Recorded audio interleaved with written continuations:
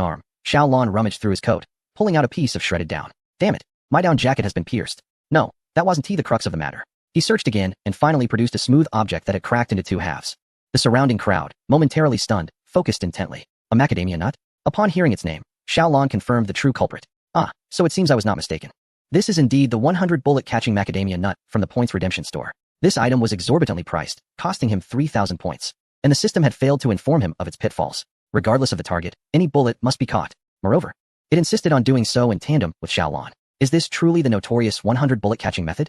Xiaolon felt himself to be the most unfortunate soul on the planet. He had assumed this object would serve as a means of self-defense, never anticipating it would protect others instead. Although the macadamia nut was indeed remarkable, absorbing the bullet's force and sparing Xiaolon any injury, it could not shield him from the force of gravity and the impact of the ground. Poor Xiaolon, barely awake, was suddenly launched into the air, only to crash back down. Thankfully, his winter attire was thick, otherwise he would have landed as a mere heap of flesh, his arms resembling shattered ice.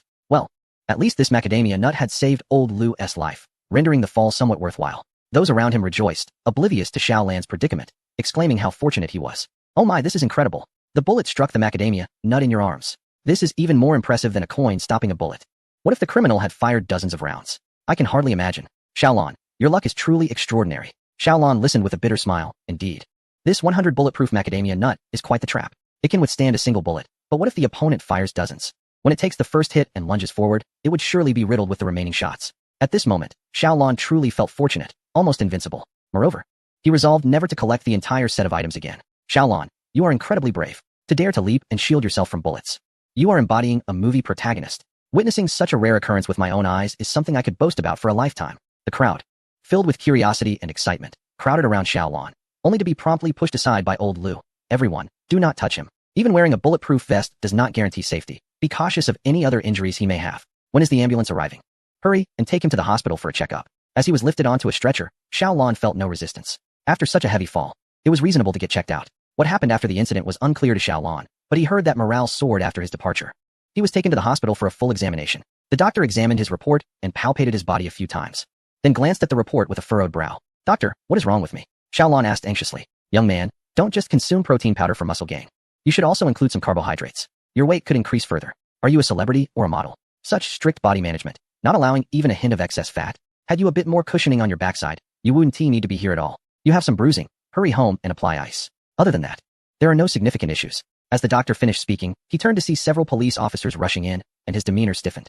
Chapter 107. Set up shop for a few more days, and I'll give you a house. Xiaolon noticed that it was old Lu and his companions, who had just completed their mission and rushed to check on him. Are you alright? Is there any fracture? Do you need to be hospitalized for recuperation?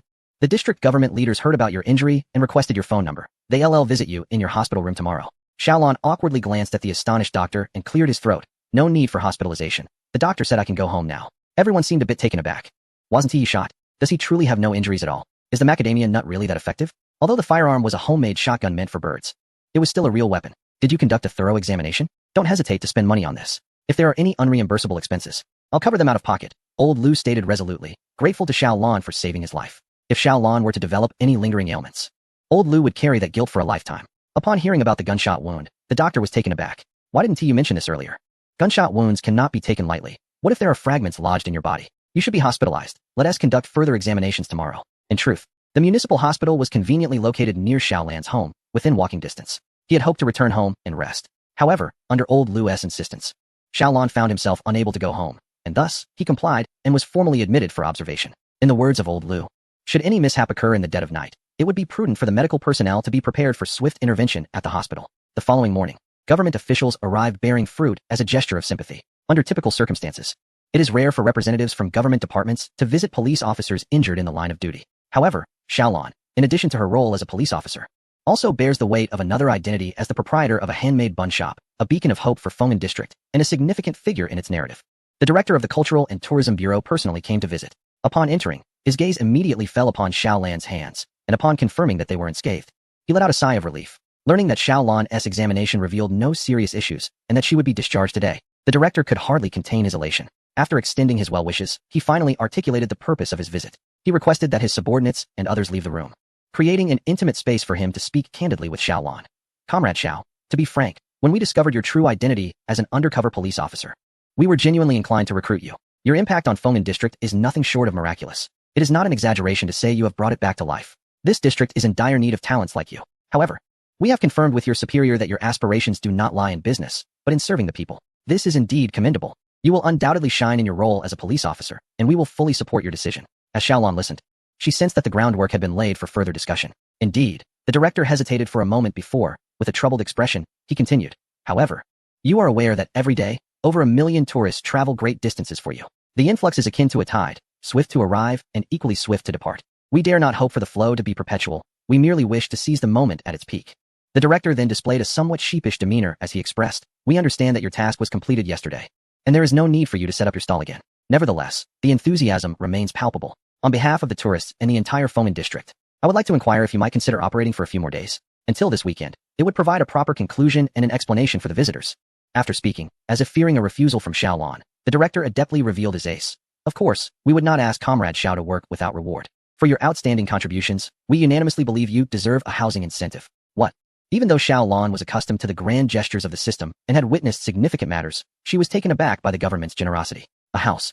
Are you referring to a public rental housing allocation? After pondering, she concluded that the so-called house was likely a more reasonable offer of public rental accommodation. Public rental housing, a form of government welfare, allows for a maximum rental period of 5 years, after which one must vacate if they purchase a home. However, the director merely shook his head and responded with clarity. No, it is a brand new apartment, 66 square meters, on the 6th floor with an elevator. The government will purchase it outright for you, located in the Xinqingli community on New Street, in close proximity to the future commercial street. It is a new property, so it will be delivered in its raw state, allowing you to decorate it to your taste before moving in, and the title will be in your name. Xiaolon was left in a state of astonishment. He was aware that the housing prices in Fomin district were relatively low, but it was still a residence. Based on his limited experience, he perceived that the government's finances were rather strained. They were so frugal that even the mineral water for meetings had been switched from large 596 milliliter bottles to smaller 380 milliliter ones. When had they become so generous? The director of the Cultural and Tourism Bureau noticed the glint of cunning in Xiaolan's eyes. Being a seasoned veteran, he understood how to achieve maximum impact with minimal expenditure. Xiaolon assumed that acquiring this property would cost at least several $100,000. In reality, it was secured for merely a few tens of thousands. There was no need for any dark dealings of collusion between officials and businessmen. The reputation of the bun shop owner was sufficient to offset all outstanding payments. Numerous real estate developers would eagerly wish for the bun shop owner to purchase properties in their complexes, as his endorsement would guarantee the sale of subsequent developments. If Xiaolon were to buy a house himself, those developers might even offer him one for free. However, the director of the Cultural and Tourism Bureau had already outmaneuvered him, with just a bit of inquiry and a gentle push. He elegantly acquired the property and ensnared Xiaolon in the process. The few tens of thousands spent were merely a subsidy from the city for exceptional talents, with annual living expenses exceeding 20,000, likely to be subsidized for 3 years. Instead of using funds to retain Xiaolon, it was far more prudent to convert that into property. With a home secured, how far could settling down be? Should Xiaolon's mindset evolve in the future? Altering his career aspirations, he would undoubtedly think of his residence in Fomin district first. Looking even further ahead, upon retirement, should he wish to open a food business, it would certainly be near his home. Ingenious, simply brilliant, experience truly triumphs. Although Xiaolon failed to perceive the ulterior motives of the individuals across from him, he was in no way at a loss. He merely needed to set up his stall for a couple more days to acquire a new home, conveniently located near the commercial street. While that commercial street had not yet developed, it was anticipated to flourish soon. Years ago, a city had skyrocketed to fame overnight, coinciding with a holiday and achieving a remarkable revenue of 6 billion over 3 days. Even when the fervor waned, they had amassed substantial profits. All things considered, Xiaolon would only need to operate his stall for 2 weeks in Fomin district. The influx of tourists would surely generate at least 10 billion for the area. With such a financial windfall, it was hard to believe they could not establish a commercial street. Chapter 108. The boss is gone. Oh, the boss is gone. Thus, the following day, Xiaolon reappeared at the old street market. Countless tourists, upon seeing him, sniffed in the cold wind and rushed to surround him. Boss. At long last. You've returned. We were terrified when we heard you went to the hospital yesterday, thinking you wouldn't be able to set up for days. Boss, since you missed yesterday, can you compensate us today? I want to buy 20. Come on. The boss just went to the hospital yesterday, and you want to buy 20 today? Are you trying to exhaust him? I only need 10. Just 10 a day would satisfy me. I can't afford more. There were also workers from the electronic park who approached with trepidation. Boss, please don't disappear without a word like last time. We can no longer endure the anguish of losing you. Indeed, Xiaolon, with a smile that belied a hint of guilt, assured us it wouldn't happen. Heaven knows, he intended to carry on until this Sunday. He wouldn't return the following week. However, since he had promised everyone not to vanish without reason, he thought it best to concoct an excuse. 2 days later, on a Monday morning, countless workers faced not only the torment of returning to their jobs, but also the crushing blow to their spirits. The Bun Group and the Pig Trotters Group simultaneously dispatched identical messages. To all members, I sincerely thank you for your support of my humble business. Regrettably, due to my brother's deteriorating brain condition, I must temporarily set aside my business to seek renowned doctors in the big city. Though it pains me greatly, I hope you take care of yourselves, and may our paths cross again in the future. Before the group message was sent, Leah C caught a glimpse of it and was puzzled. Wait a moment. ISNT fabricating an illness for your brother rather implausible? Who is your brother, anyway? Xiao Lan exchanged a meaningful glance with Leah C, while the other members, the hidden talents, dared not meet his gaze, fearful of bursting into laughter. No worries. They will believe it. With that, Xiao Lan sent out the message and set it as a group announcement. That day, countless individuals awoke to their phones and let out a wail of despair. Some, accustomed to scrolling through their phones while using the restroom, suddenly encountered the dreadful news after dropping their trousers, issuing a heart-rending scream. Those outside, alarmed by the commotion, kicked open the bathroom door, asking, "What's wrong? What happened? Did something burst?" The face that emerged was more tragic than a weeping pear blossom, resembling a bloodied chrysanthemum, tears streaming down profusely. The boss is gone. Oh, the boss is gone. What boss? Who is left? The bun boss. What? Oh no. Another individual joined the ranks of those in tears.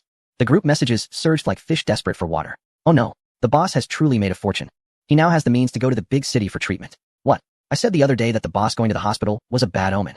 Indeed, this is a sign of parting. So the day the boss went to the hospital wasn't for his own ailment, but rather for his brother's?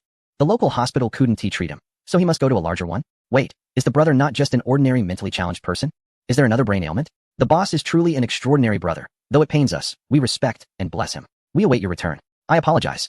I know I am selfish, but couldn't the boss have prepared enough frozen buns before leaving, allowing relatives to sell them until his return? It is well known that the boss can prepare a bun in 3 seconds. With 24 hours in a day, granting him 8 hours for sleep leaves 16 hours, equating to 57,600 seconds. At 3 seconds per bun, that means he could produce 19,200 buns. With determination, making 20,000 is not out of reach. Therefore, boss, you only need to spare 1 day for bun preparation. We wouldn't mind enjoying your frozen buns. Exactly. I wouldn't mind indulging in the boss's frozen buns either. Xiao Lan observed the naive remarks of his companions and shook his head in resignation. He silently bid them farewell and, with a ruthless decision, set the group messages to do not disturb, promptly exiting his alternate account. The Bowsy vendor and the pig trotter stall owner had become mere memories. Today, he was known as Sir Lan. Placing his phone into his pocket, Xiao Lan strode into the Eastern District Police Station, where he was greeted with rounds of applause and cheers from his colleagues. Brother Lan, you have finally returned, they exclaimed. The 2-week period has concluded. Welcome back, Brother Lan. Congratulations on successfully completing another mission. The internet sensation is actually you. Your heroic act of shielding bullets has spread throughout the city's police stations. His colleagues raised their thumbs in admiration. The entire precinct was well aware of Xiao Lan's exploits in Feng'an District. Their enthusiasm stemmed not only from his valor, but also from the fact that he was the fabled owner of the handmade Bowsy shop. With the boss back, how could the Bowsy be far behind? Today marked the commencement of the Special Operation Against Theft Commendation Ceremony at the Municipal Public Security Bureau. Xiao Lan, as an exceptionally outstanding newcomer during this operation, was chosen to represent the Eastern District Police Station and receive accolades on stage. No one in the precinct had any objections. To win the hearts of his colleagues, one must also satisfy their appetites. Presently, the hearts of everyone in the precinct were firmly held in Xiao Lan's grasp. Who could object? Considering that Xiao Lan would be working undercover for a considerable time, with tasks akin to those of an undercover agent. His colleagues prepared sunglasses and masks for him to wear while accepting his award, treating him with the same regard as those undertaking perilous missions. Standing on the stage, facing the distinguished representatives from all police divisions and stations in the city, Xiao Lan listened as his achievements were acknowledged.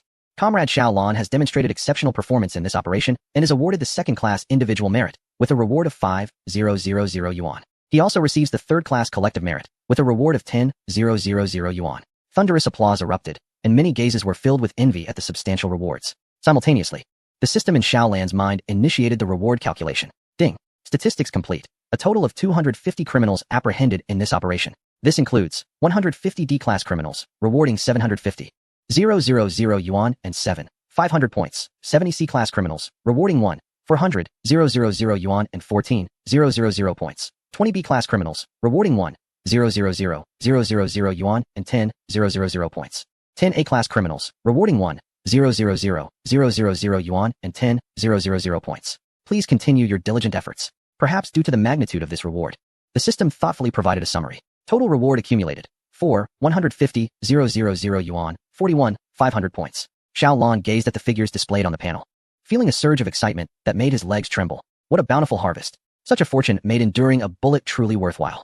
Coupled with the previous reward of 1,640,000 yuan from the system, he now boasted a wealth of 5,790,000 yuan. Fortunately, with sunglasses and a mask adorning his face, Xiao Lan managed to hide the grin that threatened to stretch from ear to ear. The overwhelming fortune had left his mind in a daze, to the extent that he failed to notice his awkward steps as he exited the stage. Those who observed his discomposure below responded with understanding smiles. It was said that Xiao Lan was merely a probationary officer, and he had scarcely begun his career before earning an individual second-class merit and a collective third-class merit. Who wouldn't be thrilled over such an achievement? Moreover, he had received a bonus of 15,000, nearly equivalent to 3 months' salary. Who, fresh in the workforce, could resist the exhilaration of acquiring such a substantial sum? Beneath their seats, Leah Si, Lu Dongbin, and Hu Lai struggled to contain their excitement, desperately attempting to sit upright without flailing their limbs. They too had garnered a collective third-class merit, which came with a $1,000 bonus. Having worked alongside Xiaolan for a few days, their tasks revolved around simple errands like grocery shopping and preparing fillings. They exerted only physical effort, faced no danger, and enjoyed excellent meals. Their contributions felt akin to earning a living while reclining. In that moment, they were utterly enamored with Xiaolan. Were it not for the inappropriateness of the occasion, they would have tossed him into the air several times over. Thankfully, their masks and sunglasses shielded their expressions. Otherwise, the four of them seated together would have appeared as a quartet of maniacal grins, a sight that would surely provoke laughter if captured in a photograph. Onlookers might have mistaken them for 4 ruffians infiltrating the police force. Fortunately, the police department was resolute in nurturing them towards specialized undercover roles, ensuring they were avoided in photographs to prevent revealing their identities. Once out of uniform, their freedom of expression would not tarnish the police's image. However, a tiny seed of curiosity lingered in their minds. While it was understandable for them to wear masks, why was the precinct chief also masked? Was he unwell? No wonder he appeared so much slimmer in person than in photographs. Although their undercover operations could not be publicly disclosed, the necessary commendation would still be issued internally. Soon, the police internet's updates featured news regarding a special operation against theft in Feng'an district, highlighting the outstanding performance of the undercover officers. Consequently, that day, the lunchtime conversation among police officers nationwide shifted to this very topic. Have you seen today's police updates? Not yet, it's Monday. And I've been swamped with work. Who has time to look? Their essay big scoop. How could you not check it out? The owner of that popular handmade bun shop online is one of us. What, really? Some officers were less active online, but the younger ones were avid surfers. Upon hearing this, they quickly gathered around. What do you mean, one of us? Are you saying that the bun shop owner is a police academy graduate now selling buns? Or did he start selling buns after leaving the force? The initial speaker, with an air of mystery, shook his head, then proudly declared, "You're all in the dark." Neither. That owner is an undercover officer on a mission. He inadvertently became an internet sensation. Goodness, with such culinary skills, wouldn't he consider resigning to pursue this venture full-time, would he? Previously, some peers inadvertently became internet celebrities and, unable to resist temptation, changed careers. Although I do not comprehend the situation fully, it appears they have not yet resigned. Otherwise, they would not have made it to the report. Perhaps the local police department recognized their talent and employed certain methods to retain them. Many discussions ultimately converge on the same question. Will Xiaolan succumb to temptation and resign? The pursuit of fame and fortune is human nature, yet as an undercover officer, it is clear that such aspirations do not apply. For instance, even with significant contributions, the report of commendation did not disclose their full name. Many officers, after digesting this news, believe they will lose a comrade, while the catering industry may gain another internet celebrity business owner. The East District Bureau is also concerned about such occurrences, prompting them to implement measures to retain talent. Upon returning to the bureau, Xiaolan was informed that director and requested him in the office. Curious, yet apprehensive, he pondered the reasons for the summons. Recalling his previous mishap and feeling a twinge of anxiety, surely, it couldn't be a matter of retribution? Cautiously glancing through the partially opened door, he observed the director seated at his desk, engrossed in a report. Taking a deep breath, Xiaolan gently knocked twice on the half-open door and entered upon the director's invitation, closing the door behind him. As he approached, he noted that the director still wore a mask, indicating he was indeed unwell. Director gestured for him to sit, and Xiaolan dared not say much.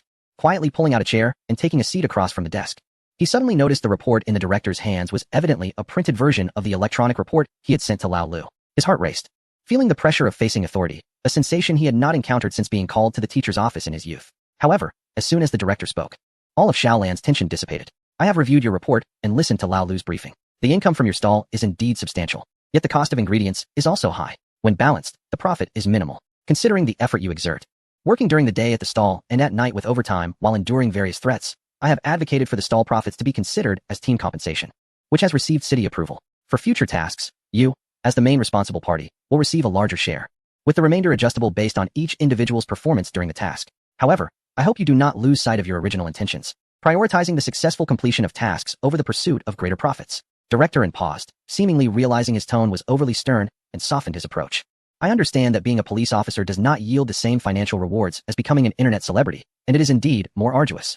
An internet celebrity can earn millions with a mere smile, while a police officer works tirelessly throughout the year, averaging around 100,000. Chapter 109. How did Director manage to enjoy breakfast at his place? However, Director shifted the conversation, stating, the development of the tertiary industry is invariably founded upon a stable society. When the world is in chaos, who has the heart to indulge in pleasures? Social roles differ, and arduous tasks must always have someone to undertake them. Responsibilities must be shouldered by someone. Our profession may not be as glamorous as the world of fame and fortune, but I can assure you, dear Xiaolan, that our nation has never neglected those who contribute. Therefore, you may confidently forge ahead, regardless of the path you choose. It will be smooth. When you don the police uniform, you are our comrade. When you remove it, you are among the people we protect. Director N's words were so grand that they nearly brought Xiaolon to tears. Yet, just as her eyes began to glisten, she caught a familiar scent wafting from Director N's mouth. Could it be the aroma of the old marinade from her home? Ever since Xiaolon ceased her business of making braised pig trotters, that pot of marinade had become a staple in her household. With the marinade on hand, meal preparation became a breeze. A simple purchase of fresh meat could yield a variety of braised dishes: braised chicken feet, braised pig trotters, braised pork belly, braised chicken legs, whatever one desires. If one tires of rich meats, a quick braise of lotus root, enoki mushrooms, dried tofu, or potatoes would tantalize the senses. Should one crave something lighter, a spoonful of marinade added during stir-frying would infuse even the simplest of dishes with delightful flavor.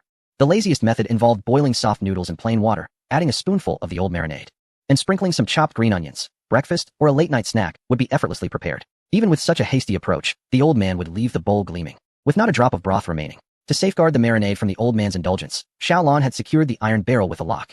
Only when she cooked could she unlock it. This morning, before leaving, Xiaolon prepared a bowl of noodle soup, savoring a serving before heading out. Unlike the hasty preparation of plain noodle soup, this dish was richly adorned.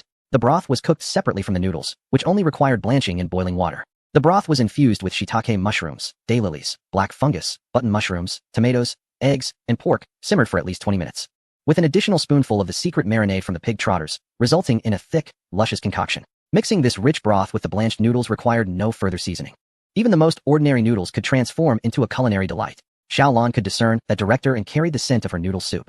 And it was not just any ordinary flavor, but one imbued with a secret twist. Even the mask could not conceal it. Could it not be from her home? Xiaolon genuinely wished to inquire how Director and had sampled her breakfast, considering it was just the two of them at home. However, the current atmosphere and setting were not conducive to such questions. Thus, with a heart full of curiosity, Xiaolon departed the office.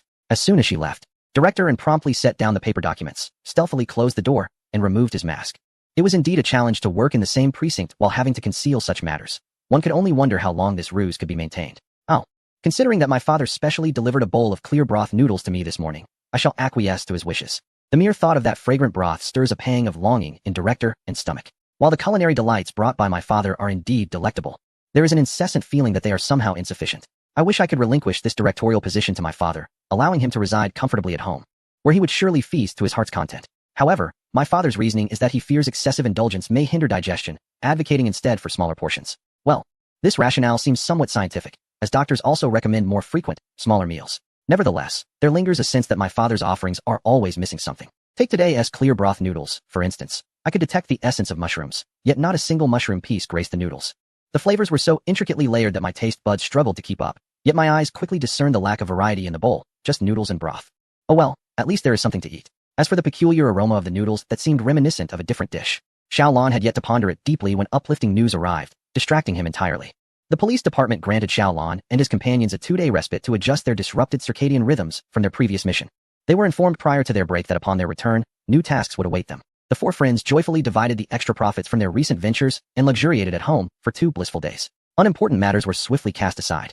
According to the law of conservation of happiness, where there is joy, there must also be discontent. The Fenghan district, having lost its beloved bun vendor, was akin to the West losing Jerusalem. Tourist numbers plummeted, and the streamers ceased their broadcasts. Yet, many held hope for Xiaolan's return, believing it to be a matter of days, or, at most, a month before he would be back. Consequently, the members of Qin Gaojia's group, titled Greatness Needs No Words, continued to swell in number daily. Qin Gaojia remained unfazed, until one fateful day, the count of group members surpassed the total personnel of the company. He was utterly taken aback. The others in the group were equally astonished. Wait, why are there so many people? Isn't this an internal group? Who let outsiders in? Huh, this is an internal group? I heard it was a delivery and purchasing group for handmade buns. Half the company has joined. Wait, I think I've discovered something. Did someone add their alternate account? How did I not think of that? It increases the chances of snatching red envelopes. Qin Dad, speak up. We face both internal strife and external threats. The nation is in peril. Qin Gaojia was left utterly speechless. The return of the bun vendor was shrouded in uncertainty, yet here they were, embroiled in their squabbles. With an average of 800 watchful eyes per person, the group was currently bustling with activity. Leaving it idle would be a pity. Unbeknownst to them, a vibrant community had formed here, gathering numerous food enthusiasts from the building. Rather than neglecting it, why not harness this potential to promote the Fenghan district? With a fleeting thought, Qin Gaojia modified the group name to Fenghan District Gourmet Delivery and Purchasing Group. He then sent a message within the group. Until the handmade bun vendor returns, let us utilize this group for purchasing other delicacies. Numerous streamers have reviewed various signature dishes from Fenghan District, many of which I have yet to taste. We can band together to find a delivery service for these culinary treasures. Of course, we can also explore the gastronomic offerings from other districts of Fengling City.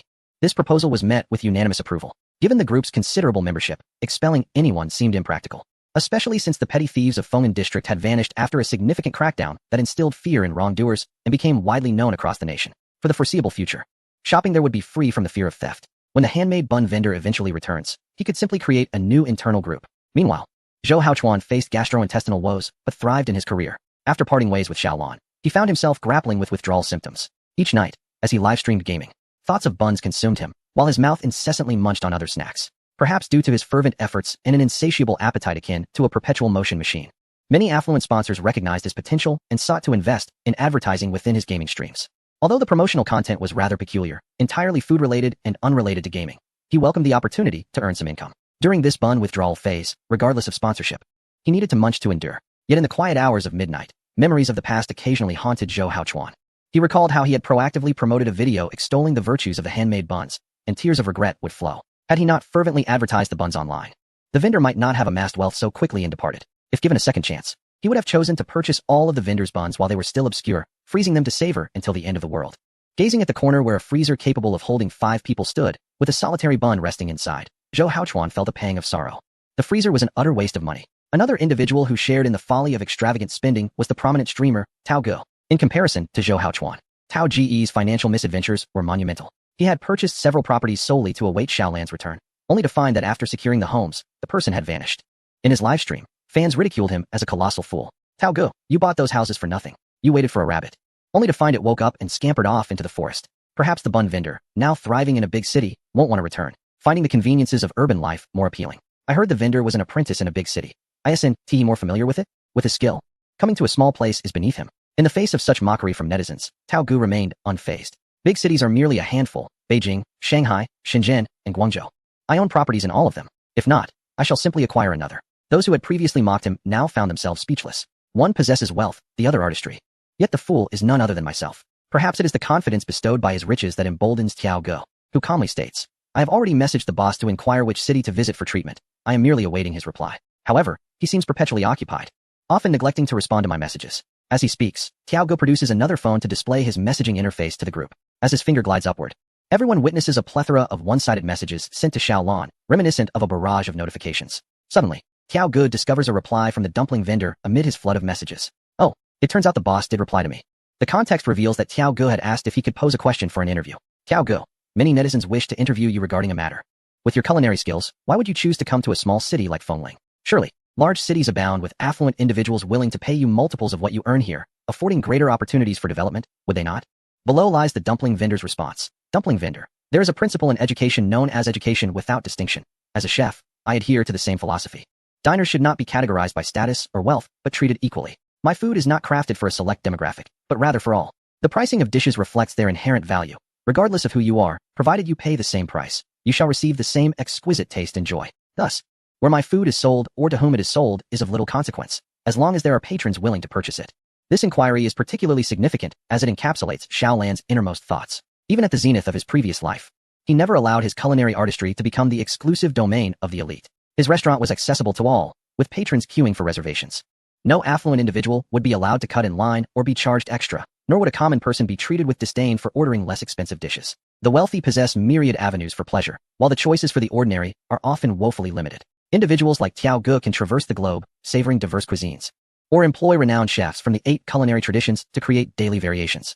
In contrast, ordinary people might splurge on a lavish establishment only on special occasions, or, on an ordinary day, serendipitously encounter a conscientious vendor, leaving a lasting impression for years. Conversely, should fortune frown upon them, a visit to an overpriced, subpar establishment might ruin their day, dampening the spirit of celebration altogether. Xiaolan aspires for his culinary creations to evoke joy, leaving profound memories in the limited lives of others. This was true in his past life, and it remains so in this one. Chapter 110. A firm resolve against despair during his days of rest at home, Xiaolan indulged in the luxurious expenditure of his points. With over 40,000 points, he spent 500 to elevate his snack cart by 2 levels. The once fiercely competitive food cart has now unlocked a full recording function and upgraded to a new aesthetic, a sophisticated 4-wheeled snack cart. The vehicle resembles a small cart, featuring a hollow square compartment at the rear, capable of selling from both the front and back, while also allowing for the glass to be closed, permitting only one side window to be opened. Additionally, the Points Redemption Mall has finally unveiled new offerings. The indestructible purple clay pot, priced at 1,000 points for the large pot and 500 for the small one. The universal dishwasher, available for 6,000 points each. The refusal to bear the burden wok, costing 7,000 points. The Baruto gas stove, listed at 8,000 points each. Such exorbitant prices. Upon seeing the costs, Xiaolon felt a wave of dizziness. Initially, the 40,000 points seemed ample, yet the prices in the points mall have skyrocketed. Now, how can 40,000 points withstand such expenditure? I am curious to discover the features of these new kitchen utensils that justify such steep prices. Upon clicking the details for the indestructible purple clay pot, I read, uncrackable, leak-proof, resistant to cold and heat, shock-proof and drop-resistant, explosion-proof and bulletproof. A pot that lasts for 3 generations. Even when the owner departs, the pot remains. Slogan, as long as I do not take my own life. No one can take it from me. Xiaolon gasped in astonishment. Goodness, if this purple clay pot were used as a helmet, it could withstand even a tank's tread without faltering, wouldn't it? It is a necessity. If the 1,000-point item is so remarkable, how extraordinary must the more expensive items be? He hastily opened the details for the universal dishwasher. I wash vigorously, wash madly, wash with fervor, I wash cups with fervor. Self-cleaning as I go, ecstatic in my washing, a grand wash indeed. Give me a milliliter of water, and I can clean the entire earth. Slogan, please refrain from inserting strange items. Xiaolon widened his eyes, astonished. Is it truly that water efficient? Can a mere milliliter of water clean dishes effectively? How maddening. I am so tempted to purchase it for a trial. Gazing at the dishwasher's cavernous entrance, it appeared compatible with the purple clay pot, allowing for hands-free liberation with just a toss. It is a must. In the next moment, Xiaolon decisively purchased the most expensive Baruto gas stove. There was no other reason. He merely believed that high prices must equate to high quality. Upon receiving it, he was thoroughly satisfied. This gas stove boasts multiple burners, with 2 rows of 5 burners each. Effectively, he had acquired 10 burners for 8,000 points, which is quite economical. Yet, a product from the system should not be so simple. Surely, there must be some ingenious features? Upon clicking the details page, Xiaolon's jaw dropped. Laughable. It can't ignite at all. It merely generates some warmth. The fire is merely an illusion. Slogan, whether real fire or false fire. As long as it doesn't hinder profits, that's what matters. Why does this gas stove seem to convey an underlying message? It feels rather odd, doesn't it? Xiaolon swiftly connected the Baruto gas stove with the endless gas canister and initiated a test. Soon, he comprehended the true meaning of the description. It turned out that the flames emitted by this gas stove are indeed false. Even when flammable items are placed upon it, they do not catch fire. However, when using the system-provided purple clay pot and wok, they heat up instantly, demonstrating results indistinguishable from real flames. This arrangement is quite satisfactory, effectively eliminating the potential for accidental fires. The system has provided him with an array of kitchenware, and Xiaolon already harbors a vague notion of what he might sell. It all hinges on the specifics of the new task. Soon, the details of the new assignment were unveiled. This woman is the mistress of an economic criminal, residing in an upscale community in Fengling South District. On the eve of our planned apprehension, the economic offender sensed the impending exposure and fled by boat. However, the vessel encountered a ferocious storm, resulting in a catastrophic wreck, with all aboard perishing without a trace. During our investigation, we uncovered that this economic criminal was also involved in espionage activities and might possess knowledge of numerous clandestine communication methods with spies. Although he is presumed to have perished at sea, the absence of a recovered body suggests he might have faked his death to evade capture. His mistress, the woman in the photograph, is 8 months pregnant and showing signs of potential preterm labor. Given the man's condition of oligospermia, conceiving a child is a rare occurrence for him, making this pregnancy particularly significant. We speculate that if he is indeed alive and the child is born, he may very well return to see the infant. Thus, Xiaolon, your task is to remain stationed outside the upscale community, feigning a street vendor role while discreetly monitoring every suspicious individual entering or exiting the premises. Xiaolon had no objections to the mission but posed a crucial question on behalf of the group. Are you certain that the criminal would risk capture by returning? I mean, given his condition, would he not suspect that the child might not be his, thus refraining from taking such a risk? Lao Lu was unfazed by Xiaolon's inquiry, as many shared this line of thought, including the criminal himself. Indeed, he had harbored suspicions. Our intelligence revealed that they had visited a hospital 4 months into the pregnancy for amniocentesis to conduct a paternity test, which confirmed that the child was indeed his biological offspring. Furthermore, it was rumored that they subsequently conducted an illicit gender examination, which revealed the child to be a son, whom they cherished dearly. As Lao Lu spoke, a gleeful glimmer of gossip lit up his face, and he chuckled mischievously a couple of times. Allow me to share a sensational tidbit, which underscores just how dearly they value that unborn child. The residence currently occupied by the mistress within the upscale community was, in fact, the marital home of the criminal and his legal wife, thus not acquired through illicit means and therefore not confiscated. Due to the mistress's pregnancy, the couple had specifically brought her back to care for her. While Xiaolon remained unfazed during the earlier revelations, the latter statement sent tumultuous waves through his mind. What? The couple is caring for the pregnant mistress? This news is utterly explosive. Has the world truly descended to such madness? Lao Lu, however, remained remarkably composed, having already processed the shock. Indeed, presently, the man's whereabouts are unknown, leaving only his legal wife and his pregnant mistress to cohabitate. The situation is, in short, rather complicated. You must sense the immense value they place on this child, correct? For a moment, Xiaolon found himself at a loss. uncertain whether their extravagant lifestyle stemmed from wealth or from the reckless abandon of a criminal. Forget it. Since it has been confirmed that the other party holds an immense regard for the unborn child and is highly likely to return to see the child, it would be prudent to remain vigilant and wait. I understand, Captain. I shall make the necessary arrangements for action immediately. Wait. Old Lou uttered the final instruction of the day. Your assistant for this stall will be Lee AC and his 2 companions. If you find that additional manpower is required, you may request assistance from the Southern Branch. This time, it was the Southern Branch that specifically requested your assistance. So you only need to synchronize the task progress with their supervisor. Remember, they are in need of our support, so if you encounter any grievances, do not hesitate to call me. A familiar sentiment, a familiar protectiveness. With this in mind, Xiao Lan felt invigorated. Understood. Thank you, Captain. The following day, an upgraded high-end food truck slowly approached the vicinity of an upscale residential community. This elegant community, named Greenview Garden, is situated near the bustling commercial center of the Fengling South District. At the heart of the commercial hub stands a shopping complex, approximately 5 to 6 stories tall. The upper levels feature luxury brand apparel and accessories, while the mid-level offers a variety of chain restaurants, and the ground floor is dotted with numerous snack stalls. The location where Xiao Lan and her team set up shop is on the outskirts of this commercial area, outside the shopping complex itself. A row of snack stalls lines the exterior, encircling the building. In this prime location, even the area outside the building incurs a rental fee, albeit at a lower rate than that of the interior. Xiao Lan meticulously selected her spot, which faced the entrance of Greenview Garden. This location, relatively secluded, sees foot traffic concentrated at the entrances of the shopping center. Here, in the residential area, only a handful of stalls were designated to minimize disturbance to the residents.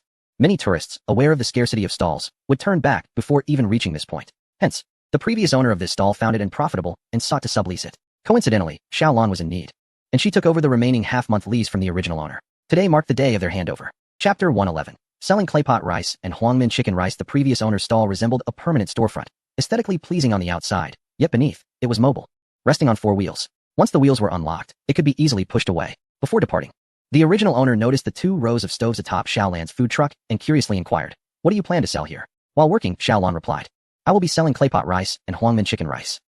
The original owner exclaimed in disbelief, as if questioning his own hearing. He opened his mouth, seemingly wanting to say something, but upon reflection, he thought that selling anything here would be futile given the lack of customers. Thus, he refrained from elaborating, merely responding, Oh, that sounds good." As the original owner departed, the unspoken words he had held back were already understood by Xiao Lan. Having been a businessperson in her past life, she possessed a keen acumen for commerce. The underlying message was clear: selling claypot rice in this location held no promise of success.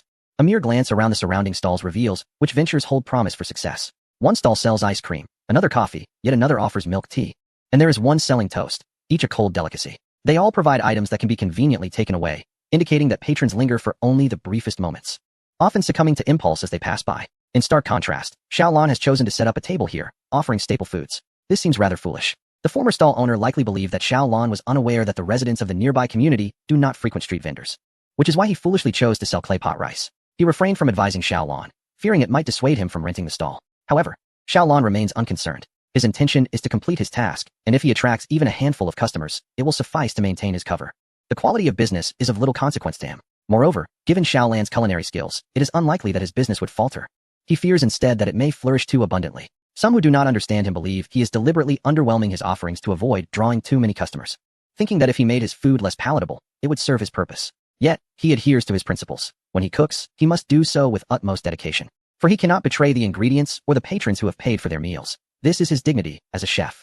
Whether or not he garners customers or profits is secondary to him. He embraces a philosophy of serendipity, without pressure. His food cart was assembled in a mere 10 minutes, with 4 tables set up and all necessary items in place. Now he must simply keep watch. Serving as an observer is both tedious and requires vigilance. In a small group chat named The Hidden Dragon and the Phoenix Chicks, he sent a location pin. "Have you all agreed on the shift schedule? Who will come to assist during lunch? Meals provided." Before long, the group erupted with messages. "Leah C. Me. I have experience. I was a helper when we sold buns. I think we don't need anyone else. I can manage all day." "Who lie? Brother Lon. Don't listen to his nonsense. His foolish demeanor is too distinctive. Keeping him around will inevitably expose your identity. I suggest we avoid having him assist this time." "Lu Dongbin. I second that." The group continued to bicker, with no clear resolution in sight. Xiao Lan, indifferent to their squabble, recognized there was still ample time, and the workload was light, so he let them argue on. He began to leisurely prepare the ingredients for the day. He procured 20 small clay pots and 2 large ones, which should suffice. The small pots are designated for the clay pot rice, while the large ones will be used for braised chicken. Both dishes are classic culinary staples from distinct regional cuisines. Braised chicken belongs to Shandong cuisine, while clay pot rice is part of Cantonese culinary traditions. The key to braised chicken lies in the method of braising. When dissected, the character for braise comprises a fire on the left and a cover on the right, signifying the act of sealing the pot tightly, like shutting a door, and using low heat to cook the ingredients thoroughly. Thus, braising inherently requires time. Nowadays, many who prepare braised chicken hastily use iron pots, cooking the dish with the lid on for just 2 or 3 minutes, sacrificing the necessary sealing and duration for expediency. Restaurants and takeout services, in their quest for rapid service, inevitably abandon more time-consuming methods. Many remain oblivious to the fact that authentic Huangmin chicken rice is not prepared in an iron pot, but rather stewed in a clay pot. Furthermore, the alternate names for this dish, such as spicy chicken casserole and rich spicy chicken rice, are becoming increasingly obscure. This is precisely why Xiaolan offers 2 distinct culinary styles. Both require the same indispensable clay pot. The term casserole and clay pot rice refers specifically to the small clay vessel used in its preparation. The clay pot possesses unique advantages that other cookware cannot replicate.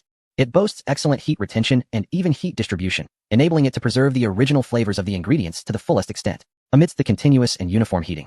The chicken pieces and potatoes in the Huangmin chicken absorb the broth heartily, becoming plump and succulent. At this early hour, still shy of 10 o'clock, there is no rush for the clay pot rice. Instead, Xiaolan can focus on the time-consuming Huangmin chicken. He retrieves the pre-prepared chicken and potatoes, along with other accompaniments, from the freezer. Given the limited space of the food cart, he has taken care of the washing, chopping, and marinating at home in advance. Traditionally, tender chicken thigh meat is used for Huangmin chicken. However, Xiaolan prefers a varied texture and thus opts for a whole chicken. The chicken is first deprived of its head, then its posterior, followed by the removal of the entire neck. Although the neck could be retained, the abundant lymphatic tissue beneath the skin renders it less palatable. With minimal meat on the neck, it is best discarded. Many takeout establishments fail to remove the neck, and some even purchase necks in bulk for their cost-effectiveness, resulting in customers receiving a dish predominantly composed of necks rather than the desired chicken meat. Others resort to using frozen chicken thighs, which may appear plump and tender, yet the reality is far less appealing. The freezing process damages the cellular structure, leading to the evaporation of juices, denaturation of proteins, oxidation of fats, and a loss of nutritional value and flavor. If there is no unpleasant odor, it is already a mark of relatively acceptable frozen meat. In contrast, the chicken Xiaolan procures comes from the free-range chickens of Qingqing Orchard, a premium choice at 200 yuan each. Hence, he makes sure not to waste the neck, transforming it into marinated chicken necks as a snack for Lao Deng, preventing him from concocting schemes to sneak bites. Returning to the task at hand, Xiaolan places the no-blame big wok atop the Bourne brand gas stove, heating oil until it reaches a boiling point before adding the drained potato cubes for frying. This method of frying is a culinary secret employed by many restaurants. It not only locks in the moisture of the ingredients, rendering the dish tender and succulent, but also enhances the vibrant colors of the components while eliminating any undesirable odors.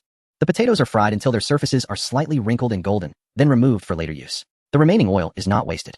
A few pieces of rock sugar are added directly. The pristine, crystalline rock sugar is sautéed over low heat until it melts, releasing bright orange bubbles. Once the bubbles diminish and the color turns to a deep reddish brown, the blanched chicken is added for a quick stir-fry. This simple step imbues the chicken with an exceptionally radiant yellow hue, without the infusion of any advanced technology or excessive flair. The chicken appeared as though it had been graced by a beauty filter, enticing the onlooker with an irresistible allure. Subsequently, Xiaolan poured in the pre-prepared sauce, stirring it all together. With a sizzle, it was as if Pandora's box had been opened. Yet, this time, what emerged from the box was not disease or calamity, but a captivating little sprite that stirred one's senses, ensnared one's spirit, and tested one's resolve. It evoked a rich and complex aroma from the humble combination of yellow soybean paste, oyster sauce, and soy sauce. It is difficult to fathom the remarkable alchemical transformation that occurred within the pot, elevating both the meat and the seasonings to a sublime state. Those who frequently cook understand that no amount of embellishment can surpass the significance of timing. Familiarity with the properties of ingredients and their appropriate treatment can render even a simple dish, seasoned only with salt, irresistibly delectable. This encapsulates the essence of simplicity in culinary art. The rich aroma of the meat compelled a man, who had just stepped through the gates of the upscale green scene garden community, to involuntarily retreat several paces until he stood before Xiaolan's stall. The man, named Deng Yang, had just returned from escorting his daughter to elementary school. With his wife working daily, he spent his time at home, dabbling in stocks and shuttling his daughter to and from school. Those residing in a high-end community typically enjoy a comfortable income. During lunchtime, a cleaning lady would come to his home to tidy up and prepare meals, sparing him from household chores. Breakfast was often a hurried affair, consisting of hastily prepared items, a glass of milk, 2 slices of toast, a few fried eggs, and some sausages. This had sufficed in the past, and he never felt particularly hungry. However, upon catching a whiff of the rich chicken aroma, Deng Yang distinctly heard a long, resonant growl emanating from his stomach, as if his appetite had temporarily commandeered his cognitive faculties, compelling him to approach a street vendor. It was well known that he had never before glanced at roadside stalls. Many renowned chain establishments may appear appealing on the outside, but often compromise on hygiene, let alone these street vendors, which seemed rife with dust and bacteria, sharing the same water for washing dishes and cleaning cloths. Even if the roadside stall at the community entrance boasted an appealing decor, it remained a roadside stall, and he was reluctant to purchase anything deemed unhealthy or unsanitary. Yet, entranced by the alluring scent of chicken, Deng Yang found himself mesmerized, his legs unwilling to budge.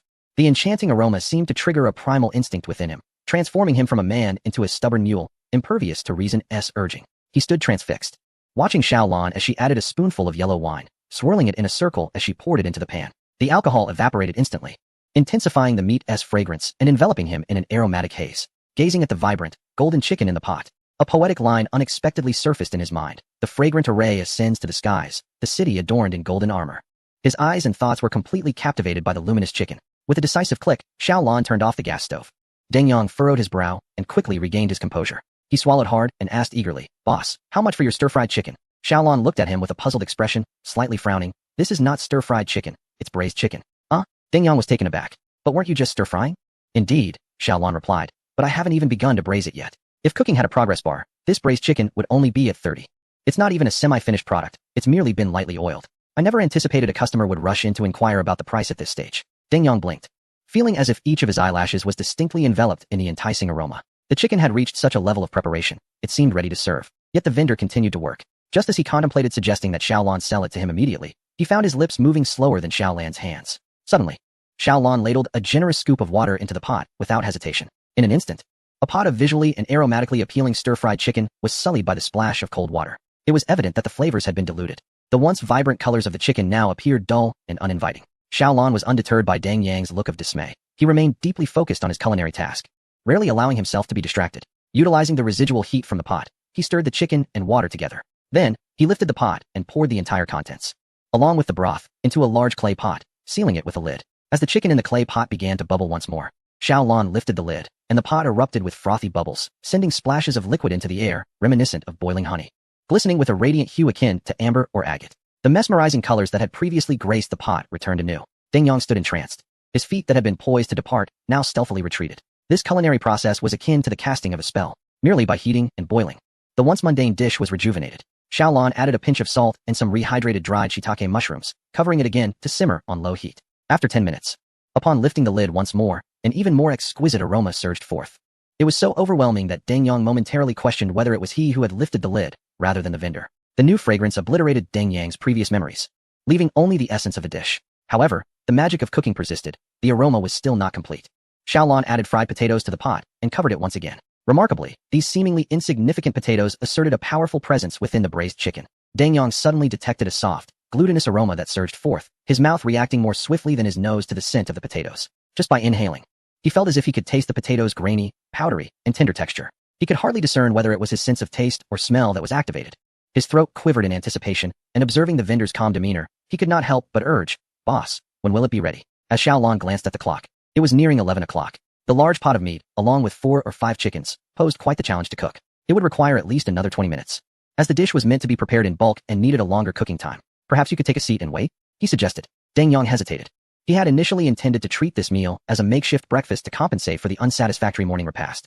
However, waiting for such an extended period felt disheartening, especially since lunch was already upon them. They had pre-ordered their dishes, simply awaiting delivery, with the housekeeper scheduled to arrive to prepare the meal. Naturally, a home-cooked lunch promised greater nutritional value and health benefits, as all ingredients were sourced from a reputable supermarket, ensuring safety. As for the roadside stalls, having arrived, he decided to purchase a small sample to satisfy his curiosity. Deng Yang found a nearby table, feeling reassured only when he could observe the vendor preparing his food.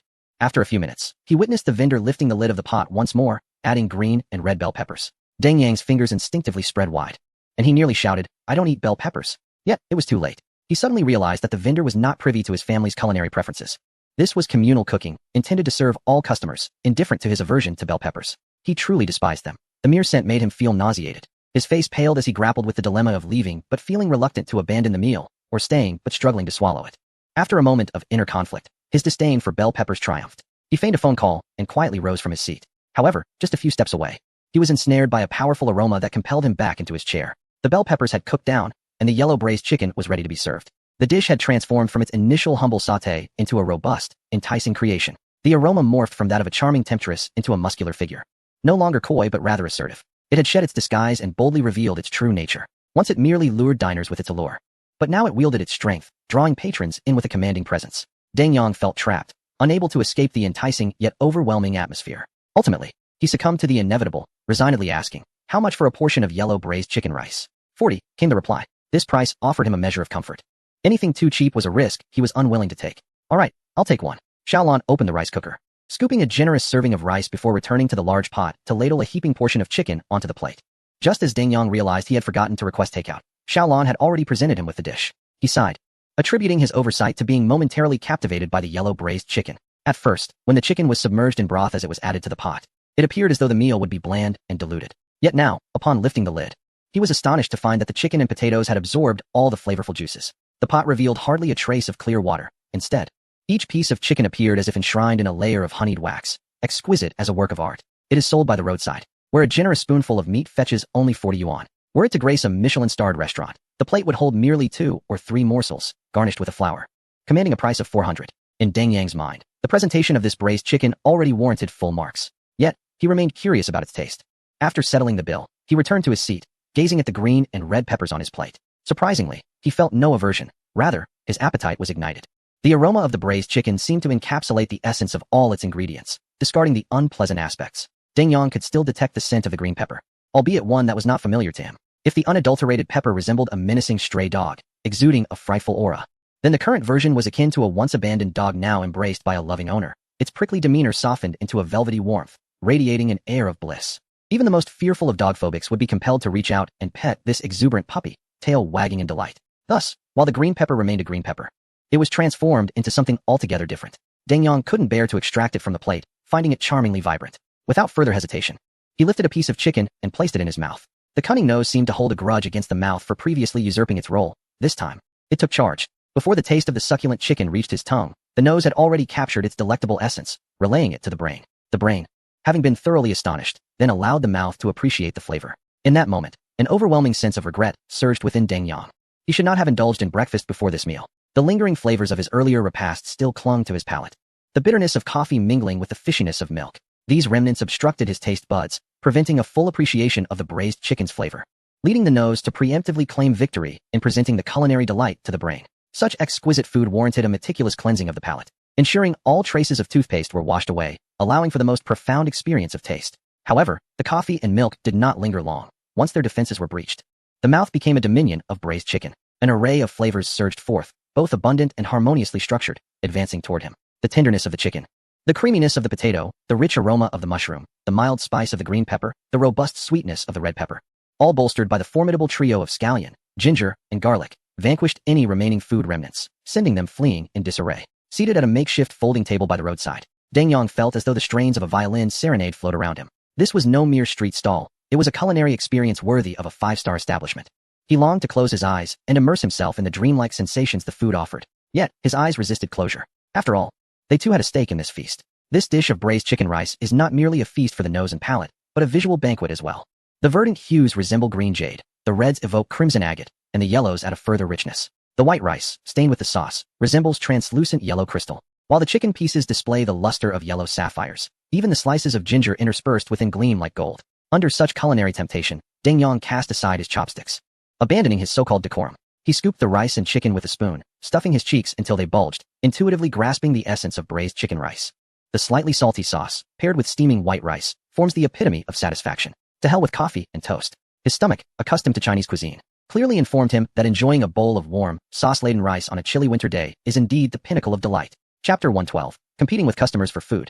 You've made it. To be fair, the cook hired by Deng Yang's family is already of commendable skill. Initially, they intended to hire her as a live-in nanny, which would allow her to prepare breakfast and dinner. However, to their surprise, this humble woman smiled and declined. I have several employers who require me to stay with them. I simply cannot manage it. Deng Yang soon realized that this lady was quite popular in the neighborhood. After preparing lunch at his home, she would head upstairs to cater to another employer, and later in the evening, she would prepare dinner in another building within the same complex. Running back and forth each day, her monthly earnings might even exceed those of Deng Yang and his wife combined. However, in comparison to the vendor who created this exquisite braised chicken rice, her culinary prowess pales significantly, akin to the difference between an elementary school student and a postdoctoral researcher. 6th grade is the limit. As for Deng Yang and his wife's cooking skills, they are more akin to preschoolers. Their cooking is primarily edible and not fatal. With little more to expect, it is easy to imagine the profound impact this dish of braised chicken rice had on Deng Yang, shaking him to his core, shattering his culinary convictions. He couldn't help but reflect, if roadside stalls could be this delicious, had his years of commitment to a healthy lifestyle been in vain? In the end, had he, this so-called member of the middle class, never experienced a single day of culinary bliss? And had his wife and child suffered alongside him all this time? With tears welling in his eyes, Deng Yang scraped the last morsel of rice from his plate, ensuring not a single grain remained. When he noticed some residual sauce left behind, he could not bring himself to simply lick it clean. Instead, He painstakingly scraped the plate with his spoon, scraping and savoring. How he wished for a steamed bun to accompany him, for he would have wiped the sauce clean. It was not that he could not afford another serving of braised chicken rice, but rather that he instinctively felt that wasting such a delectable treasure would invite divine retribution. Still yearning for more, Ding Yang decided to take a portion of braised chicken home. However, as he rose to leave, he caught a whiff of a fragrance entirely distinct from that of the braised chicken rice. This aroma was somewhat salty, accompanied by a faint hint of toasted rice. Emanating from a small clay pot nearby, the scent instantly tantalized his taste buds. "Boss, what is this?" "Never mind what it is, just sell me a taste." As soon as the words left his lips, a head suddenly popped out from the snack cart, protesting loudly. "This portion is mine. If you want to eat, wait for me to cook it." Xiaolan was momentarily speechless. How could this new arrival be even more foolish than Li Si? He swiftly pushed the protruding head back down. "Hulai? Competing with customers for food? How ambitious of you." This fellow had engaged in fervent debates in their group chat, and had finally convinced everyone to take turns with the tasks. The order was to follow Li Si, Hulai, and then Lu Dongbin. Little did they know that Hulai was truly reckless. Within mere minutes of his arrival, he was already snatching food from the customers. Xiaolan quickly apologized to the customer. "I'm terribly sorry. Our new recruit is a bit protective of his food. Please disregard him. This is clay pot rice, and it will only take 10 minutes to prepare. You take priority. This portion is for you, and he can wait." Hearing that a new dish could be made in just 10 minutes, Ding Yang waved his hand generously. "It's no problem. Let him eat first. I just finished a meal, and am not hungry. Besides, the fact that your staff eats what they prepare indicates a high standard of hygiene, which reassures me." Observing the customer's amiable disposition, Hulai instantly transformed into a ravenous ghost, gazing at Xiaolan with longing eyes and pitifully tugging at his pant leg. "Brother Lan, look. The customer says he is not in a hurry. If he is not in a hurry, I am. I'm the king of urgency. I deliberately skipped breakfast just to wait for this meal. If I wait another second, I might starve." Xiaolan had prepared Huangmin chicken for everyone yesterday, and today Hulai was eagerly anticipating unlocking a new culinary delight. Xiaolan found himself at a loss, primarily because he lacked an extra hand to hold up his waistband. Fine, go ahead and eat. Quickly prepare the ingredients, and once they're sorted, you can eat." "Alright." Hulai sprang into action as if he had sprouted 8 arms, extracting all the ingredients for the clay pot rice from the foam box and packaging them individually. Ding Yang was willing to wait a bit longer, not only because he had just eaten, but also due to a small selfish motive. He wanted to observe the vendor as he meticulously created a fresh portion of clay pot rice. This was not only to ensure the safety of the ingredients, but also to glean some cooking secrets to share with the kitchen staff at home. Judging by the tantalizing aroma he had just inhaled, this clay pot rice was bound to be delectable. However, when Hulai lifted the lid of the clay pot rice and began to eat before him, Ding Yang's composed expression faltered. What an enticing aroma. This is actually black bean pork rib rice. It turned out that the delightful scent he had caught earlier was merely a fraction of the true fragrance of the dish. The moment the lid was removed, an extraordinarily distinctive aroma enveloped him, overwhelming both his mind and stomach. He not only forgot the taste of the earlier Huangmin chicken, but also felt his stomach grow emptier. It was as if all memories of having eaten the Huangmin chicken were mere figments of imagination. In truth, he had consumed nothing, which explained his ravenous state. Meanwhile, Hulai was entirely oblivious to Ding Yang's hungry, covetous gaze, engrossed in devouring his meal. You might find it hard to believe, but Hulai was equally tempted. The more he ate, the more he craved. It is rather peculiar. Although the clay pot rice has already found its way into his mouth, the insatiable craving within his stomach continues to stir restlessly. It seems as though this hunger pang is vociferously urging him from the depths of his esophagus to forego the laborious chewing and simply pour the entire bowl into his mouth, sparing it the arduous weight in his belly. However, Hulai's solitary mouth, with its own temper, harbors distinct preferences. It understands that the essence of clay pot rice lies in the crispy, caramelized layer of rice on the surface. This aromatic crust is what renders the dish so uniquely delightful. Hence, his mouth persistently seeks out the crispy bits to savor. The crust, both brittle and chewy, produces a satisfying crunch with every bite, yet it remains unyielding. The stickiness of the rice makes this delectable pursuit exceedingly tantalizing, requiring considerable time and patience to conquer. As he chews, the starch within the rice breaks down into maltose, allowing his tongue to revel in a delightful sweetness, fueling his determination. His mouth engages in this culinary conquest, wholly ignoring the tumultuous waves of gastric acid churning within. Meanwhile, Ding Yang, as an observer, watches the glistening golden crust disappear morsel by morsel into the employee's mouth. Each crisp sound resonates unsettlingly against his sensitive nerves. By the time he registers this, he finds his own mouth uncontrollably mimicking the action, his teeth grinding together audibly. Regret washes over him. He should not have allowed this to happen. Had he waited even a second longer, he might have perished from hunger, and now he must endure an additional 10 minutes. As time swiftly passes, noon arrives. The streets become increasingly crowded, with a growing number of people passing by Xiaolan's stall, all seemingly heading towards the shopping mall. The mall, a veritable treasure trove, offers an array of establishments, including fast casual dining options suited for workers. With purpose driving them, pedestrians hasten past the stall, not pausing even for a moment. Only a handful notice the newly established stall at the roadside. Its offerings remain indistinct, obscured by the several dark clay pots before the proprietor, whose lids are firmly fastened, releasing no aromas. After a cursory glance, most individuals quickly divert their gaze, moving on without a backward glance. Some, however, find it curious that one customer is waiting expectantly at the stall while the vendor remains leisurely engrossed in his mobile device. Another attendant appears indifferent to the hungry customer, instead choosing to eat his own meal, turning his back as if embarrassed to dine in the presence of a patron, a gesture that is somewhat polite, yet lacking in sincerity. Perhaps this scene is too incongruous, prompting many to linger a moment longer. As they observe, a peculiar fragrance wafts towards them. It is the scent of rice, the tantalizing aroma of caramelized rice. Alongside it is a fascinatingly complex bouquet, imbued with a hint of saltiness, familiar yet strangely foreign. It is akin to encountering a colleague adorned in full makeup during a weekend outing. Their features seem vaguely recognizable, yet the distinctly different aura renders one hesitant to call out their name. Perhaps the scent is too faint and distant for passers-by to discern its source with certainty. At that moment, Xiaolon lifted the lid of the small clay pot and added fragrant scallions and greens. Mr. Deng, just a few more minutes and it will be ready, she said. Deng Yang dared not open his mouth, fearing that the saliva within might overflow. Why was it that others could not perceive the overwhelming aroma? Because all the fragrance had been consumed by Deng Yang, standing before the stall. The pot's lid had but a tiny hole, no larger than a pinky finger, the sole escape route for the aroma. The instant the scent wafted forth, Deng Yang inhaled deeply, drawing it into his lungs before exhaling. This clay pot rice belonged to him. Even the aromatic molecules that drifted away were his alone. Just like the clay pot rice his companion was enjoying, his dish also featured spare ribs and black bean sauce. According to the vendor, there were various flavors available, including mushroom chicken, salted fish with eggplant, Cantonese sausage, and beef clay pot rice. Yet, Deng Yang opted for the identical dish that his companion was savoring, perhaps to compensate for his regrets, or perhaps because he was captivated by the deliciousness of his companion's meal. The companion faced away, obscuring his expression.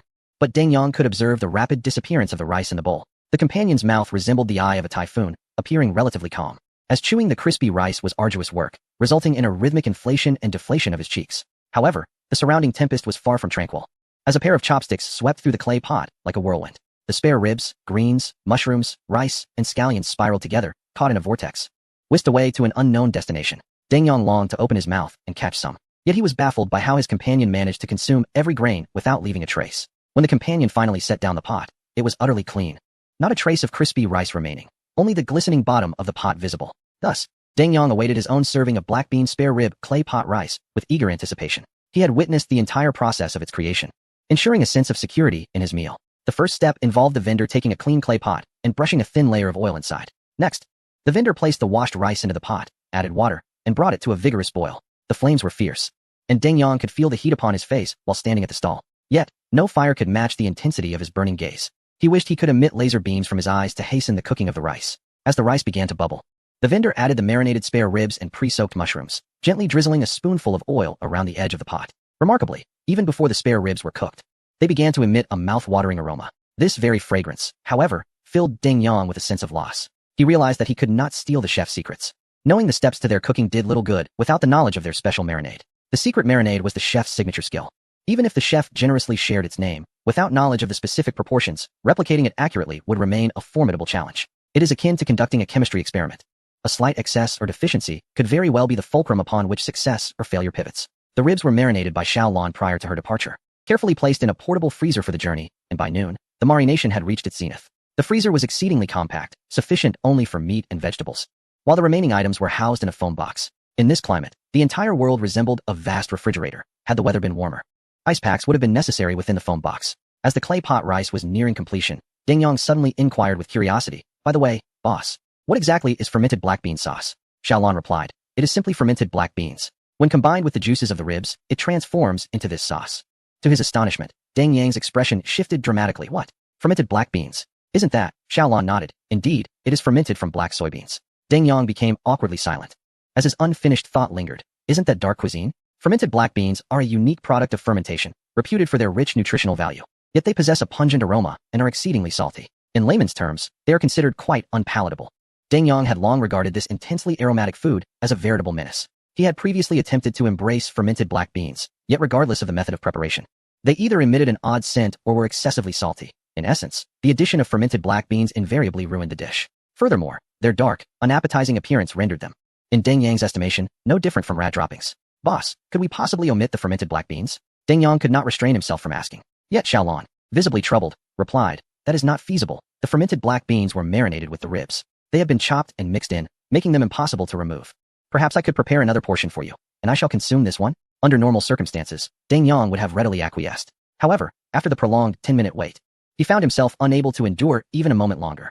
"No, I shall try this one." It was hard to fathom that today, He was not only breaking his long-standing aversion to bell peppers, but was now poised to shatter his prohibition against fermented black beans as well. Indeed, rules are meant to be broken. Regardless, the aroma wafting from the pot of fermented black bean rib clay pot rice was distinctly different from any fermented black bean products he had encountered before. He hoped it would not disappoint him. As the fragrant essence intensified, signaling the imminent conclusion of cooking, a youthful voice chimed in. "It smells so good. Grandma, I want to eat that." In the next moment, an elderly voice responded, "No, we shall not eat that. Roadside stalls are often filthy.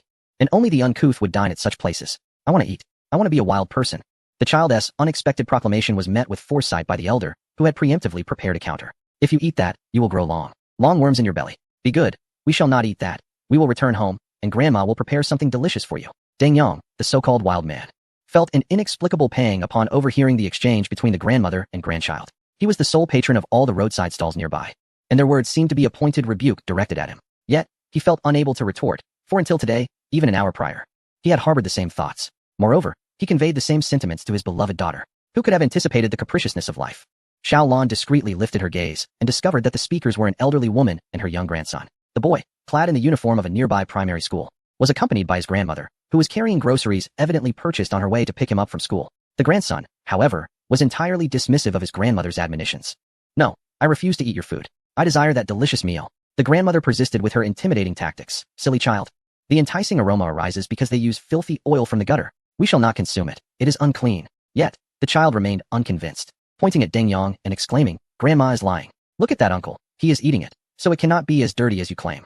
The grandmother lowered her voice. "It is because he is unkempt and unhygienic that he partakes in street food. Children must not emulate such bad uncles." Deng Yang kept his head bowed, striving to diminish his presence while suppressing the urge to turn and look. Despite his efforts to remain inconspicuous, the flames of conflict had unexpectedly encroached upon him. Anger surged within Deng Yang, and thoughts of retaliation suddenly ignited in his mind. So, they are mocking him from behind. Initially, he had intended to take his meal home, but now he had a change of heart. The clay pot rice with spare ribs was priced at 60 yuan per serving. After completing his payment, Deng Yang confidently approached the nearest table occupied by the grandmother and her grandson, and decisively lifted the lid of his clay pot. In that instant, an intense aroma burst forth once more. It was as if, in perfect synchrony, the artificial fountain within the community sprang to life, sending forth a column of water. The water spiraled upward, swaying gracefully in the air, before cascading back to the ground like a celestial maiden scattering flowers, reminiscent of a concubine intoxicated.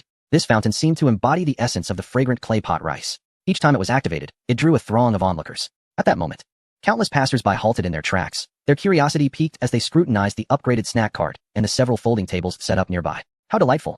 When did a clay pot rice establishment open here? It must be new. I didn't see it yesterday. Amidst their discussions, they noticed Deng Yang seated at the table, with the aromatic clay pot rice with spare ribs before him. Spare ribs. So, the scent originates from the spare ribs. That is why it felt so familiar. I had sensed it all along, yet I hesitated to mention the distinct fermented black bean aroma. Oddly, the clay pot rice from the usual delivery doesn't smell like this.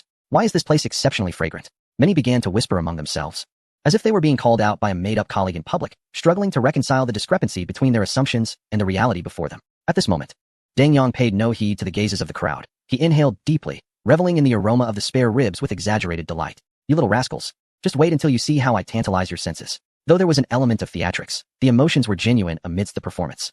The aroma of this rib dish is simply enchanting, penetrating deeply into Deng Yang's heart. Upon closer inspection, it becomes evident that the ribs used here are the more expensive middle ribs or the premium rib chops. This particular cut boasts a perfect balance of fat and lean meat, featuring a single, well-shaped rib bone that presents beautifully. During festive seasons, acquiring high-quality premium rib chops often requires a bit of luck, as they tend to sell out quickly. If one were to utilize a grocery app, timing would be crucial. Otherwise, they would vanish in an instant. This is not merely due to their aesthetic appeal, but more importantly, their exquisite taste. The front ribs are tender but contain more bone, while the rear ribs are leaner yet tougher. The premium rib chop, situated in the center, represents the essence of the entire pig. Its exorbitant price reflects its exceptional quality. The impeccable ratio of fat to lean meat offers a texture that is both tender and resilient. Most remarkably, the substantial, well-formed bone ensures that the marrow seeps into the meat while remaining perfectly centered, never straying to the sides, thereby preventing any frustration when gnawing on the bones. Thus, upon encountering such splendid ribs, Deng Yang hardly minds the unwelcome presence of fermented black beans in his clay pot rice. He eagerly picks up a piece of the premium rib chop and savors it with delight. As soon as it touches his palate, a low hum escapes his chest, as if his internal organs are sighing in relief, finally experiencing the world after many years of loyalty to their master. This mouth of his, which prides itself on never being disappointed, has always indulged in imported ingredients that cost double the price. Yet, why does nothing compare to the taste of these ribs? They bear no trace of a bloody flavor, only a rich and enticing aroma. What could be the reason? Deng Yang quickly widened his eyes. searching for any spices that might have eliminated the gamey scent from the ribs. He recognized the taste of ginger, but it was certainly not solely that. Relying solely on scallions, ginger, and garlic could not have eradicated the gamey flavor to such an extent. However, as he examined closely, he could not find any obvious spices, only the crushed black beans scattered across the pieces of ribs. If one were not to pay attention, they might mistake it for black pepper. Yet, the aroma it exudes is far more complex than that of black pepper. Could the secret to the ribs' lack of gaminess lie in the black beans? Ding Yong, with a mix of skepticism and curiosity, scraped the fragments of black beans from the ribs with a spoon, gathering a small pile to taste. Suddenly, his eyes widened in astonishment. It truly was the black beans. Chapter 113, Clay Pot Rice with Black Bean Ribs. It turns out that the saltiness is merely a disguise of the black beans. Once perfectly balanced, their other aromatic qualities can be revealed. It is not an unpleasant odor, but rather an overly rich and complex fragrance that exceeds the threshold of what is acceptable, resulting in a perception of unpleasantness. If black pepper can be likened to a firecracker that merely makes a sound, then black beans are akin to a concentrated firework, bursting forth with endless surprises. Just as fireworks must be enjoyed one by one, so too must black beans be savored layer by layer. In the past, Deng Yong had encountered fermented black beans in his dishes, either sprinkled on top as mere embellishments or added in copious amounts during cooking, merely utilizing their surface flavor to enhance the dish without fully harnessing the essence within. However, Xiaolon, by employing a method of finely chopping and marinating, allowed the flavor of the fermented black beans to thoroughly permeate every cell of the ribs. This transformation resembled a coup, as the black beans expelled the fishy substances lurking within the cells, replacing them with their own aromatic essence. Thus, the ribs remained ribs, yet on a cellular level. They underwent a profound metamorphosis, akin to a thorough cleansing of sinews and marrow. This prompted Deng Yong to savor a bite, exclaiming in wonder with each morsel.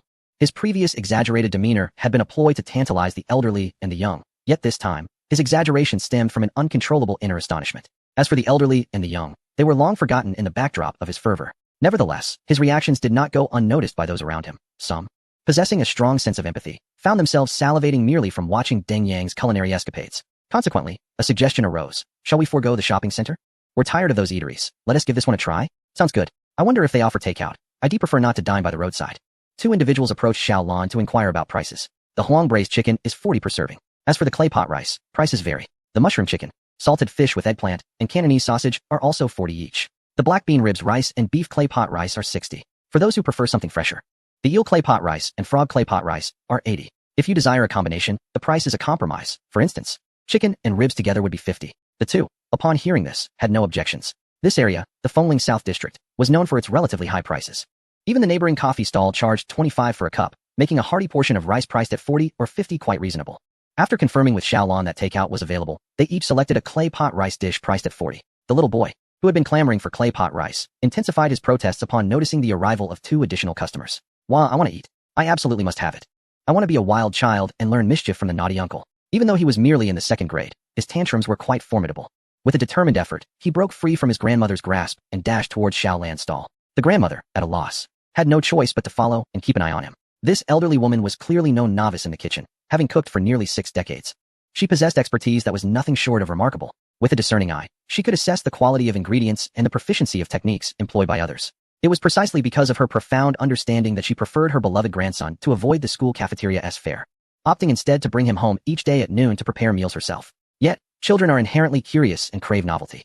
Regardless of how creatively she cooked or how delicious her dishes were, her grandson grew weary of them, always yearning to sample the culinary skills of others. In this stubbornness, the grandmother found herself outmatched by her equally obstinate grandson. She adjusted her reading glasses, scrutinizing Xiaolan's stall with a discerning gaze, as if she wished she could employ a microscope for a more meticulous inspection. Upon noticing the brand new snack cart and pristine cooking utensils, the elderly lady's expression softened slightly.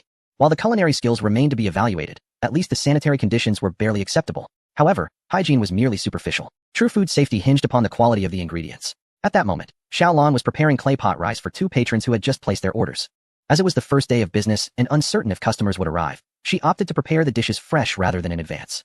The braised chicken could simmer gently for a while, but clay pot rice, if cooked too long, would result in an overly hard crust that was difficult to chew. Beside her, Hu Lai was not merely an observer. He imitated Xiaolon's actions, using a brush to coat the inside of the clay pot with oil before adding the rinsed rice. All ingredients had been prepped, requiring only a timely sequence for cooking. As Hu Lai meticulously followed each step, errors were unlikely. Once he became adept at the process, he would be capable of managing independently, allowing Xiaolon to take a breather, or rather, assess the situation. Xiaolon kept a watchful eye, and when she noticed Hu Lai deviating from the correct procedure, she promptly pointed out the mistake. The ratio of rice to water is 1:15. You've added too much water. As she spoke, she scooped out several spoonfuls of water, emphasizing, the water-to-rice ratio is crucial. It affects the doneness of the rice. Too much water will render it mushy and prevent a crispy crust, while too little will leave it undercooked and unpalatable.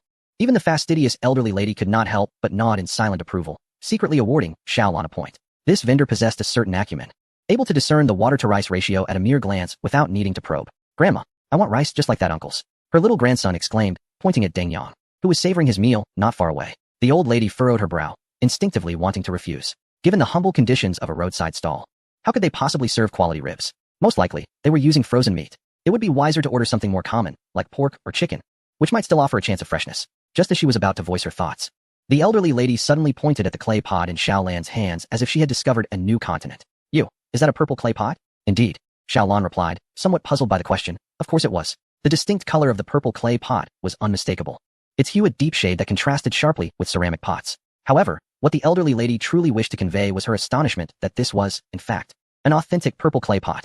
As someone with extensive culinary experience, she possessed a discerning eye for cookware. The more she observed, the more she felt that this vendor's purple clay pot was particularly appealing. Just look at that matte finish, the intricate texture. How could it appear superior to her own pot, which had cost over 1,000? It seemed implausible. How could a roadside stall afford such a high-quality pot? Did they not fear it might slip and break? The elderly lady was well informed. Not long ago, she had asked her son to buy her a new purple clay pot, only to be met with complaints about the increasing scarcity of purple clay mines and the skyrocketing prices of high-quality, pure purple clay pots in recent years. Her son inquired if they could purchase a more affordable ceramic casserole, or perhaps even an electric clay pot.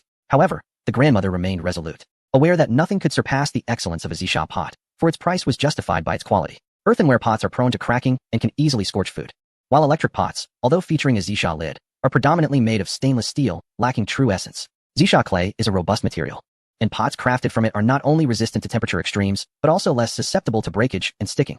A pure Zisha pot of good quality can indeed command a price of 4,000 to 5,000 yuan. After all, the broth simmered in a Zisha pot is exquisite, and the braised meat is irresistibly fragrant. Yet, her son and daughter-in-law, neither of whom cook, fail to appreciate that quality kitchenware holds the same allure for a chef as a fine sword does for a general.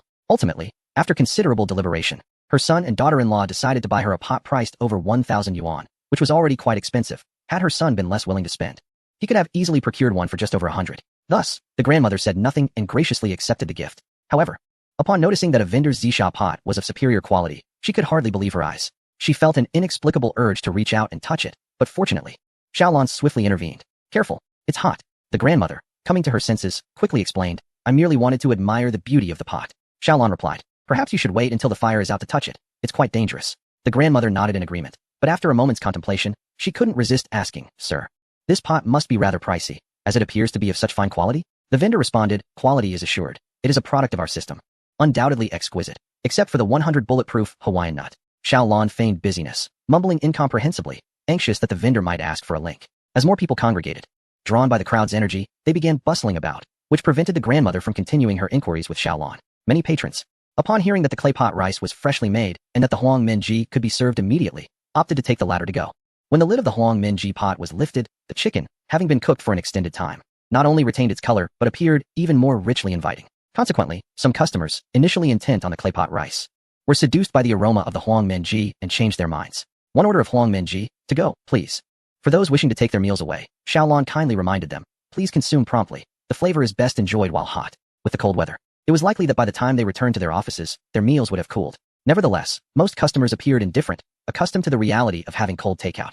Some even smiled knowingly, interpreting Xiaolan's words as a disclaimer, ready to excuse any subpar taste on the grounds that the food had cooled, rather than attributing it to poor culinary skills. During the time spent packaging the Huang Menji, the 3 servings of clay pot rice prepared earlier were also ready. 2 portions were prepared for the first 2 passers-by who had been tempted, and another was set aside for the grandmother's grandson. "Please pack the clay pot rice," he requested. "Sure," replied Xiaolan, who then deftly pried along the edge of the rice pot with 2 spoons, lifting out the dish complete with rice and vegetables. The quality of the purple clay pot was superb, ensuring that the rice did not stick to the bottom at all. Furthermore, the crispy layer had already formed, resembling a tender yellow bowl. Even when lifted out, it maintained its perfect round shape without disintegrating in the air. Xiaolan placed the clay pot rice into a round aluminum foil container, secured the lid, and pinched the sealing edge into a petal shape before bagging it and handing it to the customer. The grandmother, her gaze filled with admiration for the purple clay pot, made no request for packing. She simply wished to savor the sight of the pot up close. Hulai intended to assist the grandmother in placing the clay pot rice onto a folding table, but to his surprise, the grandmother was quite nimble and took it upon herself to do so. "Oh, you forgot your chopsticks." Hulai decided to hand over the utensils directly, sparing her another trip. Although she had only purchased one portion of clay pot rice, he generously provided 2 sets of utensils, along with a disposable bowl, just in case both grandmother and grandson wished to sample the dish. As he approached, he noticed the grandmother caressing the lid of the purple clay pot affectionately, lingering without opening it. Her grandson, impatient, urged her, "Grandma, hurry, open the lid. I'm so hungry. My stomach is growling." Yet the grandmother merely exclaimed in wonder, "So moist. So very moist. This clay pot is truly remarkable." Suddenly, she turned to Hulai and asked, "Where did you buy this clay pot?" Hulai, with a sincere and somewhat foolish expression, replied, "I don't know. I'm not the owner. I'm just a helper." The utensils and the cart were all procured by the owner himself. Realizing she could not extract any further information, the grandmother reluctantly opened the lid, placing it aside with care as if fearing it might be damaged. As the lid came off, her grandson eagerly raised his pre-prepared spoon, ready to scoop up the most tempting and delicious piece of rib. The grandmother let out a short gasp, quickly grasping her grandson's arm to halt him from indulging. Wait. Don't eat just yet. Let grandma check if it's safe first. The clay pot might be of excellent quality, but that did not guarantee the ingredients were equally commendable. With only one grandson in the family, she took food safety seriously. Young children, with limited life experience, often lack the discernment to distinguish quality. As long as a dish is fragrant, children tend to devour it eagerly, unaware of potential issues arising from excessive flavoring. Thus, she, with her 60 years of culinary experience, would take it upon herself to assess the dish. With that, the grandmother picked up her chopsticks and delicately lifted the piece of rib from the spoon, placing it into her mouth. As the rib slid down, a mist suddenly clouded her reading glasses. This mist did not appear to be a result of the rib's steam, but rather seemed to stem from tears of joy welling in her eyes. It was simply divine, 100 times more delicious than her own cooking. Even for someone of her age with compromised chewing ability, the meat separated effortlessly from the bone. Yet, in that fleeting moment before the meat and bone parted ways, they clung to each other tightly, resisting the inevitable separation. This revelation led the elderly lady to realize that this was undoubtedly fresh meat, rather than aged frozen fare. No matter how well-preserved or tender frozen meat may be, it has long since exhausted its vitality in the prolonged wait. When consumed, it shows no inclination to resist. Every cell embodies a despondency that submits to the whims of fate, lacking any semblance of vigor. In summary, these ribs were undeniably of excellent quality. Yet, the tastiness of these ribs bordered on the extraordinary. Where could one find such exquisite ribs in the ordinary realm? Has technology perhaps advanced once more? The more she savored, the more grave her expression became. This bite did not alleviate her suspicions, rather, it intensified them. Unsure of whether it was indeed fine meat, she decided to indulge further. Another piece entered her mouth, fogging her glasses even more. Observing her increasingly rapid movements, her grandson was nearly compelled to reach into the pot to grab some. However, being in the 2nd grade, he possessed a modicum of self-control, albeit limited. "Grandma, have you tasted it yet? Can I have some?" he inquired, his mouth watering. The grandmother replied ambiguously, with a hint of hesitation, "I suppose it's edible? It's hard to say. Let me try something else first." She picked up some of the side dishes from the pot, aiming to assess the quality of the main dish indirectly through the accompaniments. If the sides were subpar, then the quality of the main course would hardly be exceptional. One would not pair a phone worth 10,000 yuan with a pair of 2 yuan earphones, would they? At the very least, a 20 yuan pair would be expected, if not 200. And if someone's earphones were priced in the thousands, one could reasonably infer that the phone would be considerably more expensive, perhaps even several times so. The elderly lady wiped the condensation from the inner side of her glasses with her thumb before donning them once more to scrutinize carefully. Finally, she discovered traces of taro amidst the ribs. Indeed, Xiaolan's rib dish was not purely ribs. He had mixed in a touch of inexpensive vegetables, for otherwise, the price would not align. Much like adding potatoes to braised chicken to sell them at the price of chicken. Nevertheless, Xiaolan acted with integrity, ensuring that the accompaniments did not overshadow the main attraction, nor did they detract from its performance. The presence of taro was akin to the leaves in a bouquet, not only enhancing the beauty of the flowers, but also serving a stylistic purpose. The elderly lady picked up a piece of taro and took a deliberate bite, intent on discerning the patterns within. The strands of purple-red lines, reminiscent of areca nut, were evident, with noticeable starch granules and a tightly knit texture. She squinted for a closer inspection, but before her presbyopic vision could fully engage, her still-sharp tongue had already provided the answer. This was Lipu taro. Characterized by its areca-like markings, it is also known as areca taro. Its defining traits are its delicate softness and sweetness, earning it the title of the finest taro. Historically revered as a tribute to the imperial court, while the local price for areca taro may not be exorbitant, the cost of fresh ingredients can be steep due to shipping fees. Cultivating this variety of taro demands strict soil and climatic conditions, making it difficult to grow elsewhere. If one wishes to enjoy such taro, it could cost over 10 yuan per pound, comparable to the price of ordinary pork. With side dishes of such caliber, the ribs are undoubtedly exceptional. Grandson, eat up. This clay pot rice is ready. Grandma has tasted it, and assures it is both nutritious and delicious. In response, the grandson merely emitted a soft whimper. Upon closer inspection, the pot contained not a single rib.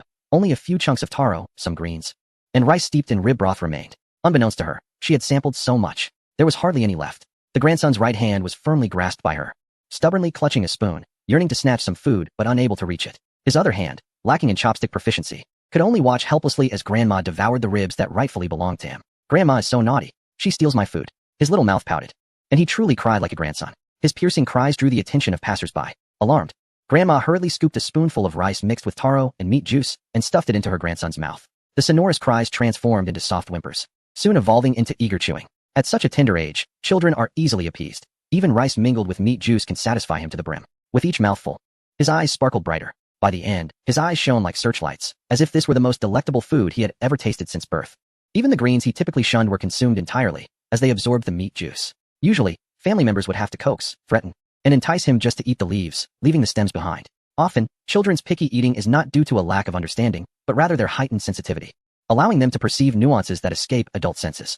Not only are children sharp of hearing and sight, but they can also detect odors undetectable to adults, and their tongues can discern the nearly imperceptible bitterness in ordinary vegetables. It is human nature to favor sweetness over bitterness. If these subtle, unpleasant flavors were eliminated, children would be more than willing to consume vegetables. Just like this pot of clay pot rice, where the bitterness of the oil wheat greens was completely neutralized, leaving only sweetness. The fat and bone oil exuded from the ribs formed a thin layer on the greens, preventing discoloration and oxidation, showcasing an enticing emerald hue. Even a few greens seemed insufficient. Another plate would hardly suffice. This serving of clay pot rice was meant for adults, and halfway through, the grandson was already burping repeatedly. Yet, his actions showed no sign of pause as he continued to scoop more. With one mouthful in his mouth, he scooped another with his spoon, his eyes fixed on the pot, anticipating the next bite. Concerned that her grandson might overindulge, Grandma gently patted his back, repeatedly advising, "Eat slowly, eat slowly. No one is competing with you." As soon as she spoke, she was met with her grandson's reproachful gaze. Who said no one was competing? The ribs had already been entirely claimed by Grandma. For a moment, Grandma felt embarrassed, then rose and said, "You eat slowly. I'll ask the owner to prepare another serving, and we can share the ribs then." Those few bites barely sufficed. She hadn't eaten enough, and the meat was all gone. At this moment, Grandma resolutely decided against cooking. She and her grandson would simply enjoy clay pot rice for lunch. As Suanzi observed his grandmother continuing to order dishes, he was filled with delight. In an effort to save some rice to accompany the dishes, he deliberately slowed down his eating pace. He picked up the slightly charred rice crust, savoring it with great care. The golden-hued crust, dry and crisp, crunched loudly with each bite, reminiscent of potato chips, yet more resilient in texture. So delectable was it that he found himself lifting his feet and closing his eyes in sheer enjoyment, relishing its lingering flavors that left an indelible impression. Ding Yong, sharing a similar reaction, was equally stuffed, reclining in his chair with a distended belly, squinting in the sun. From the perspective of passersby, this scene appeared rather amusing. In the winter, both individuals were bundled up, round and puffy, sporting hats to shield against the wind. From a distance, the pair resembled two plush teddy bears. Just by observing their relaxed postures, one could sense their profound happiness in that moment. Thus, onlookers were compelled to pause, curious about the nature of the food that could evoke such joy. "Boss, what are you selling? How much for it?" Chapter 114. Is this yellow braised chicken? No. This is a succubus. An increasing number of passersby lingered, drawing the attention of several nearby vendors, who couldn't help but peek out. Previously, they had all been invisible, with business dwindling, so what had suddenly attracted such a crowd? From afar, the vendors noticed people sitting at a folding table by the roadside, enjoying yellow braised chicken and clay pot rice. Many others carried plastic bags, taking away aluminum foil containers. Xiaolan's food stall was entirely different from the one they had previously known. It appeared that the original vendor had surrendered the stall due to inability to sustain it. But how had the new proprietor managed to attract such a thriving business? Was it a grand opening promotion, perhaps a buy-one-get-one-free deal? The vendors speculated, stroking their chins, and concluded that this was indeed the case. It was highly probable. Their stalls had not been devoid of liveliness, at least on opening day. When various promotional activities were held, there had been a buzz of customers. However, the peak of success had occurred right at the outset. With opening day being the pinnacle of business, it was a case of losing money for the sake of attracting attention. Naturally, customers flocked to enjoy the deals. Yet, once the discounts ceased, the clientele dwindled significantly. Nevertheless, these vendors maintained high prices, accurately targeting their customer demographic, which enabled them to continue operating, managing to avoid losses, and even making a modest profit. For instance, the sale of coffee and ice cream catered to a specific clientele. Residents in upscale neighborhoods cherished a bourgeois lifestyle, cultivating a daily coffee habit, while many well-paid workers in the vicinity had grown accustomed to grabbing a cup on their way to work. With an elementary school and a kindergarten nearby, children constituted the primary consumers of ice cream. Although winter saw a decline in business, turning the ice cream ingredients into hot beverages sufficed to sustain them until the next peak season. As for the roadside stalls selling clay pot rice, each vendor shook their heads with a hint of sympathy. How could a roadside stall compete with the chain restaurants in the nearby shopping center? The selection of nearby stores is abundant, and the ambience is quite delightful, allowing one to stroll a few steps rather than endure the biting cold while eating outdoors. It remains uncertain how long this vendor will be able to sustain their stall. One can only hope they endure for at least a month. The loss of their stall would likely deter customers from visiting. The vendors extended their heartfelt blessings to Xiaolan. Meanwhile, a worker returned to the office with a box of fragrant yellow braised chicken rice purchased from Xiaolan's stall. Just as they settled at their workstation, ready to indulge, a message arrived from a colleague. "Fair, please assist in modifying this image. I've marked the areas that need adjustment. I'm counting on you, it's urgent. We need to be online by 2 o'clock. Wu Feier was renowned for her gentle disposition and willingness to help. With such a plea from her colleague, she had no choice but to set aside her chopsticks and lend a hand. What seemed to be a simple task of repositioning elements and altering text ended up consuming her entire lunch hour. Upon finishing, she looked up to find that her colleagues had already eaten and begun their afternoon rest. The blackout curtains had been drawn, leaving no trace of light to penetrate the room. As more colleagues settled down, someone rose to turn off the lights, plunging the entire floor into darkness. Wu Feier's stomach growled audibly, prompting her to carefully navigate around her co-workers' chairs as she made her way to the dining area. There, a microwave awaited to heat her meal. She felt fortunate that she had chosen the yellow braised chicken rice instead of clay pot rice, which, contained in aluminum foil, could not be microwaved. The chicken, however, might lose its tenderness after reheating, becoming somewhat dry. Alas, such was the fate of her once promising meal. As Wu Feier entered the dining area, the air was thick with a medley of enticing aromas, a chaotic symphony of home-cooked delights. The scents of bitter melon and radish intertwined with those of fish, shrimp, chicken, and duck. The building, with its windows sealed and only heating on, trapped these fragrances like lingering spirits, refusing to dissipate. As she approached the microwave, an inexplicable sensation washed over her, akin to being playfully teased by a throng of flamboyantly dressed young women. In her youth, she had donned delicate spring garments, leaning against a bridge, surrounded by vibrant, beckoning sleeves. At first glance, the atmosphere felt warm and inviting, almost flirtatious. Yet, alas, Wu Feier was also a woman. The flirtatious glances from the girls misdirected to an unappreciative recipient could hardly be deemed a delightful surprise. Thus, despite her hunger, the fluttering of colorful scarves only startled her. Leaving no time to evade, she waved away the lingering scents, opened her takeout box, and prepared to heat her rice. Lifting the lid slightly, she placed it in the microwave, setting it to high for 2 minutes. It need not be scalding hot. A gentle warmth would suffice, as she needed to finish quickly before returning to work in an hour. As the rice heated, a subtle, soothing aroma began to waft through the air. It was sweet and mellow, pure in flavor, making her mouth water in anticipation. Wu Feier found herself inadvertently wandering into a bustling alley of flowers and willows, her heart racing in a state of panic. In her bewilderment, she stumbled into a scholarly retreat, where the harmonious sound of reciting texts and the fragrant aroma of ink and tea enveloped her, instantly bringing her a sense of tranquility. She stood there, savoring the enticing scent of rice, pondering her genuine hunger. Suddenly, she realized that merely having a bowl of rice would suffice. Just that simple serving could satisfy her completely. Little did she know, the rice was meticulously selected silky rice by Xiaolan, fresh and new. Regardless of her hunger, the mere fragrance of the rice could compel anyone to devour it entirely. Ding! 2 minutes had elapsed, and she retrieved the rice, gently cracking open the lid of the braised chicken to allow it to warm. However, upon touching the freshly cooked rice, she noted its warmth was only moderate, not sufficiently hot. Clearly, 2 minutes was too brief. The chicken could warm a little longer, using its savory juices to impart some heat to the rice. With that thought, Wu Feier adjusted the timer to 5 minutes. As she released the knob, the microwave whirred to life. In that moment, the gears of fate began to turn.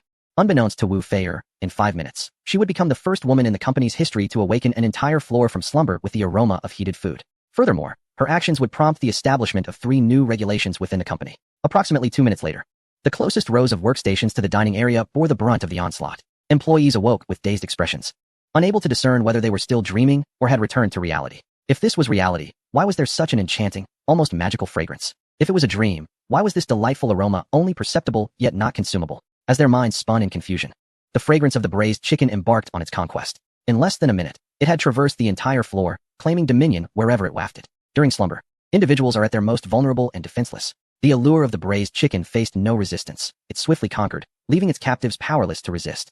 The braised chicken demonstrated that, in the face of absolute charm, both men and women would succumb effortlessly. It was not a delicate courtesan, but rather a force to be reckoned with. The air reverberated with the braised chicken's audacious laughter, rendering everyone its subservient admirers. Infatuated and entranced, it was a sorcery, a bewitching enchantment. Thus, heads began to rise restlessly from their desks. The churn of stomach acids not only dissolved their recently consumed lunches, but also roiled within, as if threatening to erupt and consume the office furnishings entirely. Yet, everyone struggled to maintain composure, refraining from uttering a word, their breaths growing heavier. In the dimness, they exchanged furtive glances with their neighbors, unable to discern one another's features, yet feeling the intensity of their gazes, akin to beasts lying in wait within the shadows. They dared not speak, fearing to disturb the slumber of others and awaken them to calamity. Yet, each individual harbored the same thoughts. Everyone had awakened, yet silence enveloped the room.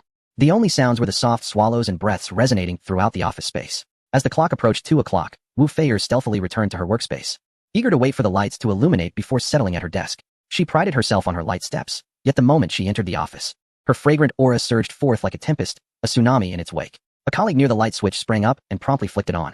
The sharp click echoed like a jolt to every nerve, causing nearly everyone to leap from their seats. Startled by the numerous gazes fixated upon her, Wu Feier gasped. A mere glance revealed dozens of eyes staring intently, each pair wild and half awake. Goodness, Could it be that everyone had indulged in revelry in her absence? Wu Feier nearly contemplated calling for help. Fortunately, she spotted a friendly coworker rushing towards her. Feier, where have you been? You smell incredible. What did you eat? The young woman inquired, sniffing around Wu Feier. Dumbfounded, Wu Feier stammered. I just went for lunch. Why is everyone acting so strange? A few familiar female colleagues gathered around. Also sniffing at her, you don't know? While we were napping, a delightful aroma wafted through, and it jolted us awake. Did you heat up food? What did you prepare? We sent someone to the dining area, but they reported nothing unusual, only a recently used microwave. At that moment, Wu Feier began to piece together the situation. A flush of embarrassment crossed her face. Oh no. She had sensed trouble the moment she caught a whiff of the rich flavor of the braised chicken. She hadn't even dared to eat in the dining area. She had clutched her piping hot dish, exited, turned right, and taken the elevator down to a convenience store to enjoy her meal. Little did she expect that the aroma would cause such a stir. Seeing more and more colleagues converge, inquiring about her lunch, she quickly confessed to avoid a thorough interrogation. It was from the stall at the entrance of Lujing Huading. I bought the braised chicken rice. And they also sell clay pot rice. The price was a tad steep, with the cheapest dish costing 40 yuan. However, her colleagues, already deprived of their afternoon slumber due to the tantalizing scent, were far more concerned with one thing. Was it delicious? How did it taste? Wu Feier succinctly encapsulated the experience. It smells divine, and tastes even better. This revelation elicited gasps of astonishment from the group. Goodness, if it smelled that exquisite. How delightful must it be to taste? We must buy it. Let us go tonight. Hopefully, they're still selling. Wu Feier thought the matter had settled, as no one pursued the issue of her disrupting their afternoon rest. Little did she know, calamity was yet to unfold. At 2 o'clock in the afternoon, the president of the company arrived at work and happened to select the elevator that Wu Feier had previously occupied, from the 1st to the 12th floor. One can only wonder what sensations the president experienced. All that was evident was that upon exiting the elevator, he was incessantly sniffing, tilting his head left and right as if to discern a particular scent. Were it not for the need to maintain his image, he might have even crouched down to sniff the ground. Uncharacteristically, he did not retreat to his office, but instead took a stroll around the entire office floor, ostensibly to inquire about the staff's work and to uplift their spirits. The employees of the company felt an overwhelming sense of trepidation, akin to walking on thin ice. Unexpectedly, after completing his round, the president positioned himself behind Li Feier. Wu Feier was engrossed in her design work, acutely aware of the prickling sensation on her back, reminiscent of being scrutinized by school leaders during a class. Seated in the last row, she could almost feel the gaze of the principal, the head of academics. And the grade leader fixated on her, observing how she took notes. With a determined demeanor, she opened her heavily illustrated textbook and notebook, feigning concentration on her studies. The atmosphere was strikingly similar. Her computer was still logged into WeChat. Just moments ago, she had been chatting animatedly with her friends, venting frustrations typical of overworked employees. The conversation was unremarkable, filled with curses aimed at their superiors, disdain for colleagues, complaints about their bosses, thoughts of despair, and whimsical wishes for sudden wealth. As soon as the president arrived, Wu Feier quickly switched to her design software, pretending to be diligently engaged in her work. The president, however, showed no intention of leaving, fixating on her for half an hour as she worked on her designs. Finally, he broke the silence with a compliment. Your design looks pretty appealing. What? She coughed. I mean, your design is quite good. Wu Feier, feeling the weight of his gaze, stammered. Oh, thank you. The president, seemingly recognizing her discomfort, kindly reassured her. It's all right. Don't feel pressured. I simply wish to gain a better understanding of my subordinates' work. We are all part of the same company. It's essential to communicate more and not to be so reserved. Just as he was about to suggest sharing links to delicious takeout options in the company group chat, an unexpected incident occurred. Wu Feier, overly anxious, inadvertently minimized her design software, leaving the WeChat chat window prominently displayed in the center of her screen. With no other windows to obscure it, the chat interface was fully revealed. The latest messages showcased the thoughts of Wu Feier, the shy and reserved young woman. I can't stand that big fool of a president. Walking around like that, ruining my work mood. Does he love to stroll so much? He arrives at work every afternoon. Even pigs wouldn't sleep that long. When he comes in, it's either for a meeting or a discussion. He just drags everyone down. Does he not realize how busy I am in the afternoons? Busy enough to have to hold back my frustrations just to finish my work before I can take a break? If he pushes me too far, I might just leave and lay the blame at his feet. Even the colleagues from the neighboring department are a bunch of fools. They asked me to revise designs at noon, forcing me to cut into my lunch hour to help them in a hurry, only for them to end up using the original version. I could just explode. I yearn to extract the nodules from my breast and obliterate them. All the while singing merrily, la la la. I am the renowned little expert. Such explosive prose, such a splendid state of mind. With a fleeting glance, it remains uncertain how much the CEO actually perceived. Nonetheless, Wu Feier hastily closed WeChat. Then, shyly and bashfully, she stole a glance at the CEO, only to find him instinctively retreating a step. This slight gesture, though minuscule, inflicted a profound wound. It became evident that the CEO had witnessed something he ought not to have seen. Wu Feier could only hope that he did not catch sight of her comment from the day she intended to unleash her frustrations upon him. She merely spoke in jest. She would never truly act upon such thoughts. After all, working is bound to involve a touch of unrefined behavior. Once her shift concluded, her beauty, physique, social etiquette, commendable virtues, and even her very soul would undergo a transformation. CEO, the CEO promptly interjected, do your best.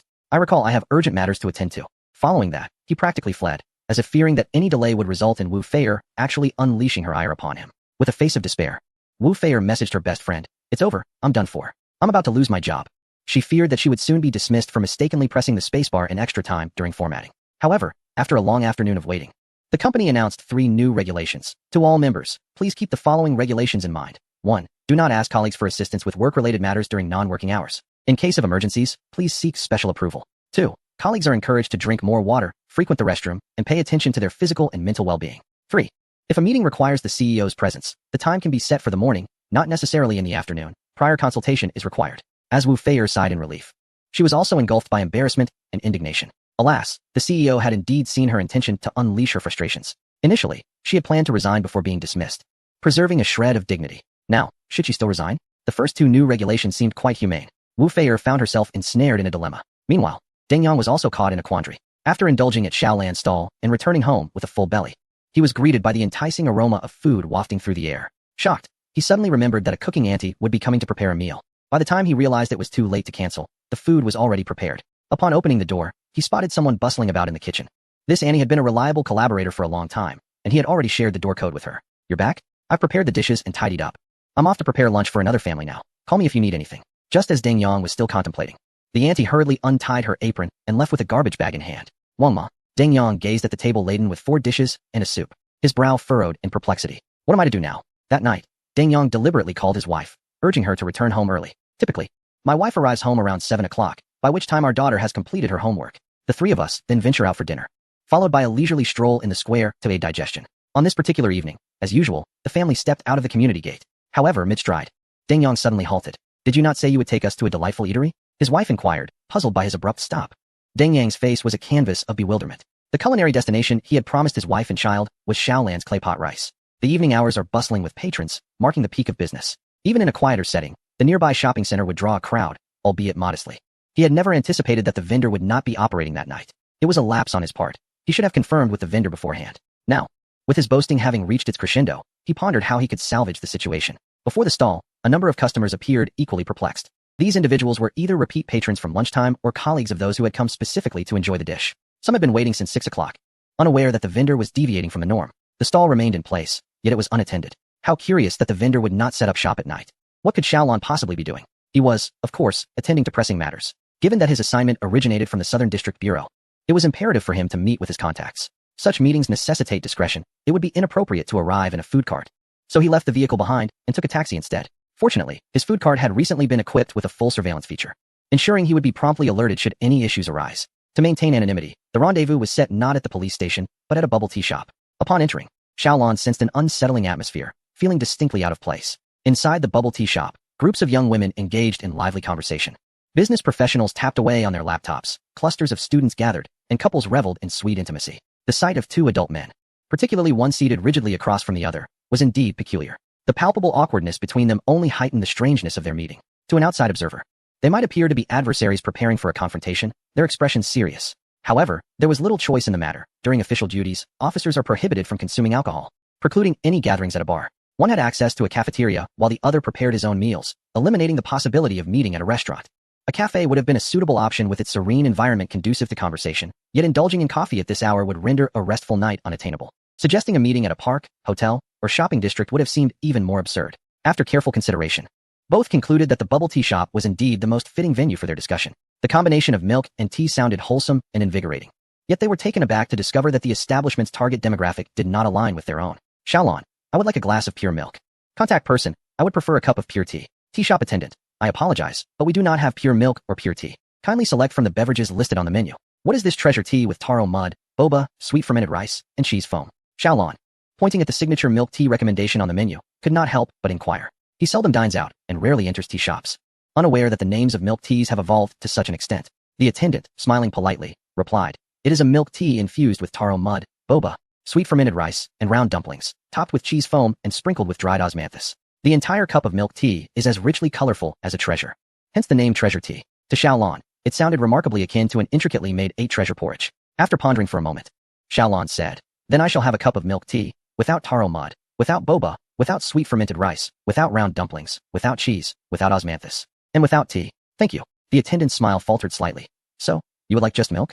Xiaolan nodded. "Yes, just milk." The contact person, imitating him, said, I too would like a cup of milk tea, without taro mud, without boba, without sweet fermented rice, without round dumplings, without cheese, without osmanthus, and without milk. Thank you. The attendant could no longer maintain her smile and began to lose enthusiasm. So, you only want tea? The contact person affirmed with a sound. The attendant, resigned, complied with their unusual requests. Eventually, they obtained their desired cups of pure milk and pure tea, each priced at a steep 22 yuan.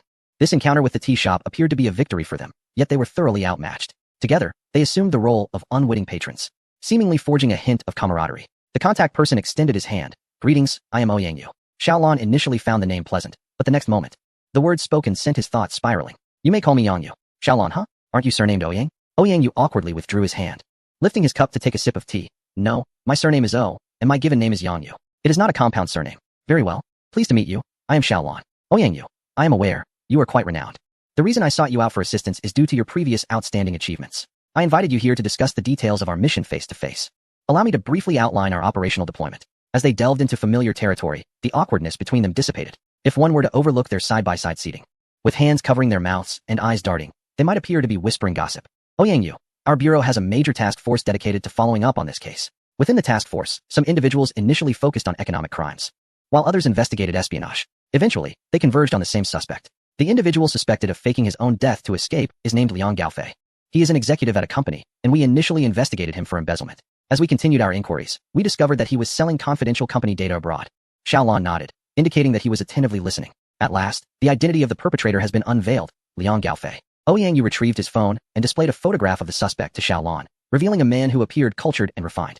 It was evident that he had led a life of privilege, with a comfortable standard of living, yet his insatiable greed drove him to betray national interests. A trait that is utterly contemptible, an archetype of a genteel scoundrel. Ouyang Yu elaborated on the arrangements made by their police department. To be frank, ever since his incident, our investigative team has been monitoring his household, specifically the residences of his wife and mistress. Even now, colleagues are on shifts, keeping a watchful eye. They are clearly aware of the surveillance, seldom venturing outside, and engaging in minimal interaction, save for necessary hospital visits for prenatal checkups. However, amidst our vigilant observation, anomalies have emerged. According to feedback from our undercover operative, it is highly probable that Liang Gaofei has returned and has re-established contact with both his wife and mistress. At this point, Ouyang Yu glanced around cautiously, lowering his voice to impart a sense of urgency. To protect the identity of our undercover agent, I cannot divulge too much detail. I can only state that our police force has devised a comprehensive strategy. However, given the criminal's dual role as a spy, he and his accomplices are exceptionally skilled at disguise and possess a strong counter-surveillance awareness. Therefore, we have enlisted your expertise as a master of disguise to assist us. Ouyang Yu raised his teacup solemnly and addressed Xiaolon. Comrade Xiaolon, you are our second line of defense in this operation. It is imperative that you maintain your anonymity and assist us in apprehending Liang Gaofei along with his network of spies. Understanding his intent, Xiaolon cooperatively lifted her milk cup. Rest assured, I shall remain discreet and collaborate with you as necessary, leaving no stone unturned in our pursuit of justice. The two cups gently clinked together, symbolizing a pact forged in the pursuit of their shared ideals and goals. Others, oblivious to the fervor within their hearts, found their actions peculiar, celebrating with milk tea as if it were a toast to spirits, unaware of the fire that fueled their resolve. As they parted ways, Ouyang Yu patted Xiaolon on the shoulder, saying, should there be any signs of trouble or if you require assistance, do not hesitate to contact me. I will coordinate with the action team on your behalf. Upon exiting the milk tea shop, Xiaolon reviewed the surveillance footage from the food cart and noticed an influx of customers at her stall. It was her first day of operation, a trial run, and to her surprise, she already had returning patrons. Unfortunately, she had not prepared an ample supply of ingredients, and by around 3 in the afternoon, her stock was depleted, prompting her to send Hulai home early. After rewatching the footage several times, Xiaolon realized just how efficient the recording capability of the food cart was. Not only did it monitor customer traffic, but it also captured the comings and goings at the entrance of the green landscape Huading community. The clarity was exceptional, surpassing any surveillance camera she had encountered before. Most impressive was its facial recognition feature, capable of tallying the number of times individuals appeared within the camera's field of view. Once anomalies and suspicious individuals are detected, the video clips will be promptly sent to Xiaolan's mobile phone. In light of this, it would be prudent to secure the snack cart at the stall, allowing it to function as a surveillance camera until the completion of the task. Hu Lai and Lu Dongbin, having previously acquired an electric tricycle for the purpose of transporting goods due to their daily need to purchase ingredients, can easily manage the logistics of delivering supplies while keeping the vigilant snack cart stationary. The following day, Xiaolan arrived at the stall with Hu Lai. The rear seat of their tricycle was laden with a quantity of ingredients that had doubled since the previous day. Based on the foot traffic from yesterday, Xiaolon estimated the amount of ingredients needed for today. As they were unloading and preparing for business, a familiar face approached them. It was Deng Yang, who, upon arrival, lamented at Xiaolan's snack stall. Boss, why didn't you set up last night? I specifically brought my wife and daughter to enjoy dinner here. But we were left disappointed. Xiaolan smiled apologetically, even though her mask concealed her expression. The previous day had been a trial run, and she had not prepared an abundance of ingredients. Once the stock was depleted, she returned home. I see, Deng Yang continued. Make sure you prepare more today? You wouldn't believe it, but there were so many people waiting at your stall last night. It startled me. I thought a brawl was about to break out with everyone gathered around. I was too afraid to let my wife and child come near. Xiaolan internally acknowledged. I know. I saw it on the surveillance. Rest assured, we will be open for lunch and dinner today. I will return home to fetch another batch of ingredients this afternoon. Seeing the joy radiating from Deng Yang's face, Xiaolan added, however, you've come a bit too early. I haven't prepared the meals yet. Could you perhaps return in another hour? Deng Yang's smile dimmed instantly. Isn't there a way to expedite it? I want to pack something to take home to my wife. The clay pot rice can be prepared more swiftly. I have the ingredients ready at home. It will take about 20 minutes. All right, that sounds fantastic. Thank you, boss. Chapter 116. The glutton sneaks in such fine delicacies alone. Deng Yang was resolute in bringing his wife along on this escapade. When his wife learned that he intended to take the family to a street vendor, she had not held back her critique. I see you've been indulging in too many nutritious meals. A rare feast of heavy oil and salt has dazzled you. Like a child experiencing instant noodles for the first time. Look at you, so unaccomplished, yet you boast as if it were an art form. Just a few takeout meals, and you'll be humbled. All that grease and salt lacks nutrition, and soon enough, you'll yearn for Wang Ma's cooking again. I, with my busy work schedule, barely have the chance to enjoy her meals at noon. You, the affluent idler, have yet to appreciate what you have. It was evident that his wife harbored considerable resentment regarding her daily routine of takeout, while her husband savored home-cooked meals. Originally, Wang Ma had been hired for the couple, as during less demanding work periods, his wife would routinely drive home for lunch. Subsequently, perhaps out of a desire to avoid the time wasted in back and forth, his wife seldom returned home, opting instead to order takeout at the office like her colleagues. Wang Ma's nutritious meals, prepared at noon, were relished solely by Deng Yang, evoking a sense of envy in his wife. Unfortunately, the competition for Wang Ma's dinner services in the evening was fierce, with numerous households vying for her culinary skills, making it nearly impossible to secure her for dinner. His wife's resentment simmered beneath the surface. She expressed no objections to Deng Yang, except for one point. She claimed that the clay pot rice from the stall nearby was delectable solely due to its excessive oil and salt, a notion Deng Yang deemed prejudiced. He was determined to dispel this bias, wishing to prove that he was not lacking in worldly experience. He pulled out his phone and messaged his wife. Don't order takeout today. I shall bring you something delicious. His wife's reply was one of astonishment, followed by a flying kiss. Did you bring me food, made by Wang Ma? Thank you, darling. Upon reading her response, Deng Yang discreetly deleted the mention of the clay pot rice from the roadside stall. With a devious smile, he replied, indeed, it is Wang Ma. She has recently been experimenting with new dishes. I brought you something to taste and rate. The noon traffic was congested. What usually took him 10 minutes to reach his wife's office turned into a 30-minute ordeal. It was no wonder she had become disinclined to return for lunch, as the journey consumed far too much time. Given her appetite, she would often take merely a couple of bites before declaring herself full.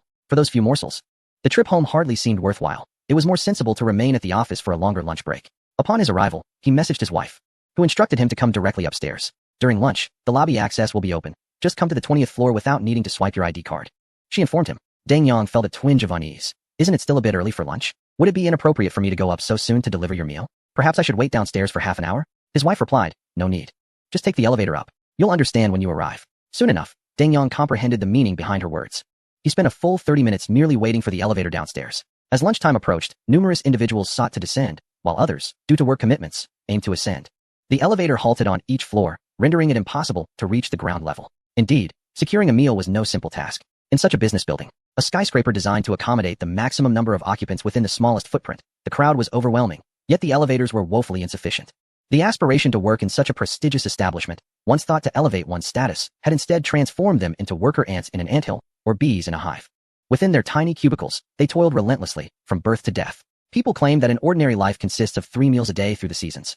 Yet how ordinary is this? 4 high-income families like Deng Yang's, sharing a meal together as a family of 3, had become a luxury. In the morning, their daughter hurried off to school, while his wife was preoccupied with her job, and he was engrossed in full-time stock trading. The stock market was ever-changing, demanding his constant attention to various news dynamics, necessitating rapid buying and selling. He indeed wished for his wife to feel secure at home, luxuriating as a wealthy lady. Yet the exorbitant tuition fees for their daughter, coupled with their hefty monthly mortgage, rendered him unable to utter such words with conviction. Increasingly, he perceived the world as an expansive game, where both novice and seasoned players alike found themselves perpetually short of game currency, regardless of one's income. There always seemed to be pitfalls designed to ensnare one's finances, leaving a constant sense of financial strain. They lacked not the means to purchase food, but rather the time to sit down and share a meal together.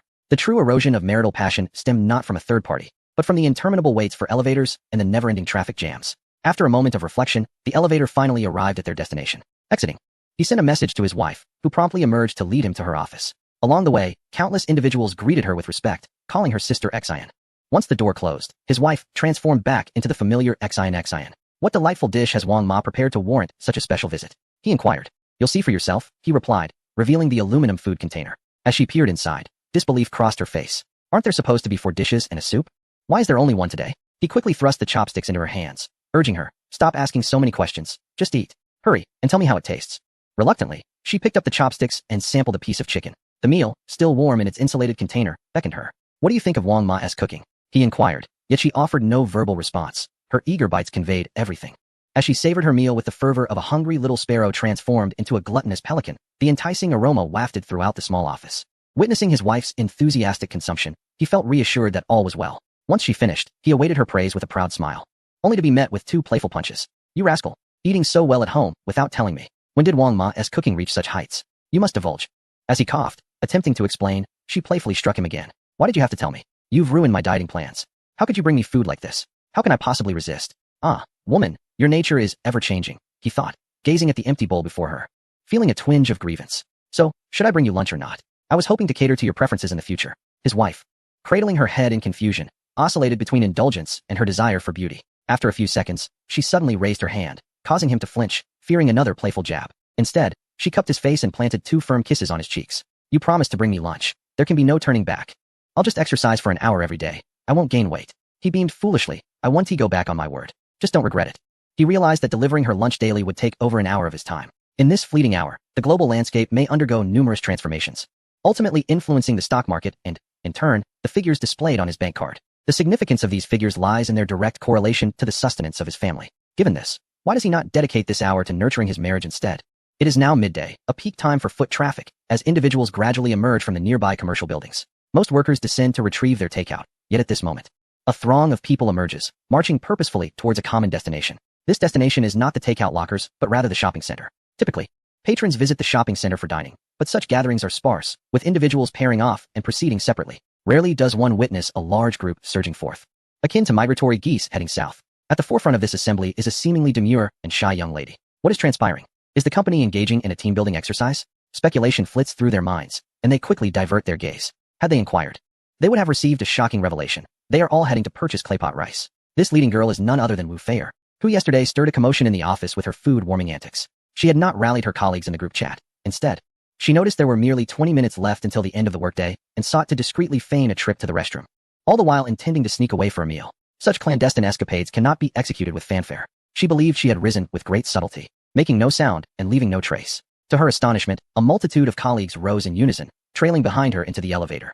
Upon reaching the ground floor, as she stepped out of the elevator, she was taken aback to find that all 5 other elevators had disgorged her colleagues. Wu Feier's pupils dilated in shock, and she instinctively lowered her gaze, pretending to engage with her phone to avoid meeting the eyes of these semi-acquainted coworkers. What was happening?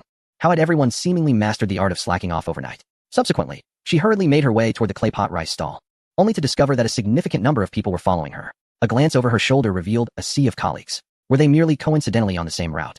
Or were they indeed tailing her? The most absurd part was the presence of the CEO among the crowd. This revelation weighed heavily on Wu Feier, leaving her uncertain whether to pause and allow the CEO to proceed ahead or to act as if she were oblivious, considering it was now after hours. Caught in this internal conflict, she found herself arriving at Xiaolan's stall, with her entourage of colleagues trailing closely behind, none having strayed. Ah, here it is. There truly is a stall selling claypot rice. I didn't see it last night and thought I had gone astray. It appears they simply hadn't opened then.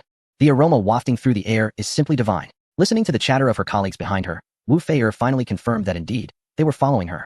To her astonishment, she had arrived quite early, having stealthily slipped away, yet a line had already formed at Xiaolan's stall. The queue, while not excessively long, stood out remarkably against the backdrop of several desolate stalls nearby. The patrons waiting were all returning customers from the previous day, including the charming pair of grandmother and grandson. Today, the grandmother bypassed purchasing any vegetables and headed straight to Xiaolan's stall. They had ordered a time-consuming dish of braised chicken, and though they arrived early, they found themselves waiting for quite a while. As the grandmother observed Xiaolan preparing the chicken, she nodded in approval, clearly an aficionado of culinary delights.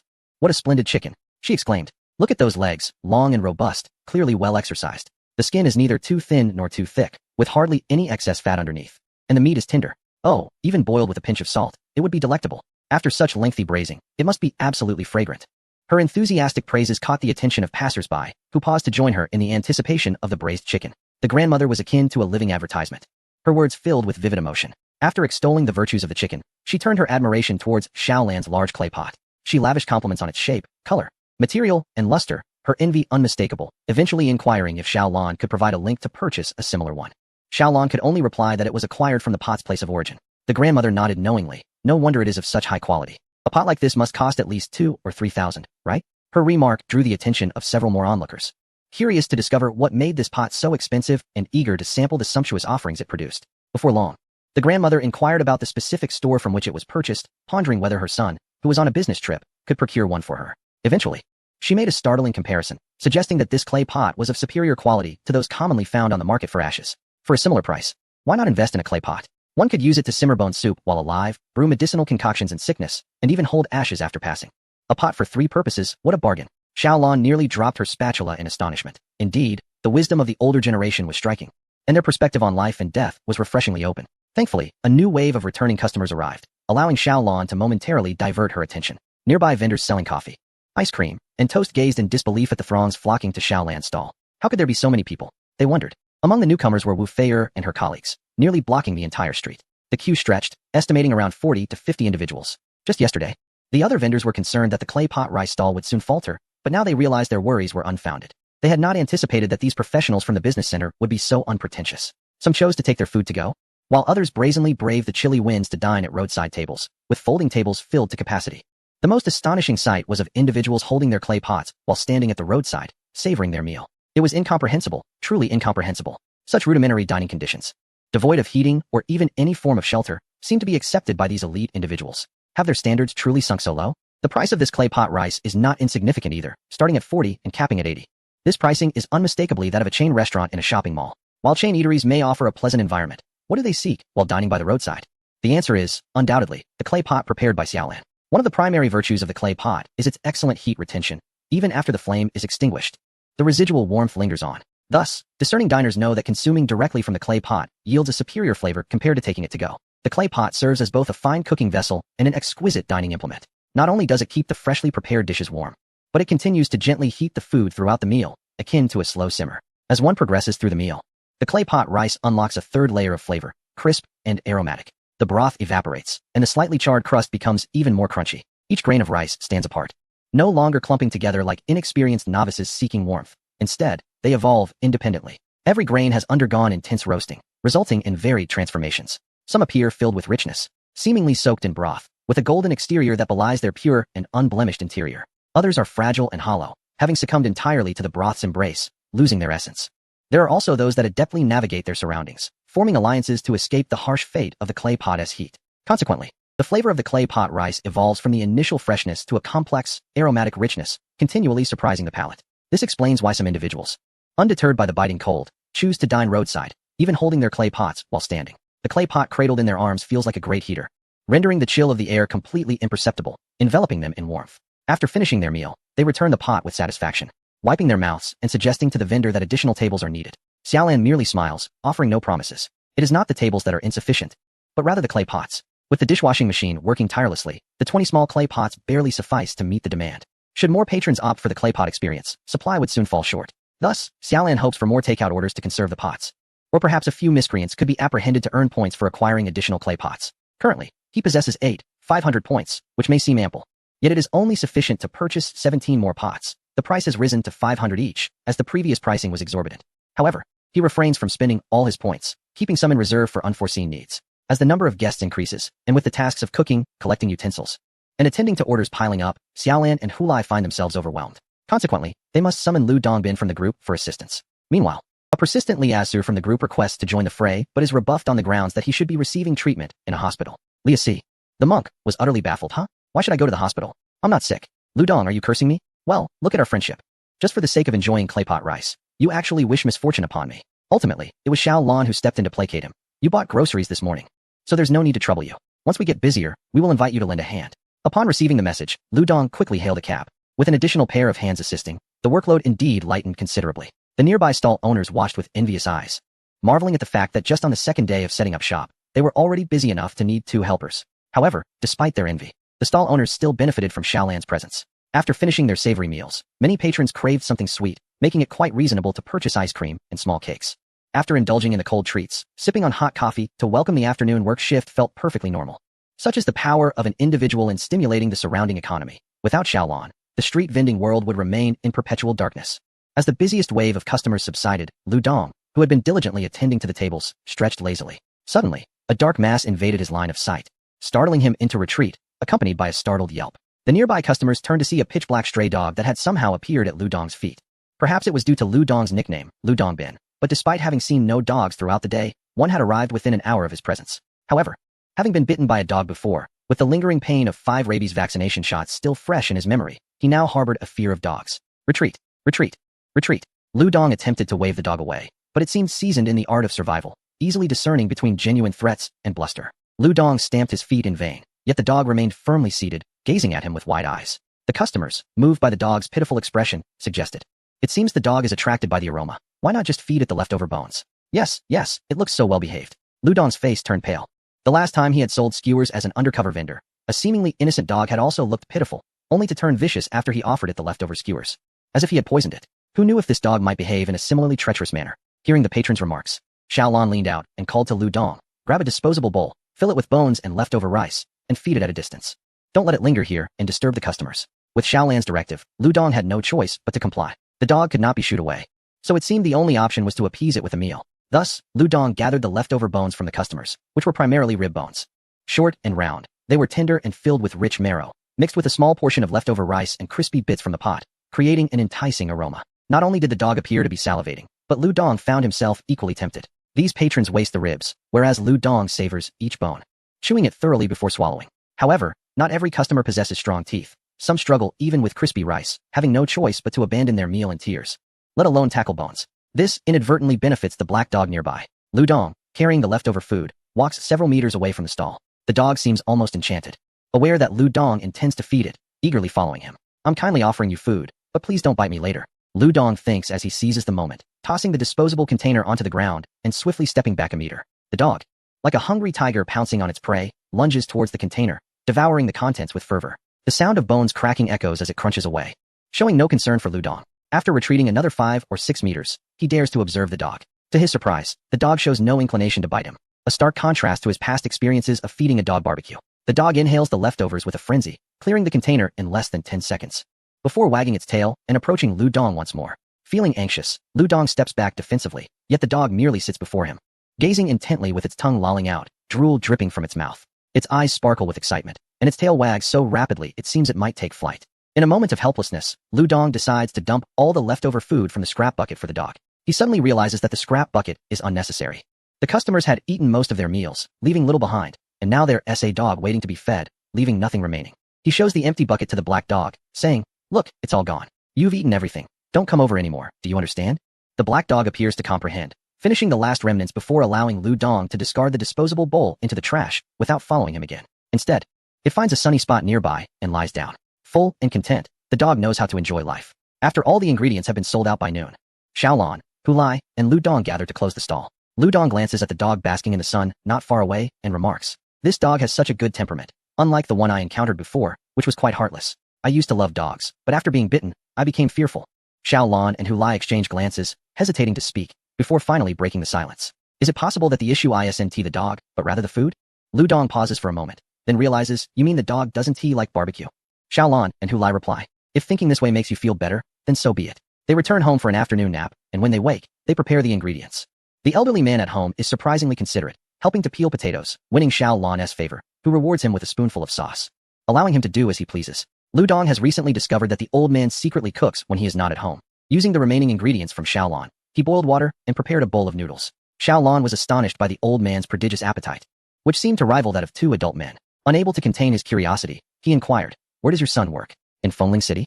Xiaolan's intention was to suggest that the old man's son accompany him to the hospital for a checkup, to ascertain if such a voracious appetite indicated any underlying issues. However, upon mentioning his son, Lao Deng immediately grew tense. "What do you know?" he stammered. Xiaolan was taken aback. Was there something he ought to know? Yet, Lao Deng's reaction clearly indicated he was concealing something. Narrowing his eyes, Xiaolan continued, "I don't believe I've seen your son visit you. The landlord who came back to collect his belongings. Could he possibly be your son's cousin? A relative from your wife's family? Otherwise, how could they be so unconcerned about letting you stay in the house?" Lao Deng failed to recognize that Xiaolan was probing for information. Having never been involved in interrogations before, he simply followed orders without any cunning. Yes. He is a relative from my wife's family. My son is also abroad, Xiaolan responded thoughtfully, a seed of doubt taking root in his mind. Perhaps he should prepare a dish of answer-inducing garlic sauce for Lao Deng. After all, As an undercover operative, it was prudent to discern the backgrounds of those around him. That night, Xiaolon returned to his stall with ingredients in hand. Hu Lai and Lu Dong had nearly completed their training. One could assist with cooking clay pot rice while the other attended to customers, facilitating a smooth operation. This allowed Xiaolon some respite, as the three could take turns observing their surroundings, fulfilling their covert mission. On the second day after his arrival, Xiaolon did not harbor expectations of significant discoveries. Instead, he remained vigilant, observing the community's dynamics. The neighborhood appeared to have only one main entrance, though there might be others. However, the primary access point was the one directly opposite Xiaolan's stall. A security guard stood watch around the clock, and entry required a swipe of an access card. The community prohibited deliveries and takeout, providing only designated areas for food drop-offs and parcel lockers. The interior landscaping was exquisite, featuring a sports area, a leisure zone, and a children's playground. In a sense, the area beneath the buildings resembled a small park, complete with a timed musical fountain. Every evening, many parents brought their children to play, or grandparents strolled with their grandchildren. For safety reasons, they seldom ventured beyond the gates at night. However, tonight presented an unusual circumstance. They noticed that the usually quiet entrance was suddenly bustling with activity. There were no more than 5 fixed stalls at the entrance. And not far off was a shopping center, where many would head for shopping and, after sufficient browsing, would not wish to return here. Yet tonight, what was it that drew these individuals, seemingly gathered specifically for one particular stall? A throng of people gathered around a stall, obscuring its view. It was difficult to discern what was being sold. However, now and then, someone would emerge, clutching a bag of goods. The children in the neighborhood, naturally curious and fond of commotion, abandoned their attention to the nearby fountain, instead peering through the iron railings to observe the scene outside. Some youngsters, with their keen sense of smell, detected the enticing aroma from a distance and clamored to go out. Their parents, of course, disapproved. Haven't you already had dinner? You cannot go. Others, regardless of whether they had eaten, outright refused. That's a street vendor. It's unsanitary. We won't eat it. What was once a place of laughter and joy suddenly transformed into a sea of tears. The children, denied their desires, wept inconsolably, their cries piercing and heart-wrenching. They were young, lacking self-control, and the faint scent that barely registered to adults was overwhelmingly potent to them. When one child cried, the others followed suit. The sound of their weeping echoed through the corridors of the apartment complex, causing the automatic lights to flicker like firecrackers igniting. At that moment, Deng Yang and his family of 3 emerged, hand in hand. His daughter curiously glanced back at her peers, who were being restrained by their parents and reaching out from behind the railing, crying. She remarked innocently, "Daddy, they look like they're in prison." Deng Yang quickly reprimanded her. No, that's not a polite thing to say. They are simply under the care of rather strict parents." He then lifted his daughter into his arms, and just as he stood upright, his wife playfully pinched his waist. "Are you suggesting that taking the family to a street vendor makes one open-minded?" Since discovering that their lunch was not prepared by Wang Ma, but rather from a street stall, his wife had felt somewhat conflicted. On one hand, she found the food utterly delicious. The crispy rice crust had left her wanting more after finishing a bowl. On the other hand, she harbored concerns about hygiene, suspecting the presence of dubious ingredients. Their outing tonight was specifically to observe how the vendor prepared clay pot rice. Deng Yang's confidence in the vendor's culinary skills surpassed even his faith in his own stock trading abilities. With his family in tow, he maneuvered to the front of the line to watch. Others, like them, had also come to the front out of sheer curiosity rather than a desire to cut in line, as the queue stretched quite long, making it impossible to see what the stall offered from the back. Xin, Deng Yang's wife, noted that the vendor maintained commendable hygiene. A glance around revealed a bright and clean environment, devoid of any trace of dirt under the illuminating lights, which instantly put her at ease. Xiaolon, a chef who valued cleanliness, ensured that her food truck was impeccably maintained. She would never allow the presence of pests such as flies, mice, or cockroaches. Moreover, the truck had recently undergone a makeover, upgraded to a level of sophistication that radiated both understated elegance and luxury. Xin observed that the vendor operated 10 stoves, featuring 2 large clay pots and 8 smaller ones, all continuously ablaze. Standing nearby, she felt the warmth of the flames envelop her, creating a cozy ambience that was undeniably inviting. The clay pot appears quite pristine, devoid of any stains, which may be attributed to its dark purple hue, rendering it less susceptible to dirt. She glanced inside the small cart, which was not spacious and contained few items, all neatly arranged, revealing no towering piles of dirty dishes or the chaotic presence of flies around decomposing food waste. Upon closer inspection, she noticed that the cart was equipped with a dishwasher, tirelessly operating yet producing minimal noise. Shortly after, an employee opened the dishwasher, retrieving a spotless clay pot and replacing it with a used one. Xin felt a sense of satisfaction, having witnessed that the pot was solely utilized for cooking clay pot rice, subsequently packaged for customers, rather than being employed as tableware. Theoretically, the pot was clean enough for a somewhat audacious chef to simply add water and rice to prepare another batch of clay pot rice. However, the vendor chose to wash it, indicating a meticulous nature, emphasizing hygiene and avoiding flavor contamination. Furthermore, the vendor's actions significantly enhanced her impression. He was diligent in cleaning any food that fell onto the stove, promptly wiping up any spills, ensuring that no residue remained. Many street vendors and even restaurant owners often overlook such details, allowing food remnants to accumulate, only to clean them up after closing, or worse, leaving them until they dried out, becoming an unsightly stain that offended every patron's eyes. Despite Xion's discerning gaze, the hygiene standards of this stall were commendable. As the saying goes, the vendor truly deserves to profit. Of course, maintaining cleanliness was merely one of the shop's trifling virtues. The paramount excellence of this establishment undoubtedly lay in the flavors of its cuisine. The mere aroma twisted her stomach in knots, making it churn with hunger. Listening to the cries of children from the nearby community, she understood their plight. If she were unable to satisfy her cravings, she would surely weep as well. The thought of returning from the office at noon, a mere hour away, ignited a fierce determination within her, even if her husband failed to deliver her lunch. She would drive back to indulge. There is a saying that love can conquer mountains and seas, and indeed, as for the meals prepared by Wang Ma, it seemed her reluctance to return home for lunch was not due to distance, but rather the lack of sufficient temptation. Suddenly, her daughter raised her hand to wipe her mouth, exclaiming, "Mommy, why is your mouth crying? How embarrassing."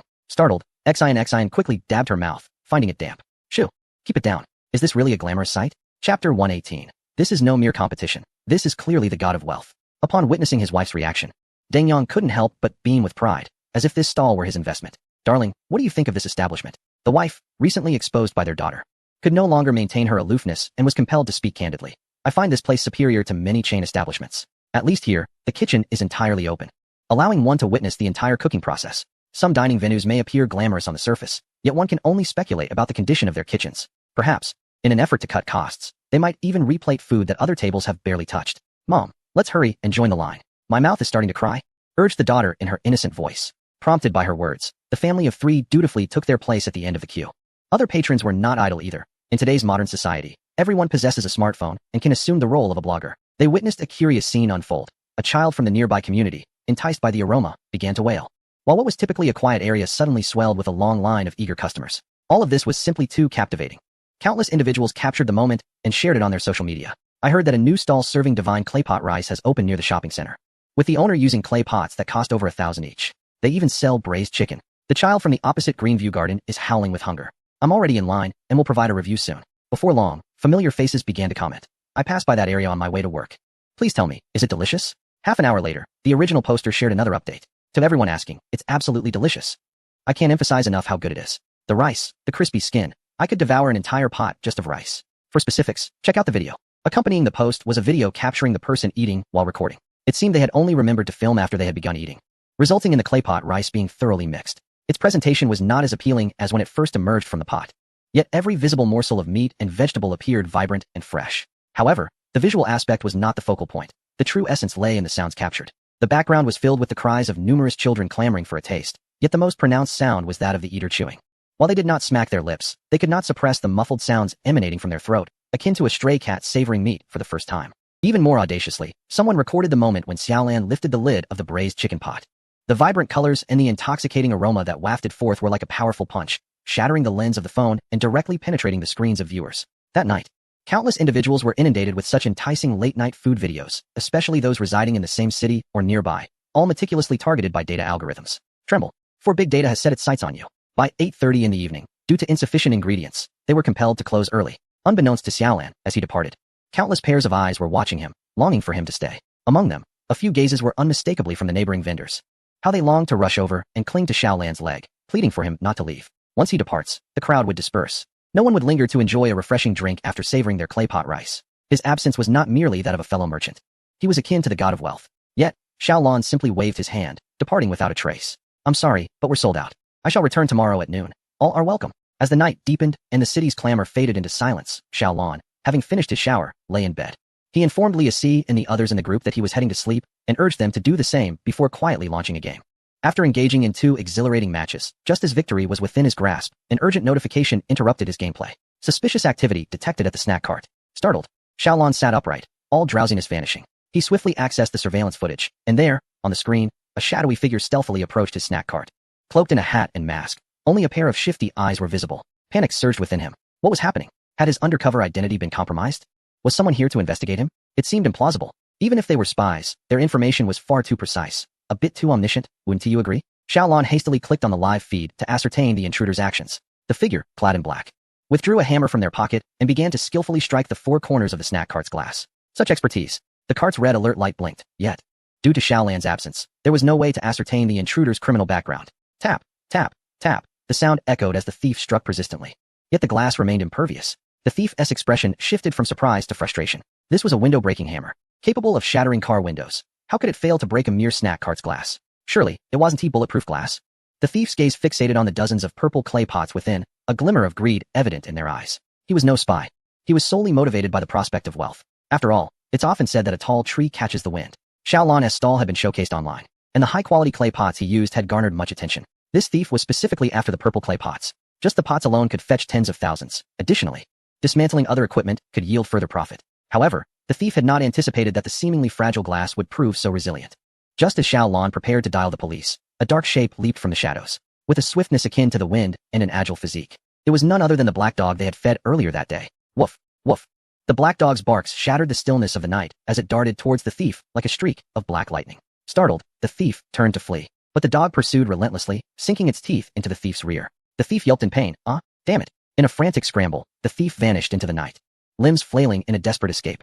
Xiaolan let out a sigh of relief and promptly called the police. This time, the heroic efforts of Captain Wolf have truly shown through. Although the thief may not be able to damage the food cart immediately, one cannot help but worry about what might happen if he were to go on a rampage. Spitting on the cart or urinating would inflict little harm, but would be exceedingly repulsive, causing great distress for Xiaolan. I hereby declare that all leftover food during my stall hours has been claimed by Xiaohe. After delivering a commanding speech on camera, Xiaolan donned her attire and prepared to report the incident. Just as she was about to step outside, her phone rang once more. An abnormal alert from the food cart's surveillance system had arrived. To her astonishment, the thief had returned. He held a bowl of something in his hand, waving at Xiaohe with a disconcertingly casual demeanor, entirely unlike the disheveled state he had been in after the earlier encounter.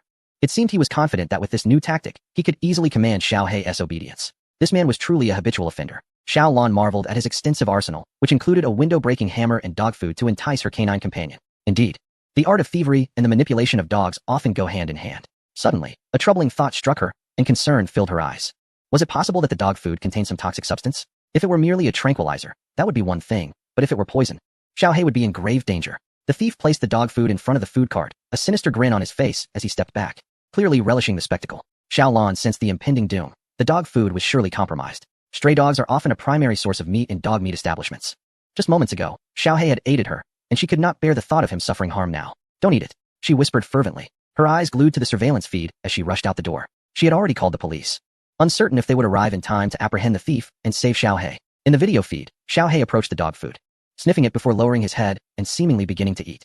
Xiaolan sped down the deserted streets on her electric bike. Meanwhile, the footage revealed Xiaohe collapsing, his body stiffening and limbs convulsing. A chill ran down Xiaolan's spine. In stark contrast, the thief felt a surge of elation as he drew a hammer from behind his back, advancing towards Xiaohe. According to his twisted logic, the black dog should now be incapable of resistance. With a single blow of the hammer, the foul mutt would no longer impede his work. After finishing his heist, he could even sell the dog at the meat market for a tidy profit. Just as the thief raised his hammer high, the seemingly defenseless black dog suddenly sprang to life, leaping behind him and sinking its teeth into his rear. Oh, no. The thief flailed wildly with the hammer, but Xiaohe clung to him like a tail. Wherever the thief turned, the dog followed, making it impossible for him to land a blow. Suddenly, the blaring sirens of the police shattered the air, sending the thief into a frenzy, momentarily paralyzed by indecision. Should he strike the dog or flee? Don't move. Police.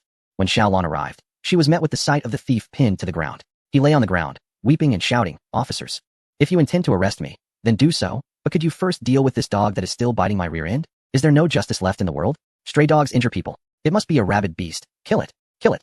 Xiaolan hurried over. Who told you it's a stray? It has an owner. It's my guard dog. Xiaohe, come back. This was the first time Xiaolan referred to the black dog as Xiaohe, uncertain if it even understood the call. Fortunately, Xiaohe was indeed quite clever. Upon seeing the familiar Xiaolan, it scampered over eagerly. Woof woof. The sound of Xiaohe's bark was filled with pride and a distinct sense of claiming credit. A favor for a favor, repaying the act of catching a thief. You didn't eat anything he gave you, did you? What if it was poisoned? Xiaolan inquired. Though he did not expect an answer from Xiaohe, he went straight to inspect the dog food near the snack cart, and, to his dismay, found colorful pills within. Oh no, you didn't eat any, did you? As he entered the inspection area of the snack cart, Xiaolan's mind was suddenly filled with the criminal records provided by the cart. Liang, grade C criminal, multiple thefts, breaking and entering, poisoning cats and dogs, selling unquarantined meat, organizing gambling, soliciting prostitution. Good heavens, what a scoundrel, truly a wretch of all trades. Xiaolan took a deep breath and resolutely declared, "Officers, this thief not only tried to smash the glass of my cart to steal, but he also poisoned my dog. You must not let him escape." The thief, hearing this, immediately protested loudly, "Don't frame me. Who says I poisoned the dog? I merely saw it in distress and knocked on the window to inquire if anyone was inside. When there was no response, I fed it a little something. What proof do you have that I intended to steal your belongings?" Such audacity. Even after being apprehended by the police, he dared to argue. Xiaolan promptly pulled up the surveillance footage on his phone. "I have evidence. You should confess before it's too late." The thief fell silent, yet still attempted to defend himself. But the dog didn't get poisoned, did it? Your dog seems almost enchanted. It can pretend to eat without actually being harmed. It's its fault for biting me like this. You should be the one covering my medical expenses. Xiaolon rolled his eyes at his shamelessness. Just because you say it wasn't poison doesn't make it true. I still have to take it to the hospital for an examination. You are responsible for its medical fees. Officers, you must adjudicate this matter. The thief was truly thick-skinned. Seeking aid from the police. When Xiaolon looked up, he saw a familiar face and quickly suppressed a smile. Who would have thought there was someone from my bureau here? The officer investigating the situation was Ouyangyu, who exchanged knowing glances with Xiaolon, both pretending not to recognize each other. However, one might wonder, does Ouyangyu believe Xiaolon or the thief? Stop causing a ruckus in the middle of the night. Return to the precinct to discuss this. Ouyangyu said sternly, decisively putting an end to the thief's brazen antics. After the thief was apprehended and taken away, Ouyangyu quietly advised Xiaolon, you should first take your dog for a checkup, just in case it has been poisoned. Send me the surveillance evidence and then get some rest. Do not lose sleep over this trivial matter. Okay, I didn't expect to trouble you so soon, Xiaolon replied. Ouyangyu reassured her, do not speak of trouble. Next time anything happens, come directly to me. No need to alert the police. I am aware of your situation, and handling it will be more flexible. As the police car drove away, Xiaolon waved to her dog, Xiaohei, and gestured towards her electric scooter. Sensing the residual scent of food on Xiaolon, Xiaohei eagerly leapt onto the front of the scooter, drooling all the way. Xiaolon found a 24-hour pet hospital, where blood tests were conducted, followed by a period of observation. Fortunately, Xiaohei showed no signs of distress. Upon reviewing the surveillance footage meticulously, magnifying it several times, she confirmed that although it appeared Xiaohei had been deceived, he had merely been chewing air and had not consumed any of the tainted dog food. What a clever dog, capable of outsmarting his adversaries. You truly are a master at making the most of every meal, Xiaolon remarked with admiration. Since they were already there, she decided to give Xiaohei a bath and have him dewormed before sending him home. Observing Xiaohei's gentle demeanor and intelligence throughout the ordeal briefly sparked in her the thought of adopting him. However, she quickly realized that it was not her residence. The owner had painstakingly decorated the place and had not indicated any allowance for pets. It would be unwise to bring a dog into such a home without permission. Thus, she resolved to contact the landlord to inquire about the possibility of keeping a pet. If the landlord disapproved, Xiaolon would consider renting another place. Consequently, she entrusted Xiaohei to the pet hospital for a few days and prepared to return home for some much-needed rest. Barring any unforeseen circumstances, another demanding challenge awaited her the following day. With even thieves seeking to steal from her, it was evident that her claypot rice had garnered a reputation. Unlike her previous experience in the isolated Feng'an district, her popularity had spread in this bustling commercial area. It seemed she would need to resort to her purchasing strategy sooner than expected. Listening to the system's notification announcing the arrival of points, Xiaolon drifted into a peaceful slumber. The recent thief had inadvertently awarded her a bonus of 20,000, along with a reward of 200 points. While she appreciated the thief's unexpected contribution, it was barely sufficient to redeem even a small clay pot. Perhaps feeling somewhat dissatisfied with her reward, she dreamt of capturing an S-class target that night. The following day, Wang Hao, the previous vendor who had rented a stall to Xiaolon, walked through the bustling shopping center with a few potential business partners, wearing a confident smile as he spoke animatedly. My previous stall was poorly situated, resulting in lackluster business. However, now that I have rented a stall on the first floor of the mall, though it is pricier, the customer flow has doubled. I thought it would take until the end of the month to find a tenant for the old stall, but to my surprise, there was immediate interest. And I quickly sublet it. He chuckled to himself. That naive kid clearly just entered the business without conducting any market research, blindly opening a food stall. Now, it remains a mystery how much one has lost. May he learn through hardship. Thus, in the realm of commerce, it is unwise to plunge in headlong. It is far better to collaborate initially with seasoned individuals who can guide one along the path before venturing into solitary endeavors. Upon hearing this, his potential partners all nodded in agreement, expressing their concurrence. Wang Hao's delight was palpable, for these individuals were precisely those he wished to enlist as partners in his business venture.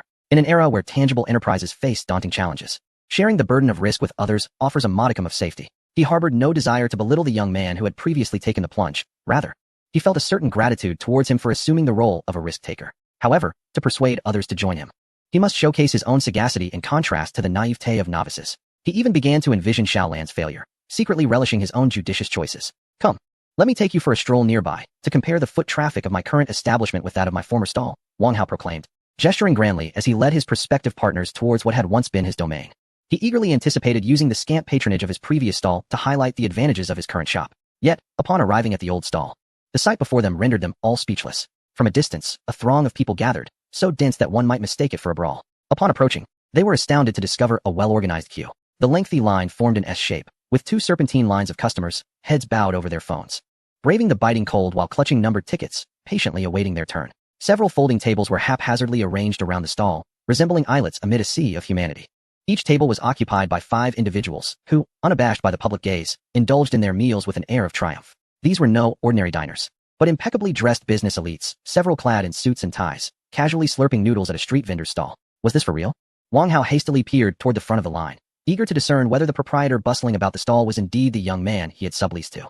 The aroma of clay pot rice wafted through the air, with tin stoves firing up simultaneously, illuminating Xiao Lan's busy figure in a warm glow. Although masked, his identity was unmistakable to Wang Hao, who recognized him by his build and the distinctive food cart he operated. How could this be? Wang Hao's voice trembled, his confidence and assurance shattered by the reality before him. Is this what you referred to as a stall with minimal foot traffic? One partner could not help but inquire.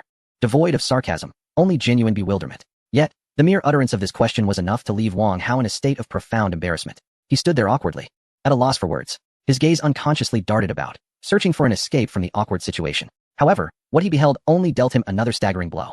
He noticed that the surrounding stalls had also transformed, with the vendors of coffee, ice cream, and toast experiencing exponential increases in customer numbers. Upon closer inspection, the stalls were adorned with handwritten fluorescent advertisements, vividly proclaiming, "New in our shop, refreshing lemon tea and zesty sour plum soup. Enjoy a cup after your meal. It pairs perfectly with claypot rice." Wang Hao's pupils trembled at the audacity of such marketing. Could business truly be conducted in such a brazen manner? Although the advertisement specified after meals, many patrons were seen sipping their drinks while queuing, or even enjoying them alongside their meals. Indeed, they had managed to cleverly capitalize on the situation. Claypot rice, delicious as it may be, offers a singular flavor profile. As the palate becomes accustomed to it, taste buds tend to become complacent. At such moments, a sugary beverage serves as a delightful stimulus, reviving the palate and restoring the initial awe experience during the first mouthful of claypot rice. This explains why many dining establishments consistently offer meal sets paired with drinks. The young vendor overlooked a crucial gap, which was deftly filled by neighboring stalls. Perhaps the young proprietor had noticed this oversight, but lacked the energy to create beverages. Just look at them. The three of them were overwhelmed. 3 individuals. Merely 3 days prior, during the transfer of the lease, the young vendor was managing alone. How swiftly the business had expanded, necessitating the hiring of 2 additional helpers. Chapter 119. Someone is about to jump Lu Dong, responsible for serving customers, noticed Wang Hao. Unaware of his identity as the former proprietor, he greeted him warmly. "Hello. We still have availability. You can place your order here and queue for pickup. Each person is limited to 2 portions." A strained smile crept across Wang Hao's face as he replied, his voice dry. "There's a limit?" Lu Dong, oblivious to Wang Hao's discomfort, continued. "Yes. Someone previously ordered dozens of portions for a company meal. That simply won't do. We prepare everything fresh for sale, while we sell to anyone. It would be disappointing for so many customers waiting in line." Wang Hao's heart was a tumult of emotions as he observed the young vendor, an indescribable feeling welling within him. He had once considered himself an experienced businessman, offering wholesale pre-prepared dishes with fixed flavors, believing that the only variable to consider was location. If the previous stall attracted little foot traffic, relocating to a busier area would undoubtedly improve sales, according to the principle of controlled variables. Yet now, doubts began to creep in regarding his judgment. Was it possible that his lackluster sales stemmed from the unchanging nature of his offerings, devoid of any surprises? Observing the coffee seller, he noted that she did not operate a franchise. Instead, she served freshly ground coffee. Lacking brand recognition, she nonetheless attracted a loyal clientele due to the quality of her beans, which discerning coffee aficionados could appreciate. As for the ice cream vendor, her ability to adapt was commendable. She frequently introduced new flavors. In truth, she utilized the same basic ingredients, merely crafting them into various whimsical shapes that captivated children, effectively becoming a magnet for their pocket money. And then there was the toast vendor, who occasionally drew customers from the upscale neighborhood across the street, a testament to her commendable culinary skills. Seizing the momentum of claypot rice, they adeptly adjusted their strategies, introducing new products. If they do not profit, who will? We have matters to attend to, so we shall take our leave. The partners casually fabricated an excuse to depart, and Wang Hao found himself devoid of the strength to persuade them to stay. He remained in a state of inner shock, perhaps needing to reconsider the positioning of his merchandise. With a sigh, the arrogance and pride he had upon arrival dissipated, and he approached humbly. "May I trouble you for 2 servings of your signature rice? Do you have any recommendations?" As Wang Hao prepared to leave with a box of braised chicken rice and a box of claypot rice, a voice suddenly called out, at the shopping center. "A young girl is about to jump." What? A ripple of excitement surged through the crowd, and many who had just received their meals or collected their numbers rushed to see. Indeed, it is human nature to gossip. Wang Hao joined the throng to witness the commotion, following the direction of their gestures. He could see a young girl perched precariously on the ledge of the shopping center's top floor, her cries echoing with a haunting intensity, her entire being trembling with despair. In such a volatile state, she could leap at any moment or slip and fall. "Call the police. Quick. Wasn't there a specialized airbag to catch jumpers? Is that the responsibility of the firefighters or the police? Who knows? Perhaps we should call both 119 and 110. Let's include 120 as well. I'm afraid she won't hold on long enough for 110 to arrive." Chapter 120. The arrival of braised chicken. The jump is on hold. The interior design of the shopping center is commonplace, featuring an open atrium with escalators, with shops arranged in a circular fashion on each level. At this moment, the girl stood at the highest point, her body already leaning over the railing. Due to the open design, should she fall, she might plummet directly to the first floor. However, it is far more likely she would land unluckily on the escalator. Falling to the first floor might allow for some cushioning from an airbag, but landing on the escalator could result in severe injury from the protruding steps. No one could fathom why a seemingly ordinary day of shopping had spiraled into this desperate act. The girl appeared quite young, her face reflecting the innocence of one yet to enter the workforce. Standing at the edge, her eyes resembled two pools of mire, overflowing with tears that soaked her clothing. Her fingers clutched her phone tightly, as if it were her only lifeline. It was unclear who she was speaking to, but in a fit of hysteria, she cried out, "How am I to prove it to you? Must I die to demonstrate that I am not lying?" Her voice was laced with hopelessness, as though the entire world had forsaken her. "You know exactly what you've done. We have already broken up. Do not trouble me any further," came the cold response from the other end of the line, followed by the abrupt disconnection. Below, the crowd continued to swell, their expressions a mixture of curiosity and concern.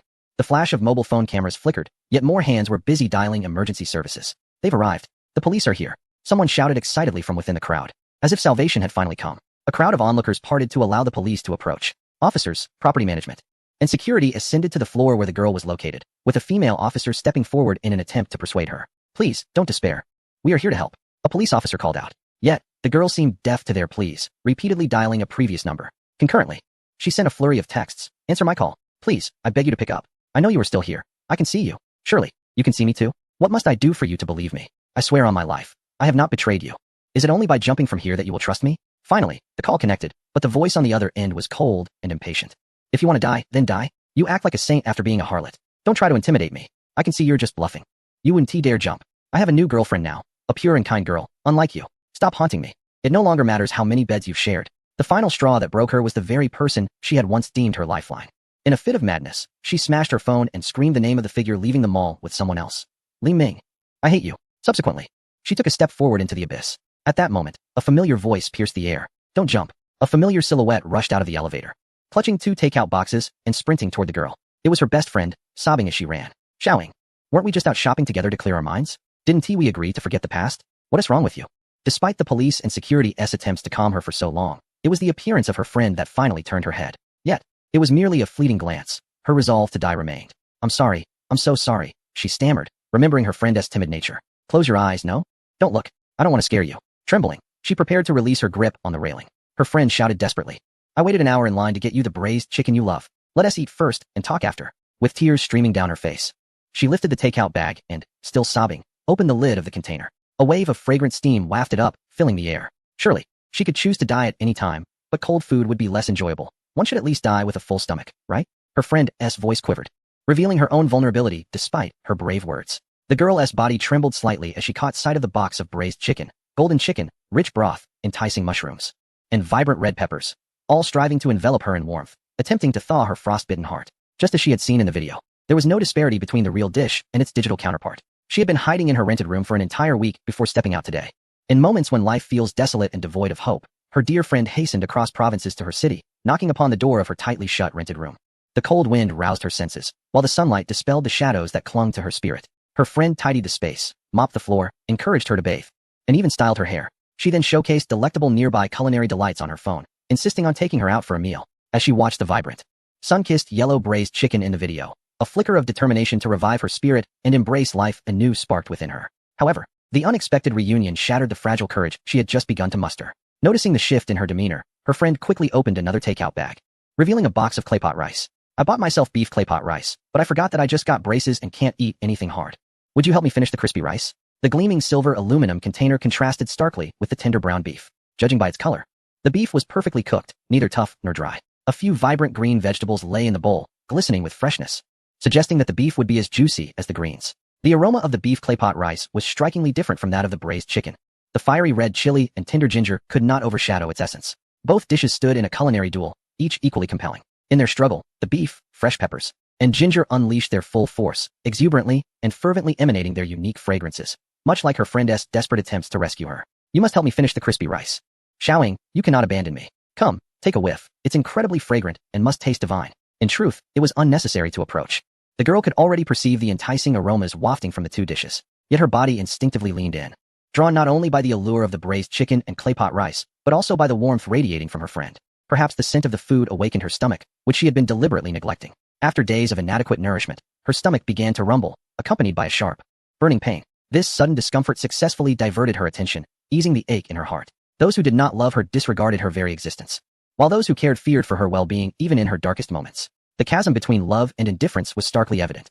The police officers observed the shift in the girl's emotional state, exchanging knowing glances. The leading female officer swiftly approached, wrapping her arms around the girl's waist with utmost urgency, pulling her to safety. Meanwhile, several male officers sprang into action, one blocking her retreat, while another supported her legs, working together to rescue her from the brink of despair. As the girl was safely lowered to the ground, her friend rushed forward, embracing her tightly. With 2 boxes of food still in hand, she could not fully envelop her, but she managed to embrace her with one arm.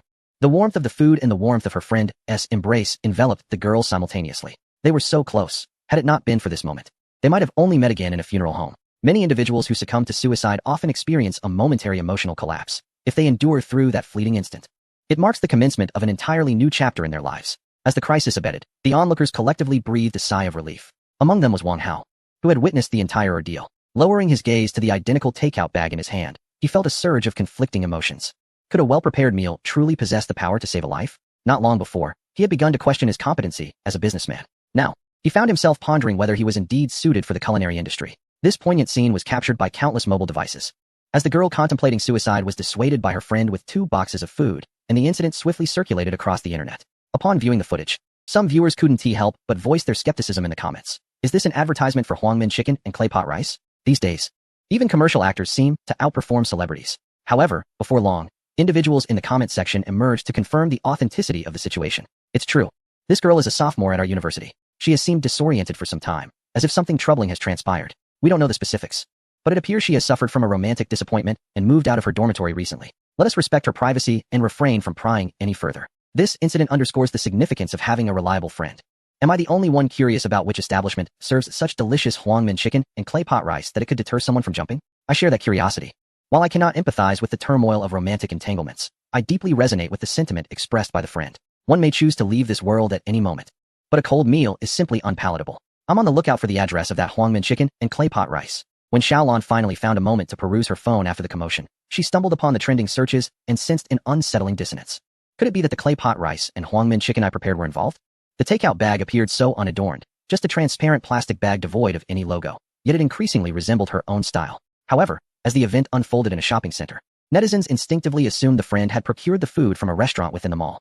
No one would suspect that the friend had actually purchased it from a roadside stall in a secluded area on the outskirts of the commercial district. Prior to the incident, the friend and the girl, Xiaoying, had been queuing at Xiaolan's stall for their meal. In the midst of the line, Xiaoying had to step away for a brief moment, instructing her friend to continue queuing, promising to return shortly. Yet, who could have anticipated that an hour later, upon their reunion, Xiaoying would suddenly be on the verge of emotional collapse, contemplating suicide? Some matters remained undisclosed even to her closest friend, leaving others even more in the dark. With the immediate danger averted, Xiaolan regarded the incident as merely another piece of societal news. Little did she know, the situation would continue to escalate. The curiosity of netizens is notoriously insatiable. They learned that before Xiaoying's suicide attempt, she had uttered the words, Li Ming, I hate you. Consequently, they tirelessly reviewed all the footage of passersby captured that night and disseminated online, piecing together various fragments of information. They began to construct a narrative of the events. It seems that Xiaoying encountered her boyfriend with another woman while out shopping with her friend. She confronted him, only to be met with a sudden breakup from her boyfriend. Unable to bear the blow, she tragically took her own life. Alas, it is all too common. Another tale of a scoundrel and a love-stricken heart. What is there to warrant such despair over a man of his ilk? Observe this video. It was captured from the first floor, allegedly showing that same scoundrel at the scene, casually making a phone call, seemingly provoking her to leap from the building. I cannot fathom why such a rogue finds love while honest individuals like myself remain unappreciated. To elucidate, some netizens unearthed details revealing that this man was adorned in lavish attire worth over $1 million on that very day. He resides in the upscale green landscape garden community nearby. You can imagine the implications of that. How infuriating. I am filled with class envy. Is wealth so commendable? There are countless affluent individuals. What difference does my presence make? I shall not be swayed by the heartlessness of the rich. A multitude of netizens delved into the scoundrel's various social media accounts, discovering that he appeared somewhat dashing in his videos, all showcasing ostentatious displays of luxury cars and watches. Deceitful, malevolent, and wealthy, he has struck at the very core of public sentiment, inciting a wave of backlash and relentless vitriol. However, not long after, in the dead of night, this rogue took to Weibo to respond, unveiling a shocking revelation. Indeed, I am the Li Ming you speak of, yet I do not consider myself a scoundrel. Adhering to the principle of amicable separation, I refrain from speaking ill of my ex after a breakup. However, this incident has escalated beyond control, affecting my daily life. Most importantly, it has subjected my current girlfriend to online harassment, compelling me to disclose the truth. The reason for my breakup was not infidelity on my part, but rather her own betrayal. She claimed I was her first love and that I was her sole partner, yet a recent medical examination revealed otherwise. In short, I was deceived. She even attempted to accuse me of transmitting an illness to her, demanding that I undergo a medical checkup. My results, however, clearly indicated that I am in good health. Under such circumstances, would it be prudent to remain in the relationship, waiting to be infected? She insisted I trust her, asserting that she had never betrayed me, attributing her condition to hotel stays or public restrooms. Do you think I am foolish enough to believe such nonsense? This turn of events is absurd. The scoundrel suddenly becomes the victim, while the love-stricken individual is branded as promiscuous. Even though the post was made at 2 a.m, it quickly soared to trending status. Those who had previously condemned him now rallied to his side, believing him to be the true honest man, lamenting his unfortunate plight. Overnight, Li Ming gained hundreds of thousands of followers. Conversely, the once sympathetic Xiaoling faced a wave of backlash. As Li Ming did not specify the nature of her medical condition but mentioned contagion, speculation ran rampant, with many assuming the worst of her health. Discussions turned increasingly vulgar and distasteful. Any related topic led to rampant shaming. The previous sentiment of relief that she had not jumped transformed into a lament for her missed opportunity to do so. It is merely a farcical performance by a woman seeking to establish a facade of virtue. The notion that one would contemplate suicide over a bowl of braised chicken is absurd, yet it is astonishing that some would believe such a tale. It is truly laughable. She squanders the sympathy of the public and the resources of law enforcement. Would it not be prudent to detain her? The school should expeditiously expel such a toxic presence, which only serves to corrupt societal morals. Furthermore, I perceive that her companion is no better, a pair of deceivers, orchestrating a charade that ensnares unsuspecting netizens. That night, the online realm was rife with turbulence, yet Xiaolan remained blissfully unaware. The following day, as he set up his food stall, he noticed a woman clad entirely in black, her face obscured by a mask and hat. It was winter, and donning such attire for warmth was not unusual. However, as she approached the food cart, it suddenly transformed into a vivid crimson hue, piquing Xiaolan's suspicion. Such a striking red was indicative of an encounter with an S-class criminal. Yet, what was the meaning of this flickering light, alternating between red and blue? This peculiar illumination was unlike anything Xiaolan had ever witnessed. The stark contrast of the vibrant red and deep blue seemed to represent a precarious balance of fate. Did it signify that the woman was poised to commit an act that would transition her from the realm of the virtuous into that of an S-class criminal? Before Xiaolan could unravel this enigma, the woman abruptly turned away, leaving him perplexed. Was she not there to purchase food? Why had she departed? Yet she did not venture far, lingering nearby, before slowly making her way back. As she approached, the cart's lights began to flicker once more, oscillating between red and blue, two extremes, akin to the opposing ends of a seesaw of destiny. I'd like a serving of braised chicken rice, the woman rasped, her voice unrecognizable. Very well, but we have just arrived and need to prepare. The cooking process for the braised chicken rice takes considerable time, perhaps over half an hour. The woman nodded silently, offering no further comment. When their eyes met inadvertently, Xiaolan was startled by the sight of her eyes, swollen and puffy, reminiscent of overripe peaches. As if a mere poke could cause them to burst, revealing a torrent of tears that must have flowed for ages. Fortunately, her glasses masked the abnormality of her gaze. Yet a sense of foreboding grew within Xiaolan. Based on his knowledge of apprehended S-class criminals, most faced life imprisonment or even the death penalty. What decision could this woman be contemplating that would lead her to plunge into an irrevocable abyss? She chose a folding table closest to the food cart. Yet her gaze remained fixed on the entrance of the neighboring Green View Garden community. The red and blue lights continued to flash, mirroring the sound of a police siren. Suddenly, Xiaolan recalled a question he had posed to old Lu during a recent crackdown on theft in Fomen district. Why is it necessary to activate the siren so loudly during an arrest? Are you not concerned about startling the criminals away? Lao Lu's response elucidated several purposes for the activation of police sirens. Firstly, when time is of the essence, it serves to alert vehicles to yield, thereby gaining precious moments for the task at hand. Secondly, it notifies nearby residents of potential danger, urging them to remain indoors and refrain from venturing outside upon hearing the sound. Thirdly, and perhaps most crucially, the siren functions as a deterrent. Its presence may halt criminal activity, potentially extinguishing it before it even begins. A perpetrator, poised to commit an act of violence in one moment, might be compelled to lower their weapon upon hearing the wail of a siren. In the grand scheme, the prevention of a single innocent life lost, as well as the awakening of someone on the brink of a passionate crime, outweighs the minor inconvenience of scaring off a criminal. We would prefer to deal with the aftermath, perhaps working overtime to apprehend the offender, rather than allow an irreversible tragedy to unfold. At that moment, Xiaolan listened with a mix of comprehension and confusion. Fearing that he might misinterpret the lesson, Lao Lu emphasized, of course, this does not imply that you should activate the siren for every operation. In cases like our covert apprehension this time, where success is nearly guaranteed, it is best to execute the task quietly. At that instant, faced with the flashing red and blue lights, Xiaolan truly grasped the concept of nipping crime in the bud. Their objective was to diminish crime itself, rather than merely targeting the criminals. A single act of crime destroys at least 2 lives. Thus, it was the first time Xiaolan discreetly employed the question and answer garlic crisp on an ordinary individual who, for the time being, was not a criminal. It was also the first instance where he contravened his principles as a chef, hastily serving a dish of yellow braised chicken that had not been simmered long enough to a woman. I worried you might not have had breakfast, so I prepared it quickly to satisfy your hunger. The woman paused, gazing at the pristine plate, retracting her outstretched hand instinctively. Could you please provide me with a disposable bowl? Xiaolan felt a nervous lump in his throat, fearing she might have sensed the added ingredients. Fortunately, she remained oblivious. He promptly offered her a disposable bowl and chopsticks, transferring the yellow braised chicken from the plate into the bowl in her presence. Thank you, the woman responded politely, presenting none of the demeanor one might expect from an S-class criminal. As she took her first bite, Xiaolan exhaled a sigh of relief. The reason he chose the question and answer garlic crisp rather than some display of heartfelt emotion or repentance was due to its rapid efficacy. Furthermore, once its effects took hold, the individual would rationalize their state as a yearning to confide in someone akin to a kindred spirit. This sharing would be quiet and subdued, unlike the more dramatic effects of genuine emotional expression or contrition. With ample time remaining before the lunch crowd arrived, only a handful of patrons, including the earliest, Deng Yang, who would not arrive for another half hour, Xiaolan had 30 minutes to inquire about this woman's intentions. Throughout her meal, she kept her mask on, merely lifting a corner to consume the chicken and rice, as if fearful of being recognized, even in the company of just Xiaolan and a helpful colleague. 10 minutes later, Xiaolan casually approached her, adopting the demeanor of an ordinary employer, and inquired, "How does the yellow braised chicken rice taste? Is it to your liking?" The woman exclaimed, "Delicious, but it pales in comparison to yesterday's braised chicken." "Oh, did you dine here yesterday as well?" "Yet. You seem to be here for the first time," replied Xiaolan. The woman fell silent for a few moments, gazing into Xiaolan's eyes. They were unfamiliar, yet she could not suppress the overwhelming surge of trust and desire to confide in him, and thus she spoke. "Yesterday, my close friend brought me here. I was supposed to queue with her, but I stepped away momentarily." Xiaolan, suddenly enlightened, cut to the chase. "Are you the Xiaoying from the news? What is your true intention for coming here today?" Without a moment's hesitation, Xiaoying responded, to kill the one who has ruined my life." Chapter 121. The ex-girlfriend, who yearns for vanity and juggles multiple affairs. Xiaolan's heart tightened upon hearing this. It was indeed as he suspected.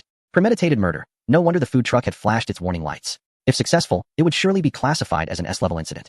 Yet it was not the kind of S-level scenario Xiaolan intended to capture. Fortunately, he had foreseen this. Having that knowledge, he could not allow it to transpire. Therefore, he inquired, "Who is that person?" Xiao Ying's eyelashes fluttered as if resisting, but she ultimately succumbed to the intense urge to reveal her innermost thoughts. Uttering the name she despised the most, Li Ming. With trust at its zenith, there was no need for Xiaolan to probe further.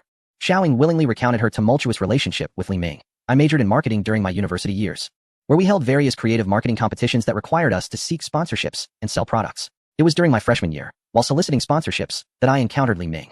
He was seated at an outdoor cafe in a shopping mall, patiently listening to my stammering pitch. He claimed to be an alumnus of my school, having graduated 4 or 5 years prior, and was eager to assist the younger generation. Not only did he financially support our team, but he also provided numerous optimization suggestions, ultimately helping us secure a place among the top 3. Though the memory seemed idyllic, Xiaoying spoke of it with a sense of revulsion, as if she had swallowed a fly. At that time, I idolized him. He was like the exemplary male lead from a novel, handsome, accomplished, gentle, and patient.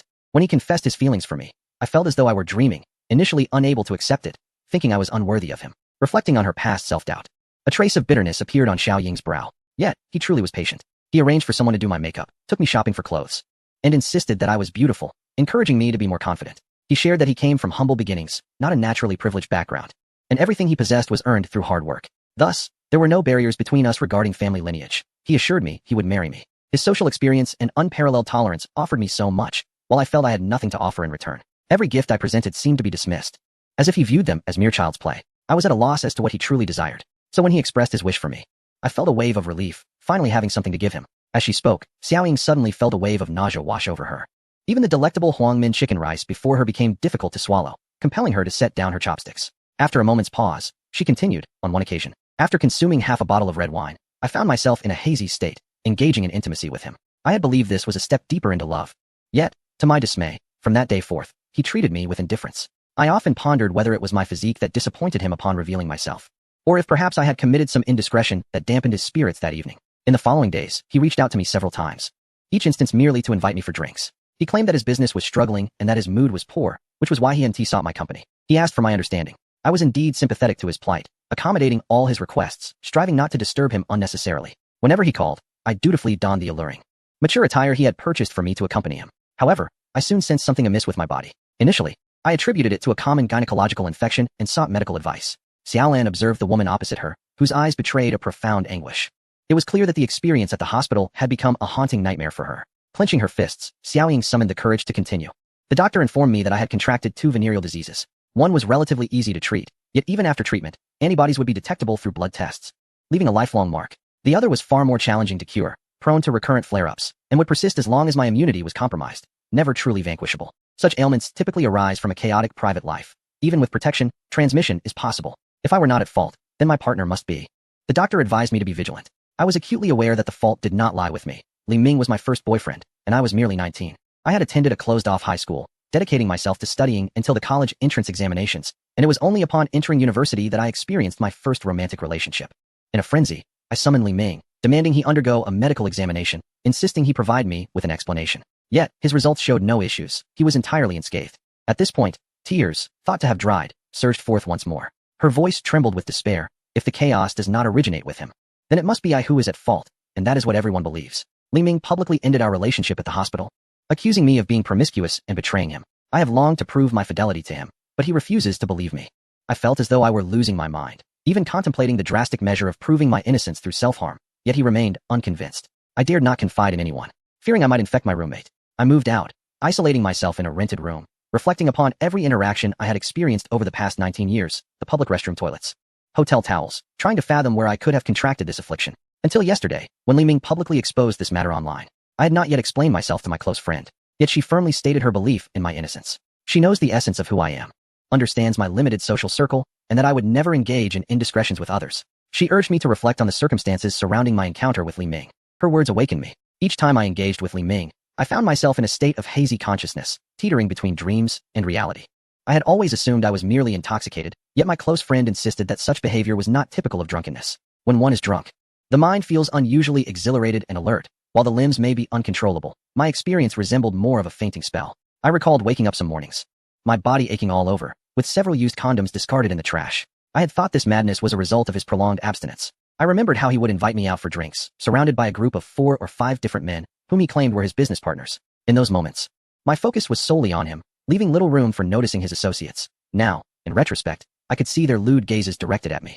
All the unsettling pieces began to connect, leading me to suspect that I might have fallen victim to drugging and multiple assaults. Yet, so much time had passed, and all evidence had vanished. Xiaolan's face contorted in disbelief. He could hardly fathom that the truth was so brutal and despicable. No wonder this woman contemplated murder. If it were not a crime, he too would have such thoughts. Xiaolan had assumed the woman sought revenge out of anger. Yet the true motivation for her desire to kill Li Ming was the chilling possibility that he intended to employ the same tactics against his new girlfriend. I must eliminate this demon before another girl suffers at his hands. Having endured the rain myself, I wish to offer shelter to others. Though yesterday marked the first meeting between Xiao Ying and Li Ming's new girlfriend, she could clearly perceive that the girl was nothing more than her replica. The way that girl gazed at Li Ming was one of adoration, her trust absolute. In the shopping center, Li Ming pointed at Xiao Ying, declaring to his new girlfriend that she was his unfaithful, deranged ex. Once upon a time, he had done the same, indicating another woman and calling her his vain and promiscuous former partner. At this moment, it mirrored that previous time. Back then, she had never doubted Li Ming's words and even felt sympathy for his past heartbreak, resolved to love him twice as fiercely. In just a few months, the dynamics had shifted dramatically. Chapter 122. I can send him to prison for over a decade. Xiao Ying had now become the deranged ex, and she finally comprehended why her predecessor had lost her sanity. Her friend comforted her throughout the night until she could no longer stay awake and succumbed to sleep. Fueled by a blazing hatred, Xiao Ying grew increasingly lucid. While her friend slept, she composed a farewell letter and set it to send at a predetermined time. Armed with a knife, she arrived at the Greenview Garden community, lying in wait. The moment Li Ming appeared, she was prepared to strike without hesitation. However, before she could lay eyes on him, she stumbled upon a stall selling braised chicken rice. The memory of the exquisite flavor she had savored the previous day brought her a fleeting sense of joy and hope. It is peculiar how, despite feeling an emptiness within, one can experience a sense of fulfillment when the stomach is satiated. Upon returning to the rental apartment with her friend, Xiao Ying reflected, let the past remain in the past. It is time for a fresh beginning. Although afflicted with 2 chronic ailments, fortunately, neither is life-threatening nor necessitates a lifetime of medication, and they are not easily transmissible in social interactions. Moving forward, I shall dedicate myself to learning and living well. Engaging in physical exercise and relinquishing my obsession with self-justification, life will continue as usual. Alas, a public Weibo post by Li Ming shattered her hopes for the future.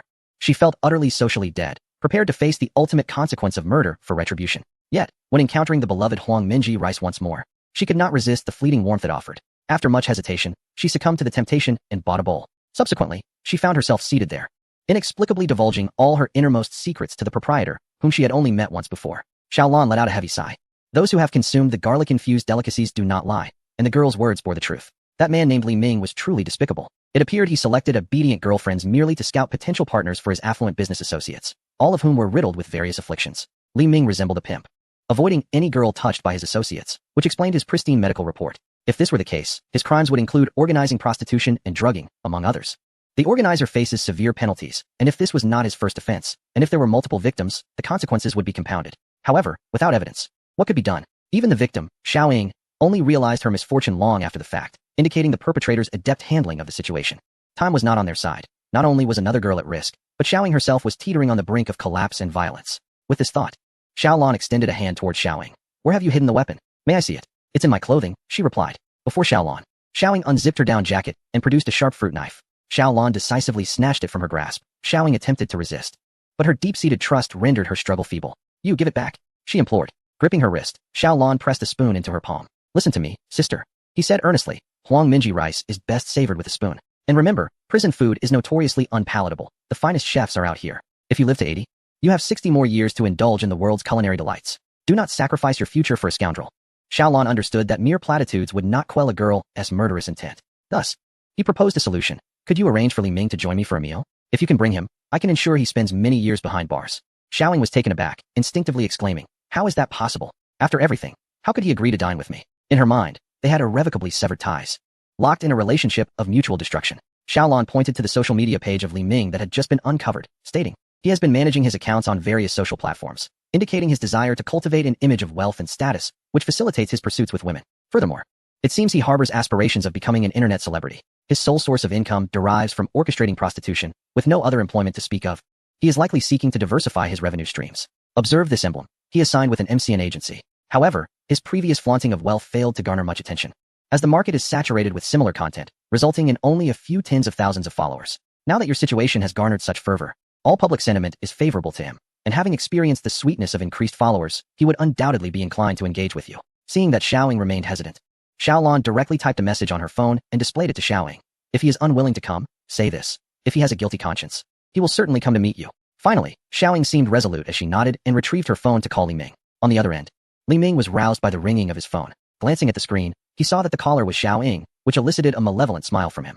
Following the clarification post he had made the previous night, the surge in his follower count filled him with exhilaration. He had always been astute, sensing that perhaps he could leverage this incident to ascend into the ranks of prominent internet personalities. Thus, he had unblocked Xiaoying's number overnight, eagerly anticipating her furious call to berate him. He would record the conversation and edit it for online posting, thereby garnering further public sympathy. Chapter 123, Desiring Not Peaceful Parting. But in unrelenting conflict, however, he did not anticipate that this foolish woman, Xiaoying, could exhibit such restraint, having held back from calling all night. Did she remain oblivious? Regardless, a carefully laid trap awaited her, ready for her to fall into. If she succumbed to the pressure of public opinion and took her own life, that would be even better. Li Ming would immediately alter his persona, transforming into a sorrowful figure, lamenting that despite his ex-girlfriend's infidelity and madness, he found himself still deeply in love with her, unable to forget her. At that point, public sentiment would surely be even more sympathetic towards him. Suppressing a smirk, Li Ming answered Xiaoying's call. His expression shifted from contempt and self-satisfaction to anger and heartbreak as he said, what do you want by calling me? Wasn't my message online clear enough? Don't continue to deceive me. On the other end, though there was no hysterical outburst, he could still hear her breath. Frantic yet restrained. I'm at the stall across from your neighborhood. Can you come over for a meal? Let us part on good terms. Hearing the phrase part on good terms nearly provoked a laugh from Li Ming. He had no intention of a peaceful separation. He sought an unending vendetta. Of course, by death, he meant the demise of the other party, and by rest, he referred to extracting every last drop of remaining value before allowing it. Haven't you been online? I've already severed ties with you publicly. How can you still shamelessly ask me to have a meal together? No netizen believes your deceitful claims of fidelity, and I am even less inclined to do so. Li Ming was willing to meet, yet he also sought to provoke his counterpart through the phone. He intended to record Xiaoying's emotional breakdown, to validate her insanity. The more enraged she became, the more innocent he would appear. The voice on the line indeed grew agitated. I saw your response online, and I wanted to ask you face to face. How could you be so heartless? Do you truly wish to drive me to despair? Hearing the tremor in her voice, Li Ming recognized she was on the brink of collapse, and a satisfied smile crossed his face. Very well, let us converse in person. No matter how you attempt to justify yourself, your current predicament is entirely of your own making. I owe you nothing. 20 minutes later, as other patrons began to arrive, Li Ming leisurely emerged from the community.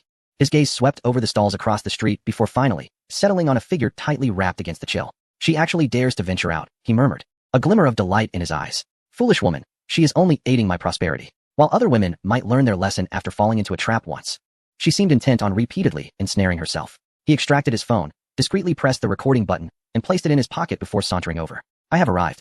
If you have anything to say, do so quickly. I do not wish to linger, lest my girlfriend misunderstand. Each word Li Ming uttered, both over the phone and in person, served to provoke her. Yet, inexplicably, today Xiaoying managed to restrain her fury. Was it that despair had dulled her spirit?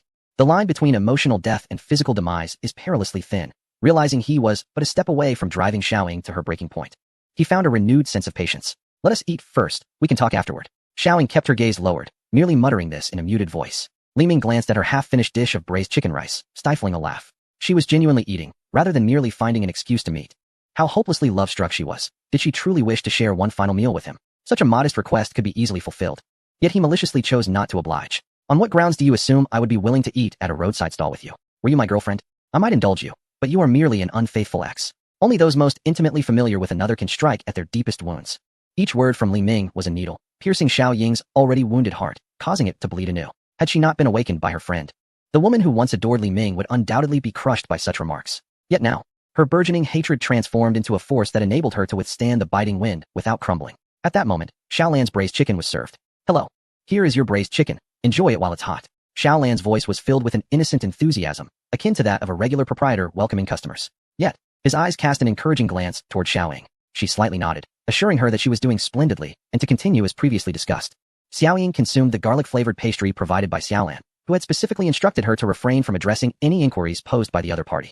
She was to merely say what Xiaolan had taught her, ensuring the other individual was inclined to dine. During the remaining time, she was to speak as little as possible, maintaining a semblance of silence. Should any suspicion arise, rendering the other unwilling to partake, she was to recite the message Xiaolan had typed on his phone. Li Ming gazed at the generous serving of golden yellow braised chicken, his expression revealing doubt, as he did not immediately pick up his chopsticks.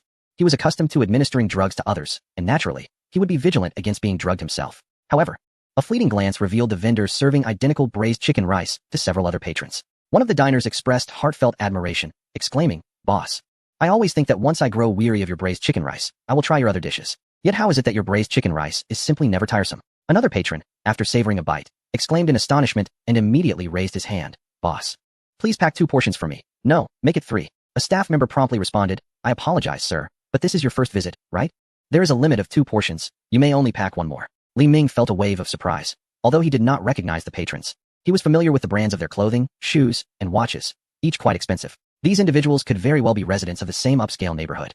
Were they truly dining at a street stall? This piqued Li Ming's interest, tempting him to sample the braised chicken rice before him. Yet, inexplicably, he hesitated and felt a twinge of fear.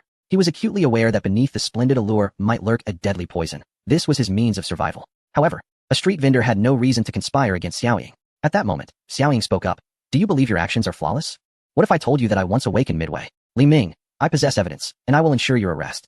Li Ming's expression shifted subtly. Yet, he merely paused in silence for a few seconds before breaking into a composed smile. He brazenly placed his phone on the table and, right before Xiaoying, switched off the recording. The implication was unmistakable. He would no longer record, and he would be cautious of her recording him as well.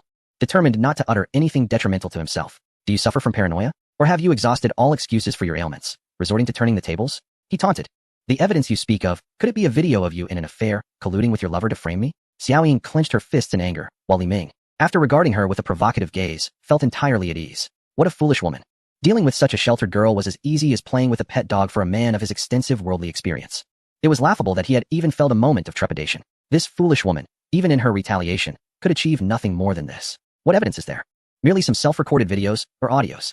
As long as Li Ming insists that it was a conspiracy orchestrated by her and her illicit lover, no ripples will be stirred. As for the surveillance footage, the bar owner is also one of his business partners. How could there possibly be any recordings?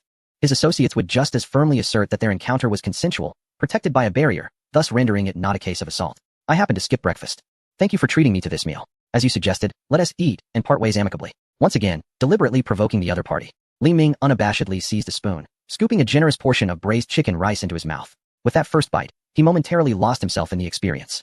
Since his fortune had surged through this venture, he had dined at numerous 5-star establishments, yet he had never savored a dish as delectable as this braised chicken. It was astonishing. No wonder the affluent residents of high-end neighborhoods flocked to this humble roadside stall for a meal. It was indeed extraordinary. An instinctual urgency compelled him to shove more and more of the braised chicken rice into his mouth, momentarily forgetting to mock the foolish woman across from him.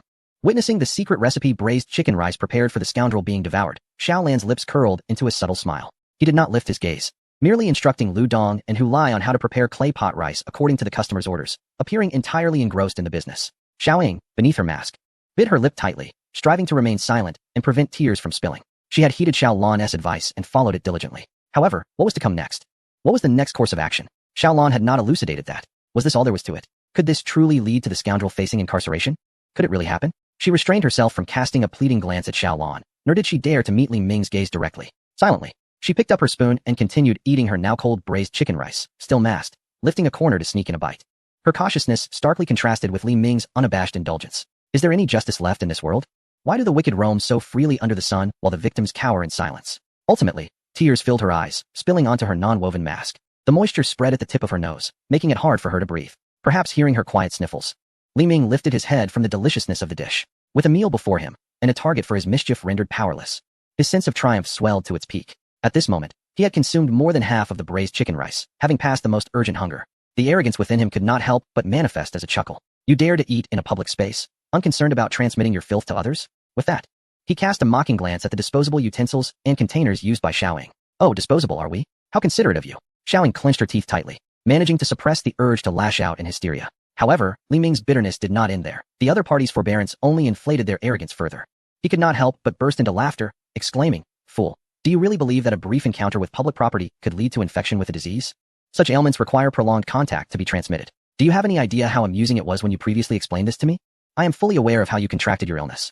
It was I who drugged you, rendering you unconscious, and placed you in the bed of my business partner. Yet you continued to pursue me, insisting that you had not been unfaithful. Do you know why I never answered your calls? It was because I feared I might laugh out loud." The triple dosage of genuine emotional outpouring has left Li Ming utterly intoxicated with pride. His current demeanor reveals his most despicable nature. Each word he utters resonates with the darkest and truest voice from within him. Ha! A naive and inexperienced girl like you is the easiest to deceive. Before you met me, you probably hadn't even touched alcohol. You couldn't distinguish between being drunk and being drugged. Now that you've finally realized what happened, does it even matter? You have destroyed all the evidence yourself. You meticulously prepared yourself beforehand, yet the side effects of the drug were so severe that you struggled to crawl to the bathroom to vomit, only to wash up and brush your teeth before seeing me. Are you truly so concerned about your image in front of me? Alas, your efforts are in vain.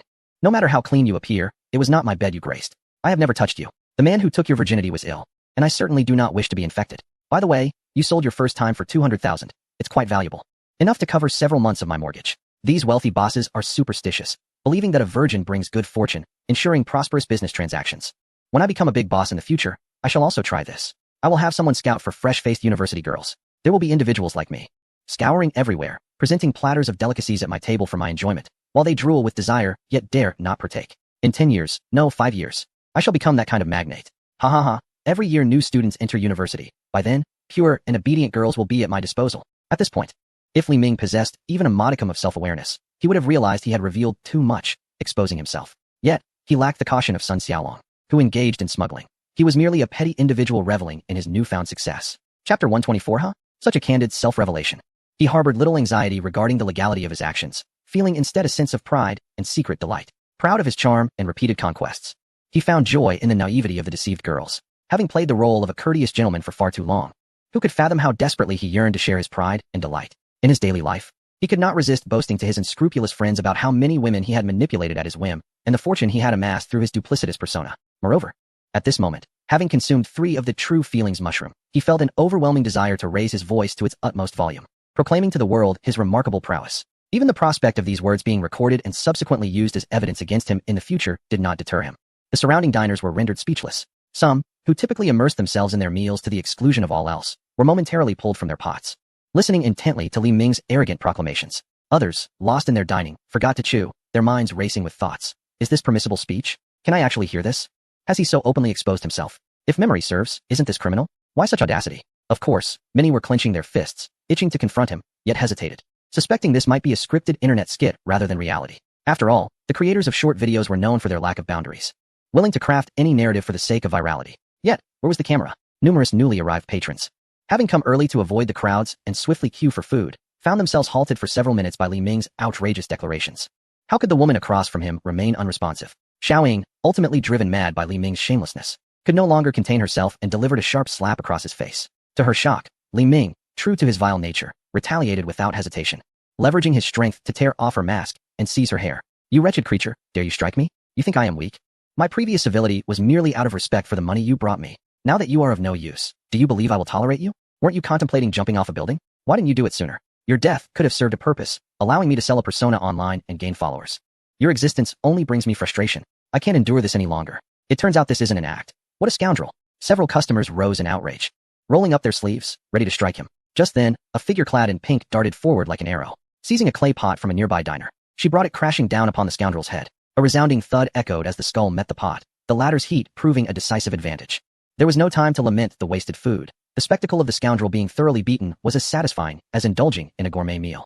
The assembled crowd erupted in applause, chanting, "Well struck. Finish him." Xiaoying, now freed from his grasp, collapsed to the ground. Through tear-filled eyes, she looked up to see her best friend, resembling a fierce hawk, wielding the clay pot in pursuit of Li Ming. Her friend had been searching for Xiaoying since awakening, deducing she might seek out the scoundrel, and had hastily taken a taxi to this location.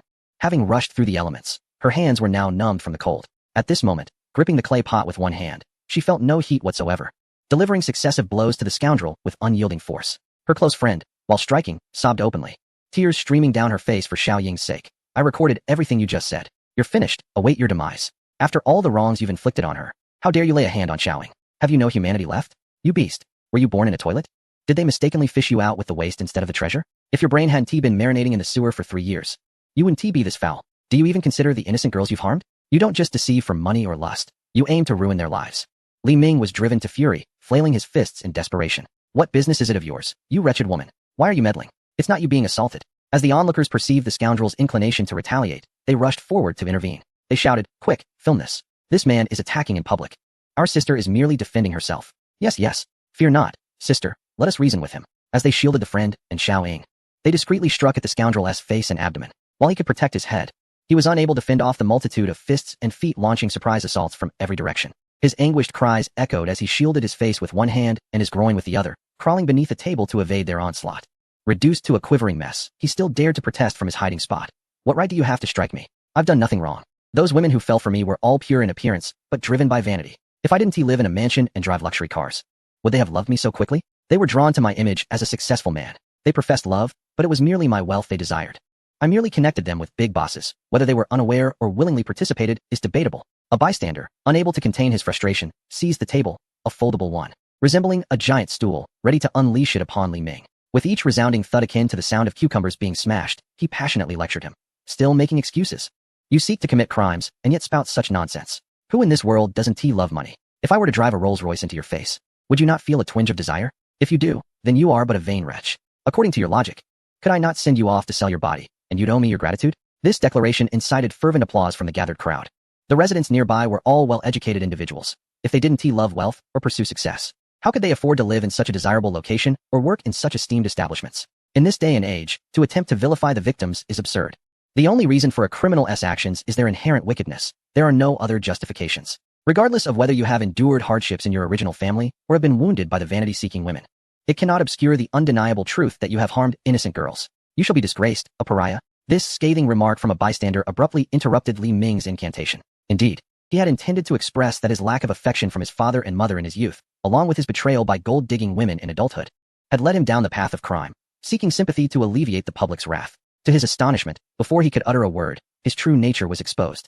As the situation reached its climax, Xiaolon swiftly intervened to mediate. All right, everyone, the police are on their way. Let us pause and allow them to handle the ensuing matters. After suffering a crushing blow, Li Ming's once arrogant demeanor was physically subdued. Upon hearing the mention of the police, he was instantly reminded of his prior indiscretions. In a flurry, he scrambled to his feet, attempting to flee. Yet, with so many witnesses present, one swift kick from the crowd could send him sprawling. Thinking he could escape? Not a chance. Soon, an old acquaintance, Ouyangyu, arrived on the scene. Upon his arrival, he exchanged a brief glance with Xiaolon before quickly diverting his gaze, feigning unfamiliarity. No inquiry was needed as the eager onlookers recounted the events in detail. Accompanied by several concerned patrons, Xiaoying and her friend, along with the scoundrel, were escorted to the police station. Just before departing, the friend approached Xiaolon to offer an apology. I sincerely apologize, boss. I used your clay pot earlier and hope I didn't damage it, as well as your tables and chairs. I'll compensate you with 500. If that isn't sufficient, I'll make it up when I return. With that, she dashed away, leaving no time for Xiaolon to respond. Before long, the 500 yuan had been transferred, paid via QR code. Gazing at the chaotic state of his stall, Xiaolon felt no displeasure over the disruption of his business. Rather, a smile crept upon his lips. He refrained from bestowing the painful reform remedy upon the scoundrel, partly because its effects were slow to manifest, and partly because he recognized that surrendering could lead to leniency. He was unwilling to grant this rogue any loophole. A fleeting moment of contrition is but a facade. Genuine emotion, however brief, is authentic. Surrendering for a reduced sentence is an opportunity for those who sincerely repent. This loathsome individual did not become so overnight. His essence was revealed through a triple dose of genuine emotion, enough to expose his true self. Had he possessed even a hint of remorse, he might have shown real feelings, but he did not. All he exhibited was self-satisfaction in his actions. Everything he revealed was the true reflection of himself, and thus he must bear the consequences, be they the backlash of public opinion or the legal responsibilities he must shoulder. As for the garlic-flavored inquiries, Xiaolon felt they could be spared. He trusted the police's interrogation capabilities. The truth had already been unveiled, and it was only a matter of time before the police unearthed the reality. The food spilled on the ground has been cleaned up, and the tables rearranged.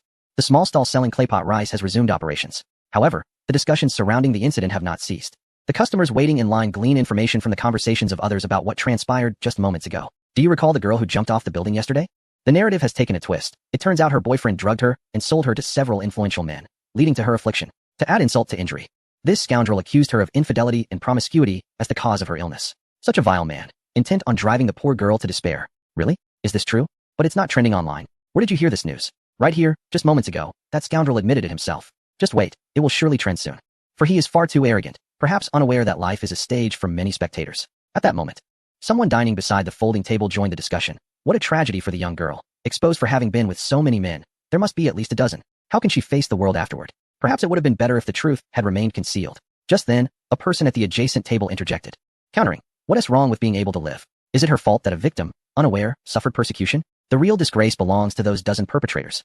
They ought to bear the lifelong mark of their crimes, treated as beasts wherever they go. This sentiment quickly resonated with others. Indeed, society will soon forget this sensational news. In half a month, no one will discuss her victimhood. However, the stigma of promiscuity and infidelity will cling to her for life. Yes, regardless. She will be the subject of gossip, and it is far better to receive empathy and understanding than to endure insults and slander. If she fears nothing, why not apprehend those who harmed her to prevent further victimization? Xiao Lan listened to the discourse, remaining silent, lips pressed beneath her mask.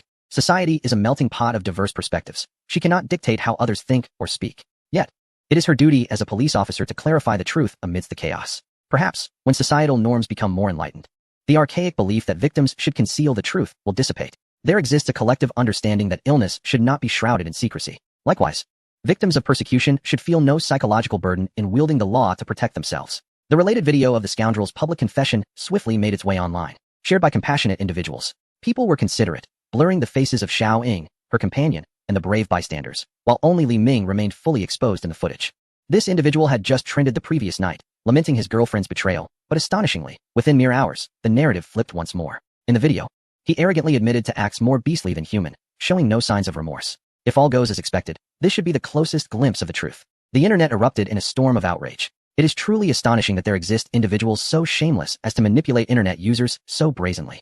Due to the severe repercussions of this incident, which has garnered significant attention online, law enforcement worked diligently to expedite their investigation. Shortly after midnight, the police released their findings in the form of an announcement. The results revealed that Li Ming, over the course of several years, employed various means, seduction, coercion, deceit, drugging, and intoxication, to offer multiple girlfriends to his business associates in exchange for substantial monetary gains. Chapter 126. The offspring raised by beasts are also beasts. The primary venues for their criminal activities were bars owned by accomplices who assisted in concealing their crimes and erasing evidence. Being seasoned offenders, they conducted their operations with expertise, which often left many victims unable to pursue legal action due to lack of evidence. However, during a surprise investigation, the police uncovered that the bar owner had secretly arranged for illicit video recordings in order to profit from them. In his residence, they found complete and clear recordings of Li Ming and his business partners violating the victims, which served as irrefutable evidence. Faced with overwhelming proof, Li Ming reluctantly divulged the identities of his business partners in hopes of receiving a reduced sentence. Based on the evidence and testimonies, the police apprehended numerous individuals. While the investigation is not yet complete, the case is fundamentally resolved. At the conclusion of the announcement, law enforcement urged victims to come forward and identify the perpetrators, as this would facilitate more accurate sentencing and ensure that the wrongdoers receive their just punishments. They assured victims that their privacy would be safeguarded and their identities would remain undisclosed. Following the announcement, countless young women flocked to the Southern District Police Station that evening to report their cases. Some arrived alone, others accompanied by parents, and some supported by their boyfriends. After a round of questioning, the police officers compiling their statements were visibly moved. The results revealed that the circumstances of these young women were deeply distressing. Some had succumbed to depression and dropped out of school following abrupt breakups and the onset of illnesses. Others, unable to gain the trust of family and friends, severed ties and left home to seek work elsewhere. A few had managed to move on from the heartbreak of their breakups, but were shattered upon discovering the true extent of their experiences during their relationship with Li Ming, as revealed by the news. Additionally, there were those who, having ventured down a path of moral decline, found themselves ensnared by Li Ming's seductive manipulation, drifting among the wealthy in pursuit of a life as affluent wives. Despite their varied circumstances now, prior to encountering the beast that is Li Ming, each of these young women shared a common identity as fresh entrants into higher education. Some hailed from art institutions, others from vocational colleges or universities, and some were aspiring educators. They had just concluded 12 arduous years of study, entering a new phase where they could flourish under the nurturing care of their mentors, basking in the sunlight and rain, awaiting the day they would blossom and contribute vibrantly to society. Unbeknownst to them, a ruthless hand would sever their paths, forcing upon them a singular identity as victims. They faced the tempest and storm far too early, bearing wounds that left them exhausted in both body and spirit. Once poised for a promising future, They found their journeys tragically interrupted by malevolence. The sole solace they seek lies in the hope that those who inflicted harm upon them will be brought to justice. The following day, as she prepared to set up her stall, Xiaolan received a notification from the system regarding settlements. Ding. 6 B-level criminals have been apprehended. The captures are effective. Reward, 300,000 yuan and 3,000 points. Keep up the good work. Ding. 15 C-level criminals have been apprehended. The captures are effective. Reward, 300,000 yuan and 3,000 points. Keep up the good work. Ding. 6 D-level criminals have been apprehended. The captures are effective. Reward, 30,000 yuan and 300 points. Keep up the good work. A total of 27 criminals had been caught, revealing an alarming number of individuals involved in crime. Among them were some who had only participated once, indicating a thorough crackdown with no one slipping through the cracks. After inquiring about internal news, Xiaolan's mood grew heavier. Reality was far graver than what was portrayed in films. This case involved minors. Not only were the victims underage, but some of the perpetrators were as well, guided by relatives and elders. Such familial education breeds savagery in children. Xiaolan found it unfathomable. Did they not have daughters? If the victims were their own daughters, would their hearts not shatter? The underage victim in this case was an academic prodigy, having advanced through school to university. She could solve complex equations, yet could not decipher the machinations of the human heart. It remained uncertain if, after enduring such trauma, she would still be able to focus on her studies and maintain hope for the future. Due to the involvement of minors, this case would be dealt with severely, which was somewhat gratifying. Subsequently, her close friend made a special visit to discuss compensation for the damages. Xiaolan waved her hand dismissively. It's nothing.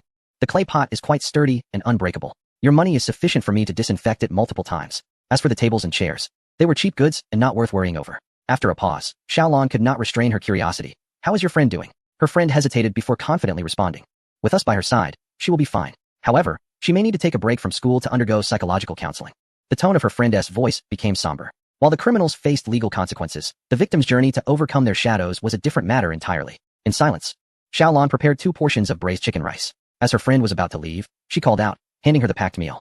Please tell your friend that she arrived too early yesterday. My braised chicken was still cooking when she left. I apologize for serving her an inauthentic dish. This time, I've prepared a genuine portion as compensation. The other is a token of gratitude for your help in relaying the message. Furthermore, the world is vast, and there are many delectable dishes beyond braised chicken waiting for her to discover and savor. Life stretches on. After bidding farewell to her friend, the matter seemed to conclude. However, due to this incident, Xiaolan's stall had become a sensation. Countless videos showcased that very spot, that very folding table, as justice was meted out to the wrongdoers. Even the foldable table he sells for 10 yuan each has sold out online. Not to mention the multitude of visitors who came to check in with him. Just a few hours ago, the food streamer, Tao Gu, packed his luggage, preparing to leave Fenghan district. He could not remain here indefinitely awaiting the return of the dumpling vendor. He had his own journey to pursue. His tickets were already purchased, and his next destination was firmly established. However, at this moment, he learned of a new culinary sensation emerging in Fengling City, braised chicken and clay pot rice. Noticing that there was still ample time before his high-speed train's departure, Tao Gu decided to make an impromptu detour to the southern part of the city.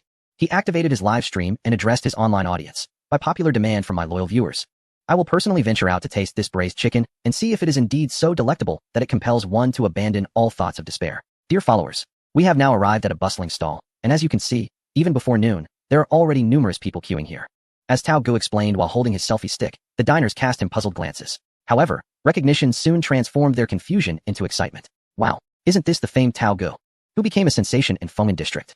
He's actually here in the southern city. Xiaolan, having faintly heard the familiar voice, turned his head and immediately executed a spin, crouching down in surprise. What the hell? It's him. Tao Gu had been bombarding him with messages daily, inquiring about when he would return.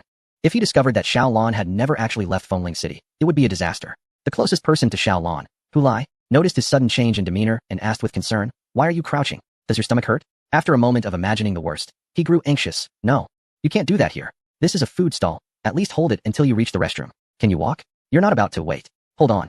I'll carry you." As he spoke, he removed his gloves and turned, pretending to offer Xiaolan a piggyback ride. Fuming, Xiaolan delivered a few solid kicks to Hulai's backside. "Keep your voice down. Don't talk to me. Go back to your cooking." Xiaolan cursed inwardly, exasperated by Hulai's lack of awareness, oblivious to the fact that Tao Gu was closing in. However, Hulai could not decipher Xiaolan's gestures. His expression a mix of confusion and earnestness. No matter how fragrant the clay pot rice is, it can't mask the smell of a restroom. Let's maintain some hygiene here. Xiaolan felt a torrent of expletives bubbling up within him, but he had no choice. He stood up, muttered that he was heading to the restroom, and hurried away. Just a few steps out, he unexpectedly collided with the approaching Tao Gu.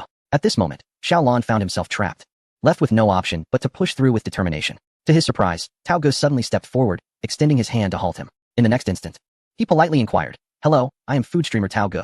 May I film you as you prepare the clay pot rice?" Xiaolan pointed back at Hulai without daring to look at Tao Gu, and without uttering a word, He took off running. Hulai observed the retreating figure of Xiao Lan and murmured, "How hasty. I hope they haven't soiled their trousers." At that moment, Tao Gu approached the food cart and echoed Hulai's previous words. While donning a fresh pair of disposable gloves, Hulai replied, "No worries, feel free to take your shots." "All right. Thank you." Tao Gu expressed his gratitude, unable to resist glancing once more at the figure that had just departed. "Boss, was that your employee who just left? With only 3 of you here, how do you manage with so many customers?" Hulai responded, "I am not the boss. The one who just left is the true proprietor.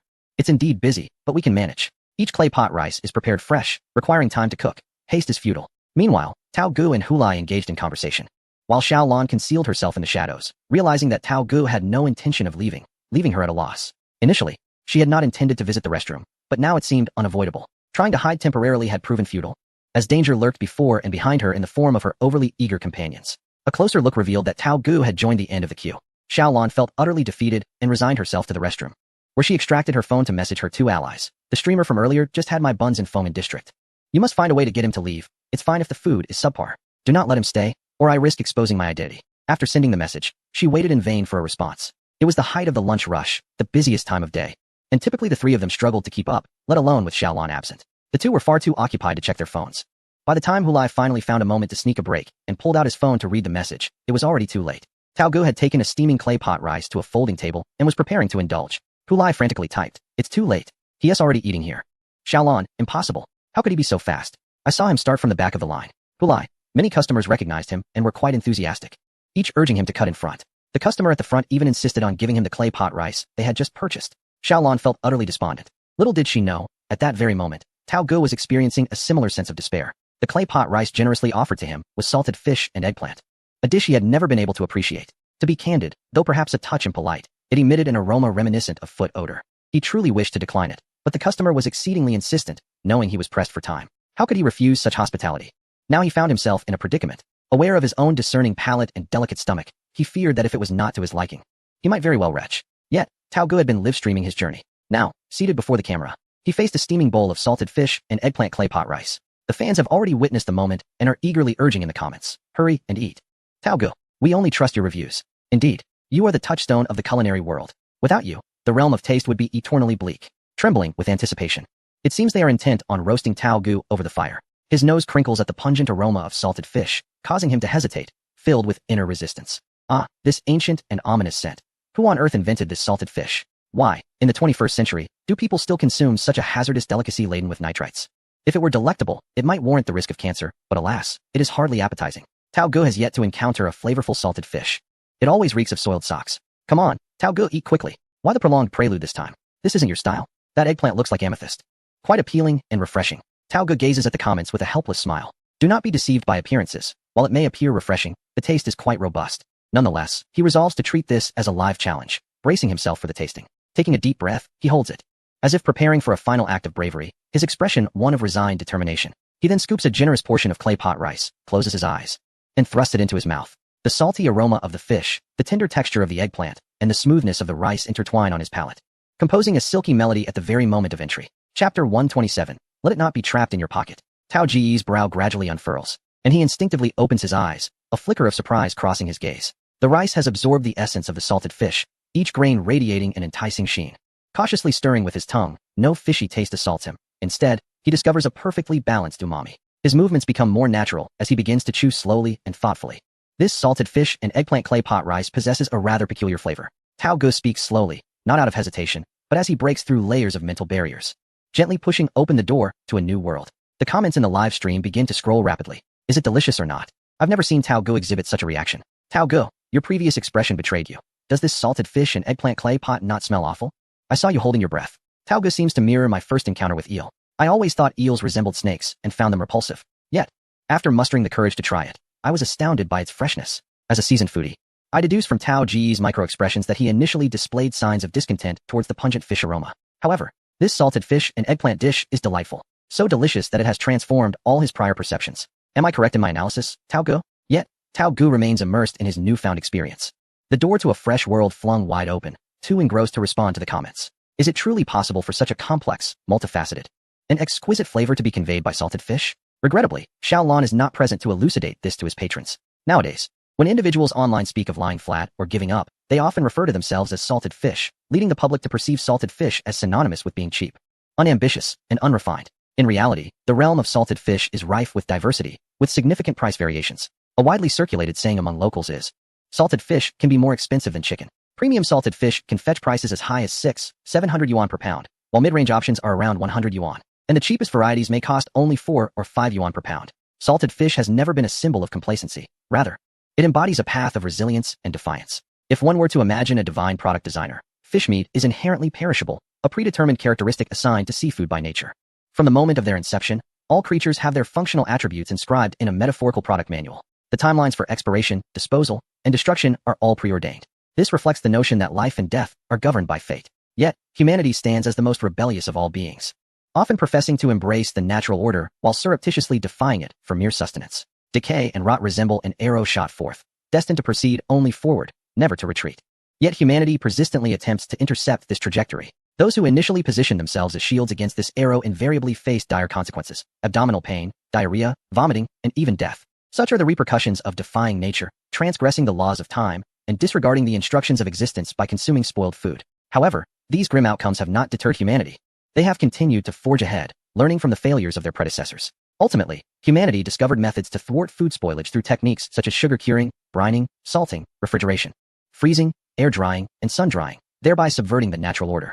People have subtly mastered the balance between decay and edibility, adopting the mantra, "I know you are toxic, but you cannot kill me." Fresh sea fish is cleaned, its insides removed, and encrusted in a thick layer of salt, then laid out under the sun to desiccate, depriving the microorganisms responsible for decomposition of a foothold. Countless trials and errors by those before us have rendered salted fish a staple on our dining tables.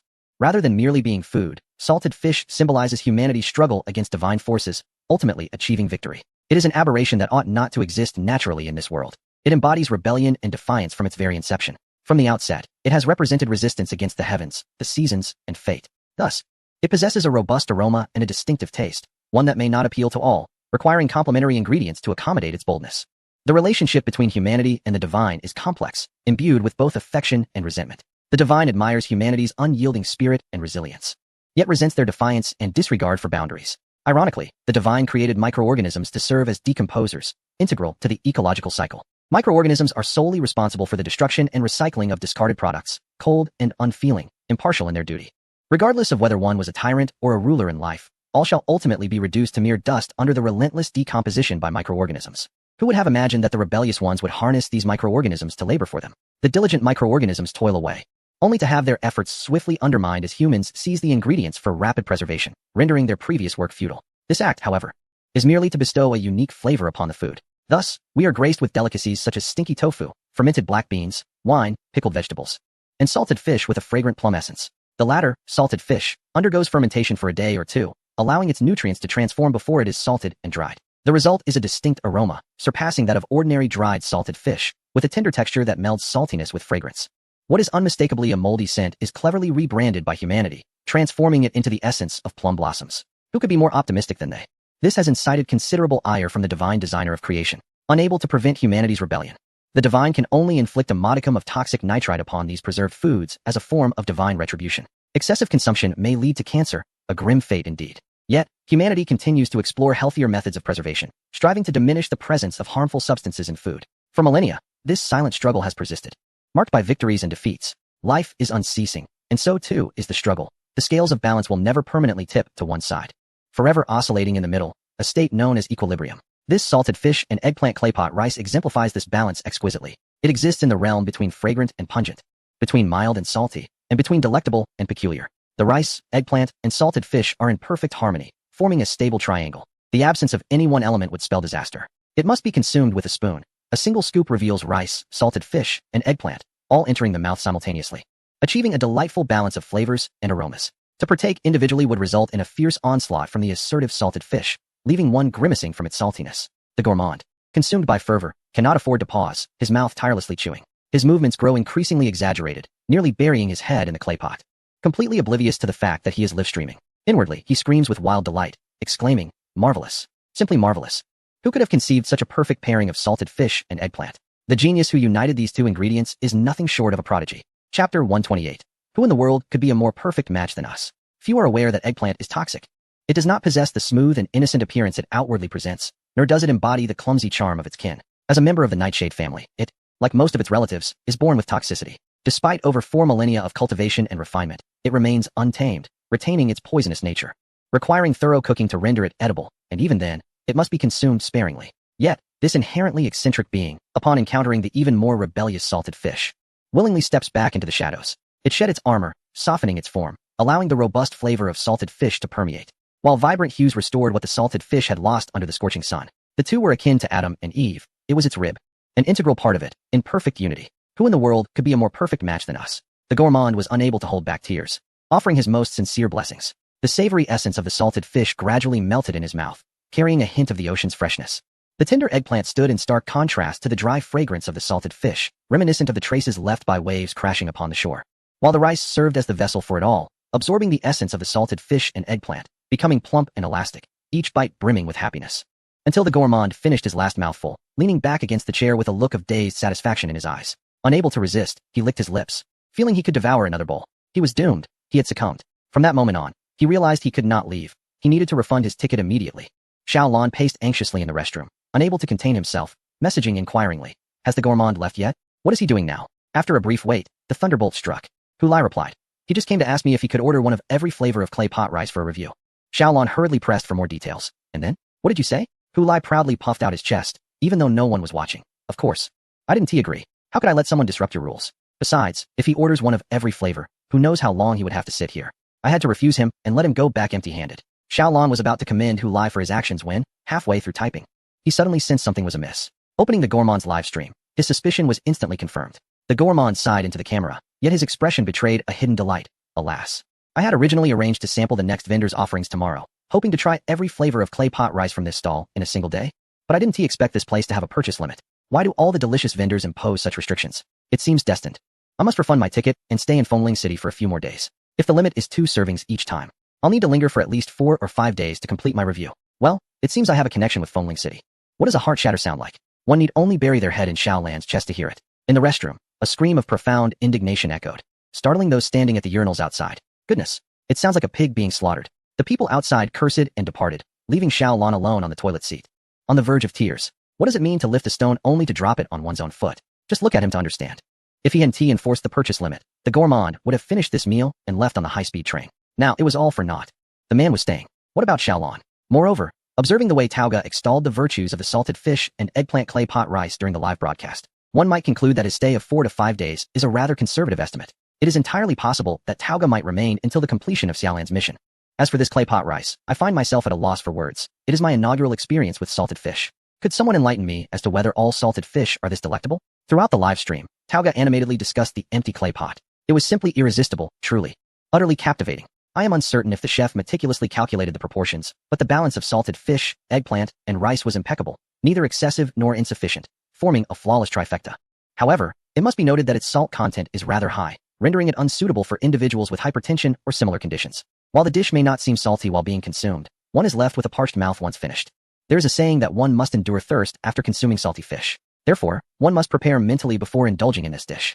Ultimately, Tauga awarded this dish a commendable 4.5 stars, deducting half a star for its unsuitability for everyone, an exceedingly objective assessment. The viewers were astonished by his unyielding standards. Is it possible? Tauga nearly polished the clay pot with his enthusiasm, and yet he only gave it 4.5 stars? As expected, your ratings remain merciless. It appears that only buns hold the title of perfection in your eyes. This is absurd. Is there a purchasing limit on clay pot rice? Is this a regulation in Fengling City? Tauga, I believe you are affluent. I've heard that the clay pots from this stall are of exceptional quality, costing several thousand each. Please lend your discerning eye. Tauga has always been generous with his fans, obliging their requests. Upon seeing a request to assess the clay pot, he directed the camera towards it for a thorough inspection. While I am not an expert on clay pots, I possess a modicum of knowledge. As soon as I reached out to touch the ear of the pot, I recoiled from the heat. My word, the insulation properties are impressive. Tauga had no choice but to utilize chopsticks to assist him, employing the principle of leverage to lift the clay pot from its woven insulating cover. Observing the portion of the pot that frequently encounters flames, which retained a uniform deep purple hue, he could not help but exclaim, "What a splendid color. Look, everyone." The base of the pot regularly exposed to high temperatures would undoubtedly exhibit discoloration if it were merely dyed imitation clay. Yet, this pot boasts a consistent coloration both internally and externally. At the very least, it is not one of those inferior painted pots. After examining the exterior, Tauga shifted the camera's focus inward. The interior was unglazed, relying solely on the natural material's durability, ensuring that the rice did not stick. Behold the crispy rice crust. It lifts off effortlessly, making cleaning a breeze. After a cursory appraisal, Tauga rendered his verdict. The proprietor has shown some sincerity, given the exquisite flavor and premium utensils. The pricing for this clay pot rice could be increased, with a 3-digit figure seeming quite reasonable. Chapter 129. What?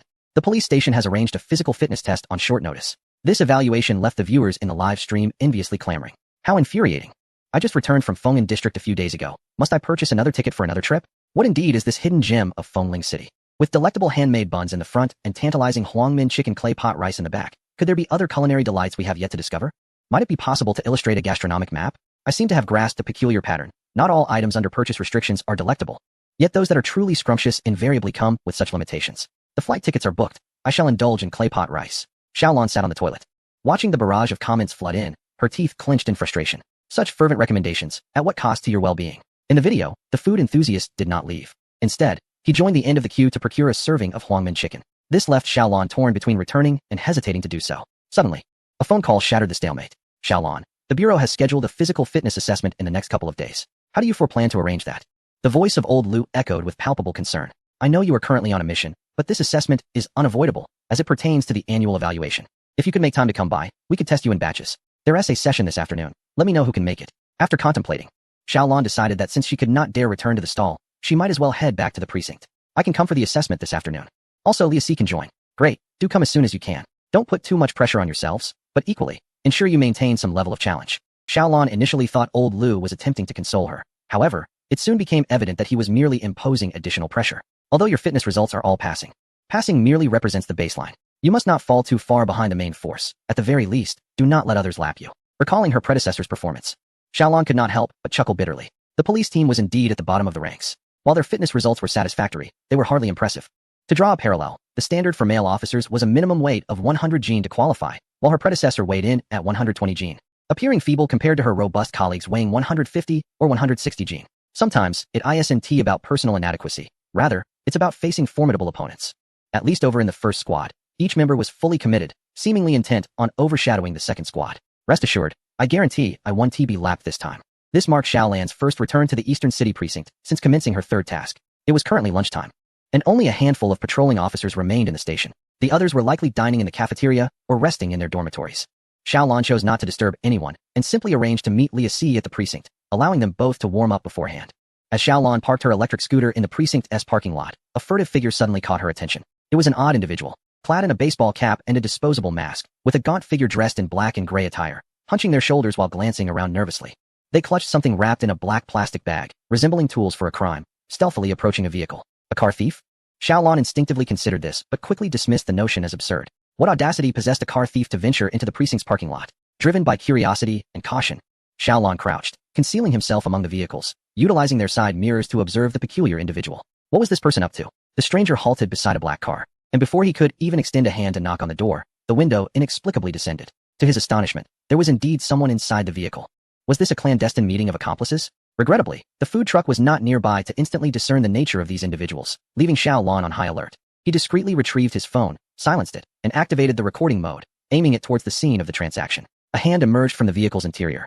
Its knuckles sharply defined, unmistakably masculine. The hand produced an object wrapped in newspaper, appearing square in shape. Subsequently, the masked stranger cautiously surveyed his surroundings before swiftly extracting something from a black plastic bag and passing it through the window. He then received the newspaper-wrapped item, hastily stowing it away in the plastic bag. It seemed the stranger uttered something to the occupant of the car, and in the next instant, the window ascended, sealing the vehicle in an opaque cocoon, its dark glass rendering it nearly impossible to peer inside.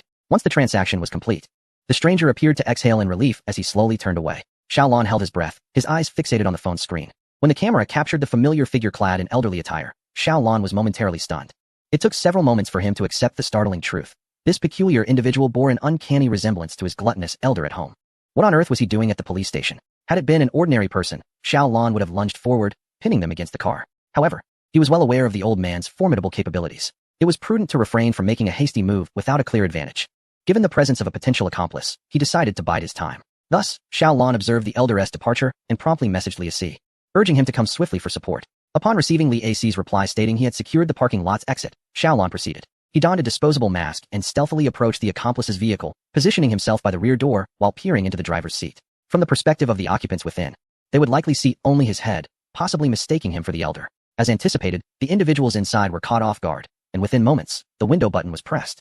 The darkened glass gradually lowered, releasing a rich, savory aroma of marinated meat that wafted between them. Then came a muffled voice, as if the speaker's mouth was full. Dad, why are you? As Xiaolon squinted to discern the face of the person indulging in the feast within the car. He was struck by a second wave of shock. It was the homeowner. The individual's chewing froze momentarily. His neck seemed to stiffen, and his eyes darted left in a panicked glance. It was as if he wished to see something, yet simultaneously hoped to avoid it. When the occupants of the car caught a glimpse of the raven-black hair that undoubtedly did not belong to the father, he erupted in fury, frantically pressing the button to raise the window with such urgency as if he intended to shatter it. However, the window ascended at a leisurely pace, slow enough for Xiaolon to reach out and pry it open. Wait, homeowner, how could you be here? Weren't you abroad?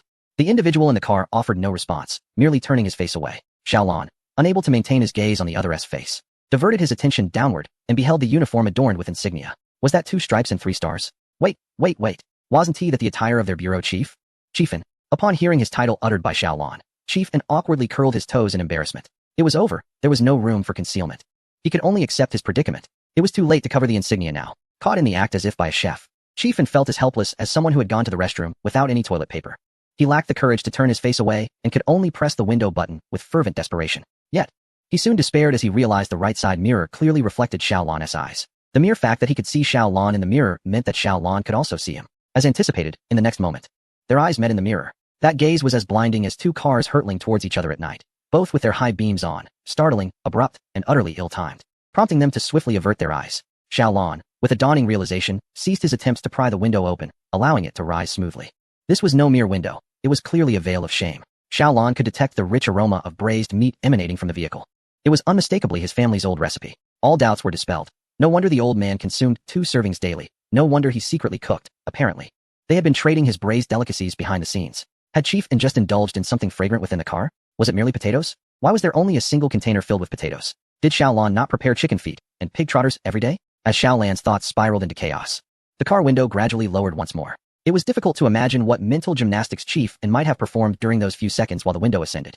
In any case, when he faced Xiaolon again, he wore a calm demeanor, as if nothing had transpired. Why are you suddenly back? Weren't you on a mission in the Southern District? Xiaolon attempted to control his gaze from wandering, yet he still caught sight of the lunchbox discreetly tucked away by the chief. It was evident that it had not been well concealed. A corner peeking out from beneath the newspaper. Chiefin, noticing Xiaolan's gaze, maintained his composure as he discreetly extended 2 fingers, subtly tugging the newspaper to cover it better. Seeing that the other had no intention of revealing the truth, Xiaolon also chose not to pursue the matter openly.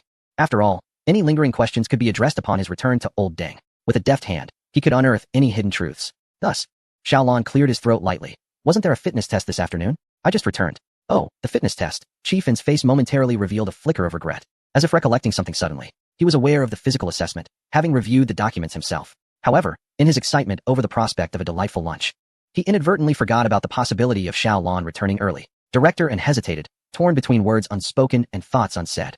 Countless sentiments coalesced into a singular message: to perform well in the physical assessment and strive for a complete pass, as it would influence promotions and ranks. Before Xiaolon could respond, the director continued. The traditional physical assessment focuses primarily on lower body strength. This time, we aim to create a promotional feature with comprehensive filming, thus introducing additional tests for arm strength and flexibility. I recall that your arms possess considerable strength. Conserve your energy and give extra effort in the arm strength segment. Snacks? What snacks? Boomed Liu Si, suddenly appearing from behind. He barged into the parking lot, heading straight for Xiaolon. So, did you apprehend any suspicious individuals?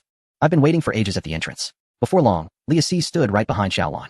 Fortunately, Director N was quick to shut the car window before Liu Si could catch a glimpse of him. Otherwise, his blunt nature would have likely revealed Xiaolan's stay at his home to the entire police department.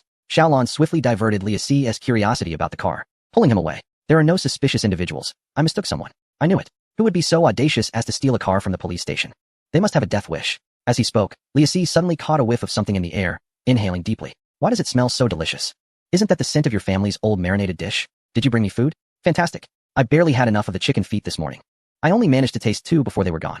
I didn't even get a single pig trotter. Old Deng is too quick. I was afraid he might gnaw on my hand. Xiaolon hurriedly pushed Liu Si away. No, I brought nothing. Stop thinking about food all the time. Hurry up and warm up. My goodness, to make such remarks about a man who might be Director N's relative, or even his father, you truly have guts. Liu Si, oblivious to Xiaolan's concerns about offending the leadership, grumbled in discontent. Aren't I just borrowing the opportunity to deliver vegetables to enjoy a couple of meals at your place? 2 meals are hardly sufficient. If I joined you at the stall, imagine how many secret meals I could sneak. Humph, those 2 rascals, Hu Lai and Lu Dong, mustn't be allowed to benefit at my expense. I must be allowed to assist next time. Xiaolon feigned agreement. Next time for sure. Next time for sure. The car window slowly opened a crack. allowing the fading silhouettes and their conversation to drift into Director Ann's ears. What? There were pig trotters and chicken feet for breakfast? Why do I only have marinated potatoes and eggs? Director Ann glanced down at the box filled with potatoes and eggs, feeling increasingly perturbed. This did not resemble Xiao Lan's culinary skills. His creations were typically a feast for the senses. Yet, these marinated potatoes were dark and unappealing, lacking even appeal. Simply halved in a rudimentary manner. Previously, Director Ann had scarcely noticed the lackadaisical manner in which his father prepared the meal. As if it were merely tossed into a pot to boil. He only perceived it to be quite palatable and aromatic, thus overlooking these finer details. Now, upon reflection, he thought, well, it may be a bit unappealing, but with the presence of the seasoned broth, it is unlikely to be inedible. Regarding the physical fitness assessment, Old Lou has already disseminated the information in the group. The tests include a 4x10 shuttle run, a 1,000-meter run for men, and a vertical jump. These three events constitute the most fundamental components of the physical examination, which candidates must pass prior to being officially appointed as police officers. As Director Ann stated, these tests primarily evaluate lower body strength. This upcoming fitness assessment is directed at both new and veteran officers. Thus, the range of evaluated events is considerably broader, standing long jump, push-ups, sit-ups, jump rope, pull-ups, and bent arm support. Chapter 130. You promised to be a novice together, yet you secretly staged a comeback. Leah C., while observing, muttered aloud, why have so many events been added this time? It feels like we're gearing up for a sports meet. Xiaolan replied, I've heard there will be full video coverage, and a special report will be made afterward for publicity. What? Leah C. exclaimed, his expression turning grave. I can't let you win every event, Xiao Go. At most, I will let you finish behind me in the 1,000-meter run, securing you a second-to-last position. If I come in last in every event, it would jeopardize my preferential selection rights for the next decade. Xiaolan interjected, why is it that you all assume I will inevitably claim last place in every event? I have my fair share of impressive achievements. Finally, Xiaolan voiced a question that had long plagued him. The strength that emerges in life and death situations cannot be considered normal. Leah C. waved his hand dismissively. Didn't a news story recently feature a woman who fell from a building and managed to hang on with one arm from a balcony for over an hour before rescue arrived? Under ordinary circumstances, one would lose strength after just a few minutes of such a hold. It was as if death itself had compelled her to unlock her potential. Xiaolan, too weary to argue, conceded that words were futile. The truth would reveal itself on the field. The two warmed up and stretched at the rudimentary exercise equipment outside their unit, and later gathered with the larger group at the nearby gymnasium in the afternoon. Upon arrival, they were met with immense pressure. Not only were their cameras trained on them, but also numerous enthusiastic citizens observing and recording with their phones. Fortunately, with so many officers present, Xiaolan went unnoticed. It was unclear who initiated it, but someone approached Xiaolan and gently patted his shoulder. Xiao Go. Although I mentioned I would let you win during the last meal of your buns, we can't make it too obvious. How about this? During the final 1,000-meter run, we'll all pace ourselves, ensuring not to stretch the gap too wide, so you can save face. Other colleagues nodded in agreement. Xiaolan's lips twitched slightly. I truly appreciate your kindness. The sequence of the fitness test would commence with the easier events, easing the participants in, while the more endurance-intensive tasks would be saved for last. The 1,000-meter run would be the concluding assessment, with the vertical jump and standing long jump commencing first. Xiaolan joined his companions in a series of toe raises and light jogging to warm up, while reminiscing about the qualifying height for the vertical jump. If memory served him right, the men's threshold was set at 265 meters. This height, generally attainable for men over 170 meters after some training, was essentially a veiled test of one's stature. Although Xiaolan had once been as thin as a reed, he possessed the advantage of height and long limbs, allowing him to easily pass this test. As others had remarked, they believed he could succeed simply by standing on his toes. However, the reason he had been ridiculed until now was due to the original owner of this body, who had, after jumping, landed awkwardly and fallen in a rather embarrassing manner. He was ultimately left lying on the mat, rear exposed, as a group of medical volunteers examined him to ensure no bones were broken, allowing him to participate in the subsequent physical assessments. On that day, countless future colleagues witnessed the original owner's misfortune during what should have been an easy task, as well as his awkward attempts to complete the following two tests while covering his backside. Many remembered Xiaolan as this fragile sprout, knowing he would topple with the slightest push or fall apart with a simple stumble. They had assumed he would be eliminated from consideration, yet surprisingly, he barely passed. First impressions can be profoundly lasting, and this one was difficult to shake off. Now, it was time to alter their preconceived notions and redeem himself. Removing his shoes, Xiaolan stepped onto the mat, his gaze fixed on the horizontal line above that marked the passing height, his eyes adjusting upward by another 40 centimeters. The previous record had been set by a colleague who stood at 190 meters, reaching 295 meters, just shy of breaking the 3-meter barrier. Yet, as he gazed at that 3-meter line, it didn't appear insurmountable. Was it his imagination, or was this height indeed within reach? With 3 attempts available, he decided to make a casual jump for the first try. Just as he prepared to leap, he caught a glimpse of old Lou gesturing, summoning all the nearby medical volunteers. Was this a precaution against another potential fall? One gesture spoke volumes. Old Lou said nothing, but had wounded Xiaolan profoundly. Frustrated, he felt as if his backside had been ignited like a rocket, propelling him upward with fervor. With a resounding clap, his fingertips struck the scale above, leaving traces of colored powder. Instead of looking up first, everyone focused on Xiaolan's feet. And only when they saw him land securely on the mat did they collectively exhale in relief. Their gaze then shifted upward. and the breath they had released was sharply drawn back in. Goodness. To their astonishment, several pink fingerprints were clearly visible at the 3.10-meter mark on the scale. He had surpassed 3 meters. Everyone was left dumbfounded. The height he had achieved must have required him to jump at least 80 centimeters off the ground to reach such a lofty point. The average vertical leap for a normal person is around 40 to 50 centimeters. Anything above 80 would indicate extraordinary jumping ability. This was simply implausible. Someone whispered. Did he take a running start or use a preparatory jump? While it was inappropriate to speculate about a colleague, if he hadn't committed a foul, it could only be deemed a supernatural phenomenon. This was utterly unscientific. In the high jump competition, participants were granted 3 attempts, with the best result being recorded. Although Xiao Lan was unable to replicate his impressive height of 3.10 meters in his subsequent attempts, he nonetheless cleared the 3-meter mark on each occasion. Under the watchful gaze of numerous spectators, he exhibited no signs of foul play, taking off from a stationary position. Some onlookers were left speechless, while others gaped in astonishment.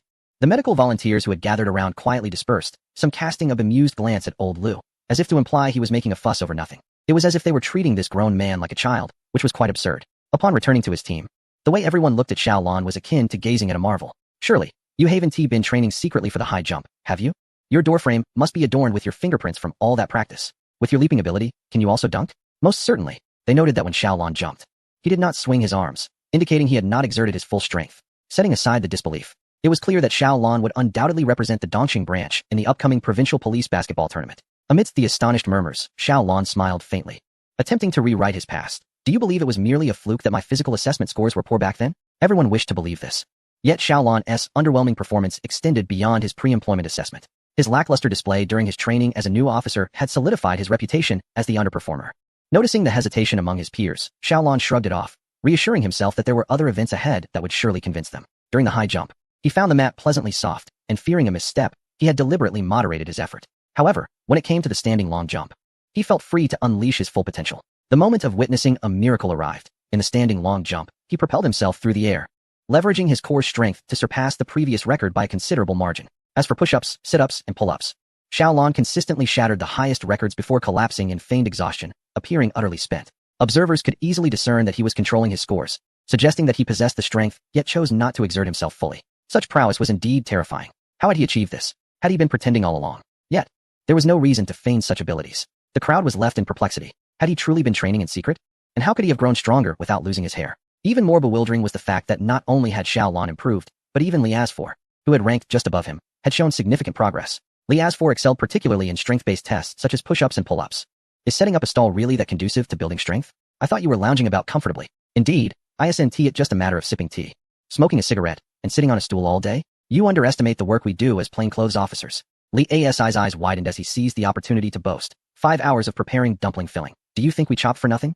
Our forearms are nearly as strong as mythical Kirin. What 5 hours? Under the crowd's eager gaze, Li Asi recounted how they shopped for ingredients, chopped meat, and mixed fillings for their previous task. His vivid description left everyone drooling, unsure whether the moisture on their chests was sweat or saliva. They couldn't help but exclaim, this isn't just a stall, it's clearly a strength training regimen. No wonder Xiao Lan has become so formidable. He has bulked up significantly. The daily stall work is akin to special forces training. When Xiao Lan lapped the others during the final 1,000-meter race, everyone had grown accustomed to his prowess. They whispered among themselves, at this speed, could he be fleeing from hungry patrons? It's quite possible. Previously, when selling pig trotters and dumplings, it was said that customers clung to his legs, refusing to let him go. If he slowed down even slightly, he might have been devoured alive. On the sidelines, several older leaders observed Xiao Lan's remarkable lead, expressing their admiration. This young comrade is a promising candidate for the special police.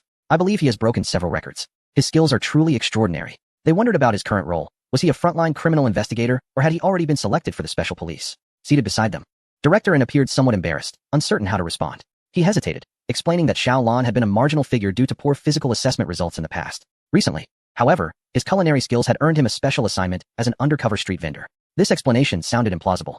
How could one's fitness level change so dramatically in just a month? After pondering for a moment, Director N replied indirectly.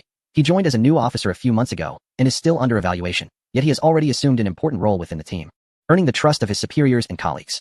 The leaders nodded in agreement. Indeed, promising prospects lie ahead for him. Meanwhile, old Lu watched as Xiao Lan stretched his lead to a lap and a half over the second-place competitor. As he neared the finish line, old Lu felt as if he were the one winning the championship, his excitement bubbling over as he clenched his fists. Go, go. In a moment of fervor, he accidentally elbowed the team captain, causing the captain to grimace in pain. Yes, first place. We are first. At the moment of victory, old Lu shook the team captain's shoulders vigorously, as if trying to rattle his brain. The timer then announced Xiao Lan's record-breaking achievement. Old Lu's voice cracked with exhilaration. Did you hear that? A new record. A new record. Our team has once again broken the record. The team captain, overwhelmed by the shaking, impatiently pushed old Lou's hands off his shoulders and huffed. Yes, yes, I heard. Both ears heard it. Are you satisfied now? It seems that the captain of Team 1, perceiving old Lou's arrogant demeanor as excessively irritating, deliberately approached the chief of the criminal police upon his arrival, stating, Chief, wasn't old Lou previously disdainful about the 4 new recruits with the lowest physical fitness scores being assigned to our team? While he may lack understanding, I am willing to shoulder the burden and would gladly accept Xiao Lan into my team. I do not mind. Before the chief could respond, old Lou swiftly executed a throat lock and a leg sweep, effectively restraining the captain for a brief 10 seconds. Do not heed his nonsense. Old Lou exclaimed. Under my guidance, Xiao Lan has made remarkable progress at an astonishing rate. If he wished to compete with me now, where was he before? The chief, recognizing their antics were merely playful rather than competitive, gave each a playful kick to their backside. Mind your behavior. The cameras are rolling. Although they are not capturing you, do maintain a respectable image. As the 1,000-meter run finally concluded, Xiao Lan had already recovered, while Lia Si, panting heavily, staggered over to him. Once he had regained his breath, he reproached Xiao Lan with a look of profound disappointment. What is going on with you? Why did you secretly train for long-distance running without informing me? I even slowed down at the start to wait for you. Who would have thought you would suddenly dash ahead to take the lead? Xiao Lan, equally exasperated, replied, I was aware you were slowing down for me, and I initially kept pace with you. However, the overall speed was simply too sluggish. I thought I couldn't let my presence hinder your performance, so I accelerated, hoping to signal you to catch up. Yet, not a single one of you followed. Upon uttering these words, Xiao Lan was met with a plethora of resentful glances. The others were not avoiding the pursuit out of reluctance. They simply never anticipated someone could maintain such a sprint throughout the entirety of the race. Chapter 131. Matters between father and son cannot be considered threats initially. When Xiao Lan abruptly accelerated, his peers believed it to be a minor outburst of energy. Little did they know, he surged forward as though propelled by fire, racing to the finish line with astonishing speed. Those trailing behind could initially catch a whiff of exhaust fumes, but soon, even the dust he kicked up vanished from sight. Xiao Gu, can you share a heartfelt truth with us? Are you truly just setting up stalls? Surely you haven't secretly enrolled in some elite training camp, have you? Before Xiao Lan could respond, the others chimed in. Impossible, absolutely impossible. If they had indeed undergone specialized training, how could Lia Si have finished last? Exactly. Lia Si's speed is a mere benchmark. His upper body may exhibit strength, yet his lower body fails him. His running times remain consistent with those from our initial training. In my opinion, Xiao Gu must have been practicing daily while standing at the stall, solidifying his lower body strength. Just look at how steady he is when running. Lia Si's eyes brimmed with even more resentment, primarily directed at Xiao Lan. We agreed to be mediocre together, yet you secretly excelled. Xiao Lan, have you been standing and practicing your stance every day while I was away, never sitting down? How inconsiderate of you to advance without me. Henceforth, I shall forego the elevator when delivering supplies. I will take the stairs. A mere 60 or 70 pounds of vegetables. I refuse to believe I cannot carry them. 30 years in the East and 30 years in the West. Do not underestimate the present, for the physical test awaits us next year. Xiao Lan pursed his lips, realizing that no explanation was necessary. Everyone had already filled in the blanks in their minds. In their eyes, Xiao Lan had become the epitome of a diligent individual. So committed that he could even practice his stances while asleep. Well, when his points accumulated sufficiently, he would exchange a few health-enhancing little apples for Lia Si and the others. He could not afford to let them down. The strength of one's lower limbs is crucial for a police officer, whether in pursuing a suspect or escaping danger.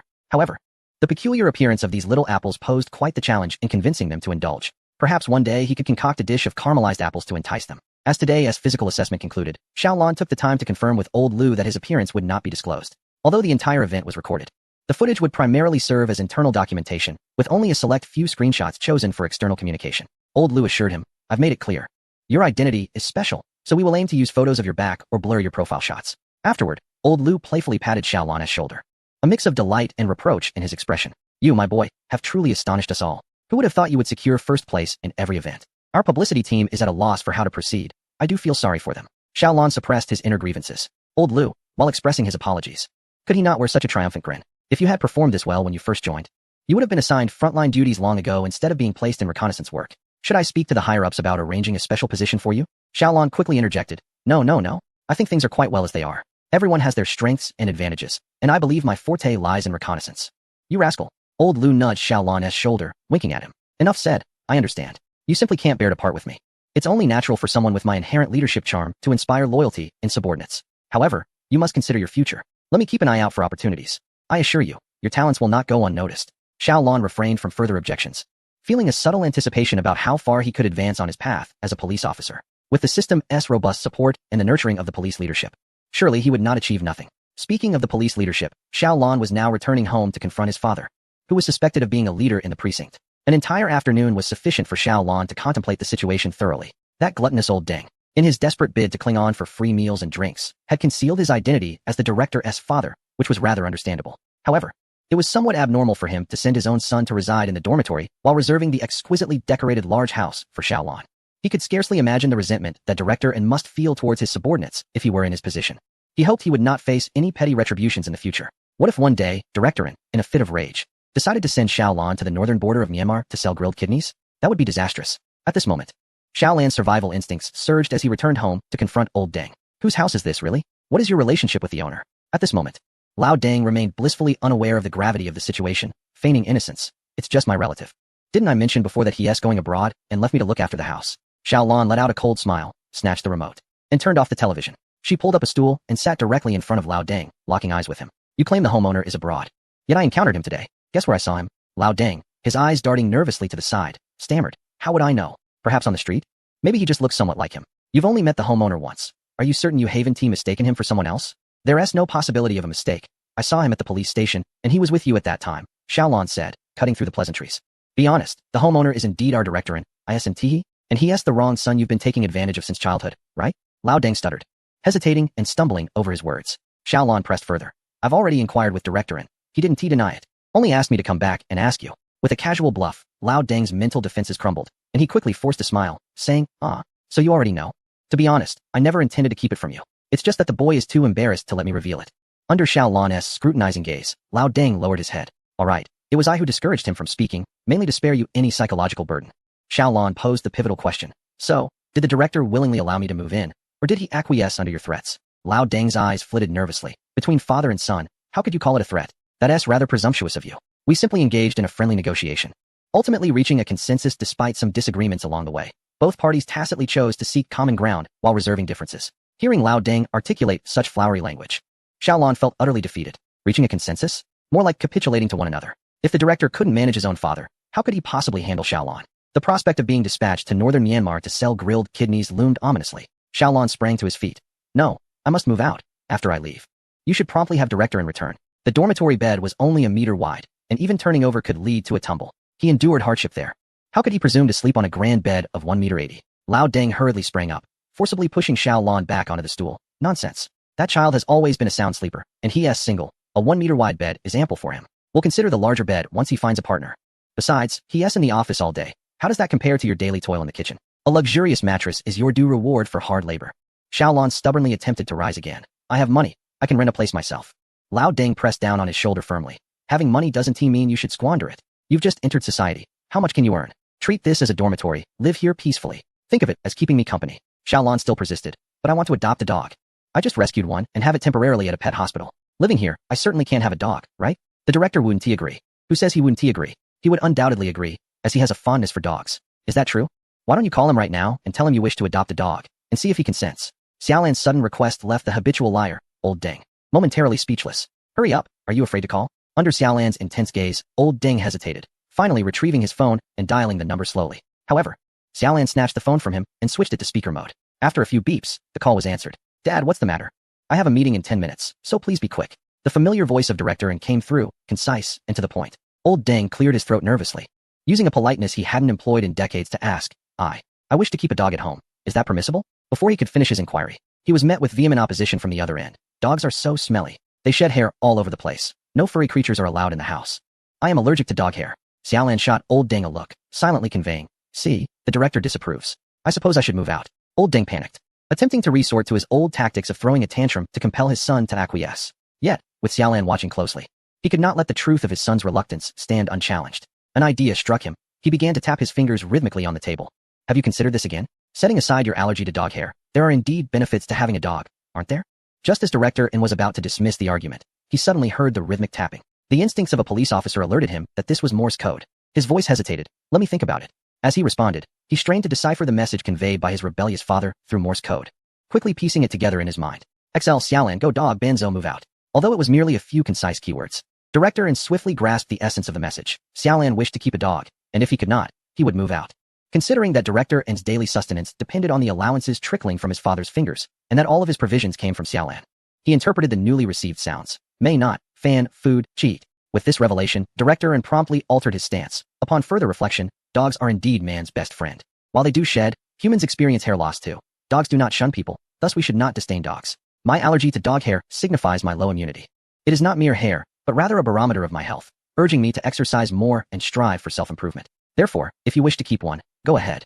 Just avoid huskies and destructive behavior, and we can discuss anything else. Old Deng grinned triumphantly, ending the call and flashing a toothy smile at Xiaolan. See, I told you. He loves dogs. Rest assured in your adoption. They merely teased Xiaolan, whose mind was filled with recipes, unable to grasp the situation. As they exchanged coded messages in front of him, although Xiaolan sensed something amiss in director and change of heart, with the director's consent, he felt it inappropriate to broach the topic of moving out again. However, feeling a twinge of guilt, Xiaolan ultimately decided to purchase 2 password-protected lunchboxes online as a gift for the director. As for whom the locks were meant to deter, that need not be mentioned. That evening, Xiaolan ventured out to set up his stall once more. Throughout the journey, he fervently prayed to avoid encountering the gluttonous brother, hoping against hope that he would not cross paths with him. The good news was that after half an hour of operating his stall, the gluttonous brother had indeed not appeared. The bad news, however, was that an unexpected familiar face arrived. Qin Gaojia, the king of timing, had made his way from Feng'an district to the southern part of the city, accompanied by a large group of people. This group consisted of members from their Feng'an district gourmet delivery and purchasing group, and today marked their first large-scale team-building event since the departure of the handmade bun vendor. The Feng'an district group had gradually dropped the name of their district, as there were no longer any culinary delights to be found there. They had resorted to scouring the entire city for delicacies and relaying the latest gastronomic information. Now, every corner of the city, and even several surrounding municipalities, fell under their purview. Recently, the immensely popular Huangmen chicken and clay pot rice had become their new favorites. Prior to their team-building event today, they had already sampled these dishes, purchased at a premium price and delivered cold, yet still exceptionally delicious. Due to the recent spike in interest surrounding Huangmen chicken following a tragic incident, they had found it increasingly difficult to procure. Hence, they decided to take advantage of Friday's after-work hours to organize this gathering, ultimately gathering a group of over 20, primarily from the same company or neighboring ones.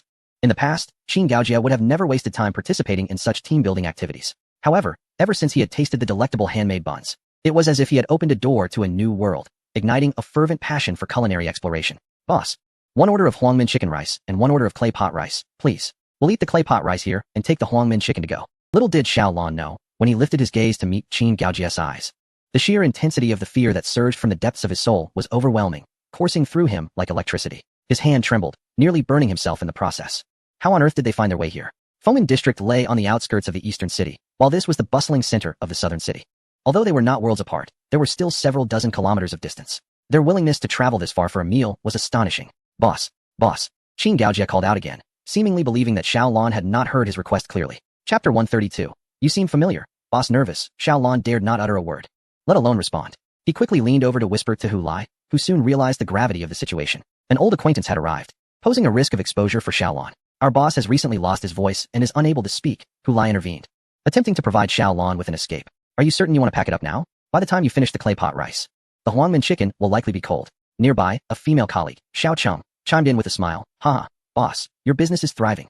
If you don't hurry to pack it, you might miss out after finishing your meal. Qin Gaojia nodded in agreement, noting, indeed, a slight chill is of no concern. After all, when we engage a runner for purchases, the items arrive cold as well. Cold food remains delectable. Suddenly, he fixed a penetrating gaze upon Xiaolan, tilting his head as he scrutinized his eyes. Boss, I can't shake the feeling that your features are somewhat familiar, reminiscent of someone I know. Have you ever conducted business in the Feng'an district? May I add you to a WeChat group?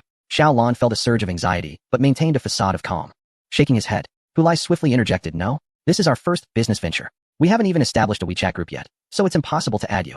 Uncertain of whether to believe them, Qin Gaojia leaned slightly closer, attempting to discern the hue of Xiaolan's irises. As a master of observation, Qin Gaojia's analytical skills were as formidable as his spatial reconstruction abilities, which also indicated his exceptional photographic memory. At times, he felt as though his eyes operated like a camera, capturing images that would be etched in his mind. He recalled the color of the handmade bun vendor's pupils, which were somewhat light, hovering between brown and hazel. Thus, he sought to compare the mental snapshot of the vendor with the familiar features of the owner before him. However, it was nighttime, complicating the task of identifying the color of the pupils. Xiaolan, noticing the scrutiny, quickly averted his gaze, feigning busyness.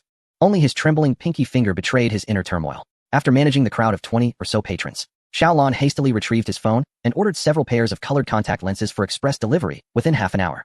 He also took the opportunity to purchase various styles of non-prescription glasses for future assignments. This is absurd. Does wearing a mask and hat no longer suffice? How can I be recognized? Xiaolan muttered to himself, then swiftly ordered several wigs online. Clearly, merely changing locations and food would not suffice for his future endeavors.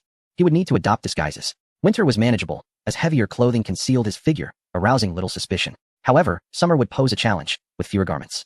His physique and distinctive features would be all too visible, making concealment nearly impossible. If this trend continued, would he one day find himself resorting to cross-dressing for his endeavors? In a state of urgency, Xiao Lan called out inwardly, "System, please respond. Do you possess any items that could assist me? Perhaps a disguise?" The system remained silent, prompting Xiao Lan to check the Points Redemption Mall once more. To his dismay, there were no new offerings. Just the same, absolutely no suicide purple clay pot and other cooking utensils. Recently, Xiao Lan had utilized points earned from apprehending Li Ming's gang to purchase 10 small clay pots, but the page displayed no changes. Wait, upon closer inspection, he noticed a modification. A refresh button had appeared in the upper right corner, indicating that products could be refreshed. However, each refresh would cost 100 points. Goodness. The opportunities to expend points are multiplying, and it never seems to be enough. Although he was grumbling, Xiao Lan nevertheless clicked the refresh button. Mint Candy of Harmonious Voices, 1,000 points. What is this? Upon opening the details, he discovered the description read. In the capital, there are skilled practitioners of vocal mimicry. At a grand banquet, there is merely a table, a chair, and a fan in the northeast corner of the hall. Is this a bit lazy? The system directly copied the original text of vocal mimicry as a product description. At first glance, it seemed like the kind of prop Xiao Lan desired. One capable of producing imitative sounds. Yet, why was it named Mint Candy of Harmonious Voices? He was utterly perplexed. Suddenly, his gaze sharpened, and he realized he had misread it. It was clearly Mint Candy of Dissimilar Voices, a prop that could emit the voices of different individuals. Without hesitation, Xiao Lan purchased it. Such an essential tool should not be begrudged its points. With this mimicry capability secured, it was only a matter of time before he could refresh and obtain a disguise tool. However, at present, Xiao Lan was reluctant to refresh again, for he was financially strapped, wishing he could split a single point in half to spend. If only a criminal would present themselves for him to apprehend. Was there not a foolish enough criminal to fall into his trap? Were his Huangmin chicken and claypot rice not famous enough? Or was the aroma of his cooking insufficient? Why had he not ensnared a single criminal? Xiao Lan stared at the snack cart's incessantly glowing blue light, nearly doubting whether the red light was malfunctioning. He recalled that in the electronic park, there were instances when it would flash red. After pondering for a moment, Xiao Lan finally understood. Unlike the chaotic environment of the electronic park, this shopping center, situated in a prime location, had elevated security measures to the highest level. A surveillance camera every 3 meters. A security booth every 5 meters, and a mobile police station every 10 meters. Those daring to commit crimes here were either foolish thieves or brazen robbers. Both types represented the extremes of a normal distribution, both being rare. The more common offenders would not venture here. No wonder the wealthy sought residence in prime locations, inadvertently avoiding numerous troubles. While lost in thought, Xiao Lan suddenly caught sight of a flash of red. The snack cart, known for its disdain for evil, had lit up with a reminder, albeit in a faint red hue. In the electronic park, such a slight indication might not have piqued his interest. However, since it was a rare occurrence, Xiao Lan lifted his gaze to take a glance. "Boss, I'll have a serving of Huangmin chicken, to go." Before him stood a man, who appeared rather honest, albeit with one eye on guard and the other surveying, exuding an air of intellectual deficiency. Xiao Lan felt somewhat embarrassed to stare too long at the man's countenance, fearing it might seem impolite. He could only access the criminal record displayed on the snack cart. Jiang Wuda, multiple thefts, attempted, online fraud, attempted, entrapment and extortion, attempted, theft of electric bicycles, attempted. Xiao Lan was momentarily dumbfounded. Oh, it is well known that the most lucrative methods are always inscribed in the criminal law. This individual, named Jiang Wuda, clearly followed the law to engage in criminal activities. Yet astonishingly, every charge remained an attempt. No wonder the snack truck displayed only a faint red for his criminal record. For a moment, Xiao Lan was at a loss as to whether to deem him unfortunate or fortunate. Was this divine intervention guiding him back to the right path? If only his ancestors from the underworld could visit him in a dream, they would surely impart their earnest advice. Find a legitimate job soon. A life of crime is ill-suited for you. Given his current circumstances, it was entirely unwarranted for Xiao Lan to risk exposing his identity to apprehend him, or even to squander a valuable spicy pepper worth 200 points to encourage him to confess. All he could do was watch the situation unfold. The snack truck had already recorded his appearance and name, making it easy to apprehend him should he commit another offense. Yet, the reason for his presence here remained a mystery. One could only hope he was merely here for a delectable meal. Your braised chicken is ready. Xiao Lan politely handed over the takeout. Jiang Wuda, clutching the packaged braised chicken, turned and walked away. After taking a few steps, he suddenly slapped himself across the face. An expression of regret overtaking him. Oh dear, why did I actually buy it? In truth, Jiang Wuda was already full. He had indulged in a hearty meal at the shopping center before queuing for the braised chicken. His extravagant spending was justified as he was set to complete a significant deal that very night. If successful, the profits would be substantial, warranting an early celebration with champagne. Lujing Huading, the most upscale residential complex in the area, was his target. A quick round of theft there could multiply his savings threefold. Many thieves hesitated to target this locale due to its stringent entry and exit checks. However, Jiang Wuda, with his extensive network and clever mind, had discovered a loophole. He was confident in his ability to bypass security and leave undetected after stealing valuables. That loophole was the garbage truck.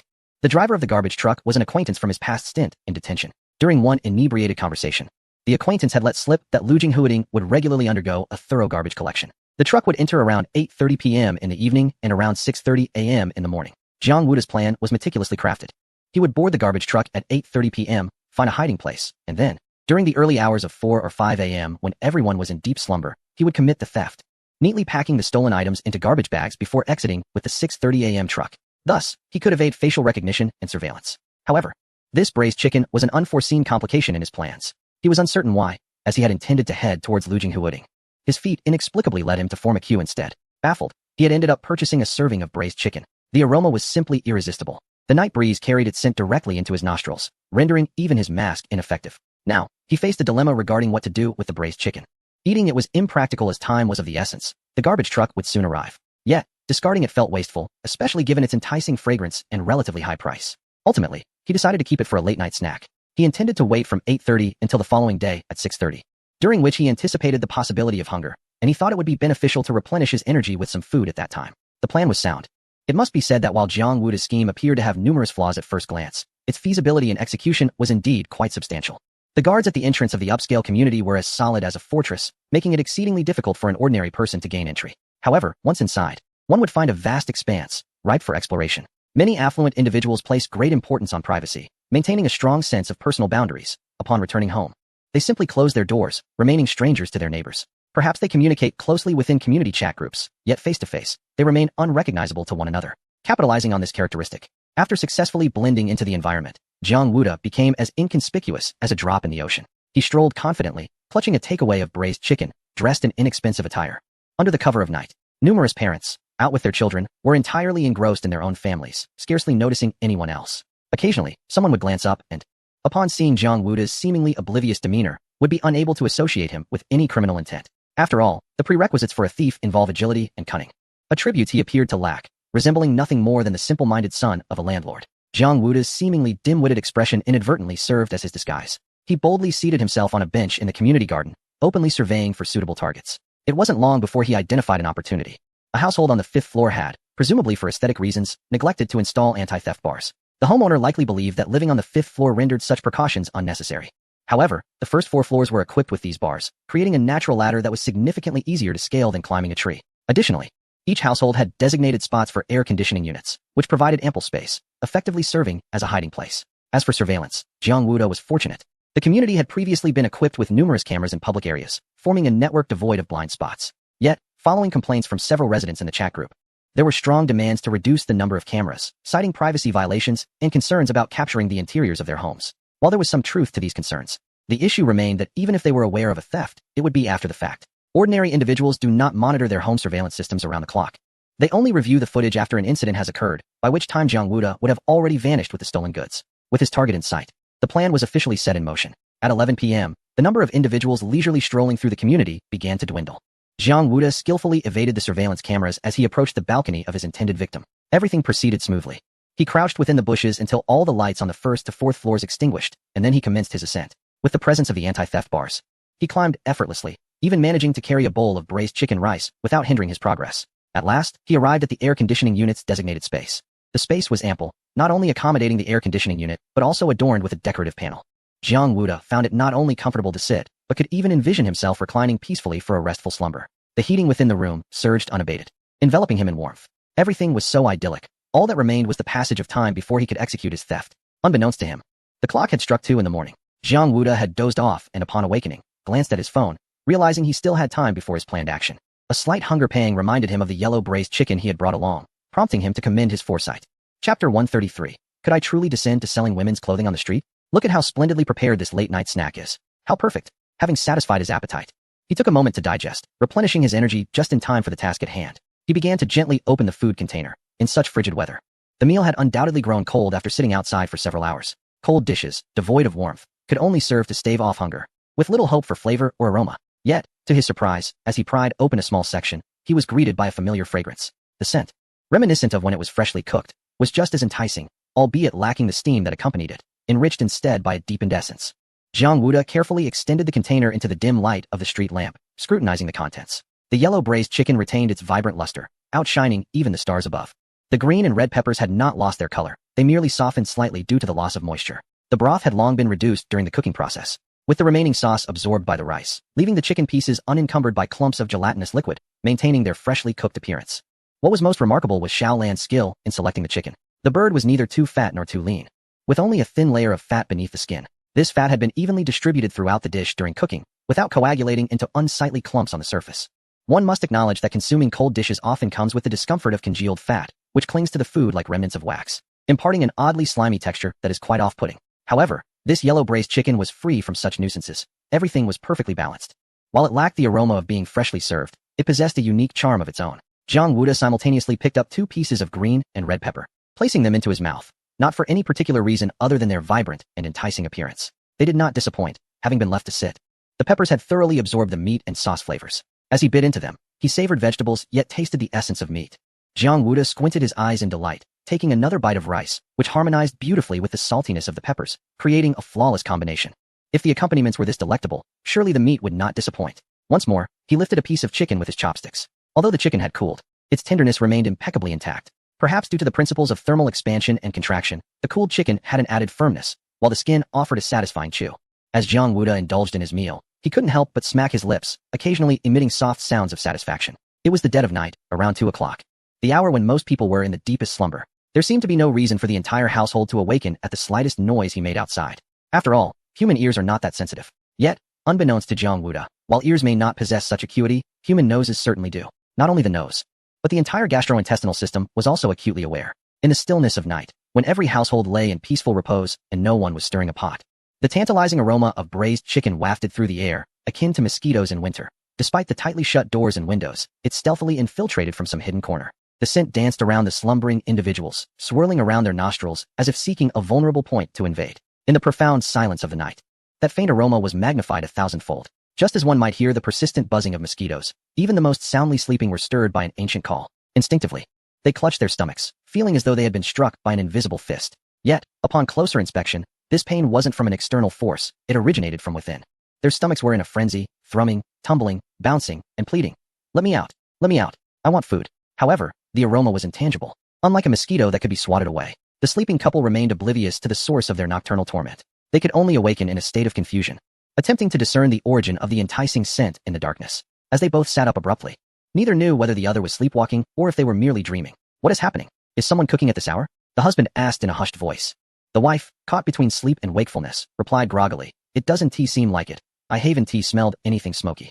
Could it be the children got up to reheat something? Suddenly, the wife considered this possibility, her drowsiness dissipating as she hastily donned a garment in preparation to venture out. Upon seeing his wife rise, the husband yawned and followed suit, slipping into a coat. As soon as they opened their bedroom door and took a few steps, they spotted their son and daughter emerging from their respective rooms, rubbing their eyes. The corridor's automatic lights flickered on, and upon seeing their parents, the daughter quietly inquired, Mom, Dad, are you cooking? Not at all. The couple denied in unison, then turned to their son. He shrugged. I thought you 3 were secretly having a midnight snack. Since all 4 family members were gathered together, it was evident that the enticing aroma did not emanate from their kitchen. Could it be that their neighbors were cooking?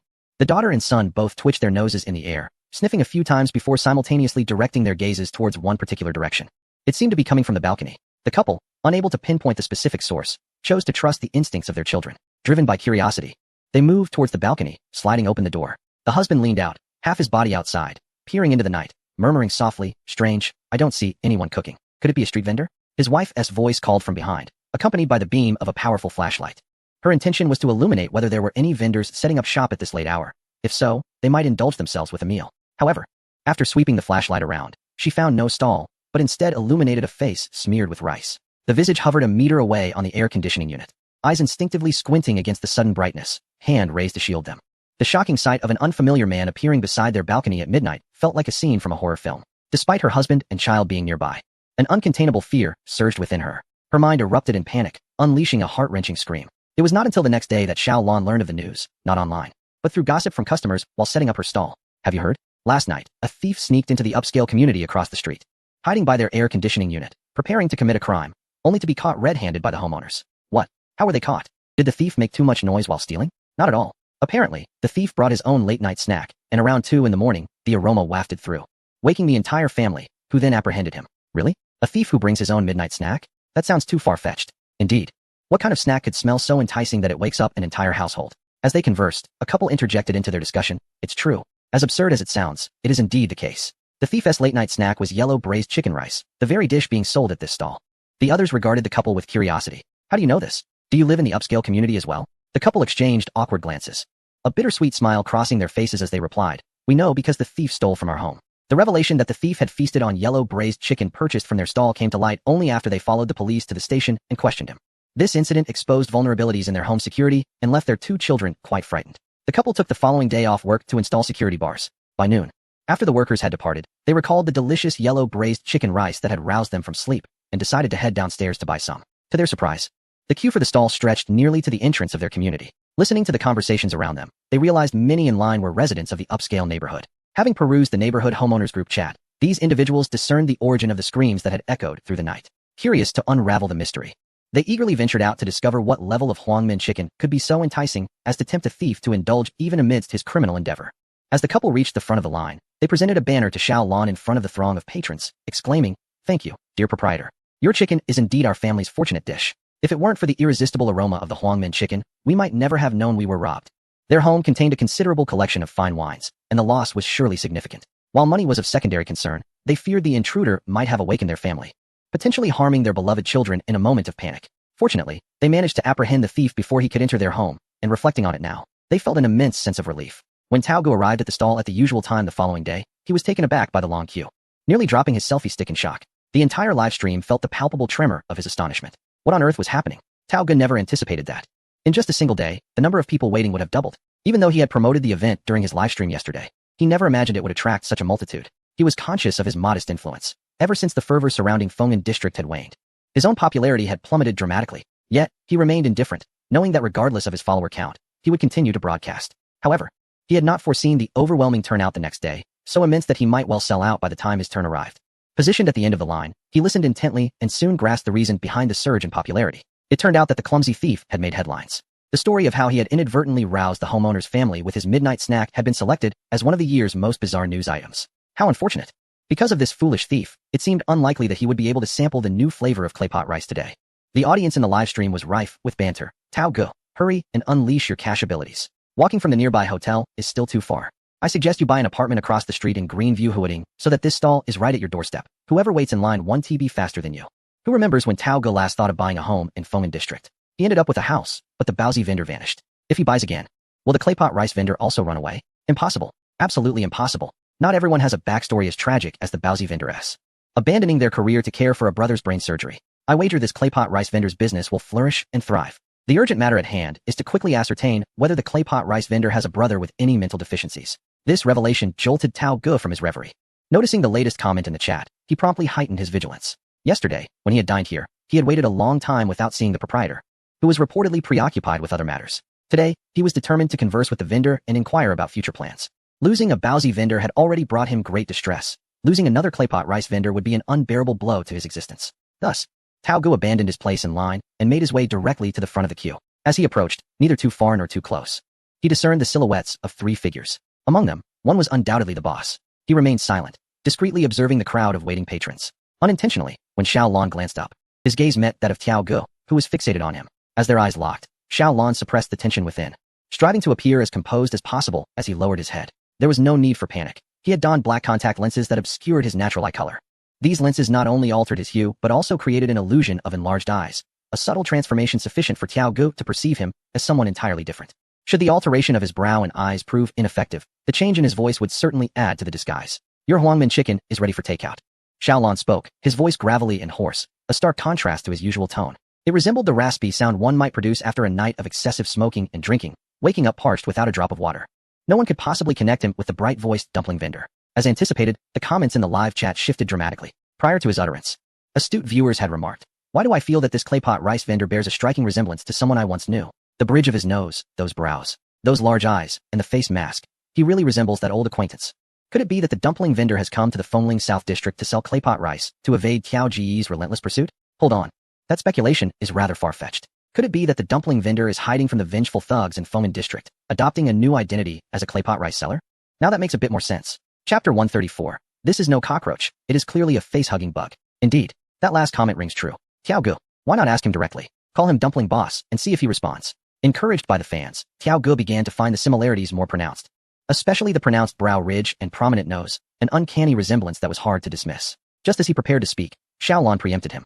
The moment Xiao Lan opened his mouth, Tiao Ji's heart sank. The live chat erupted in dismay. Stop! Stop! Someone gag him! Quick, get some mute medicine. My silent groom. Why must you speak? To even remotely resemble the dumpling vendor is already a stroke of luck. Without speaking, he looked like a moonlight. Now, with his voice, he sounds like a duck. Tiao Ji's heart was utterly crushed. He relinquished any remaining hopes and resigned himself to this painful reality. However, on a brighter note, this suggested that Fengling City would soon have two exceptionally skilled chefs. As he aged and became less mobile, he could contemplate settling in Fengling City. Mondays, Wednesdays, and Fridays, he could reside in Fengling District and savor handmade dumplings, while on Tuesdays, Thursdays, and Saturdays, he could dwell in the Lujing Huading and relish claypot rice. Sundays could be spent exploring nearby areas to discover other culinary delights, an idyllic life to envision. With this thought, Tiao Ge felt a sense of relief and activated his purchasing power. Addressing the 2 or 3 individuals at the front, he inquired, "Would anyone be willing to purchase a beef claypot rice for me? I will pay 200. The original price for a beef claypot rice was 60, meaning Tiao Ge was offering more than triple the amount. It is exceedingly challenging for an ordinary individual to resist such temptation. Each person is granted 2 opportunities, merely requiring assistance in procuring a single portion for the esteemed Tiao Ge, allowing for a net gain of 140 with merely a simple transfer from one hand to the other. Regrettably, none of the individuals present could be classified as ordinary. Their swift acquisition of front row positions was facilitated by their advantageous proximity, all hailing from the upscale residential complex across the street, none of whom were financially constrained. "My apologies, I promised my family I would bring back 2 portions. One person stated. "I too," echoed another. "2 portions are insufficient. I desire to acquire even more." There were even those who, with audacity, turned to Tiao Ge and inquired, "My friend, are you a professional scalper? You purchased one for 200. What is your resale price?" "Fear not. I do not intend to infringe upon your business. Rather, I wish to purchase from you. The time spent queuing is a waste. In the time I stand in line, I could earn thousands." This was the first moment Tiao Ge's monetary prowess appeared to falter. The audience in the live stream was equally astonished. Goodness, why are there so many affluent individuals in this world? Why can't I count myself among them? I have witnessed firsthand what it means for the wealthy to have their own means. Initially, I laughed at Tiao Ge's predicament, but as the laughter subsided, tears began to flow. While the weak continued to lament, the strong have already purchased their tickets to fly to Fengling City to engage in purchasing on behalf of others. These comments ignited a sense of urgency among other viewers, prompting them to prepare their ticketing applications in anticipation of venturing to Fengling City to seek fortune as purchasers. However, just as excitement mounted, the live broadcast experienced an unexpected turn of events. A shrill scream pierced the air as a young woman sprang up from her folding table, her reaction reminiscent of a possessed individual. The others at her table looked on in bewilderment, their expressions a mixture of confusion and alarm. Suddenly, their gazes fell to the ground, where they focused on a shiny, dark red object, resulting in a chorus of screams as they all leapt to their feet. "Good heavens! That is a cockroach! A colossal cockroach!" The surrounding patrons, upon hearing the commotion, hastily cleared out, some nearly toppling their tables in panic. Among the bolder individuals, complaints arose. "It's just a cockroach. Is such an extreme reaction necessary?" Yet, the very next moment, even those with the strongest constitutions found their nerves frayed.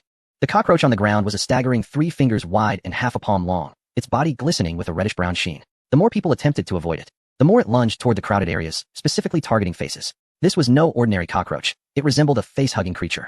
One could hardly blame the woman who first spotted it for her scream. Even the mightiest of men would find themselves crying out in terror. Fengling City is situated in the northern regions, where the prevalent species of cockroach is the German cockroach, which remains diminutive and inconsequential. The largest of these could only reach the width of a pinky finger and the length of half a pinky. They are easily disregarded. However, the creature before them was extraordinary. It was not of the local variety, but rather an American cockroach. Its crimson wings shimmered under the sun, radiating a ghastly scarlet glow, as if it had emerged from the depths of hell itself. While the likelihood of a human falling victim to a cockroach is minimal, it is certainly not non-existent. All those queuing emitted terrified screams, transforming the orderly line into a writhing mass reminiscent of a distorted gecko, quickly resorting to tail loss in a desperate bid for survival. Many abandoned the line, forsaking their meals, and fled in haste. These individuals, typically residing in the community, working in office buildings, and shopping in malls, rarely encountered pests. As property management routinely employed extermination services, they had scarcely seen even the smallest cockroach, let alone such a formidable specimen. Several brave souls attempted to stomp on it. But before they could, the bold American cockroach leapt onto their shoes. Its substantial form, coupled with its slightly unfurled wings, nearly enveloped the entire shoe. What chaos would ensue if those wings fully extended? What if it crawled up their pant legs? The valiant were rendered weak-kneed, trembling uncontrollably, and calling for help. Ultimately, it was the cockroach that relinquished its position, sparing this frail assembly of humanity and departing to conquer the cosmos, thus restoring some semblance of calm. However, this unexpected episode had transformed the customer's anticipatory expressions into faces pale with dread. Merely refraining from vomiting was a small mercy, as appetite vanished entirely. Where on earth did this cockroach come from? It was utterly terrifying. Surely, the kitchen's lack of cleanliness must have attracted it? How disgusting. I refuse to eat. It must be true. It's revolting. I'm leaving. Once someone voiced a suspicion, the crowd's gaze turned towards the clay pot rice stall at the front of the line. Before the stall's appearance, such a creature had never been witnessed. It had to be the vendor's inadequate kitchen hygiene that lured such filth. The patrons fled as if from a horror, fearful of encountering such a dreadful creature again. Others, who were moments away from their turn, having already paid, with their clay pot rice simmering, hesitated but ultimately chose to leave. Regardless of how fragrant or delectable the dish might be, poor kitchen sanitation rendered it inedible. As they walked away, they shook their heads, lamenting. Indeed, roadside stalls are notoriously unhygienic. Alas, I was truly beguiled by the aroma. In the blink of an eye, the entire queue dissipated, transforming what was once a sought-after delicacy into an unwanted offering. The food enthusiast, stupefied by the unfolding chaos, found himself momentarily at a loss. Suddenly, someone gently tapped his shoulder. Turning to look, he encountered a stranger's face. The unfamiliar individual, somewhat embarrassed, remarked, "Hey, do you still want me to buy you the clay pot rice? I can get it for you for 100, no need for 200. The viewers in the live stream were left speechless, amused. What nonsense. Who's still thinking about making money? There's no queue left. The food enthusiast can just go buy it himself. Woe is me, my dreams of fortune shattered. I just bought a ticket to Fengling City, hoping to profit as a scalper, and now it's all collapsing. How could this happen? I saw the kitchen was clean and bright. How could there be such a large cockroach? Food enthusiast, are you using a filter? Turn it off." As the server, Lu Dong, presented the freshly cooked clay pot rice to the customer, he was met with an unexpected reaction. The patron recoiled in horror and exclaimed, I can't eat this. Can I get a refund? It's 60 for a portion. Or can I transfer it to the next person? No, you must refund me. Your hygiene conditions are appalling. It's your fault I can't eat. Lu Dong had witnessed the earlier chaos and, only then realizing that the customer suspected a cockroach had escaped from their kitchen, quickly protested. This is an injustice. How can this be our fault? Our kitchen is entirely open. You can see it's spotless. The customers displayed a hint of doubt on their faces, but the shock they had just experienced was too great, and they shook their heads in refusal. It may be clean where it's visible, but what about the areas that are hidden? Their essay saying that when people spot one cockroach in the kitchen, thousands may be lurking where they cannot see. In summary, they asserted, your hygiene is questionable. Perhaps it's due to improperly disposed kitchen waste or leftover food debris hidden in the cracks. The cockroaches must have been attracted by your negligence. We can't risk eating your food anymore. Please refund us. In frustration, Lu Dong slammed the clay pot rice onto the table and took the customer's hand, dragging him to the kitchen. Where is this kitchen waste? You all know how clean we keep our clay pots. Did you see that dog over there, lounging under the tree? It's salivating so much it could drown. Yet we haven't had a single scrap of leftover food to offer it. Look at our stove. Observe the hygiene conditions. Our staff wears disposable shoe covers when entering. And we clean 800 times a day. Not a single hair can be tolerated. How could cockroaches find space here? Lu Dong spoke passionately, his arguments well-founded and filled with righteous indignation, which made the customer waver slightly. However, the fact remained that Lu Dong's words were merely one perspective, while the cockroach was an undeniable reality. The customer waved his hand dismissively. Fine, let us assume the cockroach isn't from your establishment, but I've lost my appetite. I haven't eaten yet, so can I get a refund? Lu Dong's lips trembled in frustration. He felt the helplessness one experiences in an argument, striving to present facts and reason, only to be met with a dismissive all right, you're right, okay? Xiao Lan was equally incensed. To insult the cleanliness of his kitchen was tantamount to undermining his culinary skills. Yet, having been a business owner himself, he possessed a sense of composure. Enough of the argument, let us just refund them, he declared. Afterward, he whispered to Hu Lai, instructing him to raise his voice. Anyone who has prepaid but has not yet received their clay pot rice may come for a refund, one at a time. We understand that you have been startled, and we agree to the refunds in the spirit of voluntary transactions, not out of guilt. We assure you, this cockroach certainly did not originate from our kitchen. In fact, we can confidently state that the meals we prepare are likely among the cleanest you will ever experience outside your home. We also recognize that mere words are insufficient. So we will report the incident to the authorities, review nearby surveillance footage, and invite relevant agencies to verify our hygiene qualifications. We suspect that a competitor is maliciously defaming us. If anyone places their trust in us, we invite you to stay and witness the entire event. Xiao Lan's words resonated profoundly. Although not uttered directly by him, the impact remained unchanged. Whispers began to circulate among the crowd, signaling a shift in sentiment. The audacity to call the police indicated that the owner possessed genuine confidence. Upon reflection, it seemed the owner was an unwitting victim. This was an open-air environment. Who could have anticipated that a cockroach would emerge from nowhere, casting a shadow upon the owner's reputation? I genuinely believe it is quite plausible that a competitor is engaging in underhanded tactics. Just how long must such a large cockroach be nurtured to reach such a size? The owner had only opened the establishment a week prior. What conditions could allow for such breeding? Surely, envy arose from their flourishing business. Fame often attracts controversy. Those customers who harbored deep skepticism departed immediately, while those who remained were, to varying degrees, inclined to observe further. As Xiao Lan reported the incident, awaiting the arrival of the police, an exuberant individual rushed forward, exclaiming, if no one else is buying, then I shall. Owner, give me 2 servings of clay pot rice, one for dining in and one for takeout. Nearby, someone expressed shock. You dare eat after that large cockroach appeared? The results of the inspection are not yet in, and the suspicions remain unaddressed. How can you eat? Surprisingly, the customer scoffed. What is a cockroach? Don't underestimate me. I have 7 years of extensive experience with takeout. I have consumed duck necks and even rats. Do you think a cockroach can frighten me? The bystanders instinctively recoiled from this individual. Good heavens, are you cultivating something within your body? Nevertheless, his words struck a chord with many. Those who were still hesitating suddenly found their courage ignited and approached. There's no time. I have to be at work in an hour. I've eaten at street vendors before, so why be choosy now? Owner, quickly bring me a serving. There's no one in line. It made sense. I don't care where the cockroach came from, as long as it doesn't end up in my bowl. I'll act as if I'm unaware, at the very least. The food is still delicious. Even the gourmet among them felt a twinge of temptation. With fewer people around, one could purchase without waiting. If the situation cleared up after the police reviewed the surveillance footage, a long line might form once again. However, the police arrived remarkably swiftly. Before the gourmet could resolve his internal conflict, they were already on the scene. Who reported this? Ouyang couldn't help but chuckle inwardly when he asked this question. As he was clearly Xiao Lan's dedicated officer, attending solely to her, yet he had to maintain a facade in front of the public. I reported it. Xiao Lan raised her hand, signaling. This misunderstanding must be clarified. Otherwise, Xiao Lan's stall might be at risk. This was a semi-fixed stall extending from the mall, not an ordinary mobile vendor. All necessary permits and inspections were essential. If this incident led to a report, forcing a closure that jeopardized the surveillance task, it would indeed be a situation devoid of solace. Xiao Lan conveyed the gravity of the situation via WeChat to Ouyang, who promptly rushed over. There is no need to delve into the road surveillance footage. The high-definition cameras mounted on the food cart suffice to elucidate the matter. This time, the accusations regarding unsanitary conditions have greatly agitated the food cart, causing its red and blue lights to flicker erratically. It is a self-aware food cart with a penchant for cleanliness. It would not tolerate even the mere presence of a fly, let alone a cockroach. Consequently, it promptly edited the relevant surveillance clips and sent them to Xiao Lan's mobile phone. Xiao Lan then forwarded them to Ouyang, who pretended to make a few phone calls before accessing the footage, completing the task in under 5 minutes. It was confirmed that the cockroach had fallen from an elderly woman. Ouyang pointed to an enlarged screenshot from the high-definition footage, stating, this elderly lady had the cockroach emerge from her bosom while she was in line, where it scuttled about her person. However, due to her old-fashioned attire, which featured numerous dark floral patterns, no one seemed to notice. It appears that this cockroach was indeed brought by her. To ascertain the specifics, further inquiry is necessary. As Ouyang surveyed the area, he was astonished to find that the elderly lady had not left. She was mingling among those queuing for refunds, arguing with Lu Dong. ISNT, it said that those who didn't receive their clay pot rice can get a refund? Why won't you refund me? Are you taking advantage of an old woman? Lu Dong, feeling exasperated, replied, Madam, we are refunding those who paid in advance. There is no payment record for you. The elderly woman's cloudy eyes flickered as she raised her voice, asserting, I paid in cash. Lu Dong, unconvinced, felt his memory was sharp enough not to forget such a transaction. Madam, could you be mistaken? I have no recollection of receiving your cash. You did. You took it.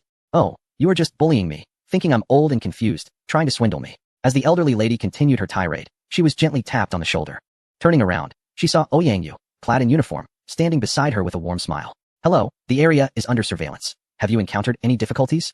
Would you like us to review the footage to help clarify? The elderly lady's pupils dilated, her lips trembling as she uttered a hasty no, and she turned to leave. Ouyang swiftly stepped in front of her.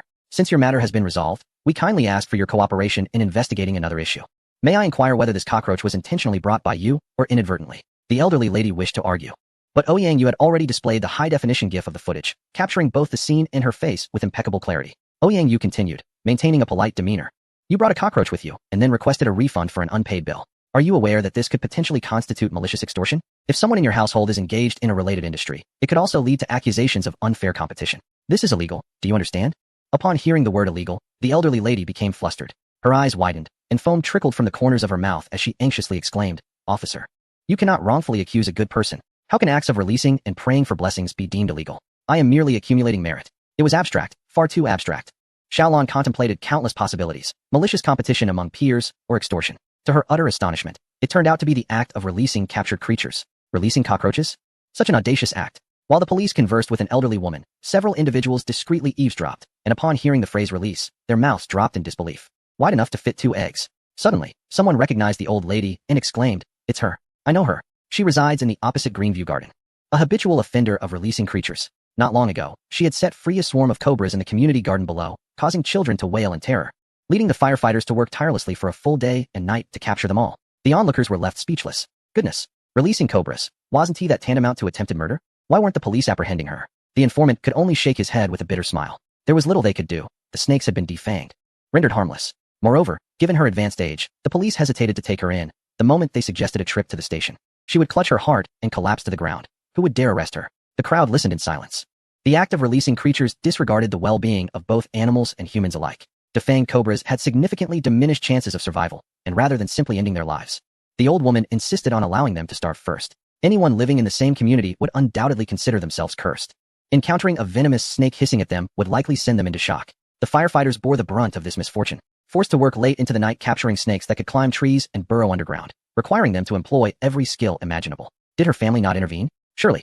They couldn't all be unreasonable. When a passerby posed this question, the informant's expression conveyed a clear message of naivete. How could a family like hers produce anything but eccentricity? Her daughter-in-law was notoriously fiery, capable of scolding someone for an entire hour without pause. Her son was a literal powder keg, liable to explode at any provocation. Weighing 300 pounds, who could withstand a slap from him? Her grandson was even more outrageous.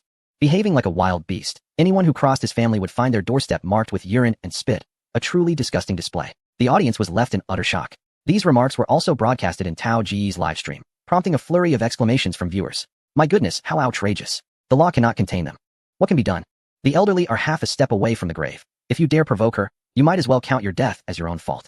The young ones are protected by juvenile laws. One swift blow, and they bear no responsibility. I can't comprehend it. How can such oddities thrive and reside in upscale neighborhoods while I remain struggling? To the front. Is there anyone who can investigate them? I refuse to believe such lowly individuals can amass wealth. Sob, sob, sob. As if to validate the words of the earlier informant. Upon hearing Ouyang Yu's request to accompany her to the police station for an investigation, the elderly woman immediately clutched her chest and collapsed. Oh, my heart aches. Oh dear. I can't bear it. The police are going to kill me. Everyone, come quick. The police are going to kill me. Even the composed Ouyang Yu found his expression visibly cracking. The elderly woman writhed on the ground, flailing and kicking her legs in a chaotic dance, spinning like a top. To an unsuspecting observer, it might have appeared as though she were performing a street dance, full of vigor, yet her words told a different tale entirely. The police are colluding with the vendors, refusing to refund me, wrongfully accusing me of fraud, ganging up on this old woman. Oh, my heart is troubled. I can't go on. Don't call an ambulance. I would rather die here than be taken to the police station and beaten to death, without reason. Oh dear. Ouyang Yu attempted to assist her, trying to reason with her. I merely requested that you accompany me to the police station for questioning. I did not intend to harm you. Please, don't act this way. The elderly woman continued to bang her head on the ground, clawing at the air with her hands, her feet kicking wildly, and her mouth incessantly spewing spittle. I don't believe you. Bah, bah, bah. You are deceiving me. You are in collusion with the authorities. You want to trick me into the police station to kill me. I might as well die right here. Ouyang Yu, feeling helpless, found himself at a loss despite his rigorous training, fearing that any misstep could lead to disastrous consequences. This scene was even more shocking for the newcomers. Hu Lai and Lu Dong, who realized that while the police could strike hard against organized crime, they were left defenseless against such shameless antics from an elderly woman. They were suddenly grateful to be following Xiao Lan, able to blend into the crowd in plain clothes. Had they been in full uniform, the burden of maintaining the police's image would have been immense. If even Ouyang Yu was at a loss, they felt even less equipped to handle the situation. Meanwhile, in the resident group chat of the Greenview Garden community, someone unleashed a torrent of messages, each one punctuated with exclamations of anger and disbelief. 606. What the hell? What the hell? I'm utterly appalled.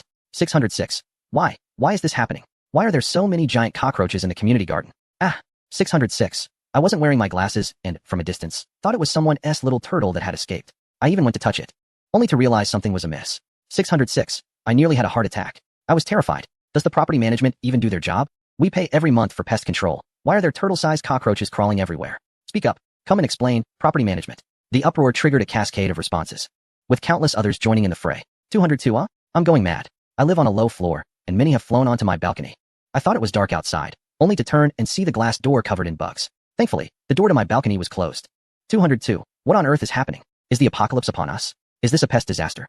Enough is enough. My heart has turned to stone. I reside on the first floor, fortified with a security screen, and as a result, I have left my balcony door ajar, allowing cockroaches to invade my home. Perhaps it is time for me to sell this house. I can no longer endure living here. Last time, a cobra slithered into my abode, and this time, its prey has come to visit. I am on the verge of a heart attack. I was queuing for an hour to purchase a meal, and just as my turn approached, a cockroach appeared on the ground. I was so startled that I fled back into the community, only to discover that the complex itself is a stronghold for these pests. The one outside was merely a stray. It seems the proprietor of the braised chicken stall is the true victim, as it is our community's cockroaches that have made their way to his establishment. I am truly incensed. Are they treating us as fools simply because we refrain from anger? Upon my return, I witnessed a pregnant woman, nearly 8 months along, nearly toppled by the sudden onslaught of cockroaches. I rushed to assist her, only to fall flat on my face, injuring my head in the process. Fortunately, the woman was well exercised and managed to steady herself. Otherwise, a single cockroach could have claimed 3 lives. This is tantamount to murder. After a flurry of complaints, the property management emerged, burdened with the blame. They presented a surveillance clip, followed by an extensive explanation. Dear residents, our community conducts targeted pest control weekly and comprehensive extermination monthly, consistently prioritizing the health and safety of all homeowners. Following a review of the surveillance footage, it has come to our attention that a certain resident ordered over 1,000 American cockroaches and conducted a release ceremony at noon. We have already arranged for capture and extermination efforts, and a representative will engage in dialogue with the resident in question. In the coming days, we kindly ask everyone to close their windows and doors and refrain from lingering in the gardens, if possible. Consider temporary relocation. Despite the thick pixelation obscuring the identity of the culprit in the footage, the residents deduced her identity. It must be the household in Unit 1201. They have a history. They were the ones who released the Cobra last time. How dare they, believing their 12th floor status shields them from consequences, carelessly releasing creatures without regard. I shall confront them. Count me in. I can no longer tolerate this. Ever since the snake slithered into my home from the balcony, I haven't dared to open the door. What is the purpose of having paid for this balcony? Before long, a throng of residents rolled up their sleeves and marched toward the elevator. Inside, one pressed the button for the 12th floor, and the others simply followed suit. Are you all headed to confront 1201 as well? Yes, I'm from 202. Their negligence has caused me great distress. I'm from 606. I reside in the same building as them, and I feel utterly cursed. I live in the adjacent building, yet we share this community. Their actions have wreaked havoc on our garden below. I demand accountability. A group of individuals who typically exchanged no more than cursory greetings, now united by a common adversary, engaged in lively conversation in the elevator, reveling in their newfound camaraderie. The garden downstairs is also a shared area of the residence, maintained by everyone's contributions. Yet this family has desecrated it, demanding an explanation. Chapter 136, 3 statements, enraging 3 groups of people. However, as the elevator doors opened, before they could step out, an irate woman's voice, akin to a loudspeaker, erupted. What is going on? Have you all come to my home to cause a ruckus? A bunch of scoundrels. Thinking you can bully us just because we have only one son. Let me tell you, my husband and I are preparing for another child.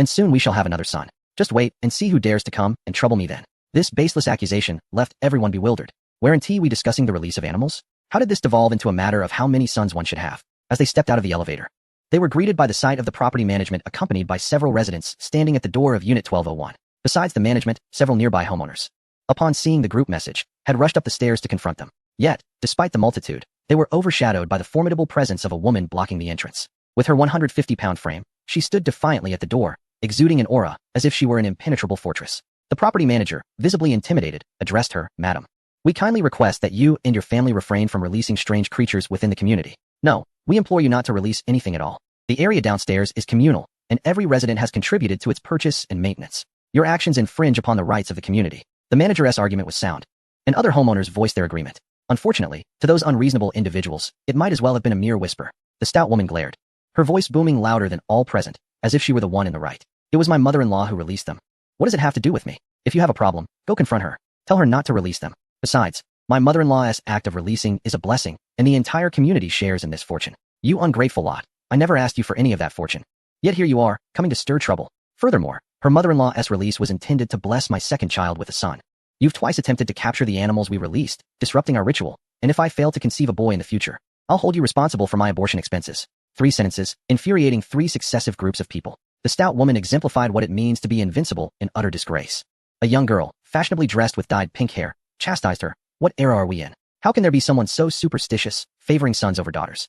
Devoid of public conscience? Yet, the stout woman merely cast a glance at the young girl, her lips curling into a sneer as she retorted, "Look at you, so trendy. Bringing home 10 different men every day, spreading your legs for profit, and rushing to abort every few days. Who knows if you'll ever conceive again?" The young girl, infuriated, began to tremble. "Speak properly. Who brings different men home every day? I'm single. And there's a visible doorbell at my entrance that can prove I haven't had a man over in weeks." The overweight woman was merely spouting nonsense. And upon hearing this, she scoffed dismissively. "Oh, so it's no wonder you're so irritable after being deprived of male companionship for 10 days, or half a month. You deliberately obstruct my ability to bear children." A refined-looking man, unable to tolerate the overweight woman's bullying of the young girl, flushed with indignation and retorted, "Have some dignity. We approached you because your family's actions in releasing animals are endangering public safety. Cockroaches are filthy and carry various diseases. With so many elderly, children, and pregnant women in the community, aren't you concerned about their health? Have some decency." Yet, the overweight woman did not even glance at him, countering directly, "A cockroach can hardly be dirtier than you. What a pathetic excuse for a man, devoid of any masculinity. It's people like you who spread diseases like AIDS, spit." After this, she turned to the property management, maliciously complaining, "How could you allow such a pervert to reside here? I fear he might seduce my husband. Don't think I'm unaware. He lives next door and is always casting flirtatious glances at my husband from his balcony. Is this how one makes a living these days?" At this point, the refined man, alongside the girl with dyed hair, was equally incensed. "What nonsense. I was merely glaring at him. He smokes on his balcony every day and tosses his cigarette butts onto my balcony. The last time, it nearly caused a fire. What is wrong with glaring at him? And who are you calling pathetic? Is being clean a sign of weakness? Your husband is a 300-pound behemoth, reeking of a pigsty. I truly wonder which slaughterhouse you found him at." Unable to match wits, the overweight woman resorted to a sneak attack, clawing at the refined man's face. Although he dodged swiftly, he still received a scratch, marring his visage. The overweight woman laughed triumphantly. "You dared to insult my husband. You deserve this. I've marred your pretty face. Let us see how you make a living now." The refined man felt a surge of fury. Touching his face to find blood, what a vile woman. His livelihood depended on his looks, as he worked in real estate, specializing in selling high-end properties. His polished and clean image was fundamental to earning clients' trust. The overweight woman's deliberate act of marring his face was genuinely malicious. Ding Yang, who had rushed over to witness the commotion, could no longer stand idly by. He pushed through the crowd to the forefront. In his youth, he had exercised regularly, sporting a chiseled physique with 8-pack abs. However, days spent at home trading stocks with good meals had caused him to gain weight. Now, his body was bulkier than before, possessing a more imposing presence despite the extra pounds. What is going on here? Resorting to violence when you can't win an argument? Why bully a young person? If you have guts, direct your ire towards me. Ding Yang was genuinely furious. His family brought their daughter downstairs to play daily, and first it was snakes. Now cockroaches. Who knew what would come next? No more releasing animals, do you hear? Do you think the police cannot handle you? We homeowners can collectively report you to the relevant authorities, and then your entire family will be evicted from the community. Faced with Ding Yang, a fellow middle-aged man, the overweight woman fell silent, as though her voice had been choked by her own words. However, she did not easily succumb. Instead, she suddenly began to screech and rumple her hair, then dashed into the house, shouting, "Husband! Husband! Someone is bullying your wife, come quickly." Moments later, a dull thud resonated, akin to an earthquake, causing the entire floor to tremble. For heaven's sake, is there no peace for a midday nap? This is utterly ridiculous. Accompanied by a resonant growl, a figure emerged, resembling a wild boar, staggering as it approached. With each step, the ground quaked more violently, prompting the homeowners outside to instinctively retreat several paces. Before long, a hairy arm thrust through the door's crack and forcefully slammed it open, allowing a massive, corpulent figure to squeeze through.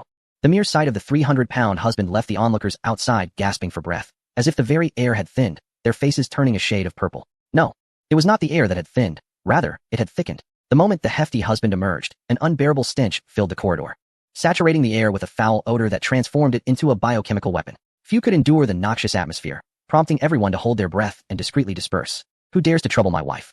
Who? As the hefty husband spoke, the overpowering stench of his breath was almost palpable, reaching the elevator area. The homeowners waiting for the elevator turned pale and hastily pushed open the fire door, preparing to flee down the stairs. Others followed suit, crowding into the stairwell. Seeing the situation deteriorate, Ding Yang also wished to escape, but he was seized by the husband, caught red-handed. "Are you the one bothering my wife?" Faced with the man's fetid breath, Ding Yang nearly fainted. The hefty man's wife, reveling in the authority her husband commanded, clung to his arm and pouted, "It's him, darling. He is the one who bullies me," threatening to unite the other homeowners to drive us out. "You must teach him a lesson." Though the hefty woman's figure was quite rotund, when viewed beside her husband, she appeared almost like a petite quail next to a giant. It was evident just how immense her husband truly was. To liken him to a wild boar would be an understatement. He resembled a wild boar that had been bisected, his bulk requiring 2 halves to form such a figure. Ding Yang, overwhelmed by the stench, was unable to break free from the man's grip. Strength correlates positively with weight. As long as one is not so overweight that they cannot move, each additional pound increases their odds. Otherwise, boxing matches would not be divided into 7 weight classes. Therefore, when the hefty man delivered a resounding slap, Ding Yang felt as though his head might be knocked off. The man then tossed him to the ground, and his first instinct was to gasp for fresh air, entirely devoid of any thought of retaliation. The adversary simultaneously unleashed chemical and physical assaults.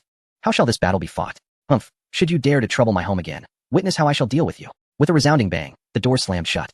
Yet, the exaggerated utterance of "darling, you're so impressive," from the plump woman echoed unmistakably, leaving a distasteful impression as she departed. The property management staff, filled with sympathy, hurried over to assist Ding Yang. Without further ado, it was imperative to vacate the area immediately and seek fresh air. The homeowners, who had taken refuge behind the fire door, emerged one after another, their faces laden with regret as they addressed Ding Yang. "We apologize.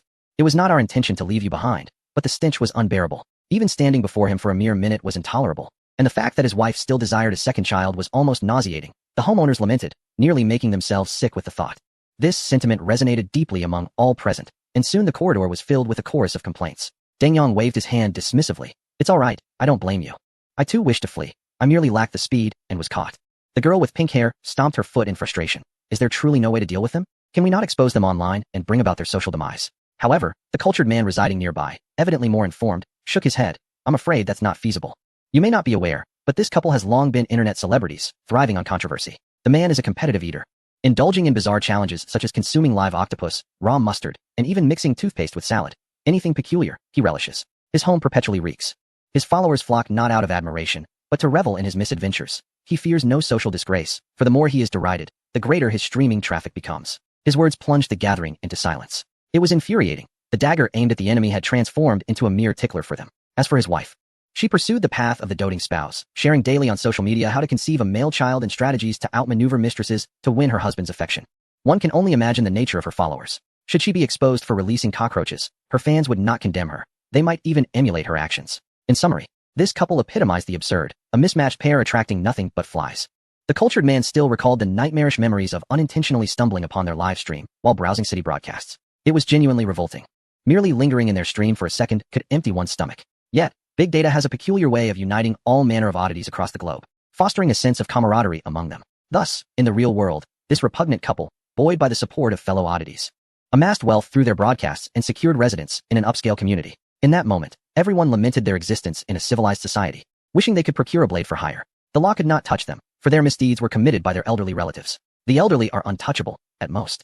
They receive a few scoldings, lest they collapse and extort you for compensation. Afterwards, they would incite the children to seek revenge, nurturing a cycle of petty retribution from dawn till dusk. If everyone truly engaged with them seriously, they would merely compensate financially and move on. That amount of money is inconsequential.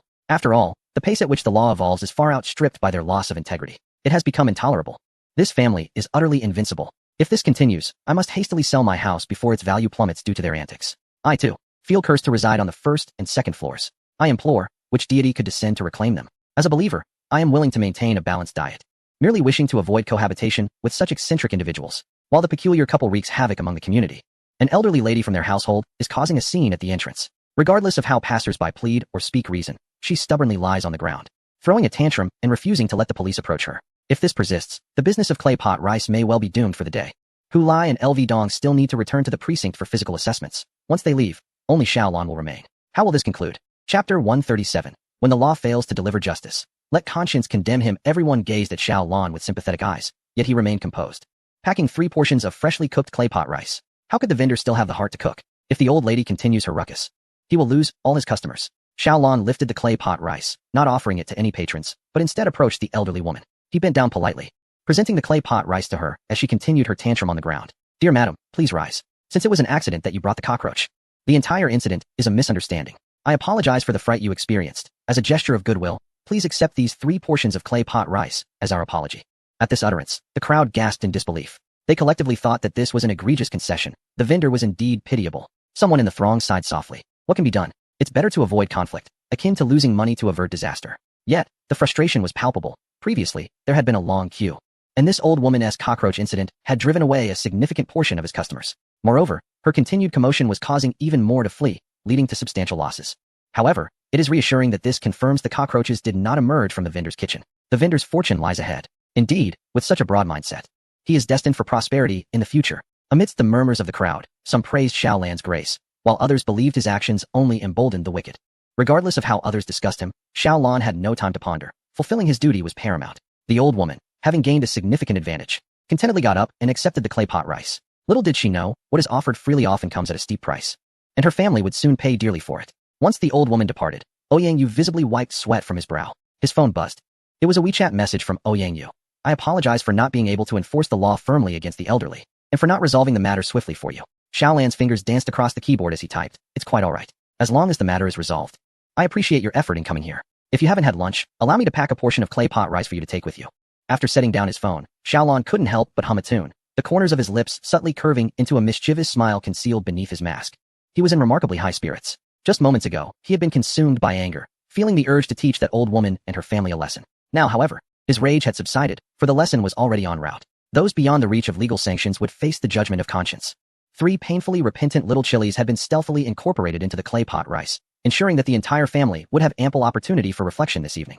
The law represents the minimum threshold of morality, establishing the lowest standards for human conduct. Some individuals, adept at exploiting legal loopholes, can often elude the red lines of the law. They may not be criminals in the eyes of the law, but their actions undoubtedly reflect moral decay. Although he couldn't accrue points from their family, punishing wrongdoing and promoting virtue was a responsibility that every concerned citizen should embrace. Upon returning home, the elderly woman found her daughter-in-law, the corpulent woman, bombarding their community group chat with curses. She witnessed the collective grievances directed at their family, and, rather than introspecting, she perceived their situation as an unjust bullying of the few by the many. A barrage of 60-second voice messages, all filled with the daughter-in-law's vitriol, flooded the chat. Initially, some members attempted to counter her arguments, but eventually, they realized they could not prevail against her. For many, engaging in disputes is an exhausting endeavor, draining their energy. However, for the corpulent woman, arguing seemed to be a means of siphoning the vitality from others. The more people engaged with her, the more invigorated she became, as though such interactions validated her existence. Eventually, the chat became her domain. Even when ignored, she derived satisfaction and a sense of accomplishment. After returning home, The elderly woman discreetly concealed the clay pot rice. Once her grandson's afternoon nap concluded and her daughter-in-law took him to school, she finally revealed the 3 portions of clay pot rice. "My dear son, I just bought 3 portions of clay pot rice, the very kind you enjoyed last time," she exclaimed. "Oh dear, the queue is growing longer by the day. It's becoming increasingly difficult to procure. While that hefty woman is away, you must eat quickly." Despite her son's considerable weight, the elderly woman found no fault in him. Rather, she criticized her daughter-in-law, whose weight was merely half that of her son. "You feast daily on such unwholesome fare during your live streams. Your stomach will surely suffer. Unlike that corpulent woman, who truly knows how to enjoy her meals and indulges to her heart's content.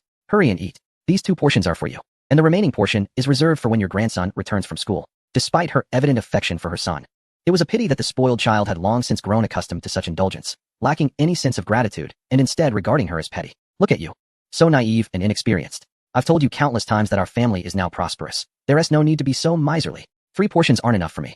And you expect me to save 1 for your son? That simply won't do. You must go and buy 10 portions tonight. Do you understand?" The elderly woman hesitated, wanting to mention the purchase limit on the clay pot rice, but ultimately chose to remain silent. The vendor of clay pot rice is a soft-tempered young man, easily swayed by charm. All this talk of purchase limits becomes irrelevant once she opens her mouth. Who would dare impose restrictions then? Should she raise a fuss? It is likely he would bestow 10 portions upon her for free. Consequently, the elderly woman swallows hard, her eyes wide as she watches her hefty son devour 3 servings of rice with insatiable fervor. Unable to resist, she yearns for a taste. For the aroma is simply divine, yet all she receives in return is a disdainful glance from her son. At her age, why indulge in such excess? With her mortality looming, every bite is but a waste. She who constantly preaches frugality now seems oblivious to it. Outside, she is a formidable figure, confrontational and unyielding, even causing the police concern. Yet, within the confines of her home, she is reduced to a docile creature, reprimanded by the very son she has doted on. Faced with his open reproach, she can only smile sheepishly in response. Time swiftly passes until her grandson returns from school. The child, inheriting less than desirable traits from his parents and influenced by a peculiar family, has turned rather mischievous. Upon entering the community, he does not follow his mother home, but instead takes the elevator to the doorsteps of various neighbors, ready to unleash his pranks. Some find their doors marked with urine. Others discover dead cockroaches strewn about, while some face colorful graffiti from markers, and others still have their smart doorbells shattered by stones. His adeptness at destruction reveals him to be a seasoned troublemaker. Once his mischief is complete, he rejoined his mother, signaling an okay from a distance, to which she responded with an approving thumbs up. The families he targeted had been the loudest in their quarrel with the overweight woman earlier that day. The child's antics were clearly orchestrated by the adults. This was neither his first nor his last escapade. As night falls and office workers return home, they are greeted with the unpleasant surprises left by the troublesome child. Infuriated, they unleash their frustrations in group messages, only to receive a nonchalant voice message from the heavy-set woman. "What proof do you have that my son did this?" When someone presents evidence in the form of surveillance screenshots, she simply shrugs. "Children can be unruly. He's young. Can't you all just let it go?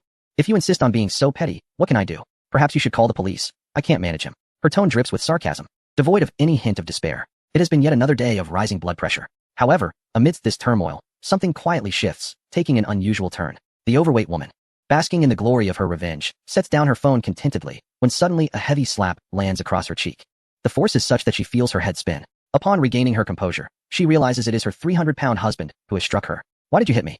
Tears have yet to fall when her husband suddenly bursts into tears. "How could you allow our son to bully the neighbors? You should be ashamed." Without waiting for the plump woman to react, her husband suddenly began to slap his own face, murmuring to himself, "If a child is poorly raised, it is the father's fault. If my son behaves this way, it is not your fault, but mine. I truly deserve this." The entire family, upon hearing the man's words, wore expressions of utter disbelief. A bad bamboo cannot produce good shoots. The entire family, from the eldest to the youngest, was comprised of failures, and as the pillar of the household, he was undoubtedly the most egregious of them all. Why, one might wonder, had his moral standards suddenly risen today? His wife, initially incredulous to the point of nearly popping her eyes out, seemed to have an epiphany, her gaze shifting slightly. "H honey, are you live streaming? Is this a new theme arranged by the guild?" She whispered, but received no direct response, only the sound of his slapping. Her husband, resembling a pig in appearance, looked even more grotesque after delivering those dozen slaps, his face swelling to resemble that of a possessed swine.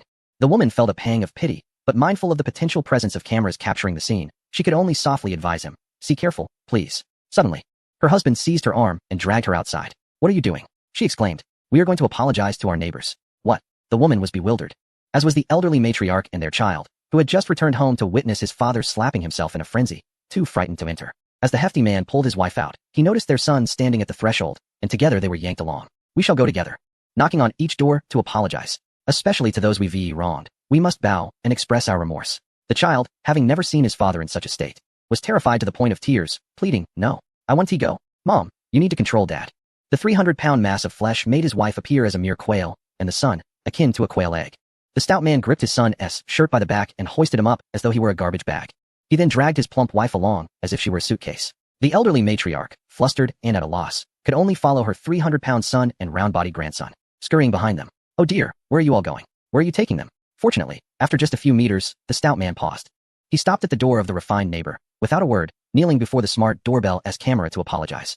The refined man had just had kitchen waste tossed at his doorstep, a deliberate act of revenge by the elderly woman. The camera had blind spots, allowing her to throw the garbage bag from her own doorway without being captured on film. However, her force was too great, and the juices from the kitchen refuse splattered all over the refined man's entrance. These scraps, remnants of the bizarre food broadcast the stout man indulged in daily, were not only foul-smelling when fresh, but had now spoiled. At that moment, the stout man, along with his wife and child, knelt amidst the mess, resolutely using their trousers to clean the entrance. The rotund man's wife sprang up with a cry of disdain, exclaiming, "How filthy! How filthy!" Before her knees could fully straighten, her remarkably masculine husband yanked her back down to the ground. "I apologize on behalf of my entire family for our lowly manners, our lack of upbringing, our thick skins, and our cruel hearts, which have caused you such great inconvenience. I have come to bow before you in contrition. Please open the door, so I may offer my apologies in person." As he spoke, the stout man repeatedly knocked his forehead against the ground, not only doing so himself, but also pressing the heads of his wife and children to join him. The woman and children cried out in pain, repeatedly calling for their grandmother to intervene with her son. In their struggle, remnants of food inadvertently found their way into their mouths and noses, a most unpleasant experience. The elderly woman was now trembling in fear, convinced her son must be possessed, yet she could not bear to see her grandson suffer. Summoning her courage, she urged, "My son, the child is still young, and your health is poor. Please get up. Let your wife kneel alone." Unperturbed, her son continued his fervent actions and shouted back, "You'd best not be idle either. Hurry and clean up the trash at the door. It was you who threw it there, don't think I don't know." The old woman's face shifted from pale to flushed with indignation, yet out of respect for her son's words, she dared not disobey and returned home to fetch a mop. Meanwhile, the cultured man, just a door away, watched the incessant video feed from his smart doorbell, his skin crawling with unease. He could hardly believe this family was genuinely here to apologize. He immediately shared the surveillance footage in the community group chat, tagging the property management and security in a frenzy. "Property management, security. You must come quickly. This family has gone mad. First, they littered at my doorstep. Then they all congregated to bow frantically. They might be trying to lure me out. Who knows if they intend to stab me? I'm terrified. This is madness." As the news spread, the group erupted in chaos. However, having suffered a loss during lunch, the others hesitated to investigate, merely joining him in tagging property management and security. Chapter 138. Is he attempting to gain followers in reverse? Soon, a response arrived from property management and security, assuring him they would come to assess the situation immediately and advised him not to leave his home. With their promise, the cultured man felt emboldened and pressed the intercom button inside, allowing his voice to project through the smart doorbell. "What other tricks do you have up your sleeve? Just leave." Upon hearing his voice, the stout man bowed even more fervently. "We have come expressly to apologize. Regardless of whether you forgive us, we will clean your doorstep thoroughly. I heard my wife scratched you earlier today. I will provide compensation for medical expenses and an apology fee." Inside, the cultured man rolled his eyes dramatically. The notion that this family would sincerely apologize was as far-fetched as believing a sow could climb a tree. Compensation? Ridiculous. Though they earned money through live streaming, they remained exceedingly stingy. Time and again, he had overheard them arguing next door, the elderly woman chastising the stout woman for her poor financial decisions, lamenting, "Why can't you just stand there and wait until the fish are dead before buying? Dead fish is considerably cheaper than live fish, and freshly deceased ones are equally as fresh. Truly, one must not be so careless with life. However, I purchased squid. Squid is inherently dead and frozen. It was thawed and transported here for sale. What? They dare to sell it at such a high price while it is dead? Is this not a blatant ripoff? You are simply foolish, incapable of bargaining, treated as an easy target. You do not feel the weight of your own money, do you?" This is more or less the essence of what was said. In any case, it was quite absurd. Time and again, the elderly lady would impart her frugal wisdom to her daughter-in-law. Meanwhile, the notoriously fierce, overweight woman appeared entirely submissive before the elderly matriarch, speaking in hushed tones. Of course, the true head of the household was the 300-pound man, yet he never intervened when the elderly lady bullied his daughter-in-law, thus tacitly endorsing her behavior. When it comes to being stingy, he is the epitome of frugality, reluctant even to treat his own mother to a fresh meal, only allowing her expired food when it has spoiled. Being so miserly towards both his mother and daughter-in-law, how could he possibly be willing to voluntarily cover medical expenses? As he pondered this, a unique notification chimed from his phone, indicating that someone in the group chat had sent a red envelope. He hastily pulled out his phone, only to find the community group chat inundated with messages, a flurry of remarks such as "no way," and "so much money." The refined man was utterly perplexed. He clicked the mention button in the top right corner, and the message promptly directed him to a specific transfer addressed to him. The transfer amount was 20,000 yuan, with a note reading for the medical expenses and apology for 1202. Room 1202 was his designated number, and in this community group, each resident had altered their notes to reflect their building and apartment numbers. Thus, the hefty man could accurately locate him in the group and initiate a personalized transfer.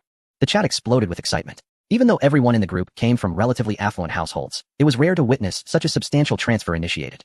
Particularly because the sender was notorious for being miserly and cruel. While he dared to offer this money, the refined man felt he could not accept it. Several homeowners who had added him as a friend began to send him private messages. What happened? Did he barge into your home and assault you, then offer you 20,000 yuan for medical expenses? Do not accept the money just yet. Hurry and call the police. Do not agree to a settlement. You must stand your ground.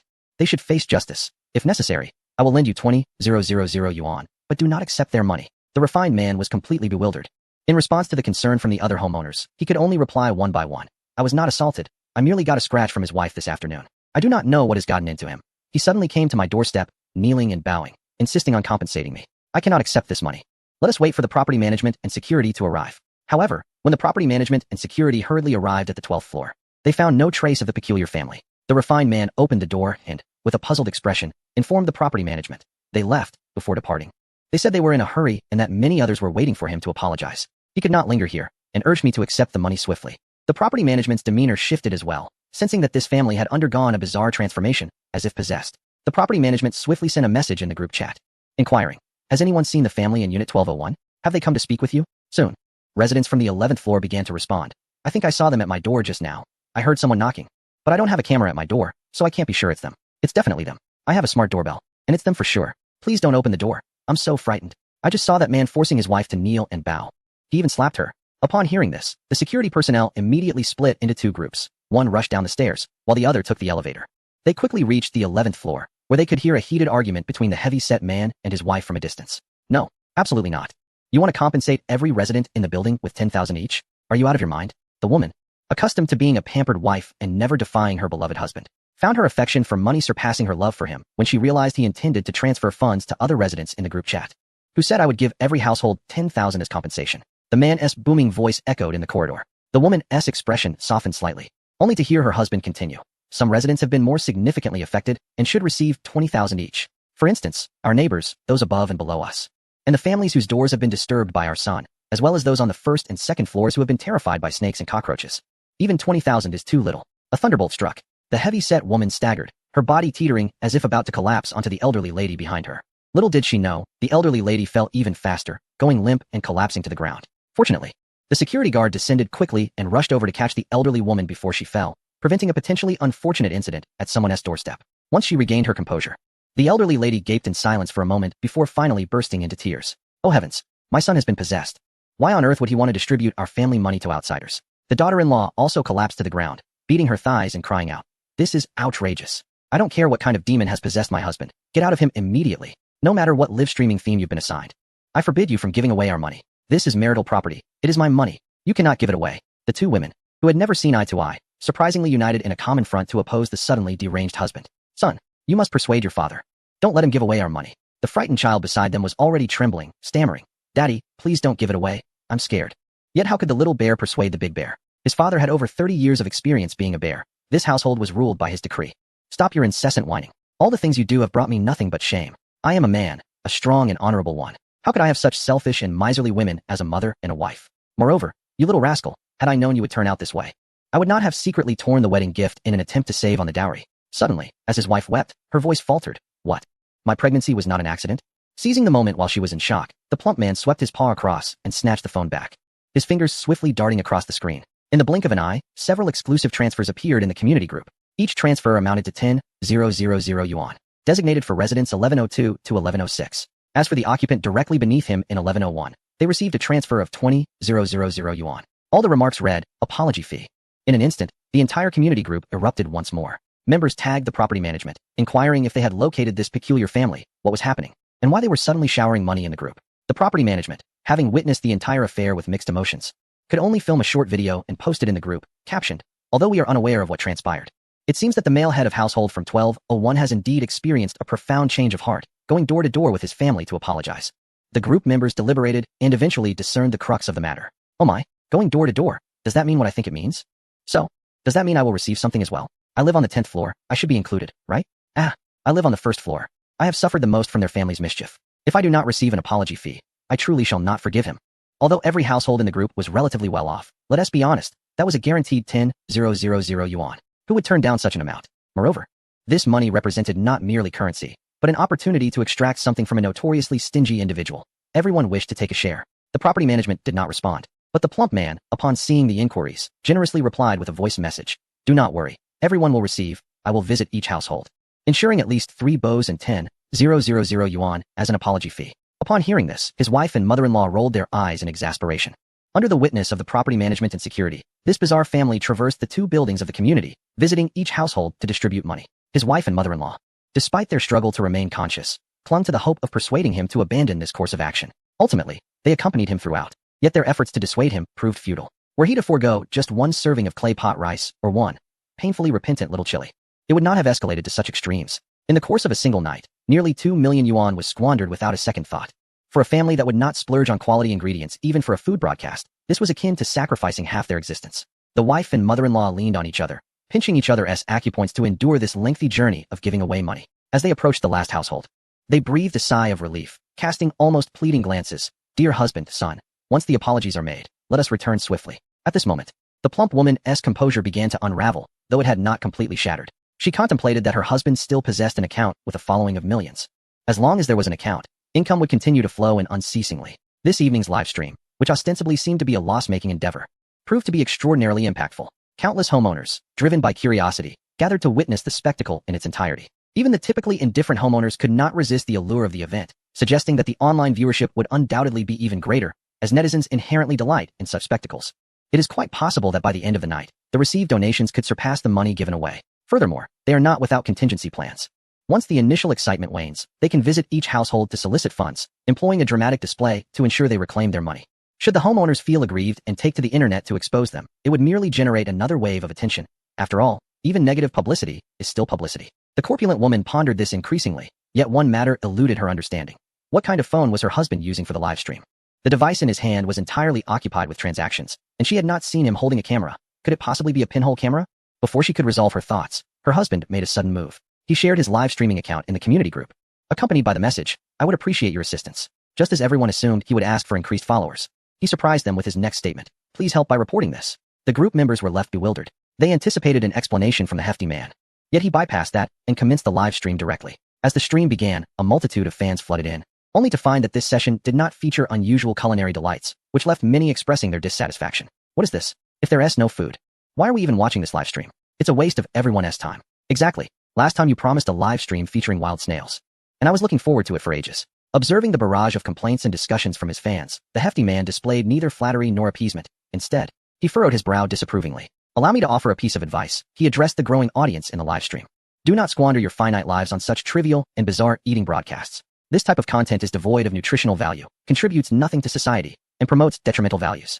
After a flurry of question marks appeared in the comments, one dissatisfied fan retorted, what does this mean? Now you're preaching? We followed you to see some entertainment. And if you're not going to deliver, we might just unfollow you. This remark, intended as a threat, unexpectedly elicited laughter from the hefty man, as if he had found a kindred spirit. All right, go ahead and unfollow. Please do not waste any more time watching my live stream. He continued, by the way, before you unfollow, could you kindly take a moment to report this live stream? Thank you. Every viewer, whether online or among the onlookers, was left stunned by this perplexing declaration. Surely, he could not be asking for people to unfollow and report him? Was he attempting to provoke a rebellious response from the viewers to gain followers in reverse? However, the risk was substantial.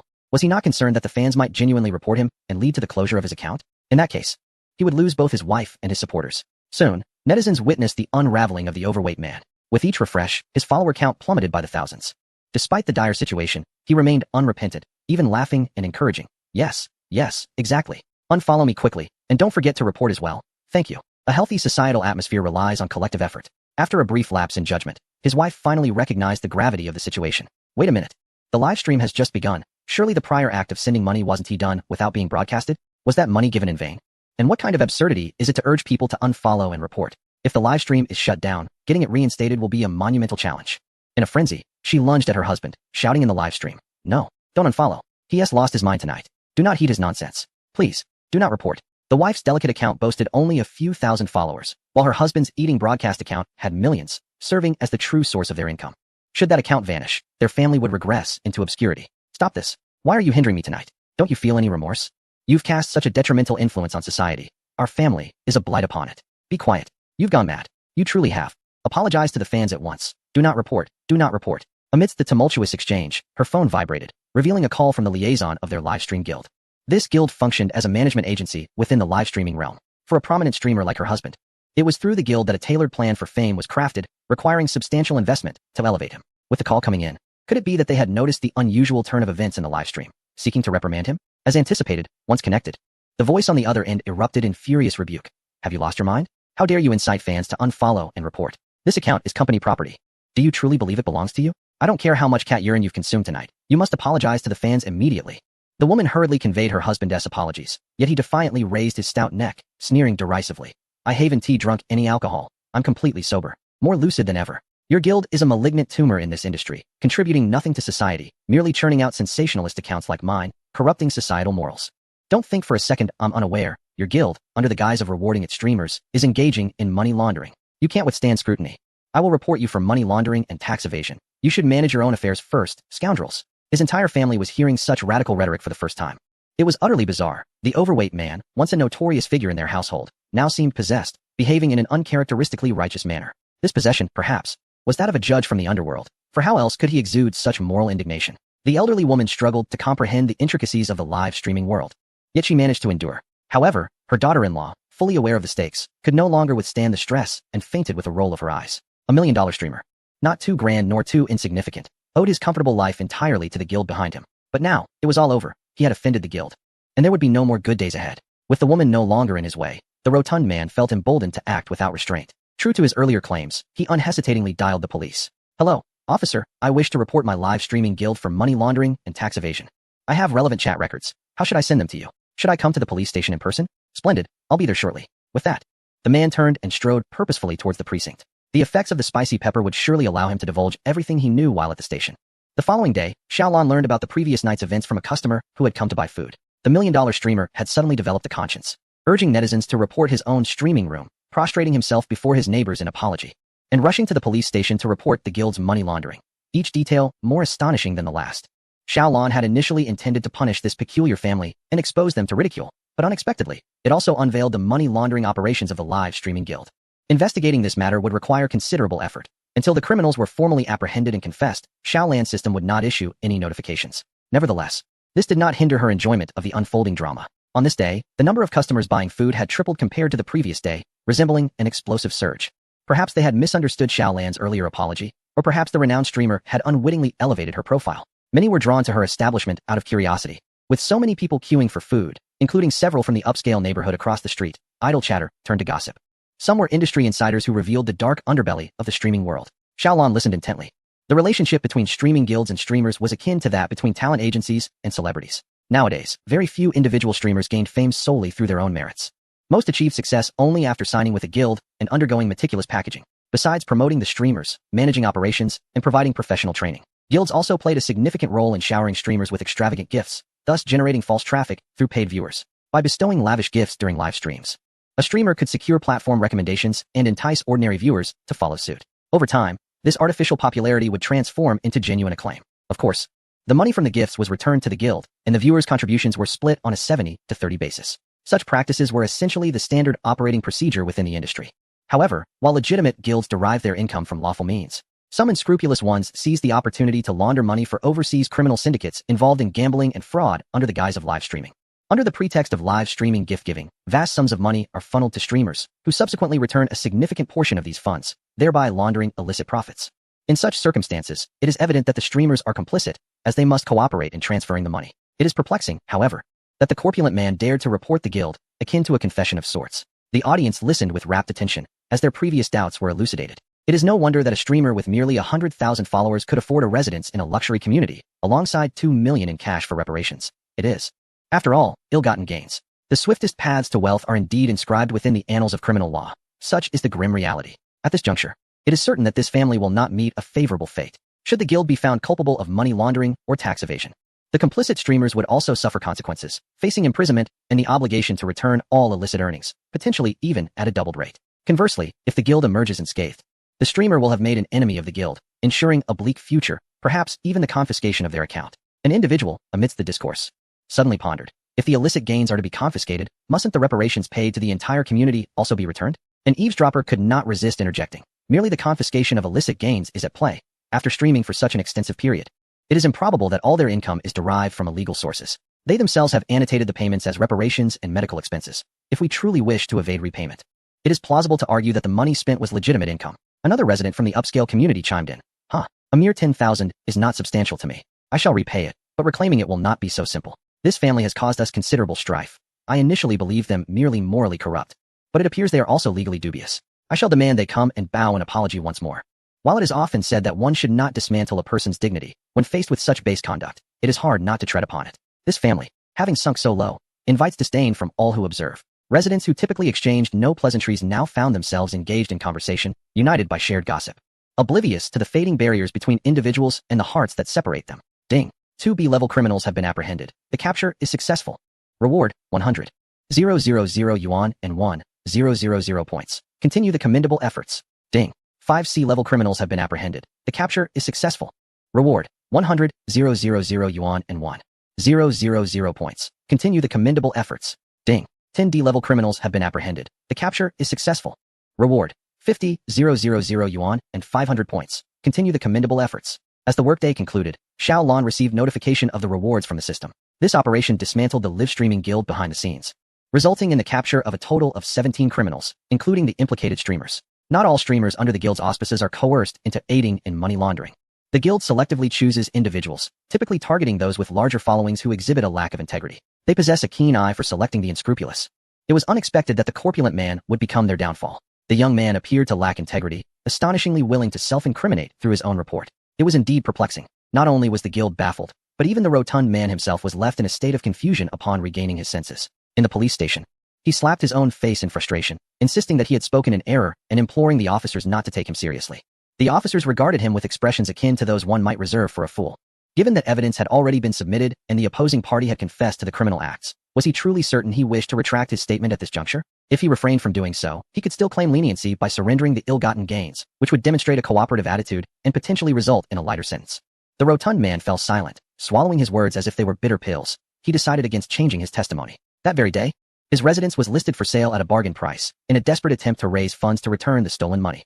It was reported that the agent nearly retched upon entering the house for a viewing. Some individuals had suddenly come into wealth, yet their lifestyles remained unchanged, still as disheveled as ever. An elderly woman was hoarding refuse within her home, neglecting to manage it. The leftover milk and soda in various bottles had spoiled, emitting strange odors. The agent insisted they clean the house before attempting to sell it, or else prospective buyers would be deterred. Upon learning that this family was relocating, the neighborhood chat group buzzed with excitement, engaging in a night-long game of red envelope exchanges.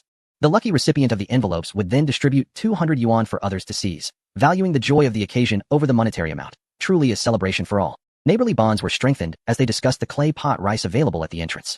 Observing the interest of many in the community but recognizing the lack of time to queue, a collective proposal emerged to pool resources for purchasing the dish. Local shopping centers often saw university and college students seeking part-time work, making them the ideal candidates for the task. Soon, a message circulated in the part-time job group seeking individuals to procure clay pot rice, igniting a flurry of activity. Typically, these students earned around 80 yuan for an 8-hour shift distributing flyers or serving as sales assistants. In contrast, they would receive 40 yuan per order for merely delivering the dish to the entrance of the adjacent community. With 2 opportunities to purchase each day, limited to 2 servings per person, each student could potentially earn up to 160 yuan daily. It was an exceptionally lucrative arrangement. Eager and naive, the university's students enthusiastically accepted the offer, only to return to campus with their bellies full yet empty-handed. Upon returning, they lamented in the part-time job group, "Do not come. For heaven's sake. This is a scam. A blatant scam." They didn't mention how delectable the clay pot rice was. "I just earned 40 yuan for running an errand, only to turn around and spend 60 yuan on a portion. If it weren't for the purchase limit, I could have bought another to take home. Indeed, this is a trap. Earn money and spend it on the spot, leaving nothing to take home." However, their warnings bore little fruit, as many believed they were merely sowing discord to eliminate competition. To be fair, they did pay for the delivery. They didn't deceive you. If you don't wish to buy, then simply don't. Indeed, when one lacks willpower, it is easy to accuse others of deceit. How ironic it is to spend 60 yuan on a meal while claiming to be financially strained. It appears that the affluent are merely indulging in life's experiences. I purchased a couple of steamed buns, nibbling on them as I stood in line, content in the knowledge that as long as I was satiated, the allure of sumptuous dishes would hold no sway over me. Thus, I would save money. Before long, the second wave of naive university students eagerly rushed to sacrifice their wallets, only to return shortly thereafter, clutching their empty purses in resignation. I apologize for doubting you. That temptation is truly beyond the resistance of ordinary souls. I suspect that what I consumed was not merely a bun, but rather a fist, for it felt as though it were relentlessly battering my stomach. It has been years since I have experienced the pangs of hunger so severe that they cause pain. The moment the lid of the clay pot was lifted, who could resist salivating? It seemed as though one had to have overcome an addiction to endure such temptation. Chapter 140. Pumpkin millet porridge and ground meat egg custard. It was sheer torment. Someone audibly crunching on the crispy rice crust in my presence felt as if they were gnawing on my very skull. The group chat had made matters abundantly clear. Yet the university students, brimming with boundless energy and curiosity, insisted on persistently stepping forward to offer their aid. Xiaolan, observing the daily influx of customers, felt an overwhelming pressure. It was becoming unbearable. At this rate, he would be worn down before the perpetrator was even apprehended. Unable to contain himself, he reached out to Ouyang to inquire about any developments in the case. He held little hope, yet was taken aback when Ouyang responded affirmatively. Yes. I was just about to contact you. We have made significant progress with our undercover operations recently. I was eager to update you, but have been too pressed for time. Xiaolan's heart leapt. Has the presumed deceased Liang Gaofei returned? Ouyang confirmed. Indeed, we have discovered leads suggesting his whereabouts. Do you recall the bizarre incident involving that family releasing cockroaches a few days ago? We had an undercover agent embedded among the residents. The agent witnessed the mistress of the suspect nearly fall in fright at the sight of the cockroaches. What caught our attention was her agility. She did not instinctively protect her abdomen when she stumbled, appearing far from the demeanor of a pregnant woman, more akin to that of a man. Xiaolan repeated the revelation. Astonished. Are you suggesting that this mistress is, in fact, Liang Gaofei in disguise? Ouyang's voice crackled with frustration over the phone. Precisely. The hunter became the hunted, oblivious to the fact that he had been operating right under our noses. Each time he ventured out, he donned long hair, a wide-brimmed hat, sunglasses, and a mask. We assumed he sought to maintain a low profile, unaware that he was concealing his true identity. Yet Xiaolan remained incredulous. Surely, he could not maintain this charade indefinitely. I mean, did no one ever see him remove his mask? Were your observations so lax? Although he held back further criticism, he could not help but feel that they had been rather inept, believing their surveillance to be stringent only to discover otherwise. However, it soon dawned on Xiaolan that he had misconstrued their efforts. Of course, we have seen him remove his mask, which is precisely why we did not suspect him. The mistress is pregnant and requires regular checkups. We have arranged for surveillance at the hospital. Having seen the mistress remove her mask and reviewed her medical records and fetal images at various intervals, we have no doubt about her identity. In retrospect, it is highly probable that the genuine mistress underwent the examinations, while Liang Gaofei resided at home. They likely seized the opportunity to swap identities. The more Xiaolan listened, the more he found the absurdity tinged with a hint of reason. A criminal with a vivid imagination encounters a bold and meticulous police officer. Truly, the battle of wits is a remarkable one. When this peculiar family went door to door to apologize, those living on the 8th floor did not answer, despite the presence of occupants at that time. Conversely, most residents below the 10th floor opened their doors to witness the commotion, further intensifying our suspicions. In summary, we have now approximately determined Liang Gaofei's whereabouts and are poised for apprehension. However, we also wish to ensnare his associates and unravel an entire web of espionage. I appreciate your continued surveillance for a few more days, particularly monitoring the mistress's checkup reports, which have already indicated signs of preterm labor. Recently, they consulted a doctor regarding an early cesarean section, hinting at the possibility of an early delivery, which may prompt action in the coming days. Since receiving Ouyang's alert, Xiaolan has been particularly attentive to the comings and goings of the neighboring community. However, he has yet to catch a glimpse of Liang Gaofei. Instead, he has heard news about Hu Lai and LV Dong's performance in physical assessments. It is said that they performed exceptionally well, ranking among the top in the second batch of participants. Although they did not break records like Xiaolan, their improvement from previously low standings is nonetheless impressive. Fortunately, we managed to escape quickly. One cannot fathom how terrifying they were that day. They pinned us down to assess our muscles, even suggesting that they would take us for dissection and research, interrogating us about the use of performance-enhancing drugs. What a bunch of sore losers.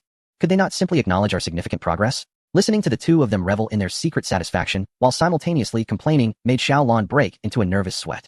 Although Hu Lai and Li Dong did not consume performance-enhancing drugs, they did partake of a health-boosting little apple. Prior to their return for the physical assessment, Xiaolan prepared a pot of fruit tea, discreetly infusing it with his special ingredient. To mask the peculiar color of the little apple, he added a black frozen pear. As it turned out, Xiaolan's efforts at concealment were entirely unnecessary. Whatever he offered, those three consumed without hesitation. However, the effects of the little apple were remarkably pronounced. The three essentially shared a single health-boosting little apple, and its impact on them was far more substantial than on Xiaolan.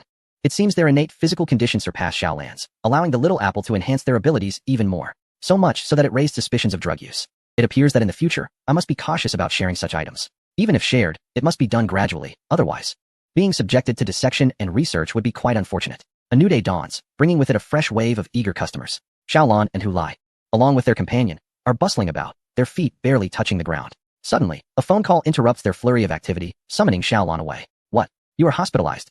The frail voice on the other end belongs to old Deng. I have food poisoning and am currently in the hospital. Could you possibly come and see me? It would be best if you could bring some food. Xiaolan is at a loss for words. After an extensive preamble, the crux of the matter comes at the end. What happened? How did he get poisoned? The breakfast was prepared by Xiaolan, and they all consumed the same fare. He himself is fine, so how could old Deng have fallen ill? The voice on the other end of the line lowered in unmistakable guilt. I was tired of the braised potatoes and cabbage, so I thought I'd try braising some green beans. I assumed they were cooked, but alas, they were not. I took a few bites, and they tasted delightful, but by noon, I was experiencing severe vomiting and diarrhea. Xiaolon felt a cold sweat break out. This man certainly knows how to court disaster. He managed to land himself in the hospital over the simplest of dishes. Seriously? Didn't you live in the countryside for a spell? Are you unaware that undercooked green beans can be toxic? I know.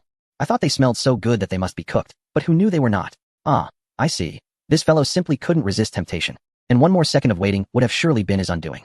Xiaolon, you will come to see me, won't you? At my age, I can't order takeout. And I lack the strength to go to the hospital cafeteria for food. You wouldn't want to see me go hungry, would you? Xiaolon glanced at his current workload. The yellow braised chicken was already prepared and could be packaged up right away. As for the clay pot rice, due to the limited number of stoves and clay pots, it cannot be rushed. Hu Lai and Lu Dong can manage the situation adequately on their own. Given this, it would not be a problem for Xiaolon to step away for a while. Fine, I will prepare some congee to bring to you. By the way, does your son know about this? Xiaolon needed to clarify. Otherwise, Director and might mistakenly believe that old Deng was hospitalized due to the food Xiaolon prepared, which would be quite unfortunate. He knows. He is lying in the bed next to mine. He also suffered from food poisoning and ended up in the hospital. The silence from Xiaolon was deafening, and it took him a moment to regain his voice. You didn't happen to give him your undercooked green beans, did you? Of course, good things are meant to be shared. I care for my son as well. Care for your son? More like you've led him into a trap. Xiaolon was too exasperated to continue his banter and simply stated, I will arrive in no less than half an hour, so wait for me. After hanging up, Xiaolon surveyed the ingredients and utensils at hand. A patient suffering from food poisoning should consume light fare, ideally something that could replenish vitamins. He decided to prepare 2 portions of simple, minced meat and egg custard alongside pumpkin and millet congee to take along. With limited ingredients and tools, there was no chef's knife, only kitchen scissors. The minced meat consisted solely of pre-marinated chicken, as there was no pork available. He would make do. Xiaolon cracked 4 eggs into a bowl, whisking them with chopsticks before adding a pinch of salt and pepper. He then incorporated 15 times the amount of warm water, continuing to stir until the seasonings dissolved completely, transforming the mixture into a smooth egg liquid. Warm water is key, compared to cold water. It allows the egg to steam more quickly and results in a silkier texture. Many would stop at this stage and directly place it in the steamer, which is the standard for home cooking. If one were to embark on the venture of opening a shop, there lies the potential for refinement and further enhancement. To achieve a superior taste and a more aesthetically pleasing appearance, it is essential to utilize a sieve to filter out the foam. After filtering, before commencing the steaming process, it is necessary to delicately remove any bubbles with a toothpick. Subsequently, the lid must be secured to prevent steam from entering, thereby ensuring that the egg mixture, once cooked, attains a mirror-like smoothness, resembling a delightful pudding in texture. While waiting for the eggs to steam, Xiaolon began to prepare the minced meat. Using the only pair of kitchen scissors at his disposal, he meticulously chopped the chicken thigh into fine pieces. The chicken had already been marinated, rendering it ready for immediate cooking. Sautéing the minced meat enhances its aroma. However, some may find it easier to simply add the minced meat directly into the egg mixture for steaming. This method, though convenient, requires careful attention to proportions. An excess of meat may result in undercooked flesh paired with overly firm steamed eggs. Xiaolon has never been one to shy away from effort. He would never sacrifice quality for the sake of convenience. Despite the rudimentary conditions, he took the time to sauté the minced meat briefly, using the rendered chicken fat in lieu of sesame oil. When the eggs began to set, he artfully arranged the fragrant minced meat atop the surface, turning off the heat to let it rest for an additional 5 minutes. This crucial step allows the essence of the meat to permeate the steamed eggs while simultaneously eliminating any fishy odor. Upon completion, a sprinkle of chopped green onions served as the finishing touch, akin to the final stroke of a masterful painting, adorning the golden steamed eggs with vibrant green accents. Xiaolan's dexterity was astonishing. Patrons scarcely had time to discern the dish he had crafted before he swiftly covered it, readying it for takeout. As for the pumpkin millet porridge, its preparation was more straightforward. While the eggs were steaming, Xiaolon adeptly multitasked to create this dish as well. Renowned for its digestive benefits, millet cooks effortlessly, especially when utilizing a clay pot, which enhances the cooking process. To achieve a thick consistency, one must refrain from adding cold water. Instead, millet should be introduced once the water reaches a boil. This technique prevents the millet from sticking to the bottom and eliminates the need for stirring. For a richer texture, a small amount of oats can be added, imparting a subtle grainy aroma. Pumpkin, however, is less forgiving when it comes to cooking. It is advisable to cut it into chunks and place it in the pot to boil in advance. During this time, any foam should be skimmed off, and the lid can be placed on top until it reaches the desired tenderness. Xiaolon executed the preparation of both dishes with impeccable precision, akin to a finely tuned instrument. Even customers lined up at the front could scarcely catch a glimpse of his actions. It was only in the fleeting moment when the lid of the clay pot was lifted that they recognized a completely new dish. Though both dishes shared a golden hue, the creation before them was neither braised chicken nor clay pot rice. The latter boasts a more intense flavor, reminiscent of molten gold under the scorching sun, akin to dazzling fireworks. In contrast, the former exudes a subtle, gentle aroma, akin to the soft glow of the moon or a gentle breeze. When Xiaolon fully removed the lid from the pumpkin millet porridge, preparing to pour it into a disposable container, patrons caught a casual glimpse inside, instantly captivated. The shimmering pools of golden rice oil evoked images of blooming yellow rose petals, reminiscent of swirling layers of a flowing skirt. Only fresh millet can yield such vibrant rice oil, rich in nutrients. During particularly challenging times, this oil could even serve as a nourishing supplement for infants. In a bid to economize, some ordinary establishments often resort to adding baking soda or starch to millet porridge, attempting to disguise its true quality. Yet, the counterfeit remains merely that, an imitation that cannot be transformed into authenticity. The patrons in the front could not help but swallow hard. Their curiosity piqued as they inquired, "Boss, are you introducing a new dish? Is this millet porridge? I would like a serving." Xiaolan, engrossed in her tasks, was suddenly aware of the piercing gazes of a dozen pairs of eyes upon her. She had thought her modest endeavor would go unnoticed, considering the simplicity of her fare, yet it had caught their attention. With a polite smile, she responded, "I apologize, this is for a sick friend of mine, whom I intend to visit at the hospital shortly." In that moment, a wave of envy washed over the onlookers. For reasons unknown, they found themselves thinking that, in comparison to this pumpkin millet porridge, claypot rice seemed rather unappetizing. What was lacking in the claypot rice? Perhaps it was the absence of a unique fondness. Xiaolan resembled a sorceress as she meticulously added seasonings to the porridge, akin to concocting a magical elixir. This was a potion that, once tasted, bestowed happiness and joy, capable of healing all ailments. The ingredients of this elixir extended beyond mere millet and pumpkin. It also required a segment of warm winter sunlight, a bloom of fiery orange, a wisp of frosty steam, and a heart full of heartfelt wishes. Moreover, it demanded unparalleled attention to detail, a singular affection, and the envy of many. Only through this amalgamation could one craft a pot of millet porridge imbued with such enchantment. Amidst the envious glances of the crowd, Xiaolan departed on her electric scooter, carrying the packaged millet porridge and steamed egg custard. Chapter 141. With such a celestial subordinate, the boss must be secretly delighted. The customers left behind expressed their frustration with clenched teeth. How enviable. A friend of the boss must be incredibly fortunate. I wonder if the boss is in need of friends. Should I fall ill just to savor his porridge? In the glaring spotlight of favoritism, they suddenly found the typical domineering hero of novels less appealing. The chef held a distinct allure, for he truly prepared the meals. The elderly gentleman resided in a hospital near his home, located in the city center, and it was the finest hospital in all of Fengling City. After hanging up the phone, he noticed his son had been roused from sleep, unsure of how much of the conversation he had overheard. His son remarked with a hint of annoyance, "Xiaolan is currently on a mission. Please do not trouble him so often." The old man chuckled softly to himself. He mused that this was not a nuisance, but rather an opportunity for Xiaolan to shine before his superiors. Given Xiaolan's disposition, he would never intentionally seek to curry favor with his boss. Instead, he would likely take a detour, much like a student instinctively avoiding a teacher. As for his son, he was a rather timid fellow, and the closer their relationship, the more he seemed to shy away. Yet the irony was that Xiaolan was hardly a relative. He was not truly his godfather, yet the son was still wary. A few days prior, when he learned that Xiaolan would be at home for dinner, he immediately declared he would be working late and would not return. At times, an excessive pursuit of equity can inadvertently plunge those around us into inequity. When opportunities for connection are not provided, individuals may go to great lengths to avoid awkwardness, which may lead to Xiaolan being subtly undermined. Enough of the trivialities. If you possess the fortitude, refrain from eating. The director might feign stubbornness in refusing sustenance, yet his stomach had already betrayed him, responding before his mouth could utter a word. The prolonged, melodious growl of his belly prompted him to turn his head in embarrassment, silencing further conversation. Curiously, they initially believed their hunger to be negligible. However, upon calling Xiaolan, and as soon as the call ended, their stomachs erupted in a cacophony of protests. As if they were aware that a feast was on its way, fervently preparing for a grand welcoming ceremony, with their bellies resounding like drums, fireworks crackling, and colorful banners fluttering amidst a sea of anticipation. Before long, the old man's keen nose twitched in the air, and he abruptly lifted his head. "She's here. Xiaolan has arrived." Director and sense of smell was not as acute. He merely cast a doubtful glance in his direction. "Is that true? All I can detect is the scent of disinfectant." The next moment, the door swung open, and Xiaolan entered, carrying takeout boxes. "I'm 10 minutes late. I didn't expect such heavy traffic, but thankfully I rode my electric bike." Upon her entrance, she did not bring in the chill of the outside air, but rather a warm, fragrant aroma of rice. "You've worked hard." Director and wished to rise from his bed to assist her, but his hand was still tethered to an N4 drip, and Xiaolan promptly halted his movement. "You both just rest. I'll take care of it." With slight awkwardness, Xiaolan adjusted the head of the hospital bed and placed pillows behind the two men. She then unfolded the medical dining table and arranged the takeout boxes neatly. "I've prepared some simple porridge and steamed eggs. Once you recover, I'll let you taste the clay pot rice." The old man chuckled heartily, beaming with pride at Xiaolan. "Look at this child. She is so capable." With a spark in her eyes and strength in her hands, clearly, she is a talent worth nurturing. With such a remarkable subordinate, a manager can indeed find joy. He turned to his son. "Wouldn't you agree?" Director and was already eagerly sipping the porridge. Even the coldest heart can be softened by the warmth of this comforting millet porridge. He could only mumble in agreement.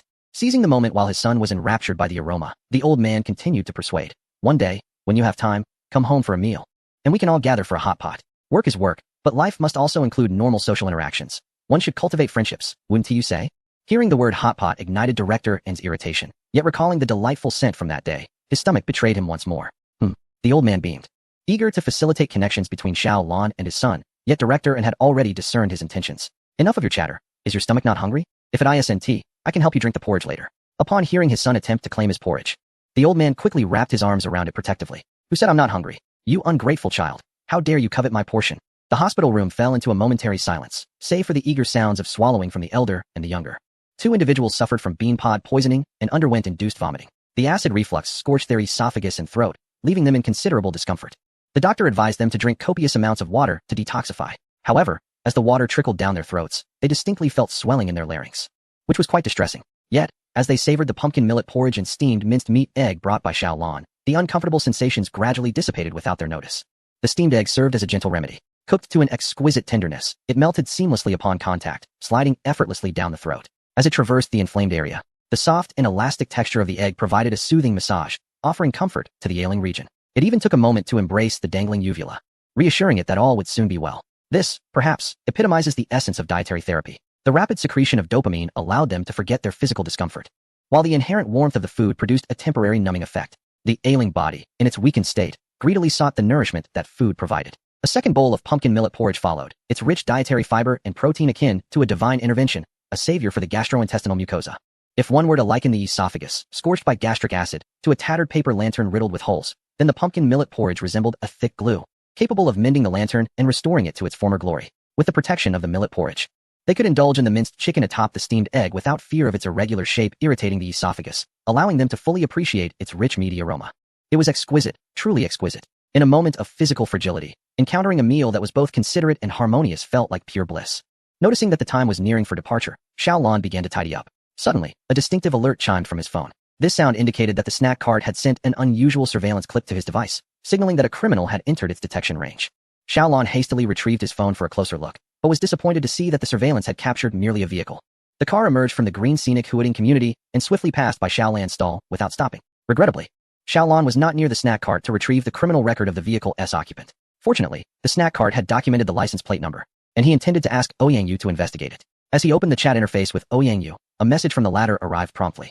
The informant reports that Liang Gaofei, disguised as a pregnant woman, seems to have left, although he isn't entirely certain. Did you spot any suspicious individuals at the entrance? Xiao Lan immediately sent a screenshot of the license plate number. Was he in this vehicle? Ouyang Yu replied with palpable excitement. Yes. That is the car. He has indeed left. I will arrange for someone to follow him immediately. However, it's peculiar. We had coordinated with the private hospital he frequently visits.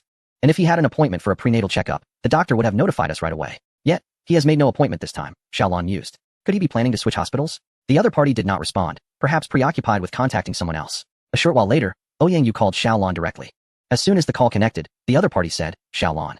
We have examined the surveillance footage from the private hospital and confirmed that Liang Gaofei consistently meets his mistress in the women's restroom of the obstetrics and gynecology department, where they exchange identities. His mistress always arrives at the hospital first, waiting for him in the restroom stall. There are no cameras in the women's restroom, and Liang Gaofei may be communicating with someone using the phone his mistress brought. Previously, we were unaware of this, but now we know.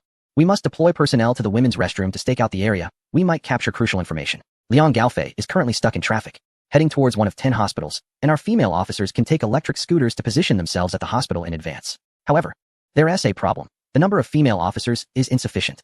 Could you please consult with the East City branch to see if they can temporarily assign a few female officers to us? Xiao Lan was infected by the urgency in the other party's voice and quickly replied, All right, I will consult immediately. After hanging up, she turned her gaze towards Director N, who was lying on the hospital bed. Who could possibly convey information faster than she could, other than directly addressing him? Within moments, she discreetly whispered the situation to Director N. He promptly approved the request and asked old Lu for assistance in making arrangements.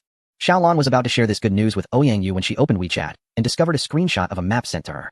It listed the names of hospitals where Liang Gaofei might be headed, with the city hospital prominently included. Suddenly, Xiao Lan pondered the possibility that the mistress had not yet entered the women's restroom and had just arrived at the hospital. If she were to stake out near the women's restroom in the obstetrics and gynecology department now, she might just encounter the suspect's mistress arriving. A surge of adventurous impulse coursed through her, prompting Xiao Lan to step outside while mentally refreshing her points exchange store. Each refresh consumed 100 points, which was a painful expense. However, the immersive thrill of the operation made her forget everything else. Abruptly, she paused, her gaze drawn to the newly added items in the points exchange store, her eyes shining with excitement. The chameleon konjac delight. Konjac, a wondrous and ancient food, not only serves as an excellent aid for fat reduction but also excels in transforming into various forms, such as jelly, tofu, or even tripe. When mixed with the gelatin from pig trotters, it can create a rudimentary disguise material. Thus, the function of this new product was clear. it was intended for disguise. Coupled with the voice-altering, mint candy of many voices that Xiaolan had previously purchased, she could easily disguise herself as a woman, allowing her to loiter near the women's restroom without arousing suspicion. The obstetrics and gynecology lobby was filled with men accompanying their wives for checkups, and Xiaolan could blend in seamlessly. However, there were certain restricted areas where men were prohibited. As she surveyed the crowd, she contemplated the specific application of the chameleon konjac delight. She needed to vividly visualize the face she intended to transform into. The more detailed the better. It could be the face of a real person or an imaginary one. However, to be prudent, it was best to have a real-life reference, lest she risk a failed transformation, ending up with a distorted and grotesque visage. Body characteristics can be contemplated casually, without delving into excessive specifics. As templates are available for reference, Xiaolan finds great satisfaction in the convenience of konjac jelly. His only grievance lies in its disposability. Its consumption rate is indeed excessive. Unlike the mint candy of alternate life, which requires purchasing a new piece for each tonal variation, yet allows for the storage of tones for future use without the need to consume candy again. At 500 points per konjac jelly, the price may seem affordable, but it essentially necessitates capturing at least one B-grade criminal to avoid a loss. It is indeed a challenging endeavor. Xiaolan is no longer in want of money. Rather, he is in dire need of points, living a rather frugal existence. He has reason to suspect that the system is intentionally designed this way, perhaps anticipating the introduction of a feature that allows him to exchange currency for points. No, the money that has entered his pocket shall not be relinquished. With a mindset of prudent spending and saving, Xiaolan refrains from hastily utilizing the items at hand, and instead meticulously examines the video clips of his mistress. The clips, sent by Ouyang capture a remarkably clear frontal view, having been recorded by police informants who tracked her at a private hospital. The method by which the mistress and Liang Gaofei exchanged identities is not particularly sophisticated. It primarily exploits the brain's phenomenon of inattentional blindness. The brain tends to remember distinct features while overlooking the mundane. For instance, if shown a photograph of an ordinary-looking stranger, one would find it quite difficult to identify that individual from 100 images. However, should that stranger bear a prominent mole, one would undoubtedly remember the mole, thus accurately pinpointing the sole individual among 100 who bears it. Yet, is the person you identify truly the one from the photograph? It is of little consequence. As long as the mole's location aligns, that suffices. In a similar vein, Liang Gaofei and his mistress donned identical maternity outfits, sported matching burgundy wigs, and shared similar physiques. Liang Gaofei entered the restroom wearing a mask, while the mistress emerged after removing hers. This simple sleight of hand, combined with their matching physical characteristics, leads people to subconsciously conflate the two as the same individual. In truth, if one were to scrutinize further, the two possess differing heights.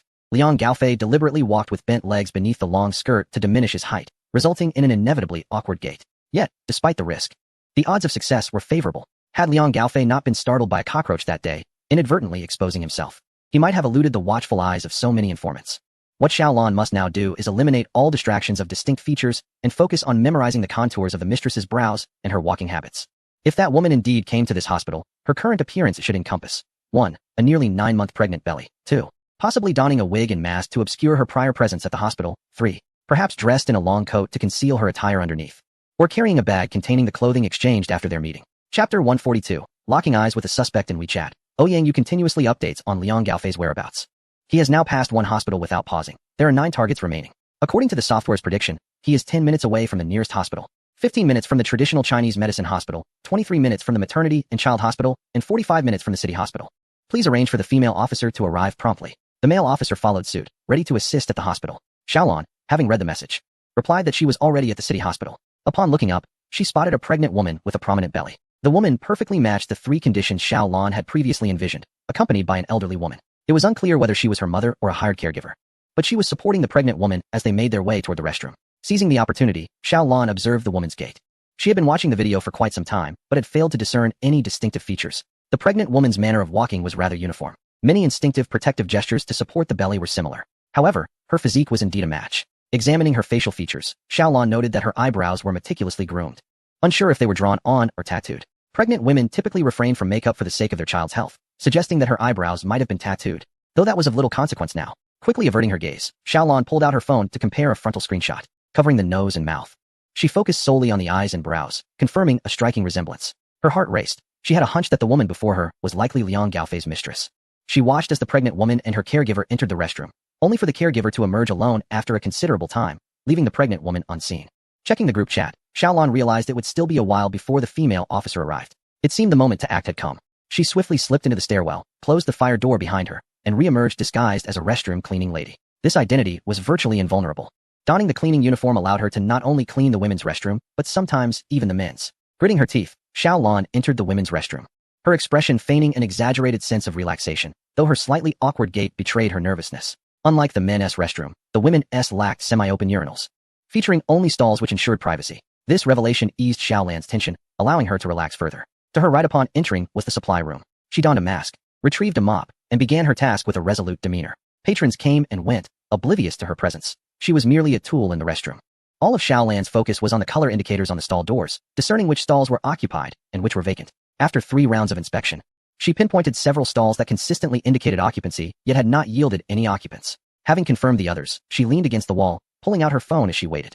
Several women approached her during this time. "Excuse me, ma'am, that stall is quite dirty. Could you please mop it?" Initially startled, fearing exposure, Xiaolan soon became desensitized. She had transformed into an emotionless restroom cleaning automaton. After waiting for approximately 10 minutes, the individuals from the other stalls gradually emerged. Eventually, only one remained. The sign indicating occupancy still lit. How could one ascertain that the occupant was indeed Liang Gaofei's mistress? Inside the stall, Kong Fangfei sat on the toilet lid, impatiently awaiting Liang Gaofei's arrival.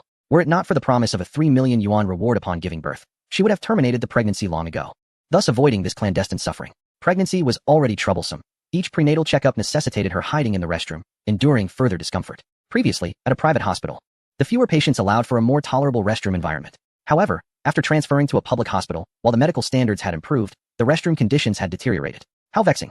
Just a little longer. Today would be the day of the cesarean, the final ordeal. As Kong Fangfei pinched her nose and played on her phone, a sudden series of loud knocks echoed from the restroom door. "Is anyone in there? I've left my phone inside." Hearing the voice of a middle-aged woman outside, Kong Fangfei's anxious heart began to settle slightly. She stood up and surveyed the stall. The only places to store items were a few hooks, a shelf, a tissue box, and the toilet tank, clear and apparent. She examined all of these, but found no sign of a phone. Just as she was about to respond that there was no phone, a frown crossed her face. Would the other party actually believe her? What if they insisted that it had been lost in here, accusing her of having hidden it? What was she to do then? Yet, remaining silent was not an option. The knocking persisted, and the person outside seemed unwilling to relent easily.